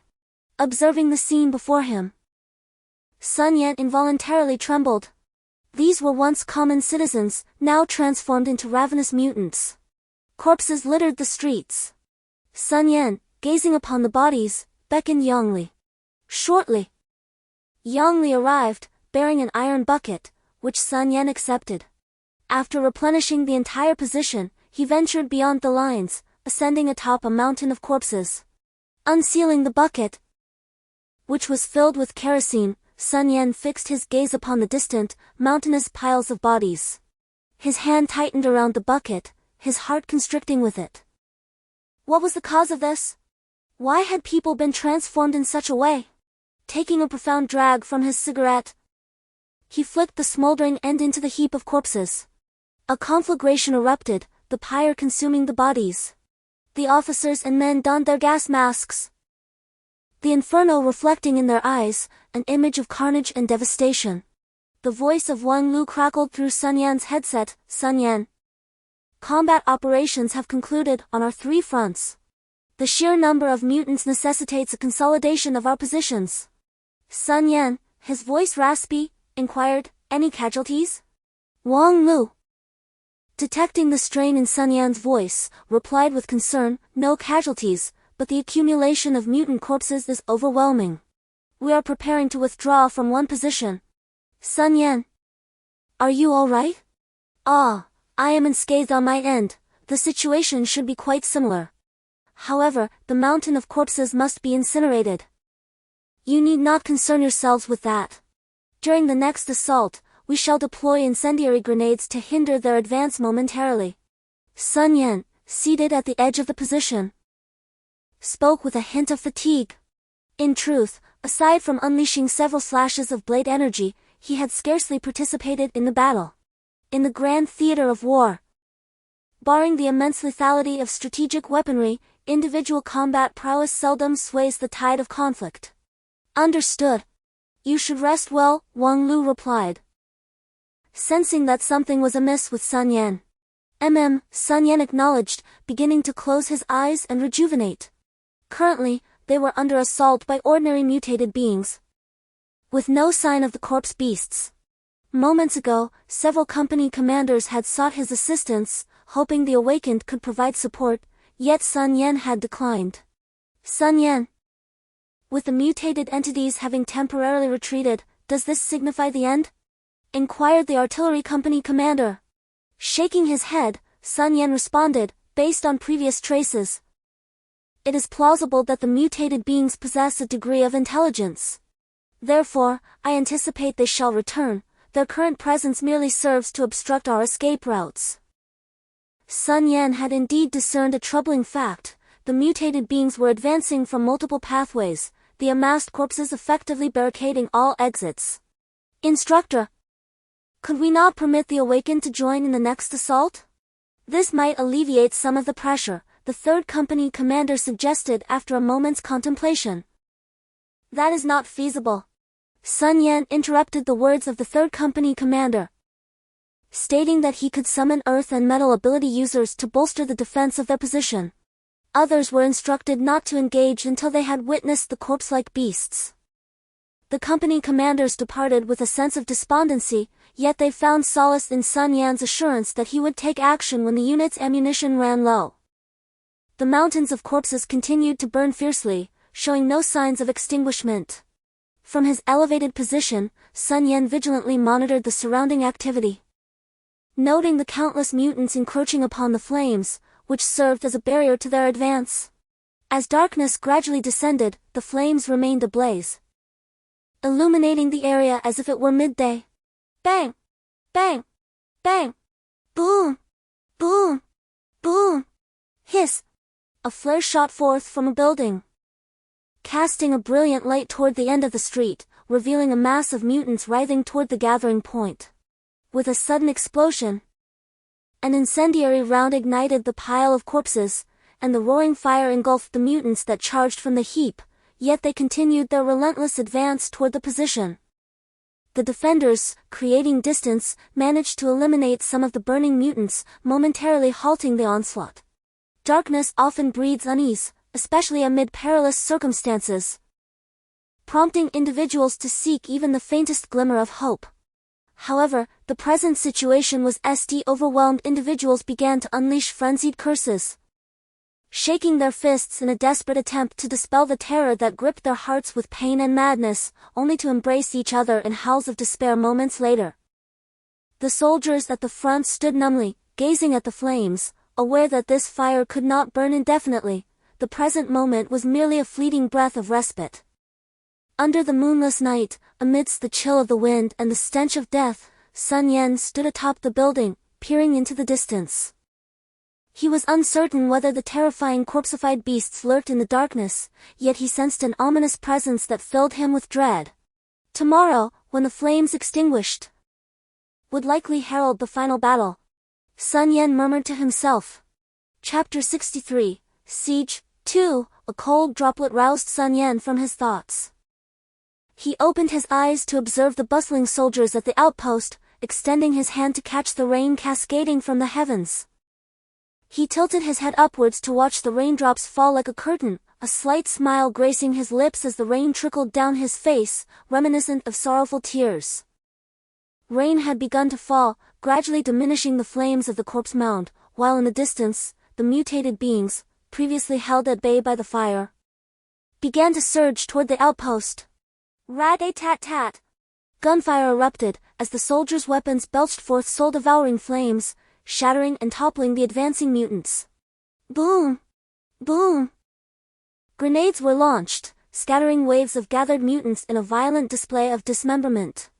Sun Yan observed the skirmish at the forefront, noting the absence of the corpseified beasts. His brow furrowed in concern. Was there to be no assault today? In such a scenario, the unit's ammunition expenditure would escalate to an alarming degree. Suddenly, an idea sparked in his mind, and he activated the intercom, exclaiming, "Zombified beasts detected. Awakeners, prepare to engage." Not far off, a bear-type zombified beast materialized within Sun Yan's field of vision, ferociously charging towards the defensive line. It effortlessly hoisted a car and hurled it toward the encampment. Defense. Ability users, attack. The overturned vehicle plummeted from the sky, only to be intercepted by an earthen wall that abruptly surged from the ground. Thump! A blade of light shattered the obstructing mountain of corpses, carving a direct path toward the zombified beast. Thwack! The blade left a shallow wound on the beast's body, causing Sun Yan to furrow his brow. What was happening? Had these zombified beasts truly undergone further evolution? Heads up! Someone shouted. The soldiers on the line promptly raised their firearms, aiming at the rooftop. Several monkey-type mutants were rapidly scaling the building. Gunfire erupted as the soldiers opened fire, targeting the climbers. Meanwhile, the zombified beast leaped from the 6th floor directly into the fray. The soldiers relentlessly fired upon the beast, but their standard rifles proved largely ineffective. Only the heavy machine guns could inflict significant damage on the formidable creature. As rocket launchers were not yet prepared, the zombified beast landed amidst the soldiers, undeterred by the hail of bullets. One soldier was instantly crushed beneath the beast, his chest pierced by its claws, resulting in immediate death. Upon witnessing the fallen corpse beast, The surrounding soldiers immediately dispersed to the side. The corpse beast, turning its body riddled with bullets, swiftly lunged at another soldier. A resounding explosion echoed as a colossal fireball hurtled towards the grounded creature, unleashed by an awakened individual. The beast was propelled backward, its severed arm torn asunder to reveal ghastly white bones. Subsequently, a massive ice spear shot forth, piercing directly into the beast's chest. With a squelching sound, the ice spear embedded itself deep, causing the corpse beast to topple to the ground.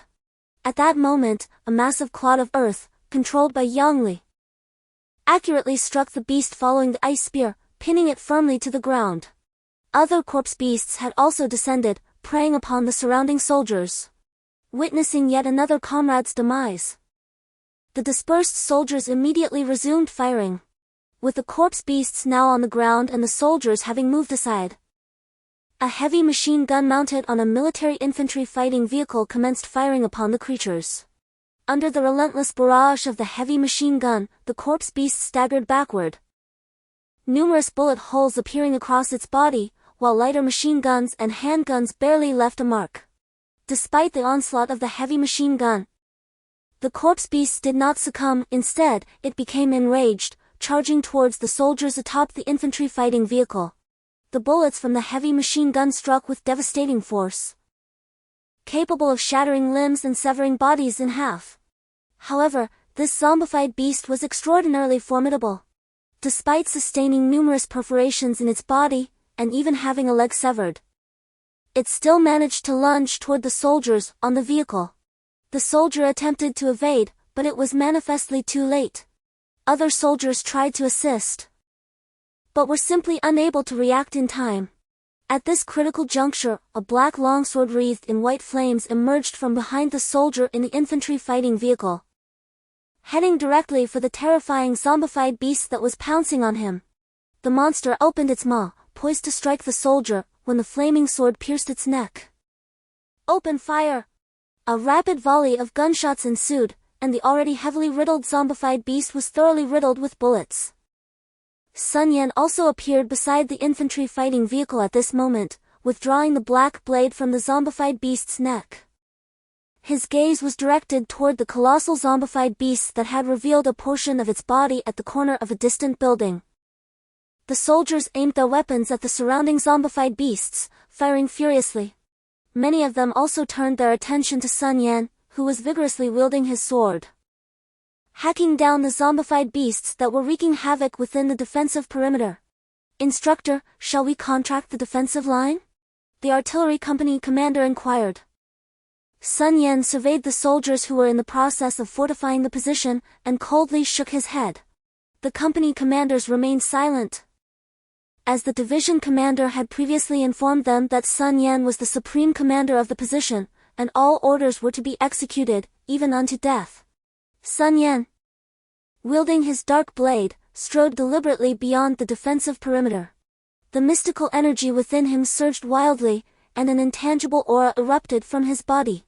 The bear-type necrotic beast, lurking at the corner, upon seeing Sun Yan, roared furiously. Indeed, Sun Yan unleashed his full aura, provoking it. How could the evolved bear-type necrotic beast remain indifferent to such provocation? Meanwhile, the soldiers on the front replenished their ammunition and repositioned their armored vehicles to better aim the heavy machine guns at the distant colossal necrotic beast. The gunners also adjusted their positions to target the upper floors of the buildings. Everyone stood ready, not daring to speak loudly. Chapter 64, Siege 3. The dark blade in Sun Yan's hand flickered with a faint white light as he advanced slowly, causing the ordinary mutants to retreat gradually. "Commander Lu, we're under attack by mutants here, with necrotic beasts in the mix. We've suffered some losses. How's your situation?" Sun Yan spoke into his communicator. "Static. The eastern sector is under heavy attack, significant losses, but we have ample ammunition and have already retreated to a new defensive line." "Static. The western sector is similar, we've also retreated to a new line." "Static. We haven't suffered losses here, but we're running low on ammunition and have retreated." "Commander Lu, we can't hold out like this. Regular firearms are too ineffective against necrotic beasts. I suggest we start evacuating now. Sun Yan furrowed his brow slightly. Although the losses were currently not substantial, the zombified beasts had only just entered the fray. If they persisted for a while longer, the entire unit might lack the firepower to even break through. Very well, prepare to withdraw. Division Commander Liu also recognized that the gravity of the situation had exceeded expectations. Understood, all defensive lines prepare to retreat. A subtle curve appeared at the corner of Sun Yan's lips as he gazed coldly at the zombified beast in the distance. The southern district position is forbidden from retreating. The southern direction will serve as the egress route. The other 3 districts may retreat gradually. I have a large entity here that I need to eliminate, or we won't be able to escape. Sand. Captain, what does that large entity look like? Li Long's voice transmitted. A very large entity. I'm uncertain if there are others in the other sectors, but I surmise that I'm the only one capable of dealing with it. Sun Yan offered a wry smile. I will endeavor to slay it, aiming to keep the duration within 20 minutes. Killing it might provoke an attack from all the mutated entities, so immediately after I dispatch it, everyone retreats from the southern district. Sand. Boss, are you capable of slaying it? Zhao Lian's voice conveyed a sense of gravity. Remember to report combat situations at all times. I will do my utmost regarding the rest. Sun Yan had arrived at a position 1 block away from the zombified beast and halted. A colossal roar reverberated throughout the entire assembly area, akin to a thunderclap, followed by a succession of roars echoing from every corner of the city. Sun Yan, be careful! A resounding boom reverberated as a colossal arm struck the city's pavement, emitting an ominous sound of terror. The sturdy concrete surface was marred by a horrifying scar, debris scattering in all directions as the grotesque beast, nearly 5 meters tall, leaped into the air. Its body twisted, and with a sudden ferocity, its arm swung towards Sun Yan, radiating an eerie black glow. Sun Yan deftly dodged the blow, propelling himself into the air, and retaliated with a swift slash. The obsidian blade left a stark white mark upon the beast's arm, leaving Sun Yan momentarily stunned. He had anticipated the creature's formidable power, yet he never fathomed that his exceptionally sharp blade would fail to inflict any harm, not even breaking the skin. With a thunderous crash, as Sun Yan momentarily lost focus, the beast's other hand struck him violently, sending him crashing into the adjacent building, where a human-shaped hole emerged in the shattered wall, leaving him sprawled amidst the ruins. A deafening roar erupted from the immense creature as it descended upon Sun Yan's location, unleashing a powerful punch. This was soon followed by another, and yet another 3 resounding blows. Boom! Boom! Boom! The colossal fists pounded upon the debris, shaking the very spirits of all the soldiers present. Sun Yan! Commander! Captain! The crowd erupted in fervent cries. Time ticking inexorably forward as the monstrosity showed no signs of relenting, relentlessly continuing it undoubtedly alive, otherwise those mutants and zombified beasts would have already encroached upon us. I asserted this course of action was untenable from the outset. It was an imprudent gamble. I forewarned against this. Alas! The assembly, with a chorus of dissenting voices, had all but resigned themselves to Sun Yan's demise. Prepare the artillery, intoned Division Commander Liu, his pronouncement silencing the clamor emanating from the radio. The artillery battery commander, his countenance ashen, fixed his gaze upon the relentless barrage of the zombified beast, his hand slowly ascending. Crank! War! The self-propelled howitzers and assault guns were primed, their muzzles trained on the target.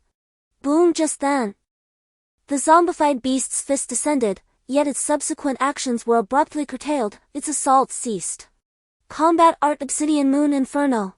A chilling voice echoed, followed by a jet-black blade of light emerging from the ruins, no longer merely a crescent of darkness, but enshrouded in a searing white blaze.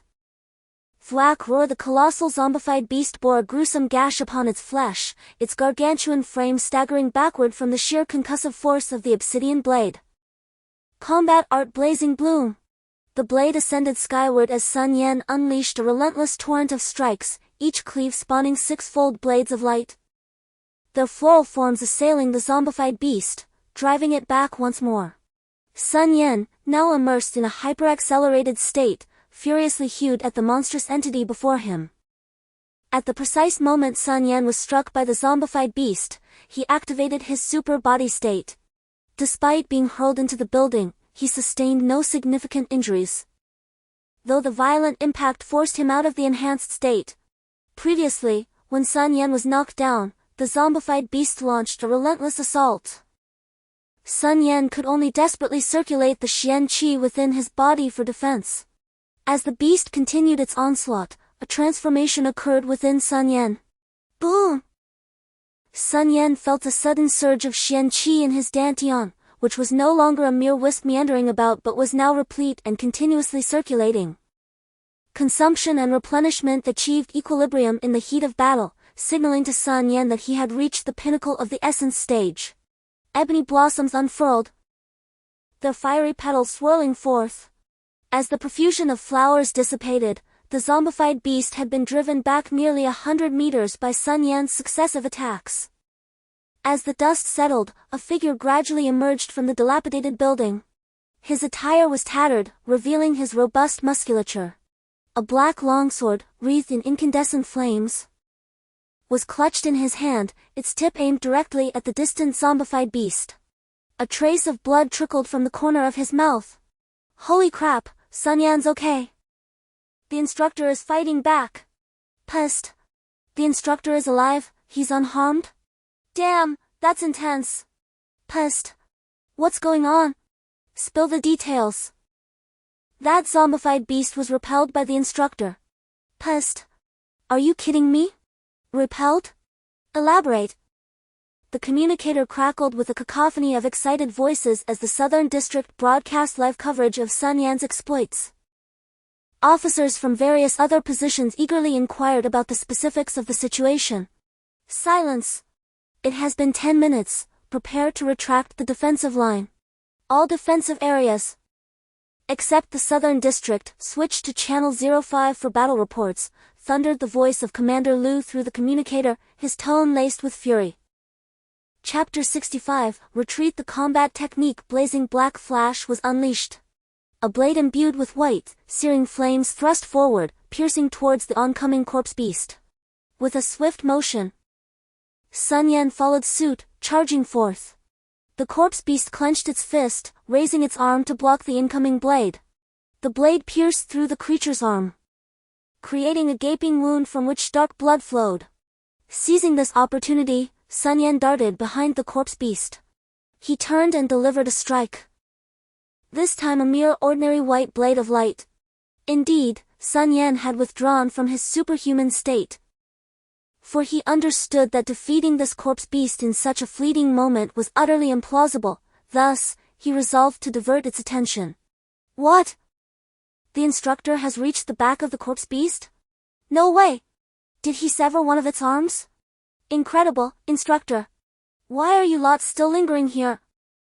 As Sun Yan severed the corpse beast's arm, the communicator buzzed with the voices of those discussing the event, only to be met with another tirade of anger from the commander, who had been lurking and eavesdropping. The eastern sector of Shaw has completed the contraction of its front lines and has successfully merged with the defense corps. The western sector of Shaw has also completed its contraction and merged. The northern sector is currently in the process of contraction but is encountering heavy assaults from a large number of mutants, and the appearance of necrotic beasts has been reported. At this moment, Sun Yan has successfully lured a necrotic beast to a position approximately 500 meters away from the southern sector's base, gradually drawing it away from the southern defenses. Meanwhile, the northern sector's base has retreated to its final defensive line, just a short distance from the rally point where a successful merger is anticipated. Commander, we've run out of heavy machine gun ammunition, reported a soldier despondently to the 1st Company commander. The 1st Company, responsible for defending the northern sector, faces the most challenging conditions. The area is a large open square with no natural barriers, leading to rapid depletion of ammunition due to the massive onslaught of mutants. The necrotic beasts mixed among the mutants have also inflicted significant losses on the first company. Fortunately, the intervention of awakened individuals has provided the soldiers with a brief respite. "Wang Lu, it's time," said Sun Yan. Wang Lu, leading a group of previously gathered awakened individuals, came to support the northern defense line. Initially, without Sun Yan's orders, everyone was eager but hesitant to engage. Upon Sun Yan's command, Wang Lu and several others joined the fray. As the entire defense line began to withdraw, Wang Lu charged forward with his sword to cover the retreat, accompanied by several soldiers who, though out of ammunition, were fiercely determined. Wang Lu traversed the chaotic throng of mutants, seeking the silhouette of the corpse beast, while the awakened behind him wielded elemental abilities to provide support. And ordinary soldiers valiantly contended with the common mutants. With a swift motion, a soldier struck down a corpse beast with the butt of his rifle, thrusting his bayonet deep into the creature's skull, oblivious to the shouts of his comrades urging retreat. Other soldiers soon regained their composure and began to withdraw. Alas! A retreating soldier was suddenly pierced in the abdomen by the sharp claws of a corpse beast that lunged from the shadows. Blood gushed from his mouth as he fiercely grasped the creature's arm, pulling it towards himself with all his might. The beast's arm erupted through the soldier's back. Yet he clung desperately to its body, as the corpse beast opened its maw wide to bite at his neck. Gasping! The soldier trembled violently from the beast's gnashing teeth, his lips moving as if to articulate something. Yet the blood frothing in his mouth rendered him incapable of uttering a single coherent word. Suddenly, wisps of white smoke began to emanate from his waist. He had just disengaged the safety on the grenade with his left hand, while his right hand remained steadfastly clutching the corpse beast. His lips continued to move, as if attempting to convey a message, but no sound escaped. With a deafening explosion, the grenade detonated, obliterating the area around the soldier, only to be swiftly filled by the encroaching mutants. Wang Lu and the awakened ones gazed upon the scene before them, their hearts suddenly weighed down by an overwhelming sense of gravity. With a resounding roar, he re-engaged in the fray, the blaze illuminating the scene as fireballs detonated, engulfing the surrounding mutants in flames. Icicles pierced through the air, targeting the mutants, only to dissolve into water upon impact, swiftly refreezing, causing a vast number of mutants to lose their footing on the newly formed ice. Simultaneously, earth spikes erupted from the ground, impaling the heads of the mutants. A myriad of abilities descended upon the onrushing horde of mutants, with the zombified beasts receiving focused attention. Reinforcements had arrived, the awakened support squad had entered the battle. Commander Liu, observing the arrival of the first company commander, inquired anxiously, "What's the situation?" Silence permeated the command center. Despite the support of the awakened, the three companies had suffered such heavy losses. The first company had lost half its members, the second company 2/5, and even the commander's guard company had sustained a third of its numbers. The commander recognized that this was already a favorable outcome. With the establishment of a defensive line and ranged attacks, such casualties were still occurring. If they were to engage in close combat, the losses could be even greater, potentially leading to total annihilation. Very well, the designated time with Sun Yan has arrived. Prepare all heavy artillery. First and second companies, provide covering fire at the rear to prevent any breakthroughs. The guard company will provide flanking protection, and the third company will clear a path with firepower. The objective is Lin City, the provincial capital. Move out. The commander issued the order to retreat via the communicator, with the destination being Lin City, the provincial capital and the entire division's base. Affirmative. Chapter 66, The Overthrow of the Tyrant. The entire front line of the South District has surrendered, and all obstacles blocking the path have been cleared. The troops swiftly boarded the armored vehicles, while artillery and self-propelled guns stood ready for attack. Shooting, do not worry. I have just inquired about the situation. Sun Yan is safe, Li Shui comforted Shooting, who was tear-streaked, from the back seat of a black business car at the assembly point. Shooting had nearly fainted upon learning that Sun Yan had managed to divert the corpse beasts, and just as she began to recover, she received orders from the military to evacuate, bringing her to the brink of collapse. As the assembly trumpet sounded, all troops and civilians commenced a large-scale retreat. The convoy moved forward slowly when several figures approached at a run. It was Wang Lu and his companions. The observant Ye spotted them first, and they quickly opened the door to jump inside. Wang Lu leaned over to kiss Li Shui reassuringly, saying, "I am fine." "Who are these two?" Li Shui inquired curiously, glancing at the man and woman who had followed them inside. The man exuded an aura of righteousness, with a strong, chiseled face and a tall, muscular physique. His tiger-like eyes remarkably clear. The woman, despite having just endured a fierce battle and bearing the dust of conflict, could not conceal her alluring and graceful figure. "This is my sister, Lu Ying, and this is my brother, Lu Xiong. They are awakeners who recently assisted at the front line and possess commendable skills. I hope to have them join our team." Wang Lu introduced them as the convoy left the assembly point. "Where are we headed?" Lu Ying gazed in astonishment at the battlefield outside, pondering if this was indeed the southern front defended by Sun Yan. Lu Xiong also looked around in disbelief, speculating about the situation. The few of them remained silent, shocked by the signs of battle that surrounded them. The rear guard had commenced a heavy fire assault to impede the approaching mutants, employing explosives to demolish structures and block the roads. Artillery began to bombard, and landmines detonated as the pursuing mutants inadvertently triggered them, the sounds of collapsing buildings echoing in their ears. Before them lay a stark scene. Towering buildings marred by deep gashes, their walls shattered by the powerful blows of the corpse-like beasts. The destruction conjured memories of the live broadcasts they had witnessed on their communicators. A colossal roar erupted from the convoy of armored vehicles clearing the path ahead. Without hesitation, Wang Lu and the others disembarked and rushed towards the source of the sound. Spitting blood, Sun Yan rose, his face contorted with rage as he confronted the corpse-like beast before him. He was battered and bruised from previous encounters, and it appeared that the beast had discerned his intentions, turning to charge towards the defensive position. Sun Yan was taken aback and hurried to intervene, aiming to draw the creature's ire once more, hoping to divert this monstrous threat. However, as he approached to obstruct the beast, it disregarded in Sun Yan's grasp. The obsidian blade shimmered with incandescent flames as he advanced 2 steps toward the mutant creature. "I am Sun Yan, and what is your name?" He regarded the grotesque, undead beast that had attempted to ambush him, aware of its cunning intellect. "Roar! Tyrant!" The creature raised its arms defiantly, emitting a thunderous howl.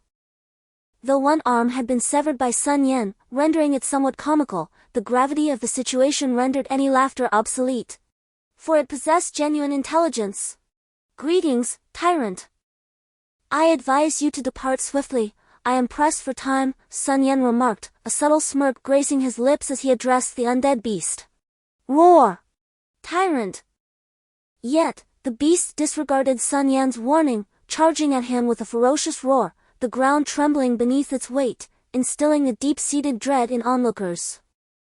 With a thunderous thud, the tyrant leaped toward Sun Yan, who coldly fixated on the approaching creature.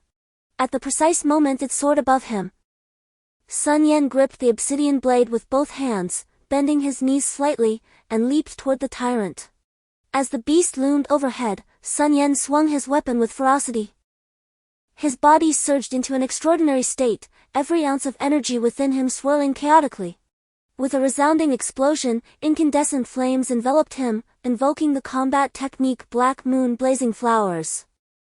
He executed a swift upward slash, and as he did, a colossal arc of dark energy erupted from the blade, the incandescent flames coiling around it like a majestic dragon entwining with the shadowy blade's radiance. Soaring towards the tyrant above, the blade-like radiance erupted in white flames, reminiscent of a black moon surging forth from the depths of hell, relentlessly striking the tyrant. With a resounding thud, the tyrant was forcefully brought down to the ground. Silently gazing at Sun Yan from a distance, devoid of any movement, Suddenly, a fissure appeared in the tyrant's chest, oozing black blood. As Sun Yan inflicted a terrifying scar upon his torso, within which flickered both the black blade's light and the incandescent flames. Sun Yan regarded the tyrant with an air of indifference, subtly uttering 2 words, flourishing blooms. In an instant, the tyrant's eyes widened in shock. The black blade's light at the site of his wound flashed ominously and erupted, blooming like a myriad of flowers. 9 black crescent-shaped blade energies surged forth from the tyrant's back, creating a gaping black void in his chest. A black object fell to the ground, and Sun Yan's blade returned to its normal state, while the tyrant collapsed with a thunderous crash. As Sun Yan approached the fallen object, it revealed itself to be a heart. Sun Yan. Wang Lu and his companions arrived, stunned by the sight of Sun Yan slaying the tyrant. It was only after the dust settled that they could react, calling out his name. Sun Yan slowly turned to face Wang Lu and the others rushing towards him, a smile gracing his face as his body gradually succumbed to the ground. Sun Yan. Wang Lu rushed to his SI. Lu Xiong examined the situation and found no abnormalities in the breathing or heartbeat. Meanwhile, Lu Ying stared blankly at the unconscious Sun Yan, murmuring, "Who exactly is he?" Along the way, all the soldiers made way, silently watching as Wang Lu carried Sun Yan towards the business vehicle. They understood that the path before them had been cleared by this man. That astonishing strike not only vanquished the formidable tyrant but also shattered the gloom that had shrouded their hearts. With a command from Commander Lu, the armored vehicle surged forward at full speed, breaking through the mutated obstacles in their path. All vehicles in the convoy began to accelerate, racing towards the city's outskirts. Chapter 67, The Great Retreat. As night fell, the convoy continued its journey. Inside one of the business vehicles, Chu Ting's round, glistening eyes were clouded with a layer of mist, reflecting her sorrow as she gazed at Sun Yan. He had been unconscious for quite some time. When she had received him from Wang Lu, she was overwhelmed by the sight of his numerous injuries, which brought her to tears. Soon after, the various commanders rushed over, followed by a group of military medics who came to provide aid. Once they confirmed that he was stable, they left, allowing Sun Yan some much-needed rest. Shouting, "It's all right. The military doctor has just assured us that Sun Yan is merely exhausted and will awaken once he has rested." Wang Lu and Li Shui comforted her repeatedly. Chu Ting shook her head and replied, "I know, but I just want to be by his side to help him. Just like Sister Shui is by your side, aiding you and fighting alongside you. Yet I feel so useless. Is he your boyfriend?" Beside her, Lu Ying gradually spoke up. Chu Ting nodded in response. "I am certain he would not disdain you." Lu Ying smiled alluringly, her sensual lips parting slightly as she continued. "Although you may be an ordinary person, there are ways to bridge the gap. One such way is to acquire skills that could prove beneficial." Chu Ting gazed blankly at the extraordinarily beautiful woman before her, her eyes brimming with confusion.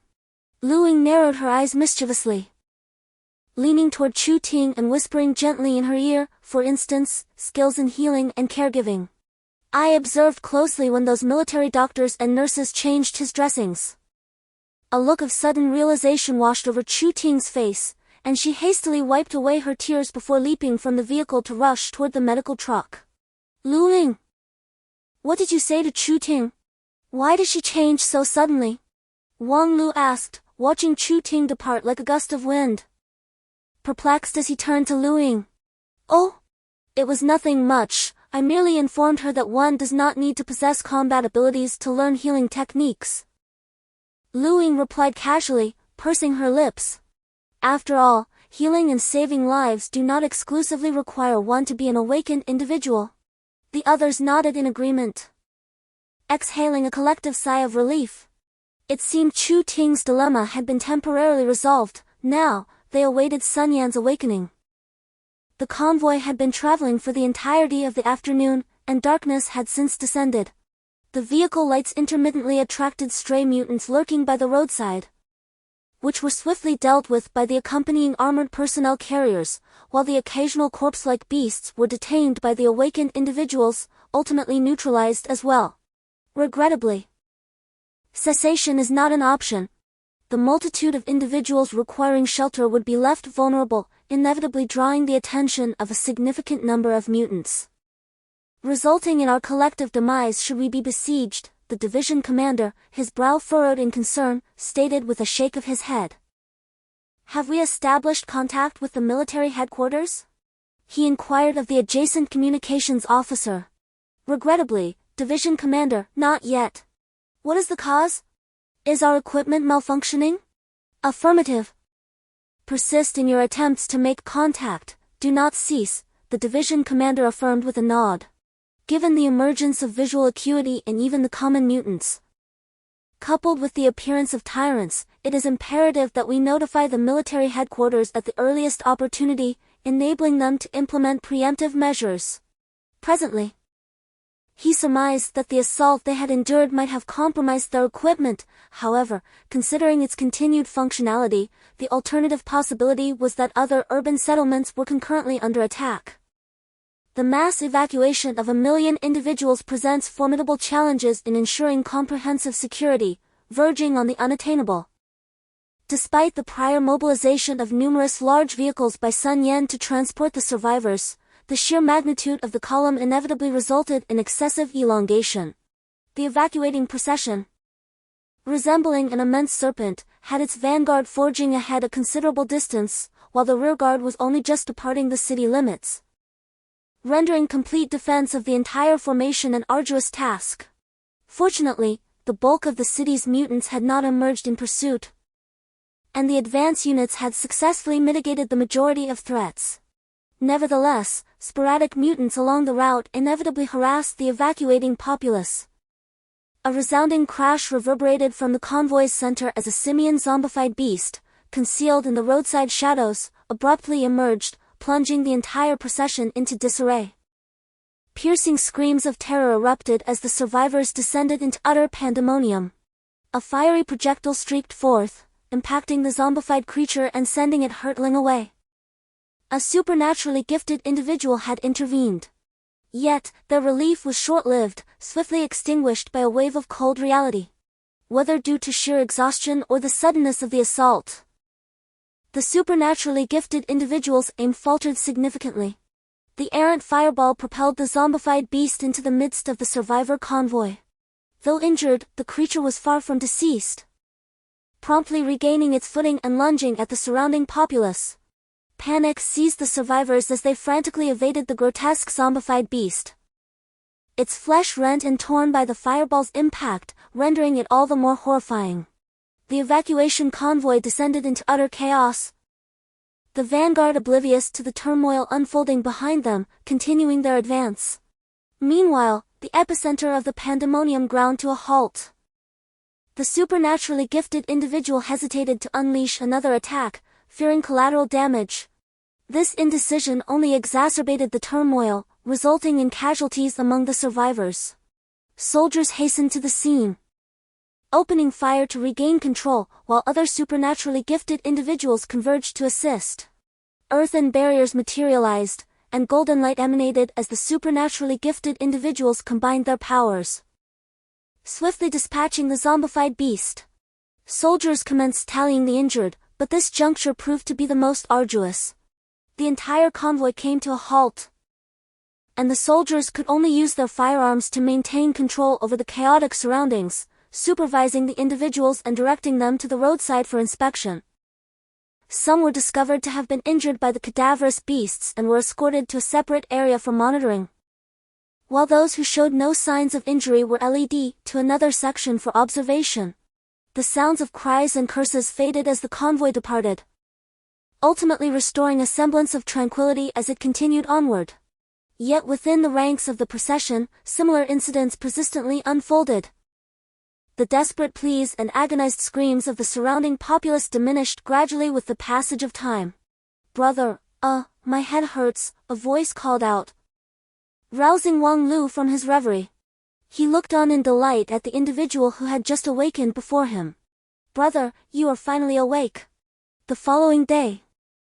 After a night of deep slumber, Sun Yan finally opened his eyes. After a modest meal, he inquired about their current situation.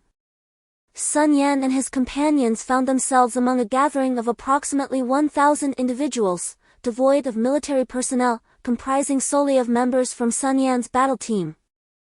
Numerous other teams like theirs existed, they were merely one among many in this vast assembly. Chapter 68, A Broken Lead Creek. A business vehicle within the convoy gradually came to a stop, the screech of brake pads against wheels creating a discordant sound, accompanied by the halt of 3 military jeeps. Captain, are you all right? We are heading to the provincial capital, Lin City. At this pace, we should arrive by tomorrow. Song Chunwen remarked as he observed Sun Yan disembark and hurried over. Sun Yan nodded, a hint of perplexity crossing his face as he pointed at the convoy and asked, "Why are there so few people?"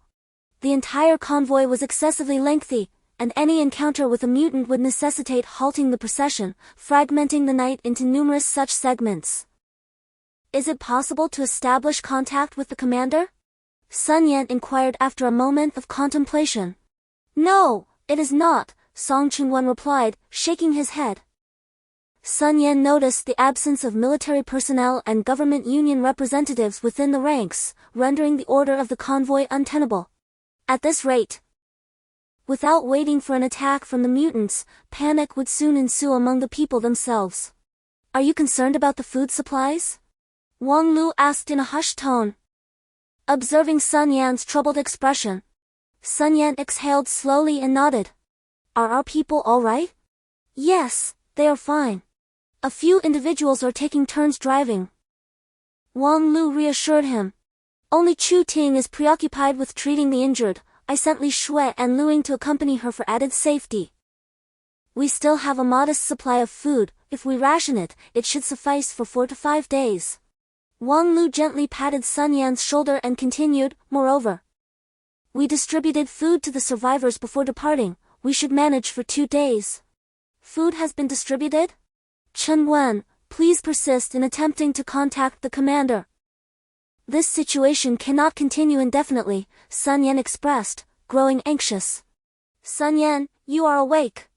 How do you feel? Is there anything unusual?" A voice filled with surprise interrupted Sun Yan's playful demeanor. "I am fine, feeling quite well," he replied with a smile directed at Chu Ting. With the return of Chu Ting and her companions, Sun Yan began to strategize the next course of action. "Upon hearing from our leader about your intention to join our squad, we extend a hearty welcome," Sun Yan greeted Luing and Lu Xiong with a smile. "Let's keep the welcoming ceremony simple. We'll celebrate by distributing half a sausage to each of you later." Sun Yan's jest enlivened the atmosphere within the squad. And he transitioned to the matter at hand. "At present, we're uncertain of our position within the convoy. Locating the main force is unlikely. So we need to advance to the forefront of our segment, and then accelerate the overall pace to enhance the speed of our contingent." Sun Yan gestured towards the front of the convoy, adding, "The government has distributed rations, but the quantity is insufficient, and therein lies the crux of the issue." Indeed, the reality is such that the government issued emergency provisions, yet the diverse populace responded in disparate ways. Some, unable to resist their hunger, consumed their rations immediately, while others endured their hunger, conserving their supplies for future sustenance. However, when widespread hunger prevails, those who have exhausted their provisions will inevitably encroach upon those who still possess them. Without the presence of government or military personnel to maintain order, the potential ramifications are unfathomable. Just then, a clamor erupted outside the vehicle. "Hey, what do you think you're doing? Those are my provisions. What's with all the shouting? Let go. Why are you resorting to theft? I'll take what I please. Come any closer and face the consequences." Sun Yan was aghast. For the situation he had most dreaded had come to pass. "Let's go take a look, Zhao Lian. Brothers, stay here and watch the vehicles. Yang Li, clear a path for us to get to the front of the line, quickly. With these words, Sun Yan rose and, accompanied by Zhao Lian and the others, hastened towards the source of the commotion. Despite the suddenness of the disruption, a considerable crowd had gathered. Sun Yan and his companions pushed their way through, taking in the scene before them. A man in his 40s was frantically stuffing a piece of bread into his mouth. On the ground lay a middle-aged woman, clutching her abdomen while desperately clinging to the bread-eating man with her other hand. A boy of 7 or 8 years wept, grasping the man's leg. Between sobs, he cried, "That was my only piece of bread, I wanted to save it for my child." The man, growing impatient, kicked the child away, cursing incessantly. "Shut up! I'll kill you if you don't stop crying. Get lost!" The child was knocked to the ground, his forehead striking the pavement, drawing a line of crimson.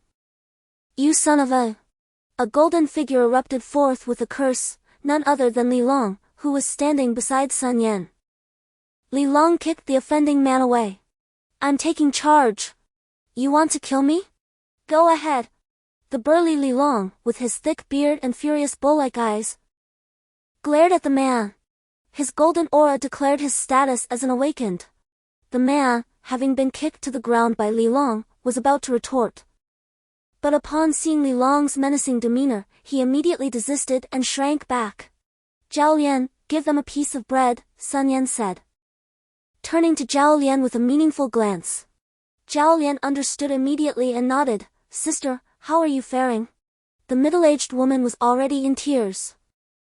Upon hearing Zhao Lian's inquiry, she shook her head, indicating that she was fine, while silently tending to her child's wounds. "We are short on food and have no alternatives. Allow me to give you the bread from our captain," Zhao Lian said, reaching out to examine the little boy's injury. "Come with me, let's bandage your child." The middle-aged woman, upon hearing this, hurriedly expressed her gratitude. Thank you, but if you give this to me, what will you eat?" Zhao Lian replied, "We are adults, he is still a child. Let us go." With that, Zhao Lian led the mother and child to seek out Chu Ting. Sun Yan observed the departure of the trio and remarked to Li Long, "Break one of his legs and throw him onto the last vehicle."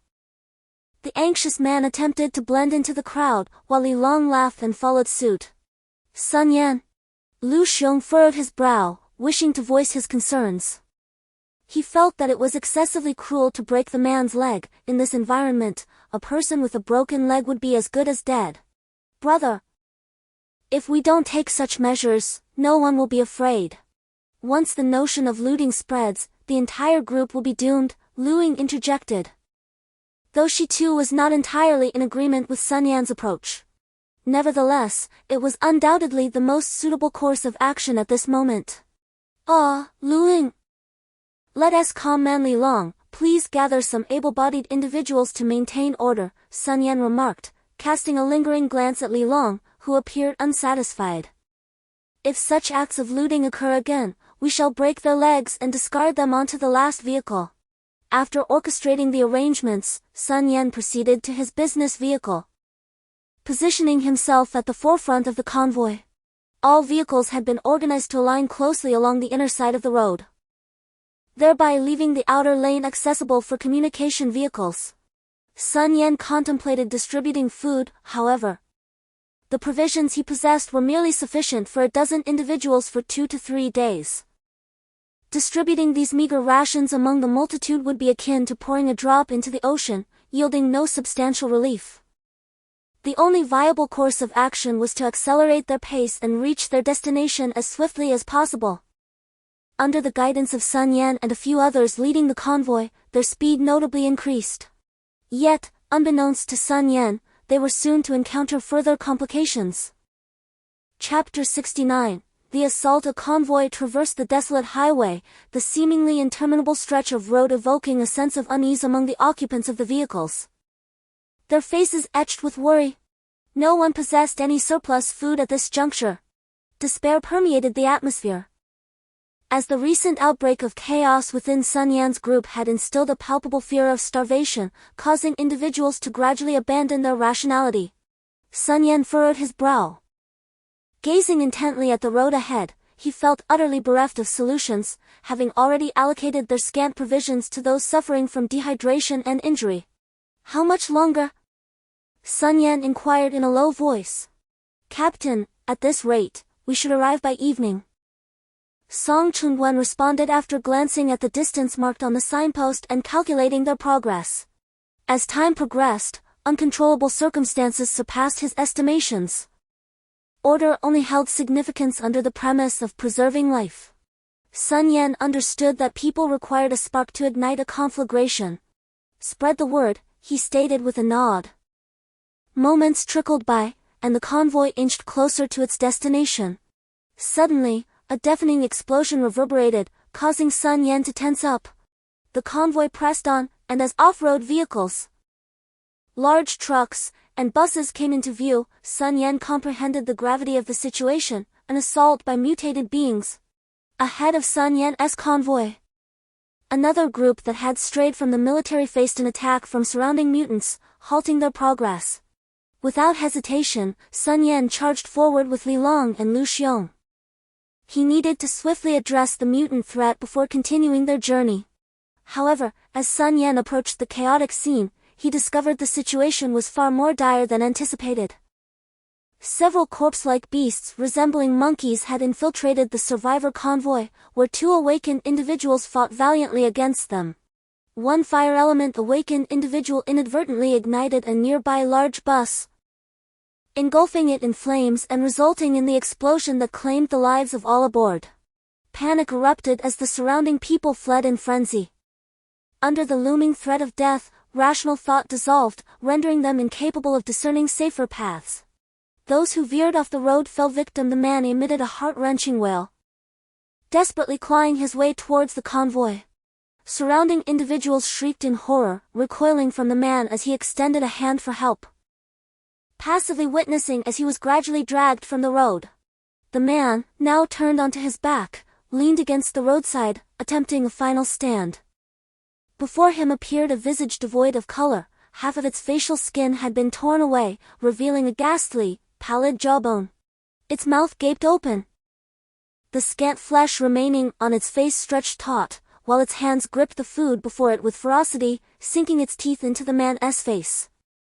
A piece of flesh was viciously torn away, swallowed whole without a moment's mastication, yet the morsel slipped from the gaping jaw, falling onto the man below.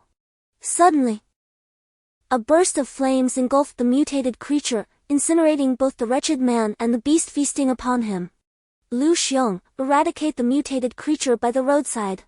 Li Long, assist me in dealing with these two corpse beasts, commanded Sun Yan, who had already drawn his obsidian blade from behind and charged towards the corpse beast. Yet another corpse beast lunged at an individual, its sharp claw piercing through flesh, violently yanking out the person's entrails, which it immediately devoured. However, the claw that clutched the human's innards failed to find its way to the creature's mouth. With a swift motion, Sun Yan approached from behind and severed the creature's head with a single stroke, the body collapsing lifelessly. Without hesitation, Sun Yan turned to confront another corpse beast. A sharp, piercing shriek echoed through the air as several other corpse beasts, sensing imminent danger, abandoned their assault on the surrounding crowd. With a leap, one of them darted away from the convoy, vanishing into the fields beyond the road. Why have you only just arrived? My wife has already perished. Hurry and pursue those monsters.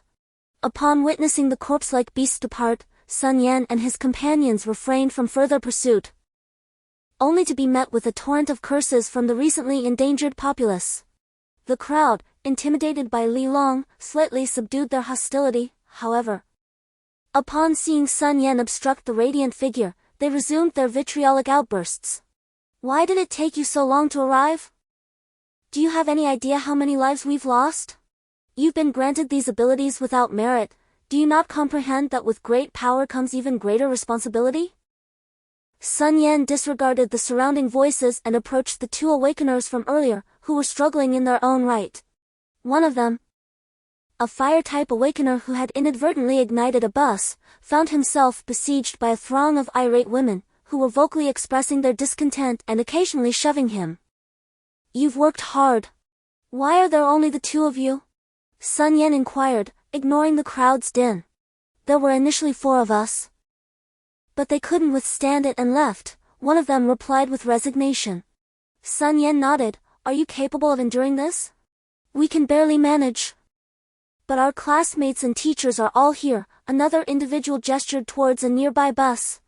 Sun Yan glanced at the vehicle, filled to the brim with people, and smirked disdainfully. Oh, haven't they spoken up for you?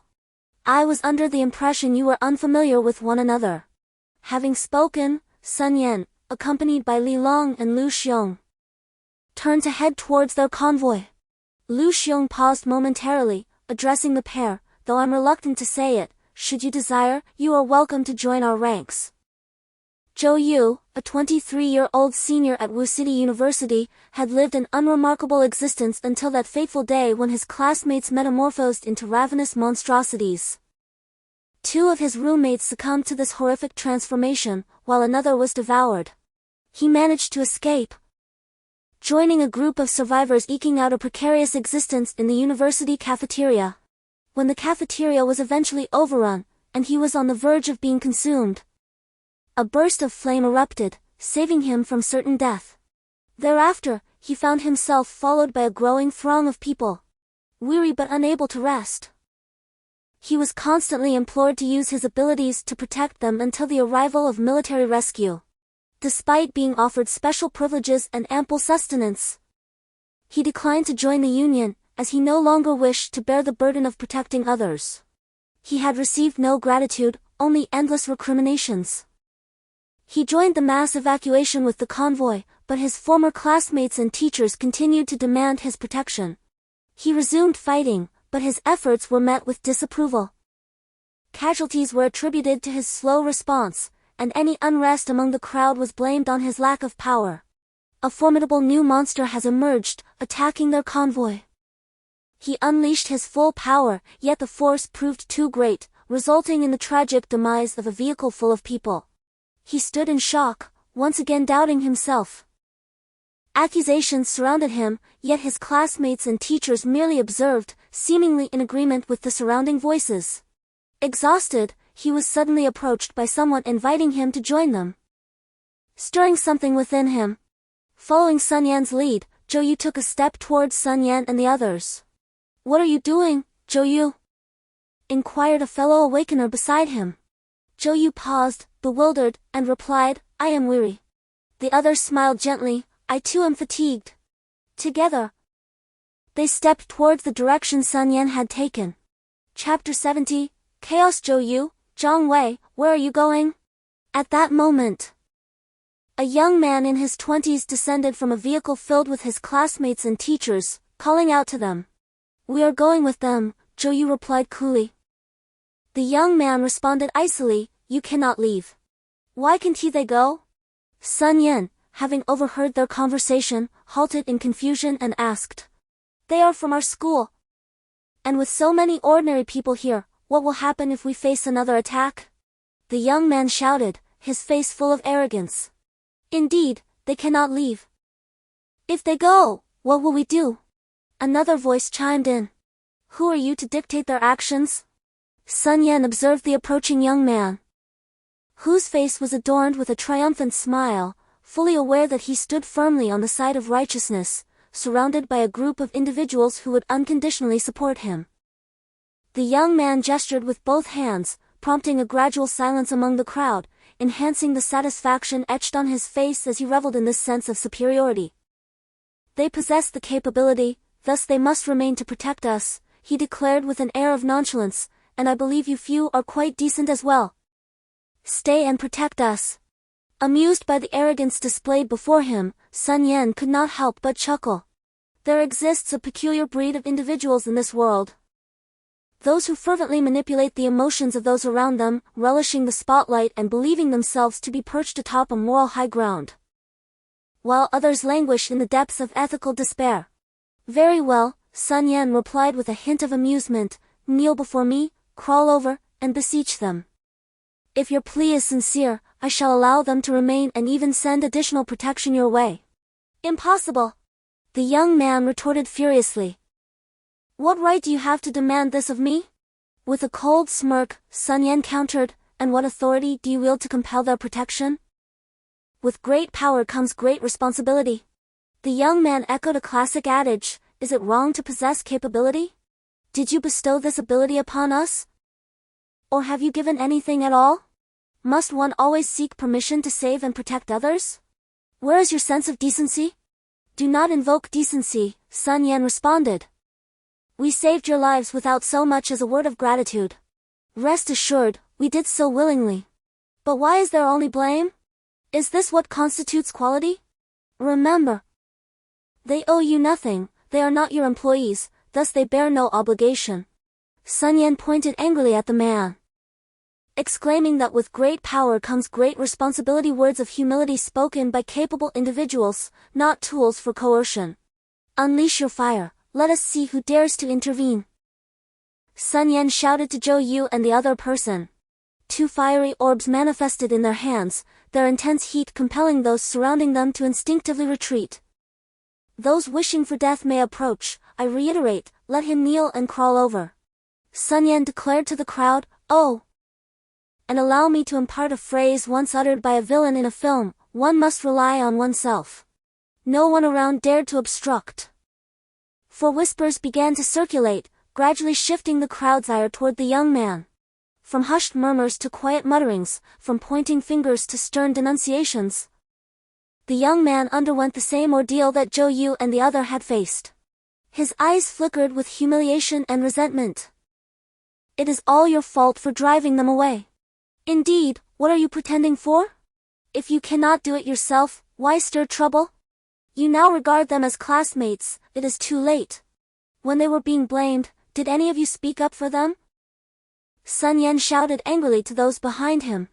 Others' responsibilities should not be manipulated with worthless notions to bind the virtuous. Morality and kindness are merely the highlights of our existence, not instruments for the subjugation of others. Zhou Yu, we are all aware of the kindness exhibited by both of you, otherwise you would not have been able to remain here for so long. Sun Yan patted the shoulders of Zhou Yu and Zhang Wei, saying, thank you for your hard work. Go attend to your duties. Yang Li directed the front vehicles to disperse, allowing us to proceed in our original formation. Lu Ying and Lu Xiong organized the convoy, while Li Long provided assistance, stating that those who resisted should be dealt with decisively, and troublemakers would face severe consequences. Sun Yan's demeanor was as cold as ice as he issued these commands. Once the others had departed to fulfill their tasks, Chu Ting approached Sun Yan and gently urged, Sun Yan, don't you think this is a bit too cruel? They merely wish to survive. Sun Yan looked up at Chu Ting, whose face reflected compassion. And with a slight furrow of his brow, he shook his head, replying, in truth, I do not desire this either, but in chaotic times, harsh measures are necessary.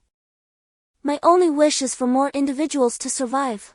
Perhaps a little persuasion could be effective? Chu Ting continued to inquire. It would be futile.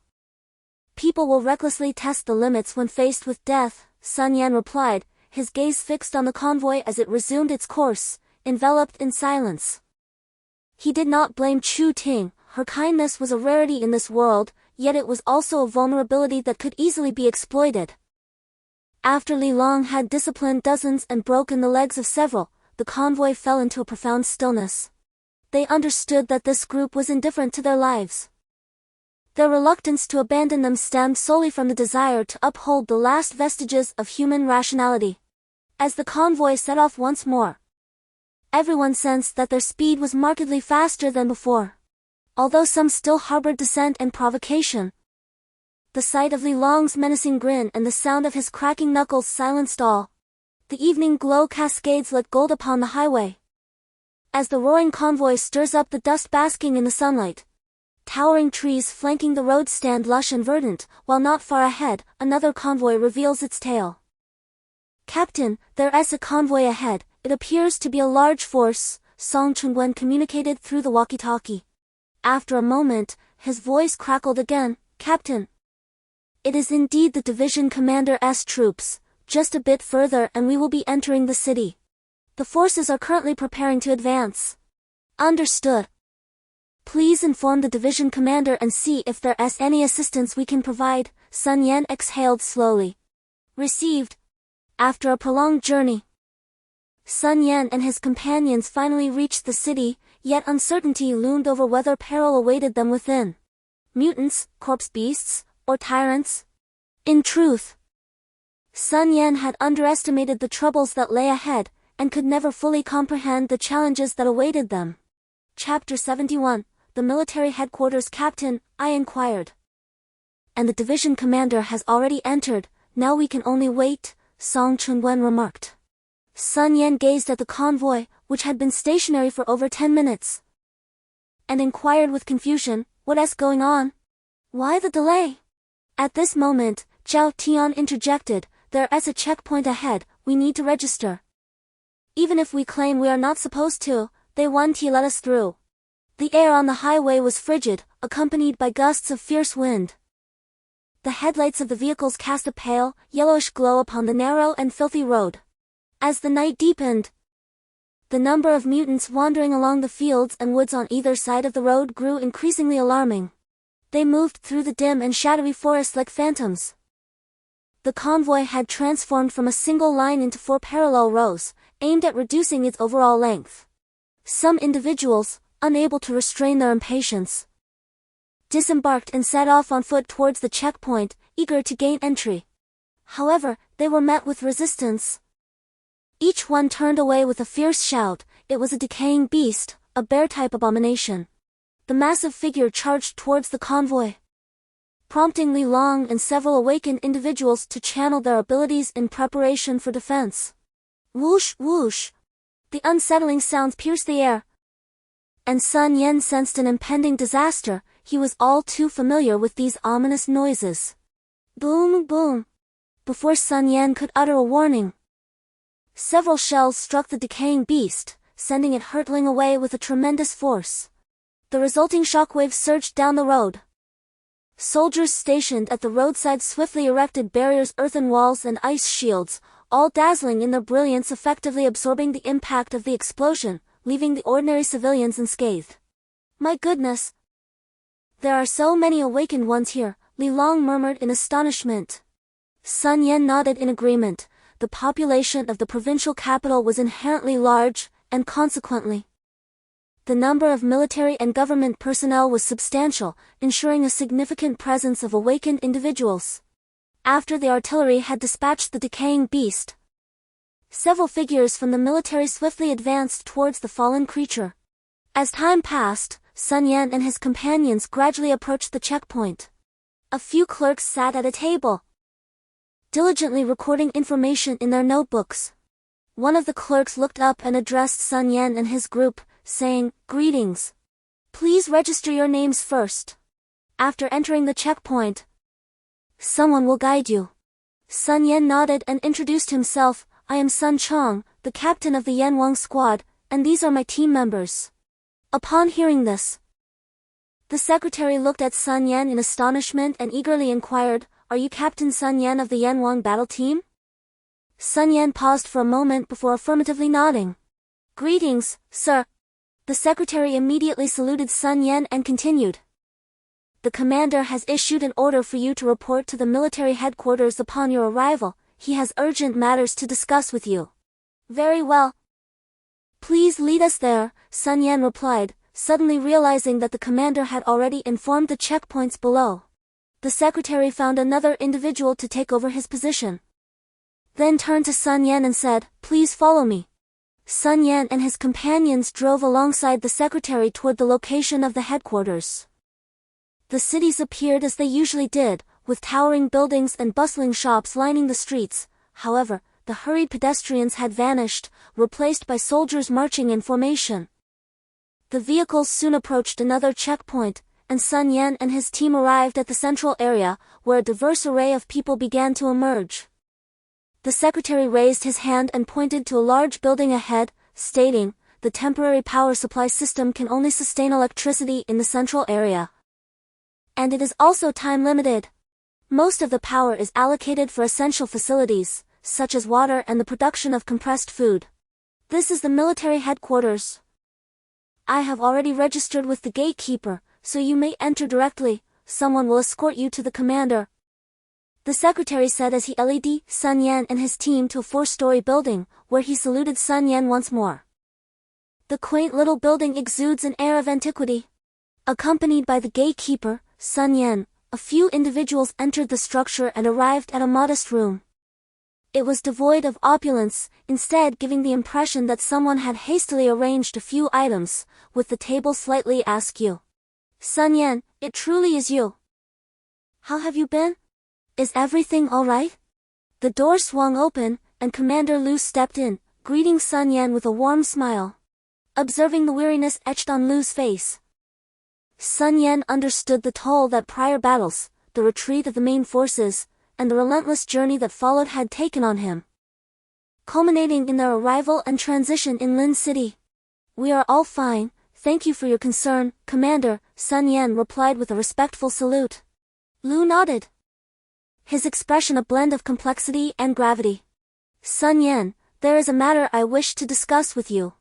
Sun Yan regarded Lu with curiosity, unsure of what was to come.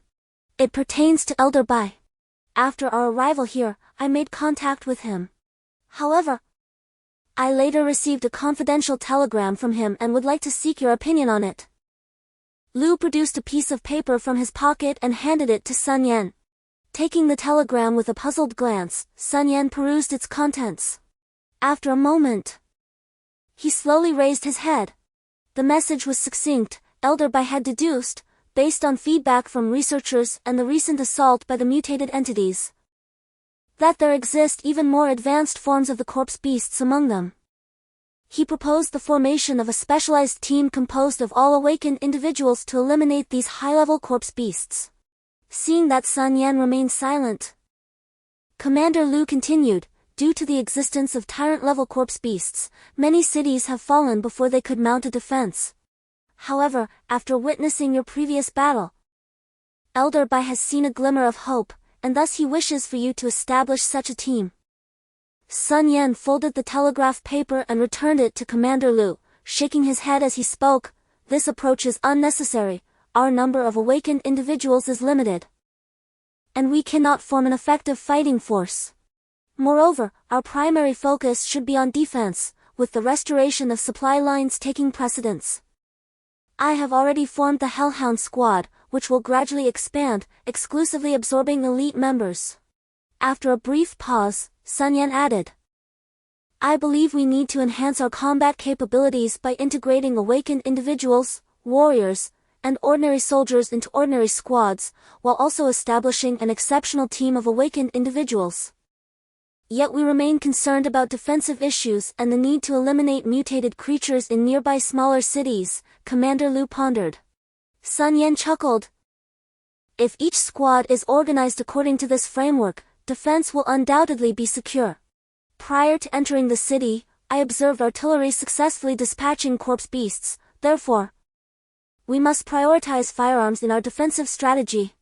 As for the cleanup of surrounding areas, noticing that Commander Lu was thoroughly intrigued, Sun Yan smiled and continued.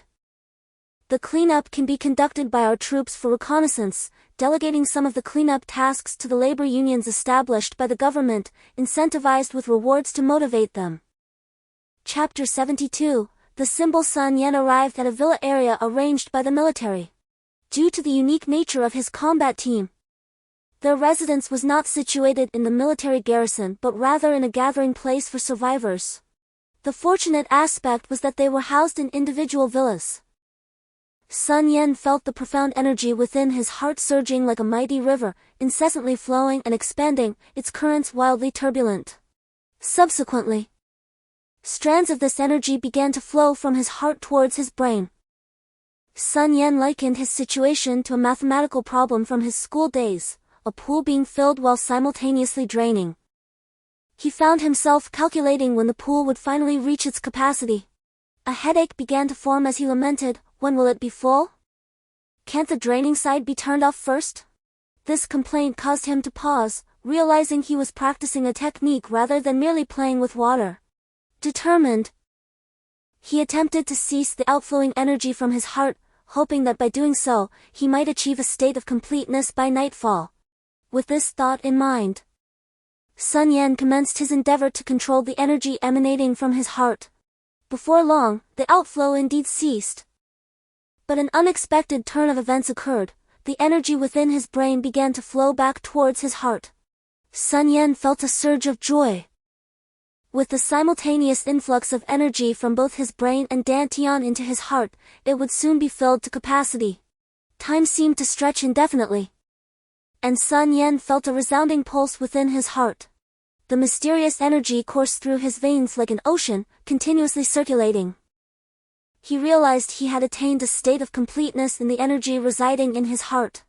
Sun Yan chose not to exit his meditative state immediately, for he had expended a considerable amount of energy in his mind and needed to recuperate before proceeding.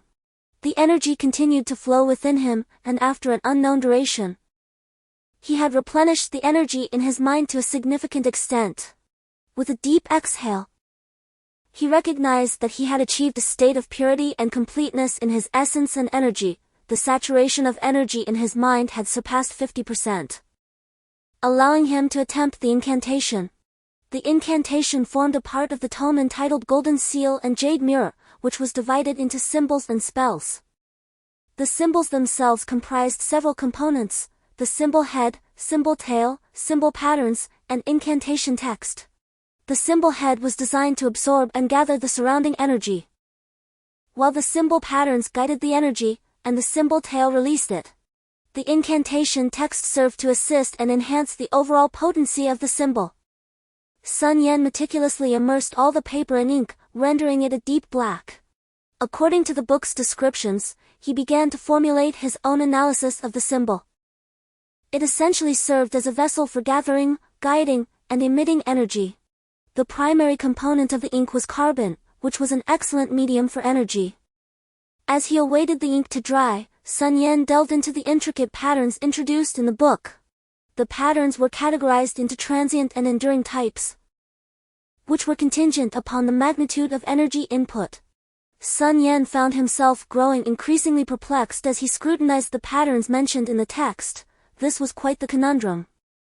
Within the talisman, there exist only a few simple patterns: guiding lines, transformation lines, and beneath the transformation lines, 5 distinct strokes representing metal, wood, water, fire, and earth. What sort of contraption is this? Shouldn't there be incantations such as fireball spells, frost talismans, or thunderbolt charms? Why is it merely this? Sun Yan gazed at the lines in frustration, pondering whether this might be yet another combinatorial puzzle. What on earth did his grandfather leave behind a creative assistant for inventions? Regardless, Sun Yan set aside his chaotic thoughts and resolved to attempt drawing the talisman, believing that through practice he might uncover some wisdom. Sun Yan collected the dried ink paper and trimmed it into a size 3 fingers wide and 1 palm long. With both hands, he grasped the ink paper and began to infuse it with his mystical energy. The paper, which had initially drooped, gradually stood upright under the infusion of his energy. And when the entire sheet finally rose, it signified that the energy input was complete. After shattering 5 pieces of ink paper, Sun Yan had now mastered the speed and quantity of the infusion. With a decisive clap, he proceeded to draw the talisman. Sun Yan poured gold powder into the prepared ink and began to stir it with a brush, while simultaneously infusing both the brush and the ink with his mystical energy. After breaking 5 brushes and shattering 3 cups of ink, leaving himself splattered with ink spots, he finally completed the ink preparation and brush refinement. Observing the ink transform into a golden hue, Sun Yan nodded in satisfaction, realizing that he had expended a considerable amount of mystical energy. He couldn't help but lament that the creation of this talisman indeed demanded a state of perfection, otherwise, the mere preparations would deplete all his energy. He dipped his brush into the golden ink and began to draw on the talisman paper. First, he crafted a swift absorbing talisman head, followed by a guiding pattern, which transitioned into a fiery motif, and finally concluded with an outwardly extending talisman tail. Sun Yan persistently attempted, enduring failure time and again, adjusting his approach until, at last, He successfully produced 3 fire talismans. As he sensed the profound energy coursing within him, Sun Yan could not help but chuckle. It was no wonder that one needed to attain the pinnacle of martial realm to cultivate talismans. If the internal energy was insufficient, success was out of the question. There wouldn't even be enough to facilitate failure. It seemed he needed to practice diligently. Familiarity breeds skill, and with enough practice, his success rate should improve. Sun Yan glanced around and noticed the mutated beings wandering nearby. A faint smile crept across his face. Indeed, they would do. He withdrew a fire talisman, channeling his energy into it. The talisman head's patterns ignited, and in an instant, the talisman began to activate. With a swift motion, Sun Yan hurled it forward. The tail of the talisman ignited, transforming the paper into a fireball that soared towards the mutated being. In a flash, the fireball struck its target, sending the mutated creature sprawling. Witnessing this scene, Sun Yan couldn't help but mutter a curse under his breath. What the hell? Chapter 73. Sun Yan gazed at the fallen mutated being, a mix of amusement and disbelief washing over him. The power was disappointingly feeble. After what he thought was an impressive display, he realized it was akin to a mere novice in battle. The mutated being, after being knocked down, staggered back to its feet as if to mockingly affirm to Sun Yan that, indeed, it was nothing more than a weakling in combat. Just moments ago, Sun Yan, filled with exuberance, had been experimenting with the talismans he had crafted, yet he could only conjure a flame the size of a basketball. Even the weakest of mutants was merely sent flying, their flesh singed but not severely harmed. Upon returning to the villa, daylight had already broken, and Wang Lu and others were preparing breakfast when they saw Sun Yan burst through the door. You all eat, just leave a little for me. The team will proceed with their independent search for supplies. Yang Li has asked you to gather more of those items from last time. With a thud, Sun Yan, having replenished his energy, began to eat breakfast while simultaneously studying the incantations. Isn't it supposed to be as urgent as the decree? Even the Grand Supreme Elder hasn't addressed this? Sun Yan mumbled to himself as he gazed at the chaotic symbols. The book described these incantations as enhancing and supportive abilities, a concept Sun Yan quickly grasped. However, the bizarre symbols resembling scribbles were utterly incomprehensible to him. There were a total of 7 distinct symbols within this incantation, and after much contemplation, Sun Yan finally discerned that one of these symbols was contained within the other 6. This symbol likely served as the foundational incantation for stability. Upon dissecting this basic incantation, 4 individual runes and 2 combined incantations emerged. What could these 6 signify? What do the 4 individual incantations mean? Must I test each one? Ultimately, Sun Yan immersed himself in a frenzy of experimentation, dedicating an entire day to crafting over 1,000 sheets of ink talisman paper, enlisting Yaya to assist him in the creation of the ink paper. Time flew by in the depths of research. 3 days had swiftly passed. During this span, Sun Yan embarked on an exploration of various combinations of symbols, crafting a total of 45 distinct variations. His intention was to assess the potency and functionalities of each configuration. Additionally, he prepared several fire symbols for experimental incantations. After a series of trials, Sun Yan finally discerned the effects of these incantations. The foundational spell provided stability, enabling a fire symbol, comparable in size to a standard basketball, to unleash a force akin to that of a fire element awakened individual at full strength. Furthermore, Sun Yan successfully tested 4 additional combinations. One was compression, which melded the stability spell with the compression spell to reduce a fireball with a 2-meter diameter to the size of a basketball, all while maintaining its original power. The second was enhancement. When combined with the stability spell, it doubled the potency of the fire symbol. Moreover, enhancement and compression could be utilized together, although this required dual stability spells. The third was manifestation, allowing the visualization of images conceived within the mind. Lastly, there was concealment, enabling the obscuration of visible entities, allowing them to vanish within their space. As for the two combination incantations, one was designated for pinpoint targeting, while the other was for timing. Importantly, these incantations could be interwoven, and the manner of their amalgamation depended solely on Sun Yan's creativity and whim. Suddenly, the door creaked open, and Wang Lu and his companions were taken aback at the sight of Sun Yan, whose face was adorned with a wild beard, his eyes ablaze with intensity. "Is there anything to eat?"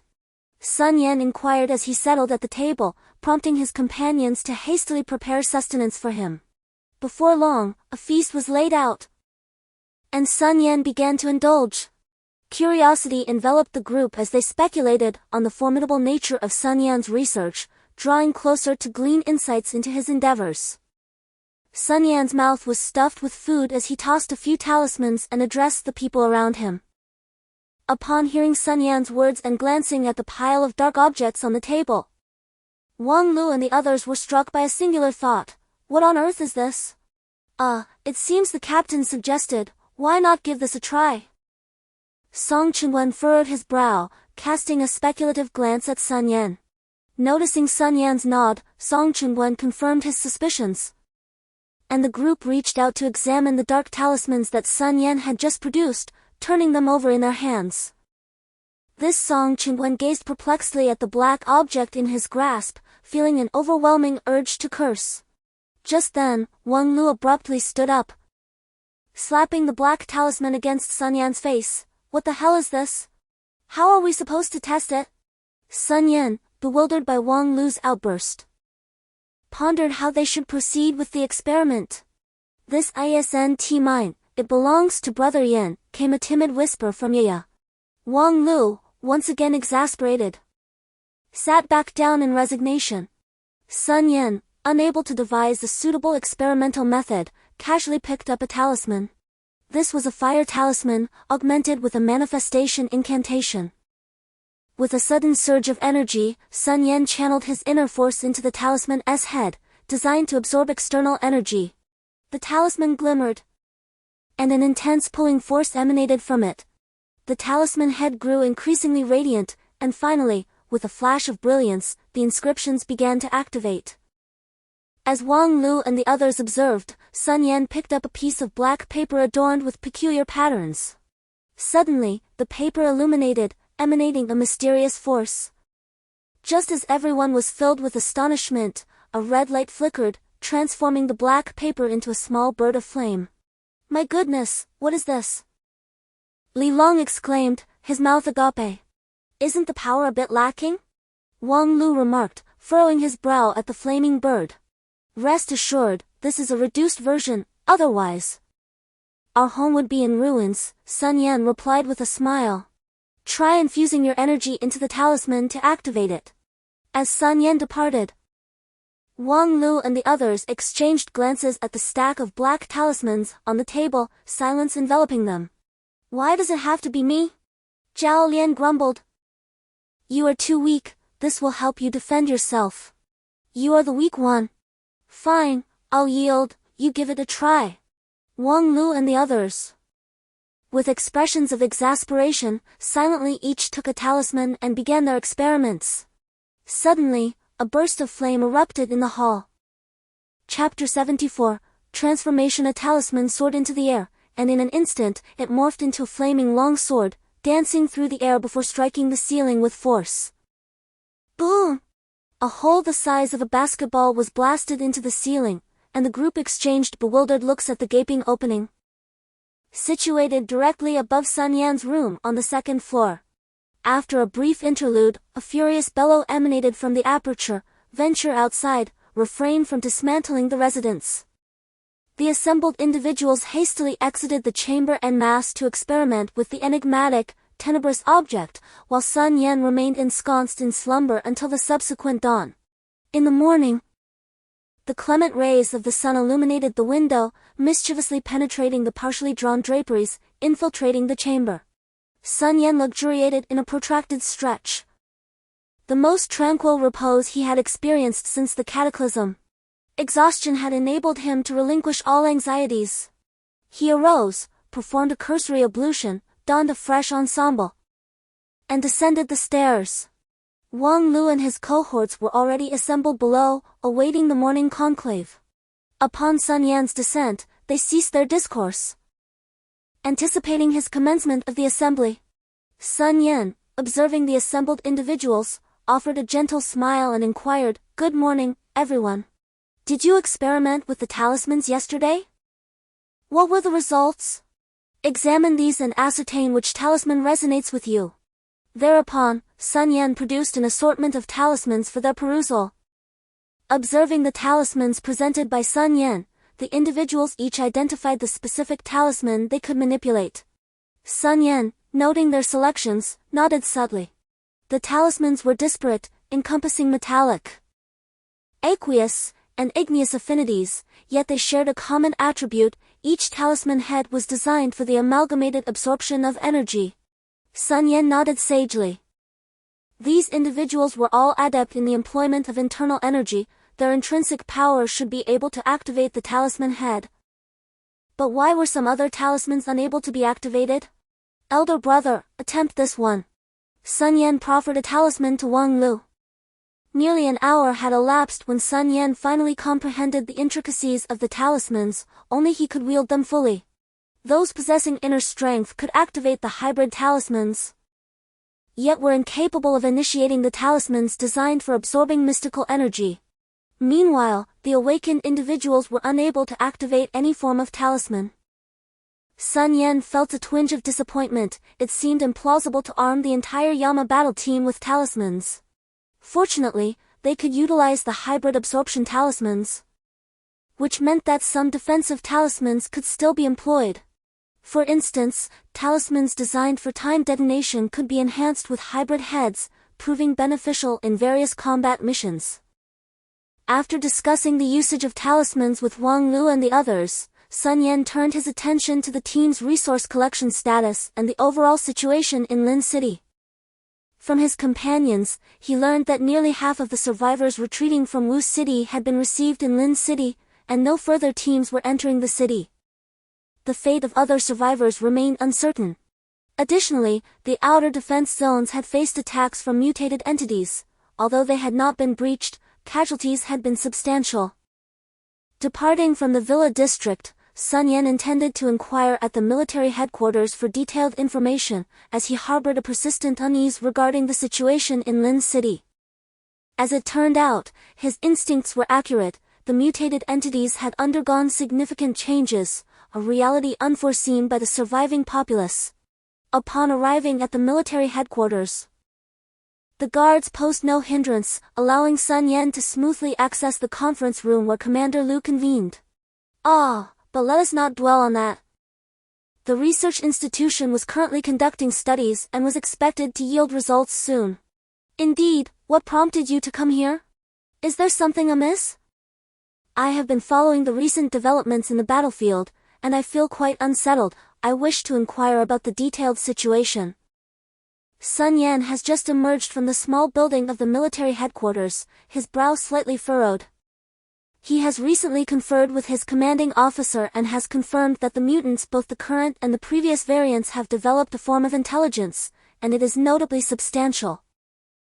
All the mutants on the defensive lines seem to operate like a unified team, consisting of one bear-type corpse beast, two monkey-type corpse beasts, and hundreds of ordinary mutants. Unlike the previous mutants, these ordinary variants possess a degree of sensory perception rather than being completely blind. Upon infection, these mutants initially transform into the most rudimentary form, devoid of sight, while over time, the energy within their thalamus gradually increases, eventually restoring their sensory faculties, albeit without intellect. As time progresses, they slowly evolve into corpse beasts, gradually acquiring a measure of intelligence. This phenomenon has been corroborated by the Academy of Sciences at headquarters. Sun Yan is now deeply concerned that this calamity may escalate into a confrontation between two major factions. Lost in thought, he makes his way toward the villa district when suddenly, a burst of flames erupts from the vicinity, accompanied by a tremendous explosion. This startling event snaps Sun Yan from his reverie. He swiftly leaps atop the roof of a villa, gazing in the direction of the flames. What on earth is happening? Upon discerning the location of the fire and explosion, he is taken aback to realize it is his own villa. Without a moment's hesitation, Sun Yan dashes toward the source of the explosion. Even before Sun Yan could rush to the villa, the scene unfolding before him rendered him speechless. The villa was utterly shattered, torn asunder by the explosion. Wang Lu was leading several individuals as they burst out of the dwelling, with Yangli conjuring an earthen barrier to shield them as they advanced. No sooner had they crossed the threshold than a beam of white light erupted from within the rooms, instantly striking the earth wall erected by Yangli. Boom! The sheer force of the impact shattered Yang Li's protective wall, causing him to cough up a mouthful of blood. Yang Li, along with Wang Lu and the others, were sent hurtling through the air by the immense shockwave. Swoosh! As they lay prostrate on the ground, unable to rise, another white beam hurtled toward their position. Sun Yan, witnessing this, was aghast. He instantaneously entered a state of heightened awareness, cleaving his blade toward the oncoming white light. Chapter 75, Preemptive Strike. Sun Yan, in his augmented state, unleashed a strike, his combat skill Black Moon manifesting as a dark blade of energy that surged forth from his longsword, Black Edge, aimed precisely at the white beam menacing Yangli and his companions. Boom! The ebony blade collided with the white ray, unleashing a cataclysmic shockwave that rippled outward. In that instant, Sun Yan had already interposed himself between the blast and the others. With a flick of his left hand, he cast a talisman. The charm sword before him, erupting in a radiant glow of gold and ochre, conjuring a formidable barrier that intercepted the brunt of the oncoming concussive force. Whoosh! Whoosh! Whoosh! 3 figures emerged from the ravaged villa, hurtling toward Sun Yan with such velocity that they were almost imperceptible. With a resounding crash, a figure materialized just outside Sun Yan's radiant barrier, cleaving at it with a colossal metallic longsword. The barrier audibly fractured, hairline fissures spider webbing across its surface. Yet, Sun Yan was momentarily paralyzed by the spectacle unfolding before him. A veritable transformer, or perhaps more accurately, a mech, stood in his path. This entity, predominantly ebony in color, was distinguished only by a vibrant azure V emblazoned on each of its arms. Towering at approximately 2 meters, it was an assemblage of articulated metal. Its head resembling an ovoid helmet, the aforementioned azure V glaring directly at Sun Yan. Despite its full metallic encasement, its movements lacked any semblance of clumsiness. In the brief span of Sun Yan's astonishment, the metallic combatant swiftly regained its composure, observing that its initial sword strike had failed to harm the human before it. A mechanical arm extended from its back, revealing a metallic gun barrel. The barrel began to emit a gradually intensifying white luminescence, as if undergoing an energy buildup. Sun Yan, jolted back to action, advanced rather than retreated, lunging toward the metallic warrior. Effortlessly, he traversed the runic light screen, positioning himself directly before the metallic figure. Once more, he unleashed the combat skill Black Moon. The metallic combatant swiftly recoiled, its gun barrel reaching its peak luminosity, unleashing a white beam toward the advancing Black Moon. The metallic warrior's offensive maneuvers, its acute sense of timing, and its battlefield acumen all suggested a seasoned and exceptional fighter. Sun Yan was left to ponder the origin of this warrior, and what purpose these warriors might serve, given that he had not knowingly provoked any such confrontation. Brother Yan, save me, save me! It's Yaya, they've captured Yaya. Sun Yan suddenly charged towards the metallic warrior holding Yaya.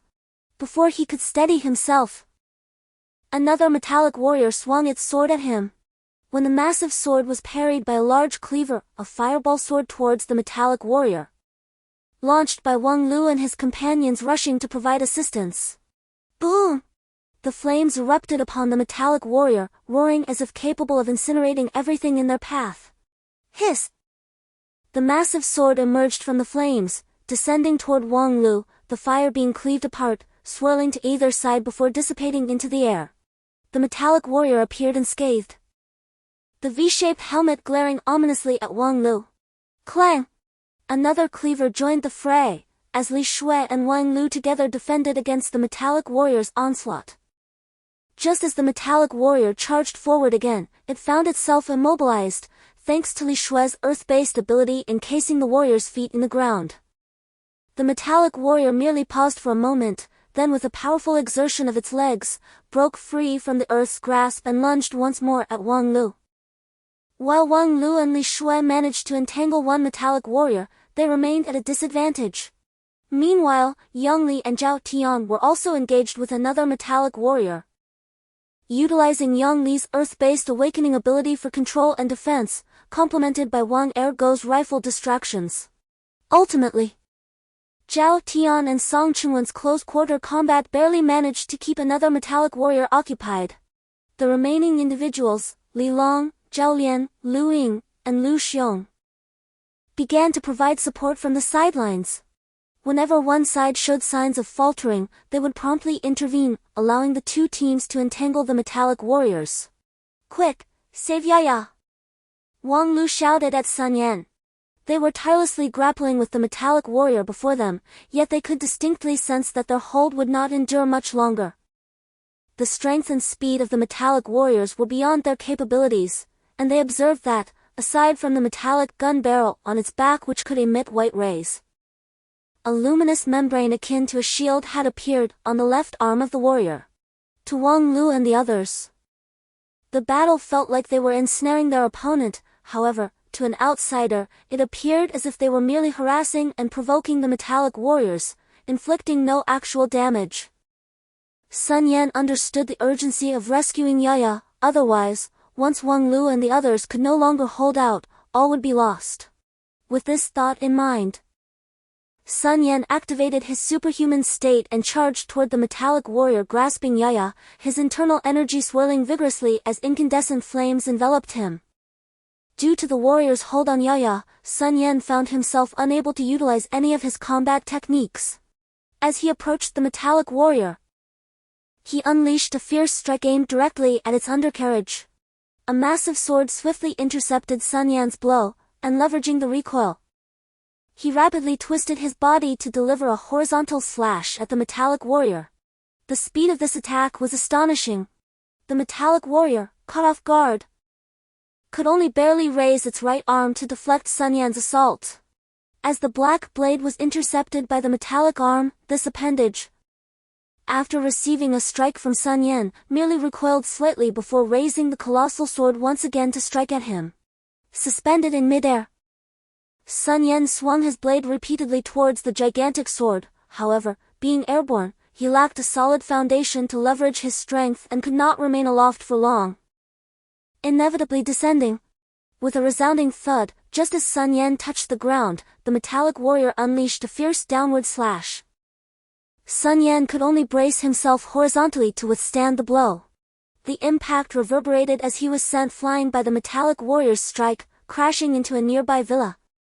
Struggling amidst the rubble, Sun Yan emerged, clutching the most potent talisman he had crafted for this encounter, contemplating its use only as a last resort. At that moment, the metallic warrior that had just sent him sprawling emitted a low hum. Meanwhile, the two metallic warriors that Wang Lu and his companions were entangled with suddenly broke free from their grasp with renewed ferocity. Realizing the urgency of the situation, as the metallic warriors began to regroup and retreat, Sun Yan swiftly pivoted and sprinted in the opposite direction. Without hesitation, he activated his superhuman abilities and charged forward once more. Yet, the disparity in strength between him and the metallic warriors was stark.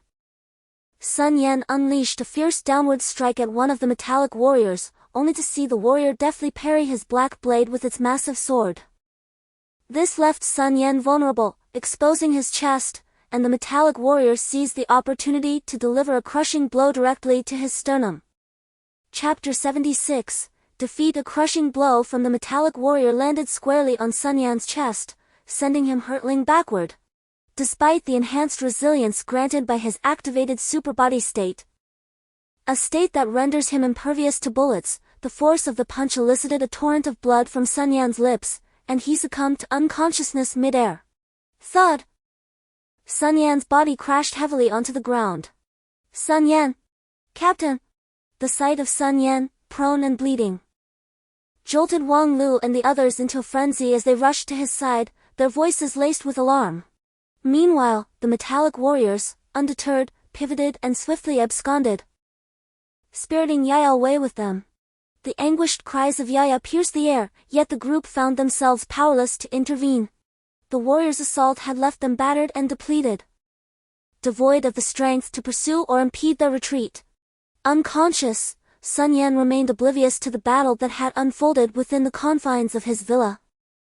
A conflict poised to reverberate throughout the military ranks and the nation at large.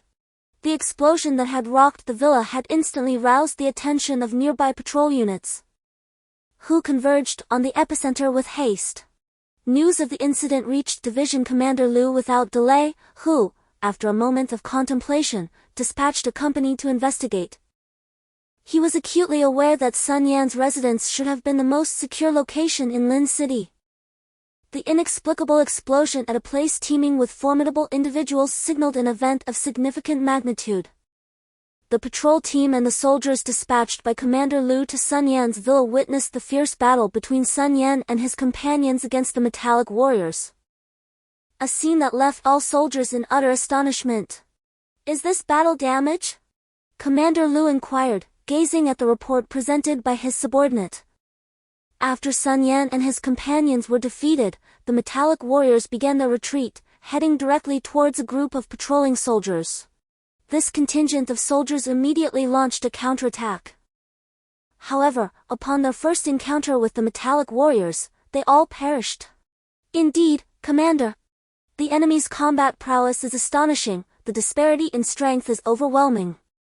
Do we know which nation they belong to?" Commander Lu furrowed his brow deeply. The emergence of such an extraordinarily powerful force at this time, regardless of its allegiance, would disrupt the global order.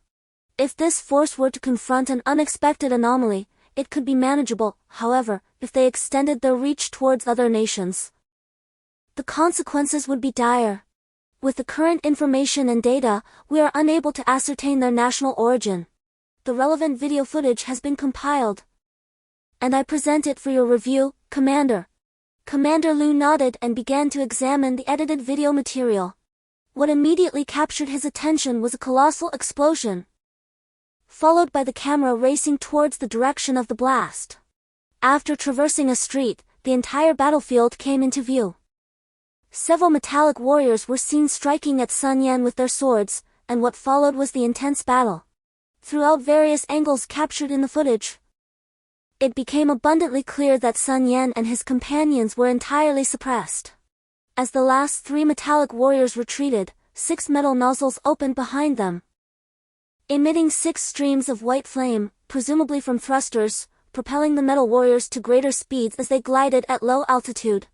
Subsequently, these metal warriors encountered a patrol squad en route out of the city. The squad of soldiers reacted swiftly, forming a line and commencing fire. However, only one of the 3 metal warriors altered its course, charging towards the patrol squad. Greatsword slashes, white rays from metal gun barrels, explosions, flames. Yet the metal warrior did not pause. "Immediately contact headquarters, these events must be reported," Commander Lu instructed. Shortly thereafter, Army headquarters received Commander Lu's report. The entire video footage was classified as top secret, and all provincial garrison troops initiated the defensive contraction. The entire army and the survivors' residential area were placed on high alert, as the enemy's formidable combat power left no room for complacency. Sun Yan sustained the most severe injuries, struck in the chest by a metal warrior's punch. His heart and lungs suffered intense impact, and the blow shattered the Xianqi defense that enveloped him. The Xianqi in Sun Yan's heart was dispersed by the strike. While he was unconscious, his body entered an emergency state, with his entire dantian incessantly channeling Xianqi towards his heart due to the injury. The Xianqi in his heart also circulated wildly within his meridians, but the wisps of overflowing Xianqi indicated that Sun Yan's heart had been severely damaged. This spilled Xianqi surged into Sun Yan's brain. Although he was unconscious, he inexplicably retained consciousness. At this moment, he could only summon the profound energy within his body. Unable to regain consciousness, the energy surged violently into Sun Yan's mind. After an indeterminate period, he felt a resounding explosion in his head, as if something had been unlocked. At this point, his mind was already brimming with profound energy, akin to the sensations he had previously experienced in his dantian and heart. Sun Yan was acutely aware that he had attained the pinnacle of spiritual perfection. The only thing he comprehended was the urgent necessity for his growth. The harmonious balance of essence, qi, and spirit signified his ascension into a higher echelon of combat prowess. A state in which he could wield more intricate talismans and potentially confront the metallic warriors. Meanwhile, in reality, Wang Lu and his companions were recuperating from their injuries. Among them, only Chu Ting had fainted at the outset and, as a result, had sustained minimal harm. She was currently receiving treatment from several military doctors and nurses. Of all, Li Shui was recovering the fastest, likely due to her unique constitution, and she was now tending to Wang Lu. Is Sun Yan still unconscious? Wang Lu inquired with concern. Li Shui shook her head. I wonder how Sun Yan would react upon learning that Yi has been abducted, Wang Lu sighed. This time, Sun Yan's injuries are severe, his heart is damaged, his sternum fractured, and his lungs have also been harmed, Li Shui remarked, her brow furrowed in worry. As the apocalypse unfolded, humanity faced countless mutations. From the initial encounters among a few individuals, they had escaped the community together and subsequently sought out the military. Over this prolonged period, they had become akin to family for one another. The captain has awakened. As Wang Lu and Li Shui were engulfed in their worries, a voice suddenly called out from outside. The sole individual referred to as the captain was none other than Sun Yan. Both Wang Lu and Li Shui were taken aback, their faces alight with joy. Ouch, that hurts. At this moment, Sun Yan had already harnessed his profound energy to mend his injured heart. His consciousness surveyed his body.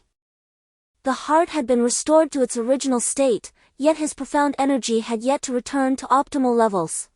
He attempted to regain control over his body. Slowly, Sun Yan opened his eyes, gazing at the pristine white walls, while those around him began to busily examine their own bodies. The fractures in his bones had healed as well. Sun Yan vaguely recognized a few faces in the crowd: Chu Ting, Wang Lu, and his own teammates. Thankfully, they were all present, but he couldn't shake the feeling that something was amiss. Chapter 77. The painting. Sun Yan observed the people around him, sensing an absence. What could it be? It was Yiya, the one who would joyfully rush over to him every time they met. The same Yiya who would incessantly pester him to play with her each day. You are all here, but where is Yiya? Why can't I see her? Sun Yan inquired, his voice soft. Had he been injured? Silence enveloped the surroundings, prompting Sun Yan to glance at Wang Lu, who averted his gaze, revealing a hint of unease. Confused, Sun Yan turned to Chu Ting, whose bright eyes were now filled with tears. Witnessing the sorrow in her gaze, Sun Yan realized that the situation was dire. After a brief understanding of the circumstances, he gently closed his eyes once more. Several days ago, the metallic warriors launched an assault, awakening Sun Yan and his companions to their shortcomings, while little Yiya was taken away by several of these mechanical foes. After a day of recuperation, Sun Yan was able to walk again. He ventured into Yiya's room and beheld the diminutive space devoid of toys and warmth, now marred by charred walls and disarray, littered with remnants of burnt paper. He picked up a fragment adorned with whimsical drawings, Yiya's innocent doodles. Seated amidst the ruins of the villa, Sun Yan gazed at Yiya's artwork, which depicted numerous scenes, including her battles and images of Wang Lu, Li Shui, and Chu Ting. Engaging in combat and assuming the role of a savior had never been Sun Yan's initial aspiration. He had merely wished to survive in this apocalyptic era and seek out his grandfather, his only remaining kin. Yet, as he encountered many others who struggled alongside him, his perspective shifted. He found himself entrenched in relentless battles, yearning to rescue all who were lost and aspired to forge a semblance of order in this chaos. Restless through the night, he observed Yiya's small bed, now somewhat disheveled, and reached out to smooth the bedding. Life felt burdensome, and perhaps death would bring solace. Suddenly, he felt something beneath the mattress. Curiously, he reached down and discovered 3 sheets of paper. Clutching these papers, tears streamed down his face uncontrollably. Each sheet bore Yaya's drawings. The first depicted the small community where Sun Yan and his companions once resided, illustrating Sun Yan leading them forth. While in the corner lay a woman, smiling gently at the group. In the second painting, Yaya depicted a woman resembling the one in the first artwork, adorned with angelic wings, who appeared beside her while Yaya slumbered. Scrawled across the canvas in a crooked fashion were the 2 characters, Mother. Upon seeing this, Sun Yan understood that Yaya was already aware of her mother's demise, which explained why she had not previously expressed a desire for him to accompany her in search of her mother.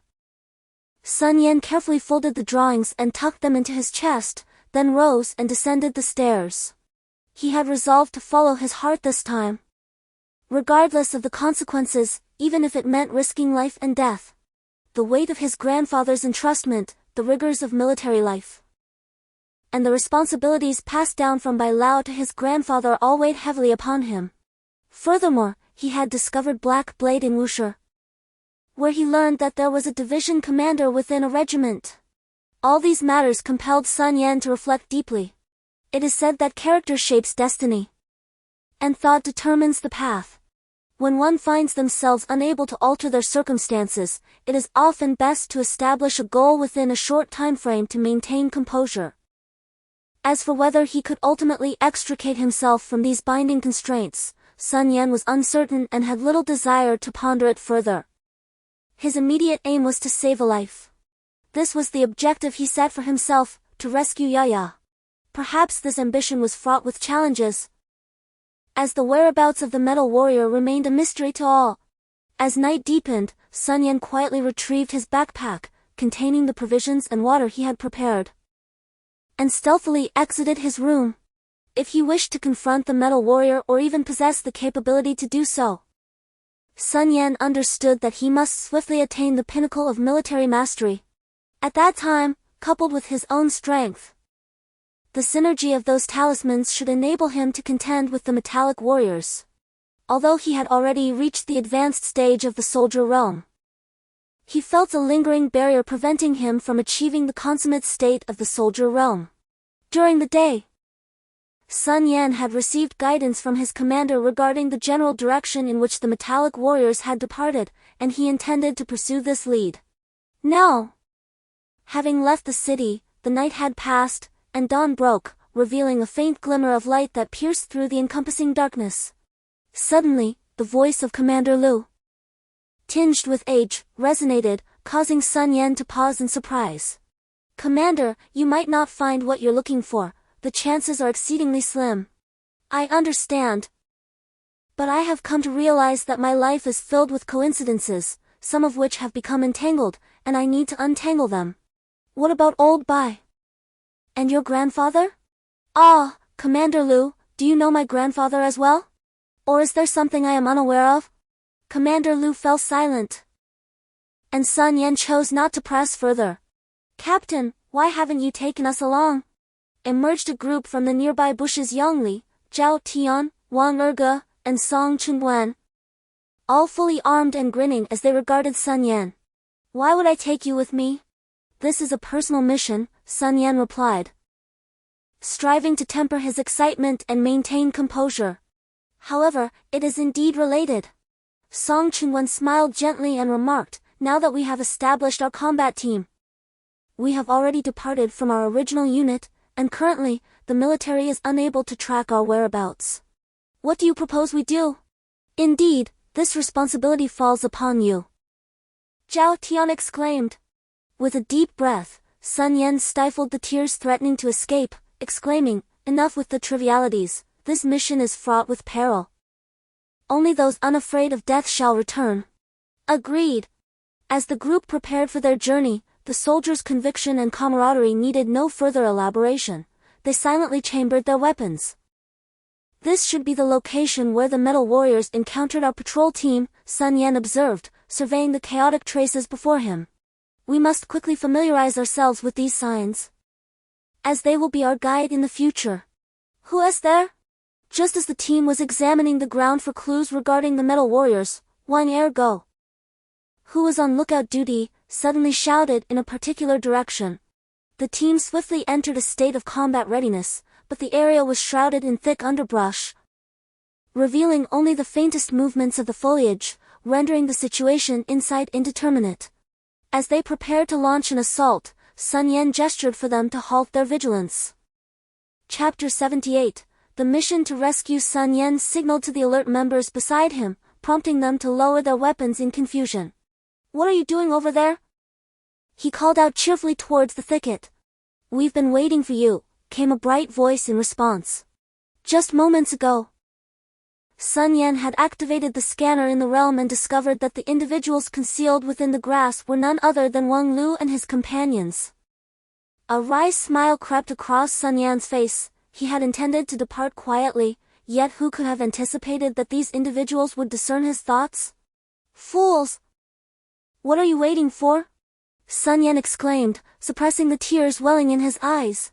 With a rustle, Wang Lu, Li Shui, Li Long, Zhao Lian, Lu Ying, Lu Xiong, and Chu Ting emerged from the foliage, glancing at Sun Yan and his companions. "What do you think we can do?" Lu Ying remarked with a slight smile. "Besides, your walking pace is hardly swifter than a vehicle." Sun Yan called out to them with a grin, "Then let us not dawdle. Some matters require no words. Actions speak for themselves. Some sentiments need not be voiced, understanding is implicit." As they sat in the vehicle, exchanging glances and laughter, Li Long inquired through the intercom. "Did you acquire this infantry vehicle?" Zhao Tian, the driver, asked. Sun Yan shook his head in resignation. "How could that be? This equipment and the vehicle must have been provided by Commander Lu. It seems he anticipated our needs. Indeed, when we set out, we encountered Commander Lu and his team, who informed us of the vehicle and equipment locations," Wang Lu affirmed with a nod. "Honestly, what were you thinking, getting involved in this?" Sun Yan sighed. "I have my own plans. Following me is perilous."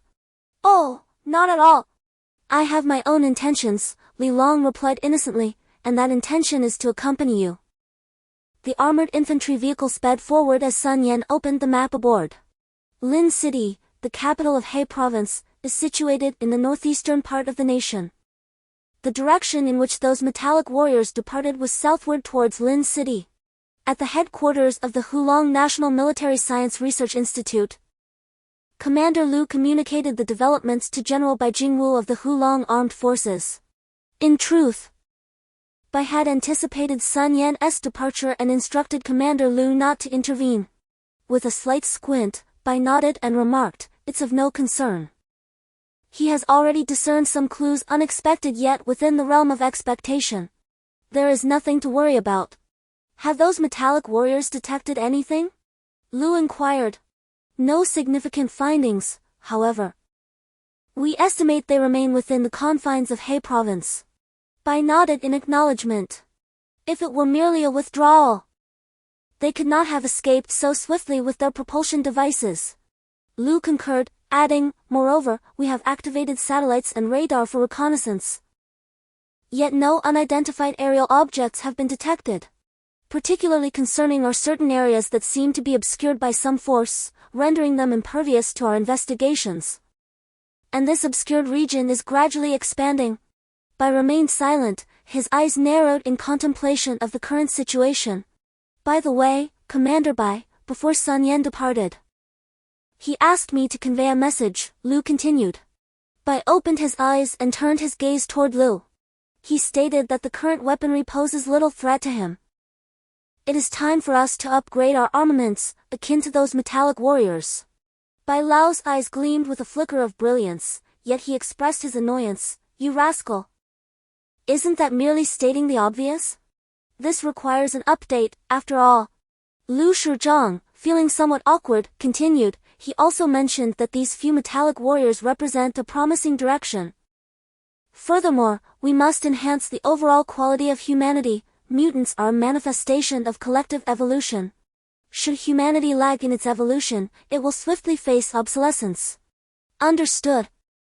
Is there anything else? Bai Lao inquired.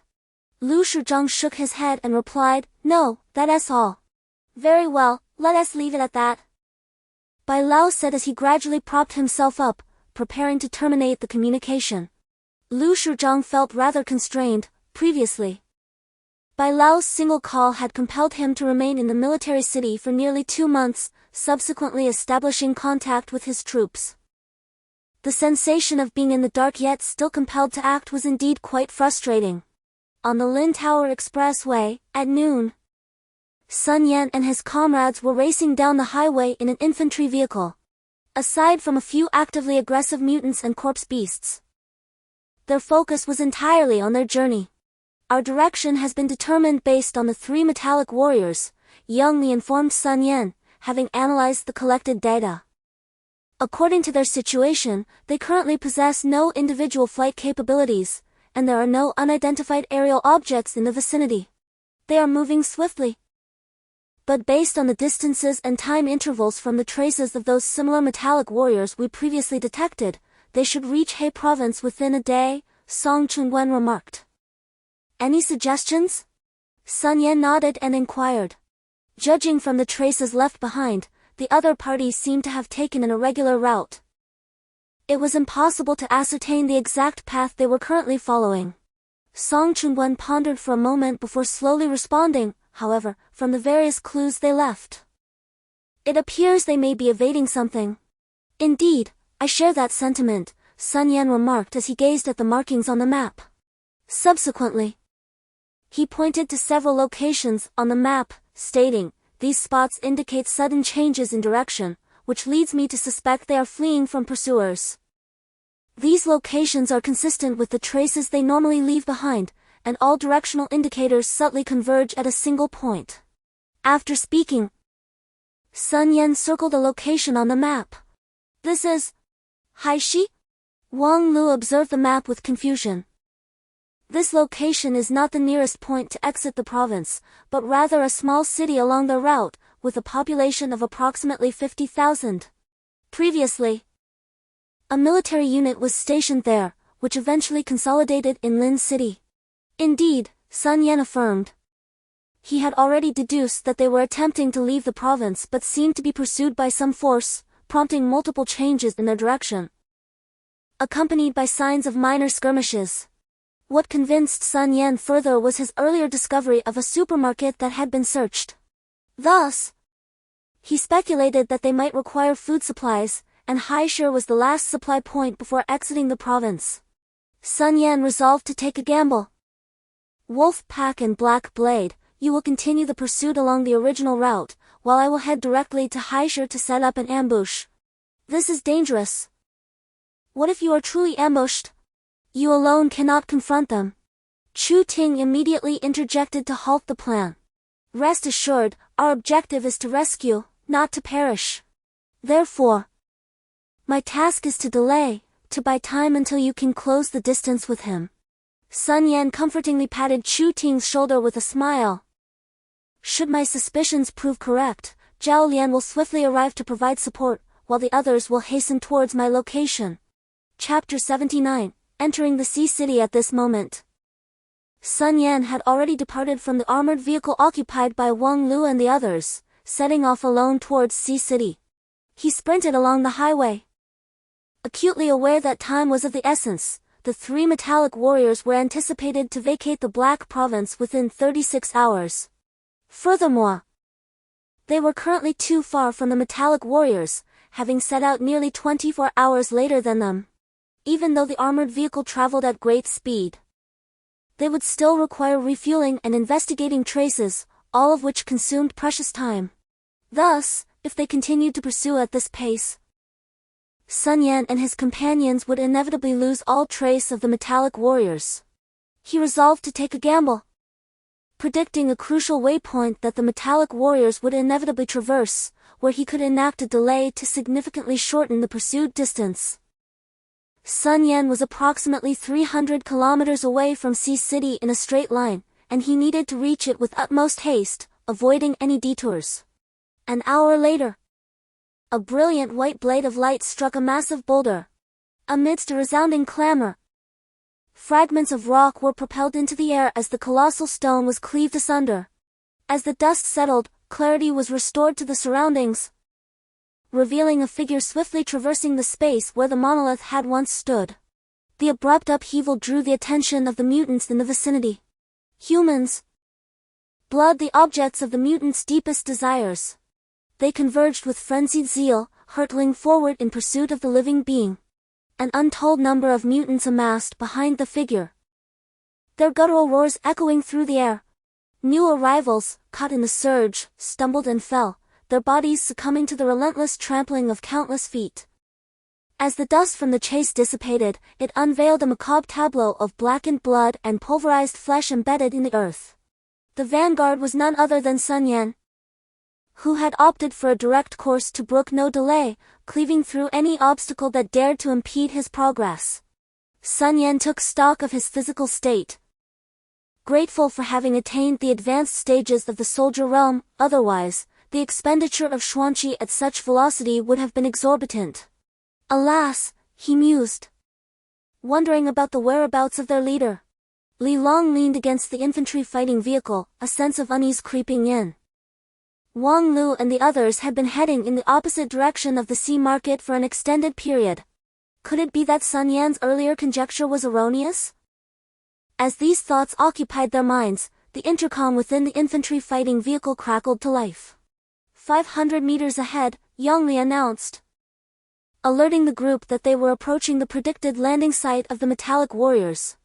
With a screech, the infantry fighting vehicle ground to a halt. Though not before Li Long and his companions had already leaped out, commencing their search of the area. Zhao Lian ascended to the top of the armored vehicle, meticulously surveying the surrounding environment to preempt any potential attacks from mutants. Observing Zhao Tian, Wang Erge, and Song Chunwen's reconnaissance efforts, a palpable tension enveloped the group, as they found themselves entwined in conflicting hopes, wishing for the accuracy of Sun Yan's conjecture while simultaneously yearning for its inaccuracy. At 3 o'clock, 5 mutants emerged. It was at this moment that Zhao Lian issued a sudden alert. Frustrated, Li Long and Lu Xiong charged forward, unleashing a cacophony of flames and golden light as they vented their fury upon the grotesque creatures. As the last mutant fell, the reconnaissance results from Song Chunwen and the others were revealed. The mutants were located at the 3 o'clock position, prompting a pursuit. Lu Wenlong was a survivor from Haishe. When the apocalypse erupted, he found himself incarcerated in a detention center, remarkably untouched by infection. After an interval of tranquility, he discovered that the guards outside had transformed into the very zombies depicted in films and television. Ingeniously, he lured one of the guard zombies, dispatching the creature with a detached faucet. Upon searching its remains, he procured a key, which enabled him to escape his cell and subsequently lead a group of fellow prisoners to freedom. Today, it was their team's turn to scour for supplies. Now perched atop a building in Haishe, he peered through binoculars at the unfolding scene. Good grief, a horde of monsters is heading our way. Lu Wenlong trembled as he crouched low, stuttering into the walkie-talkie. What is the situation? Came the inquiry from his teammates over the radio. Their group comprised 4 members, 1 on lookout while the other 3 engaged in action. This time, Lu Wenlong, stationed above, caught sight of Sun Yan racing towards the city of Haishe, pursued by an innumerable horde of mutants. Sun Yan continued to sprint, his internal energy, although perpetually replenished, had diminished by nearly half due to prolonged exertion. From a distance, the outline of Haishe became visible. The city was relatively small, housing only tens of thousands of inhabitants. The city center featured a cluster of high-rise buildings, while the outskirts were adorned with more modest structures and a few villas constructed by local residents. At this moment, Lu Wenlong and his companions had gathered, hastily making their way to their encampment, armed with rifles and machetes. Their time wielding firearms had been brief, initially. They merely engaged in menial labor, with the leaders among the survivors occasionally bestowing scraps of food upon them. However, as many who ventured out to scavenge for sustenance perished, they were compelled to form a search team. The cataclysm of mutation had persisted for a considerable duration, and throughout the survivors' extensive searches, the locations within the city where provisions could be found had become increasingly scarce. Areas abundant in food were fraught with peril, while those less dangerous yielded little sustenance. Their previous forays had yielded minimal returns, and none of them had ever encountered mutants in battle, often forgetting how to fire their weapons upon confrontation. Thus, upon confirming the presence of a monstrous horde, they swiftly converged and fled desperately towards their stronghold. There was someone outside, accompanied by a multitude of those creatures, now poised to enter the city. Quickly, open the gates. Oh!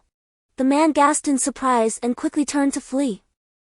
The leader had stated that no one could enter without supplies, only those who procured resources were permitted entry. What? Lu Wenlong exclaimed, momentarily taken aback. But the monster is coming. Please, open the door. With no other options, Lu Wenlong and his companions had no choice but to hastily depart, lest they attract the dreadful creature that would spell doom for them. Fortunately, they still possessed firearms and some means of self-defense. As Lu Wenlong led his group away from the large courtyard, his mind raced with thoughts. Observing the man's swift pace, he pondered what course of action to take. Suddenly, he recalled the direction in which Sun Yan had fled and urgently instructed the others. I spotted him heading northeast. We must go in the opposite direction and find a place to hide. We can reassess our situation tomorrow. Minutes later, Lu Wenlong and his companions had taken refuge within a 3-story villa, enclosed by a spacious yard, a metallic fence, and a robust metal gate. Inside a room on the 3rd floor, they crouched beneath the window. Breathless, they gasped for air, their labored breaths resonating as though they might rupture their airways. The recent sprint had exhausted them. Just as they began to recover and felt a sense of relief at having found this safe haven, they suddenly noticed a somewhat familiar yet strange figure in the distant fields outside the window. It was Sun Yan, who had arrived in Haishir and was fortuitously appearing in the very direction they occupied. Chapter 80. The two brothers of Haishir. At this moment, Sun Yan was thoroughly exhausted. He had been fleeing with a countless horde of mutants towards Haishir. Just as he was about to enter, he abruptly changed direction, beginning to circle around the outskirts of the city. The mutants trailing behind him followed suit, intermittently entering a state of stillness to gain speed, causing some of them to lose their targets and remain stationary nearby. Gradually, Sun Yan managed to shake off the mutants that had been following him to the periphery of Haishir. Should a battle arise, it would quickly draw them in. Or he could create a bait with a strong scent of blood, allowing him to utilize these mutants to delay the metallic warriors during his confrontation. Among these mutants, there were a few decomposed beasts of the primate variety.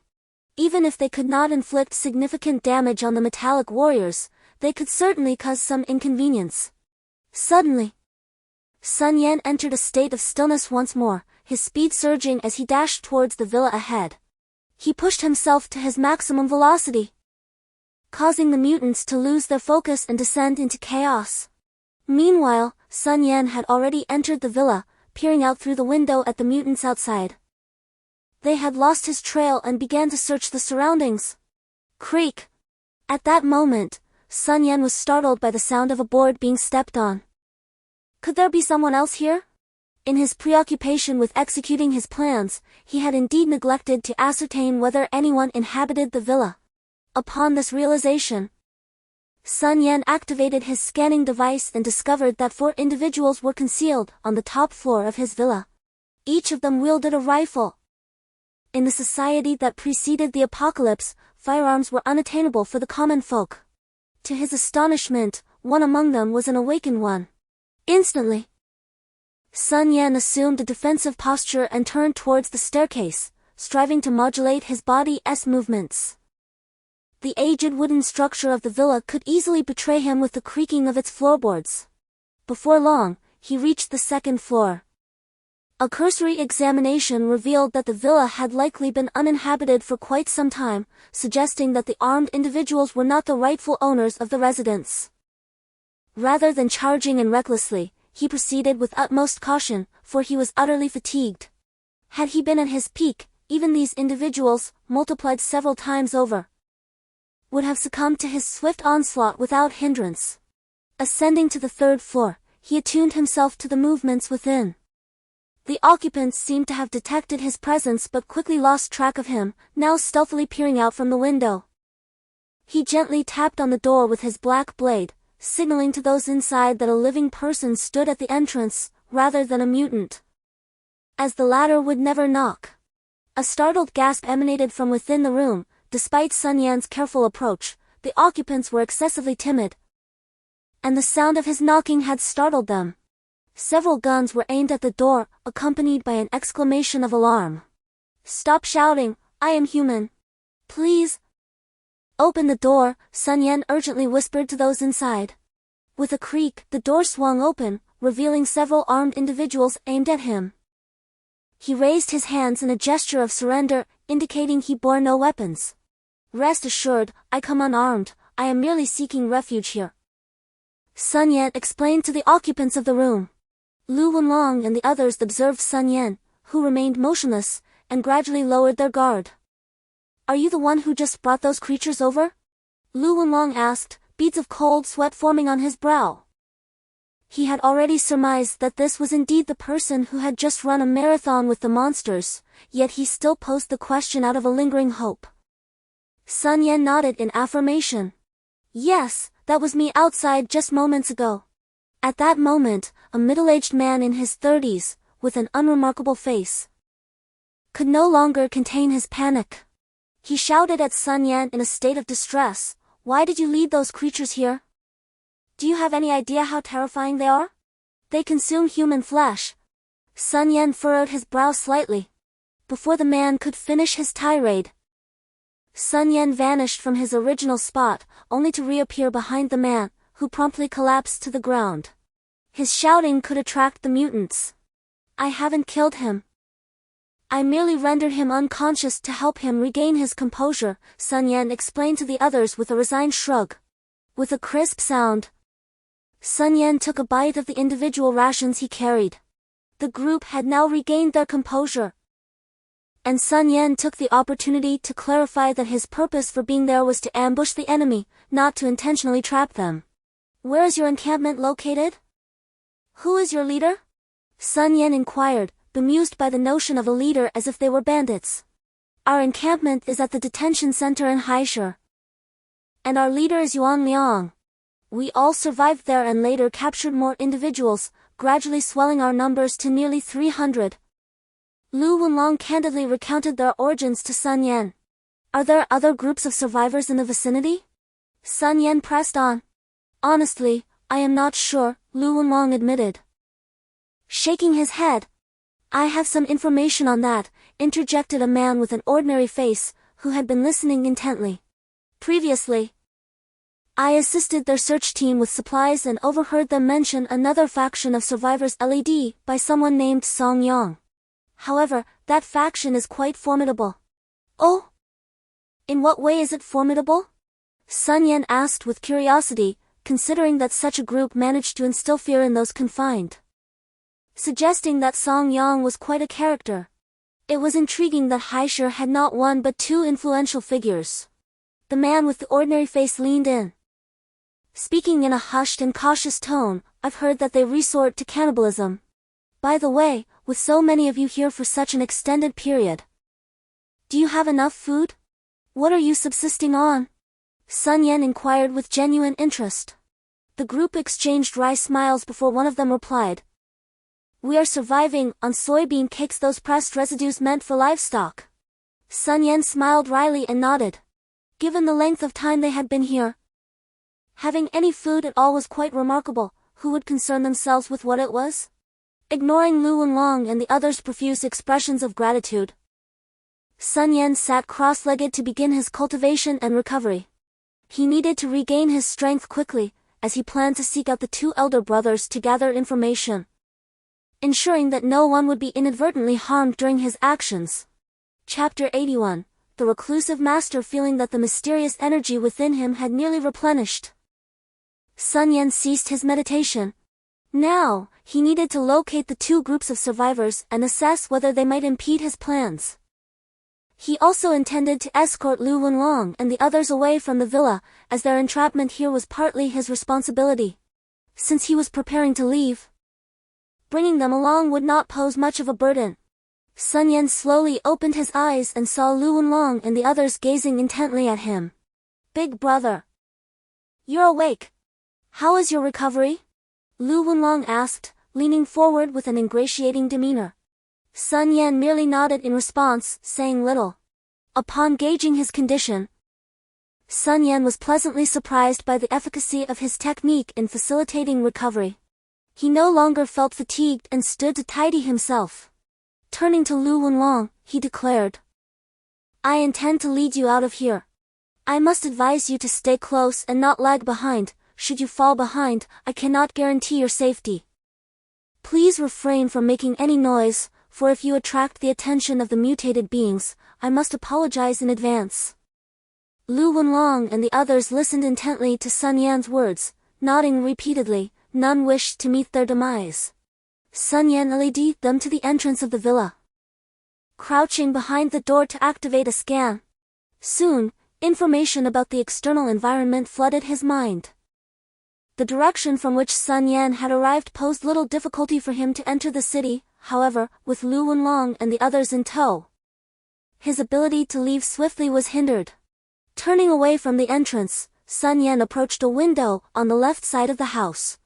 After conducting another scan, he discovered that no mutants lurked outside. He opened the window and swiftly vaulted out, his movements silent and precise. Lu Wenlong and the others quickly followed suit, but unexpectedly, the man with the common visage lost his footing and fell clumsily to the ground. As they traversed the fields, Sun Yan occasionally scanned their surroundings. Having successfully escaped the villa, they had taken a circuitous route and now found themselves in a vast cornfield, lying low to observe the distant landscape. Ahead lay the city of Haishur, and Sun Yan planned to guide them into the city from a particular direction. He had already scanned the area ahead and found it devoid of danger, while other locations teemed with mutants. This route contained only 3 mutants, spaced sufficiently apart, making it imperative for Sun Yan to eliminate them in order to proceed safely. Sun Yan slowly drew the black blade from his back, having grown accustomed to wielding this somewhat mystical long knife. This weapon allowed him to maximize the power of the profound energy within him, rendering ordinary firearms ineffective against the corpse-like beasts. Crouching low to the ground, Sun Yan stealthily advanced forward. Even regular mutants had evolved to become exceedingly formidable.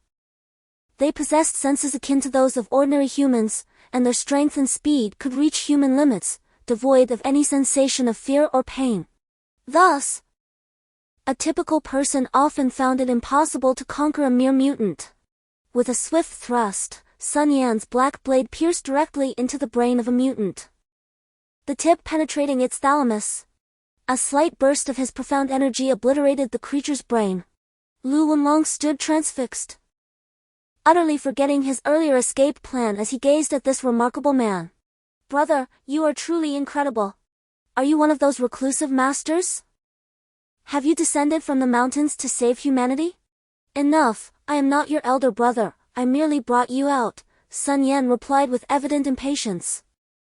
Lu Wenlong and the others were utterly astonished as they witnessed Sun Yan effortlessly dispatch the mutants for him. Slaying these creatures was simpler than slaughtering a pig. At least the pig would struggle and kick, whereas the mutant fell lifelessly to the ground without so much as a twitch after Sun Yan's strike. "Very well, brother," Lu Wenlong acquiesced. Elated, Lu Wenlong's countenance mirrored the effulgent bloom of a chrysanthemum, reveling in the sheer exhilaration of existence. "Enough of that," Sun Yan remarked, his tone tinged with melancholy. "Lu Wenlong, I surmise you possess certain extraordinary capabilities. Why do you not employ them?"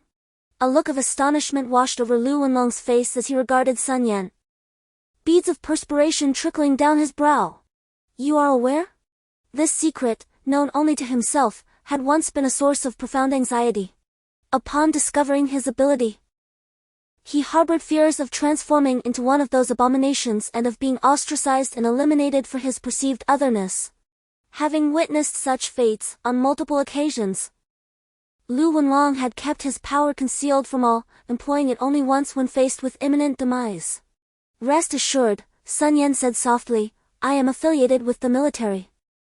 Individuals like yourself, endowed with unique abilities, play a vital role in combating the mutated entities. Lu Wenlong furrowed his brow in silence, and Sun Yan refrained from pressing him. Although he remained uncertain of Lu Wenlong's reservations, he sensed a deep-seated apprehension within him. Alas, brother, since you have inquired, I shall disclose it. In your presence, I believe there is no need for pretense. Lu Wenlong exhaled deeply, as if having made a momentous decision, and slowly began. I possess a unique ability, the capacity to perceive and manipulate the flora in my vicinity. Sun Yan nodded thoughtfully at Lu Wenlong's words, realizing that he was a wood element awakener. This was a type of awakener Sun Yan had yet to encounter.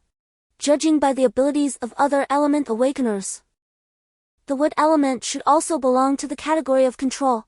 What did that perception signify? The individuals surrounding them gazed at Lu Wenlong in astonishment. Despite having spent considerable time together, they were unaware of his extraordinary abilities. What lies ahead? Sun Yan inquired, pointing towards a nearby building situated at the corner of a towering structure. A massive sign adorned its facade, yet the words remained obscured from their angle. This is the largest shopping center in Haishu, the Sea King building, Lu Wenlong explained, gesturing towards the edifice. Sun Yan glanced at his wristwatch. Approximately 12 hours had elapsed since he parted ways with Wang Lu and the others.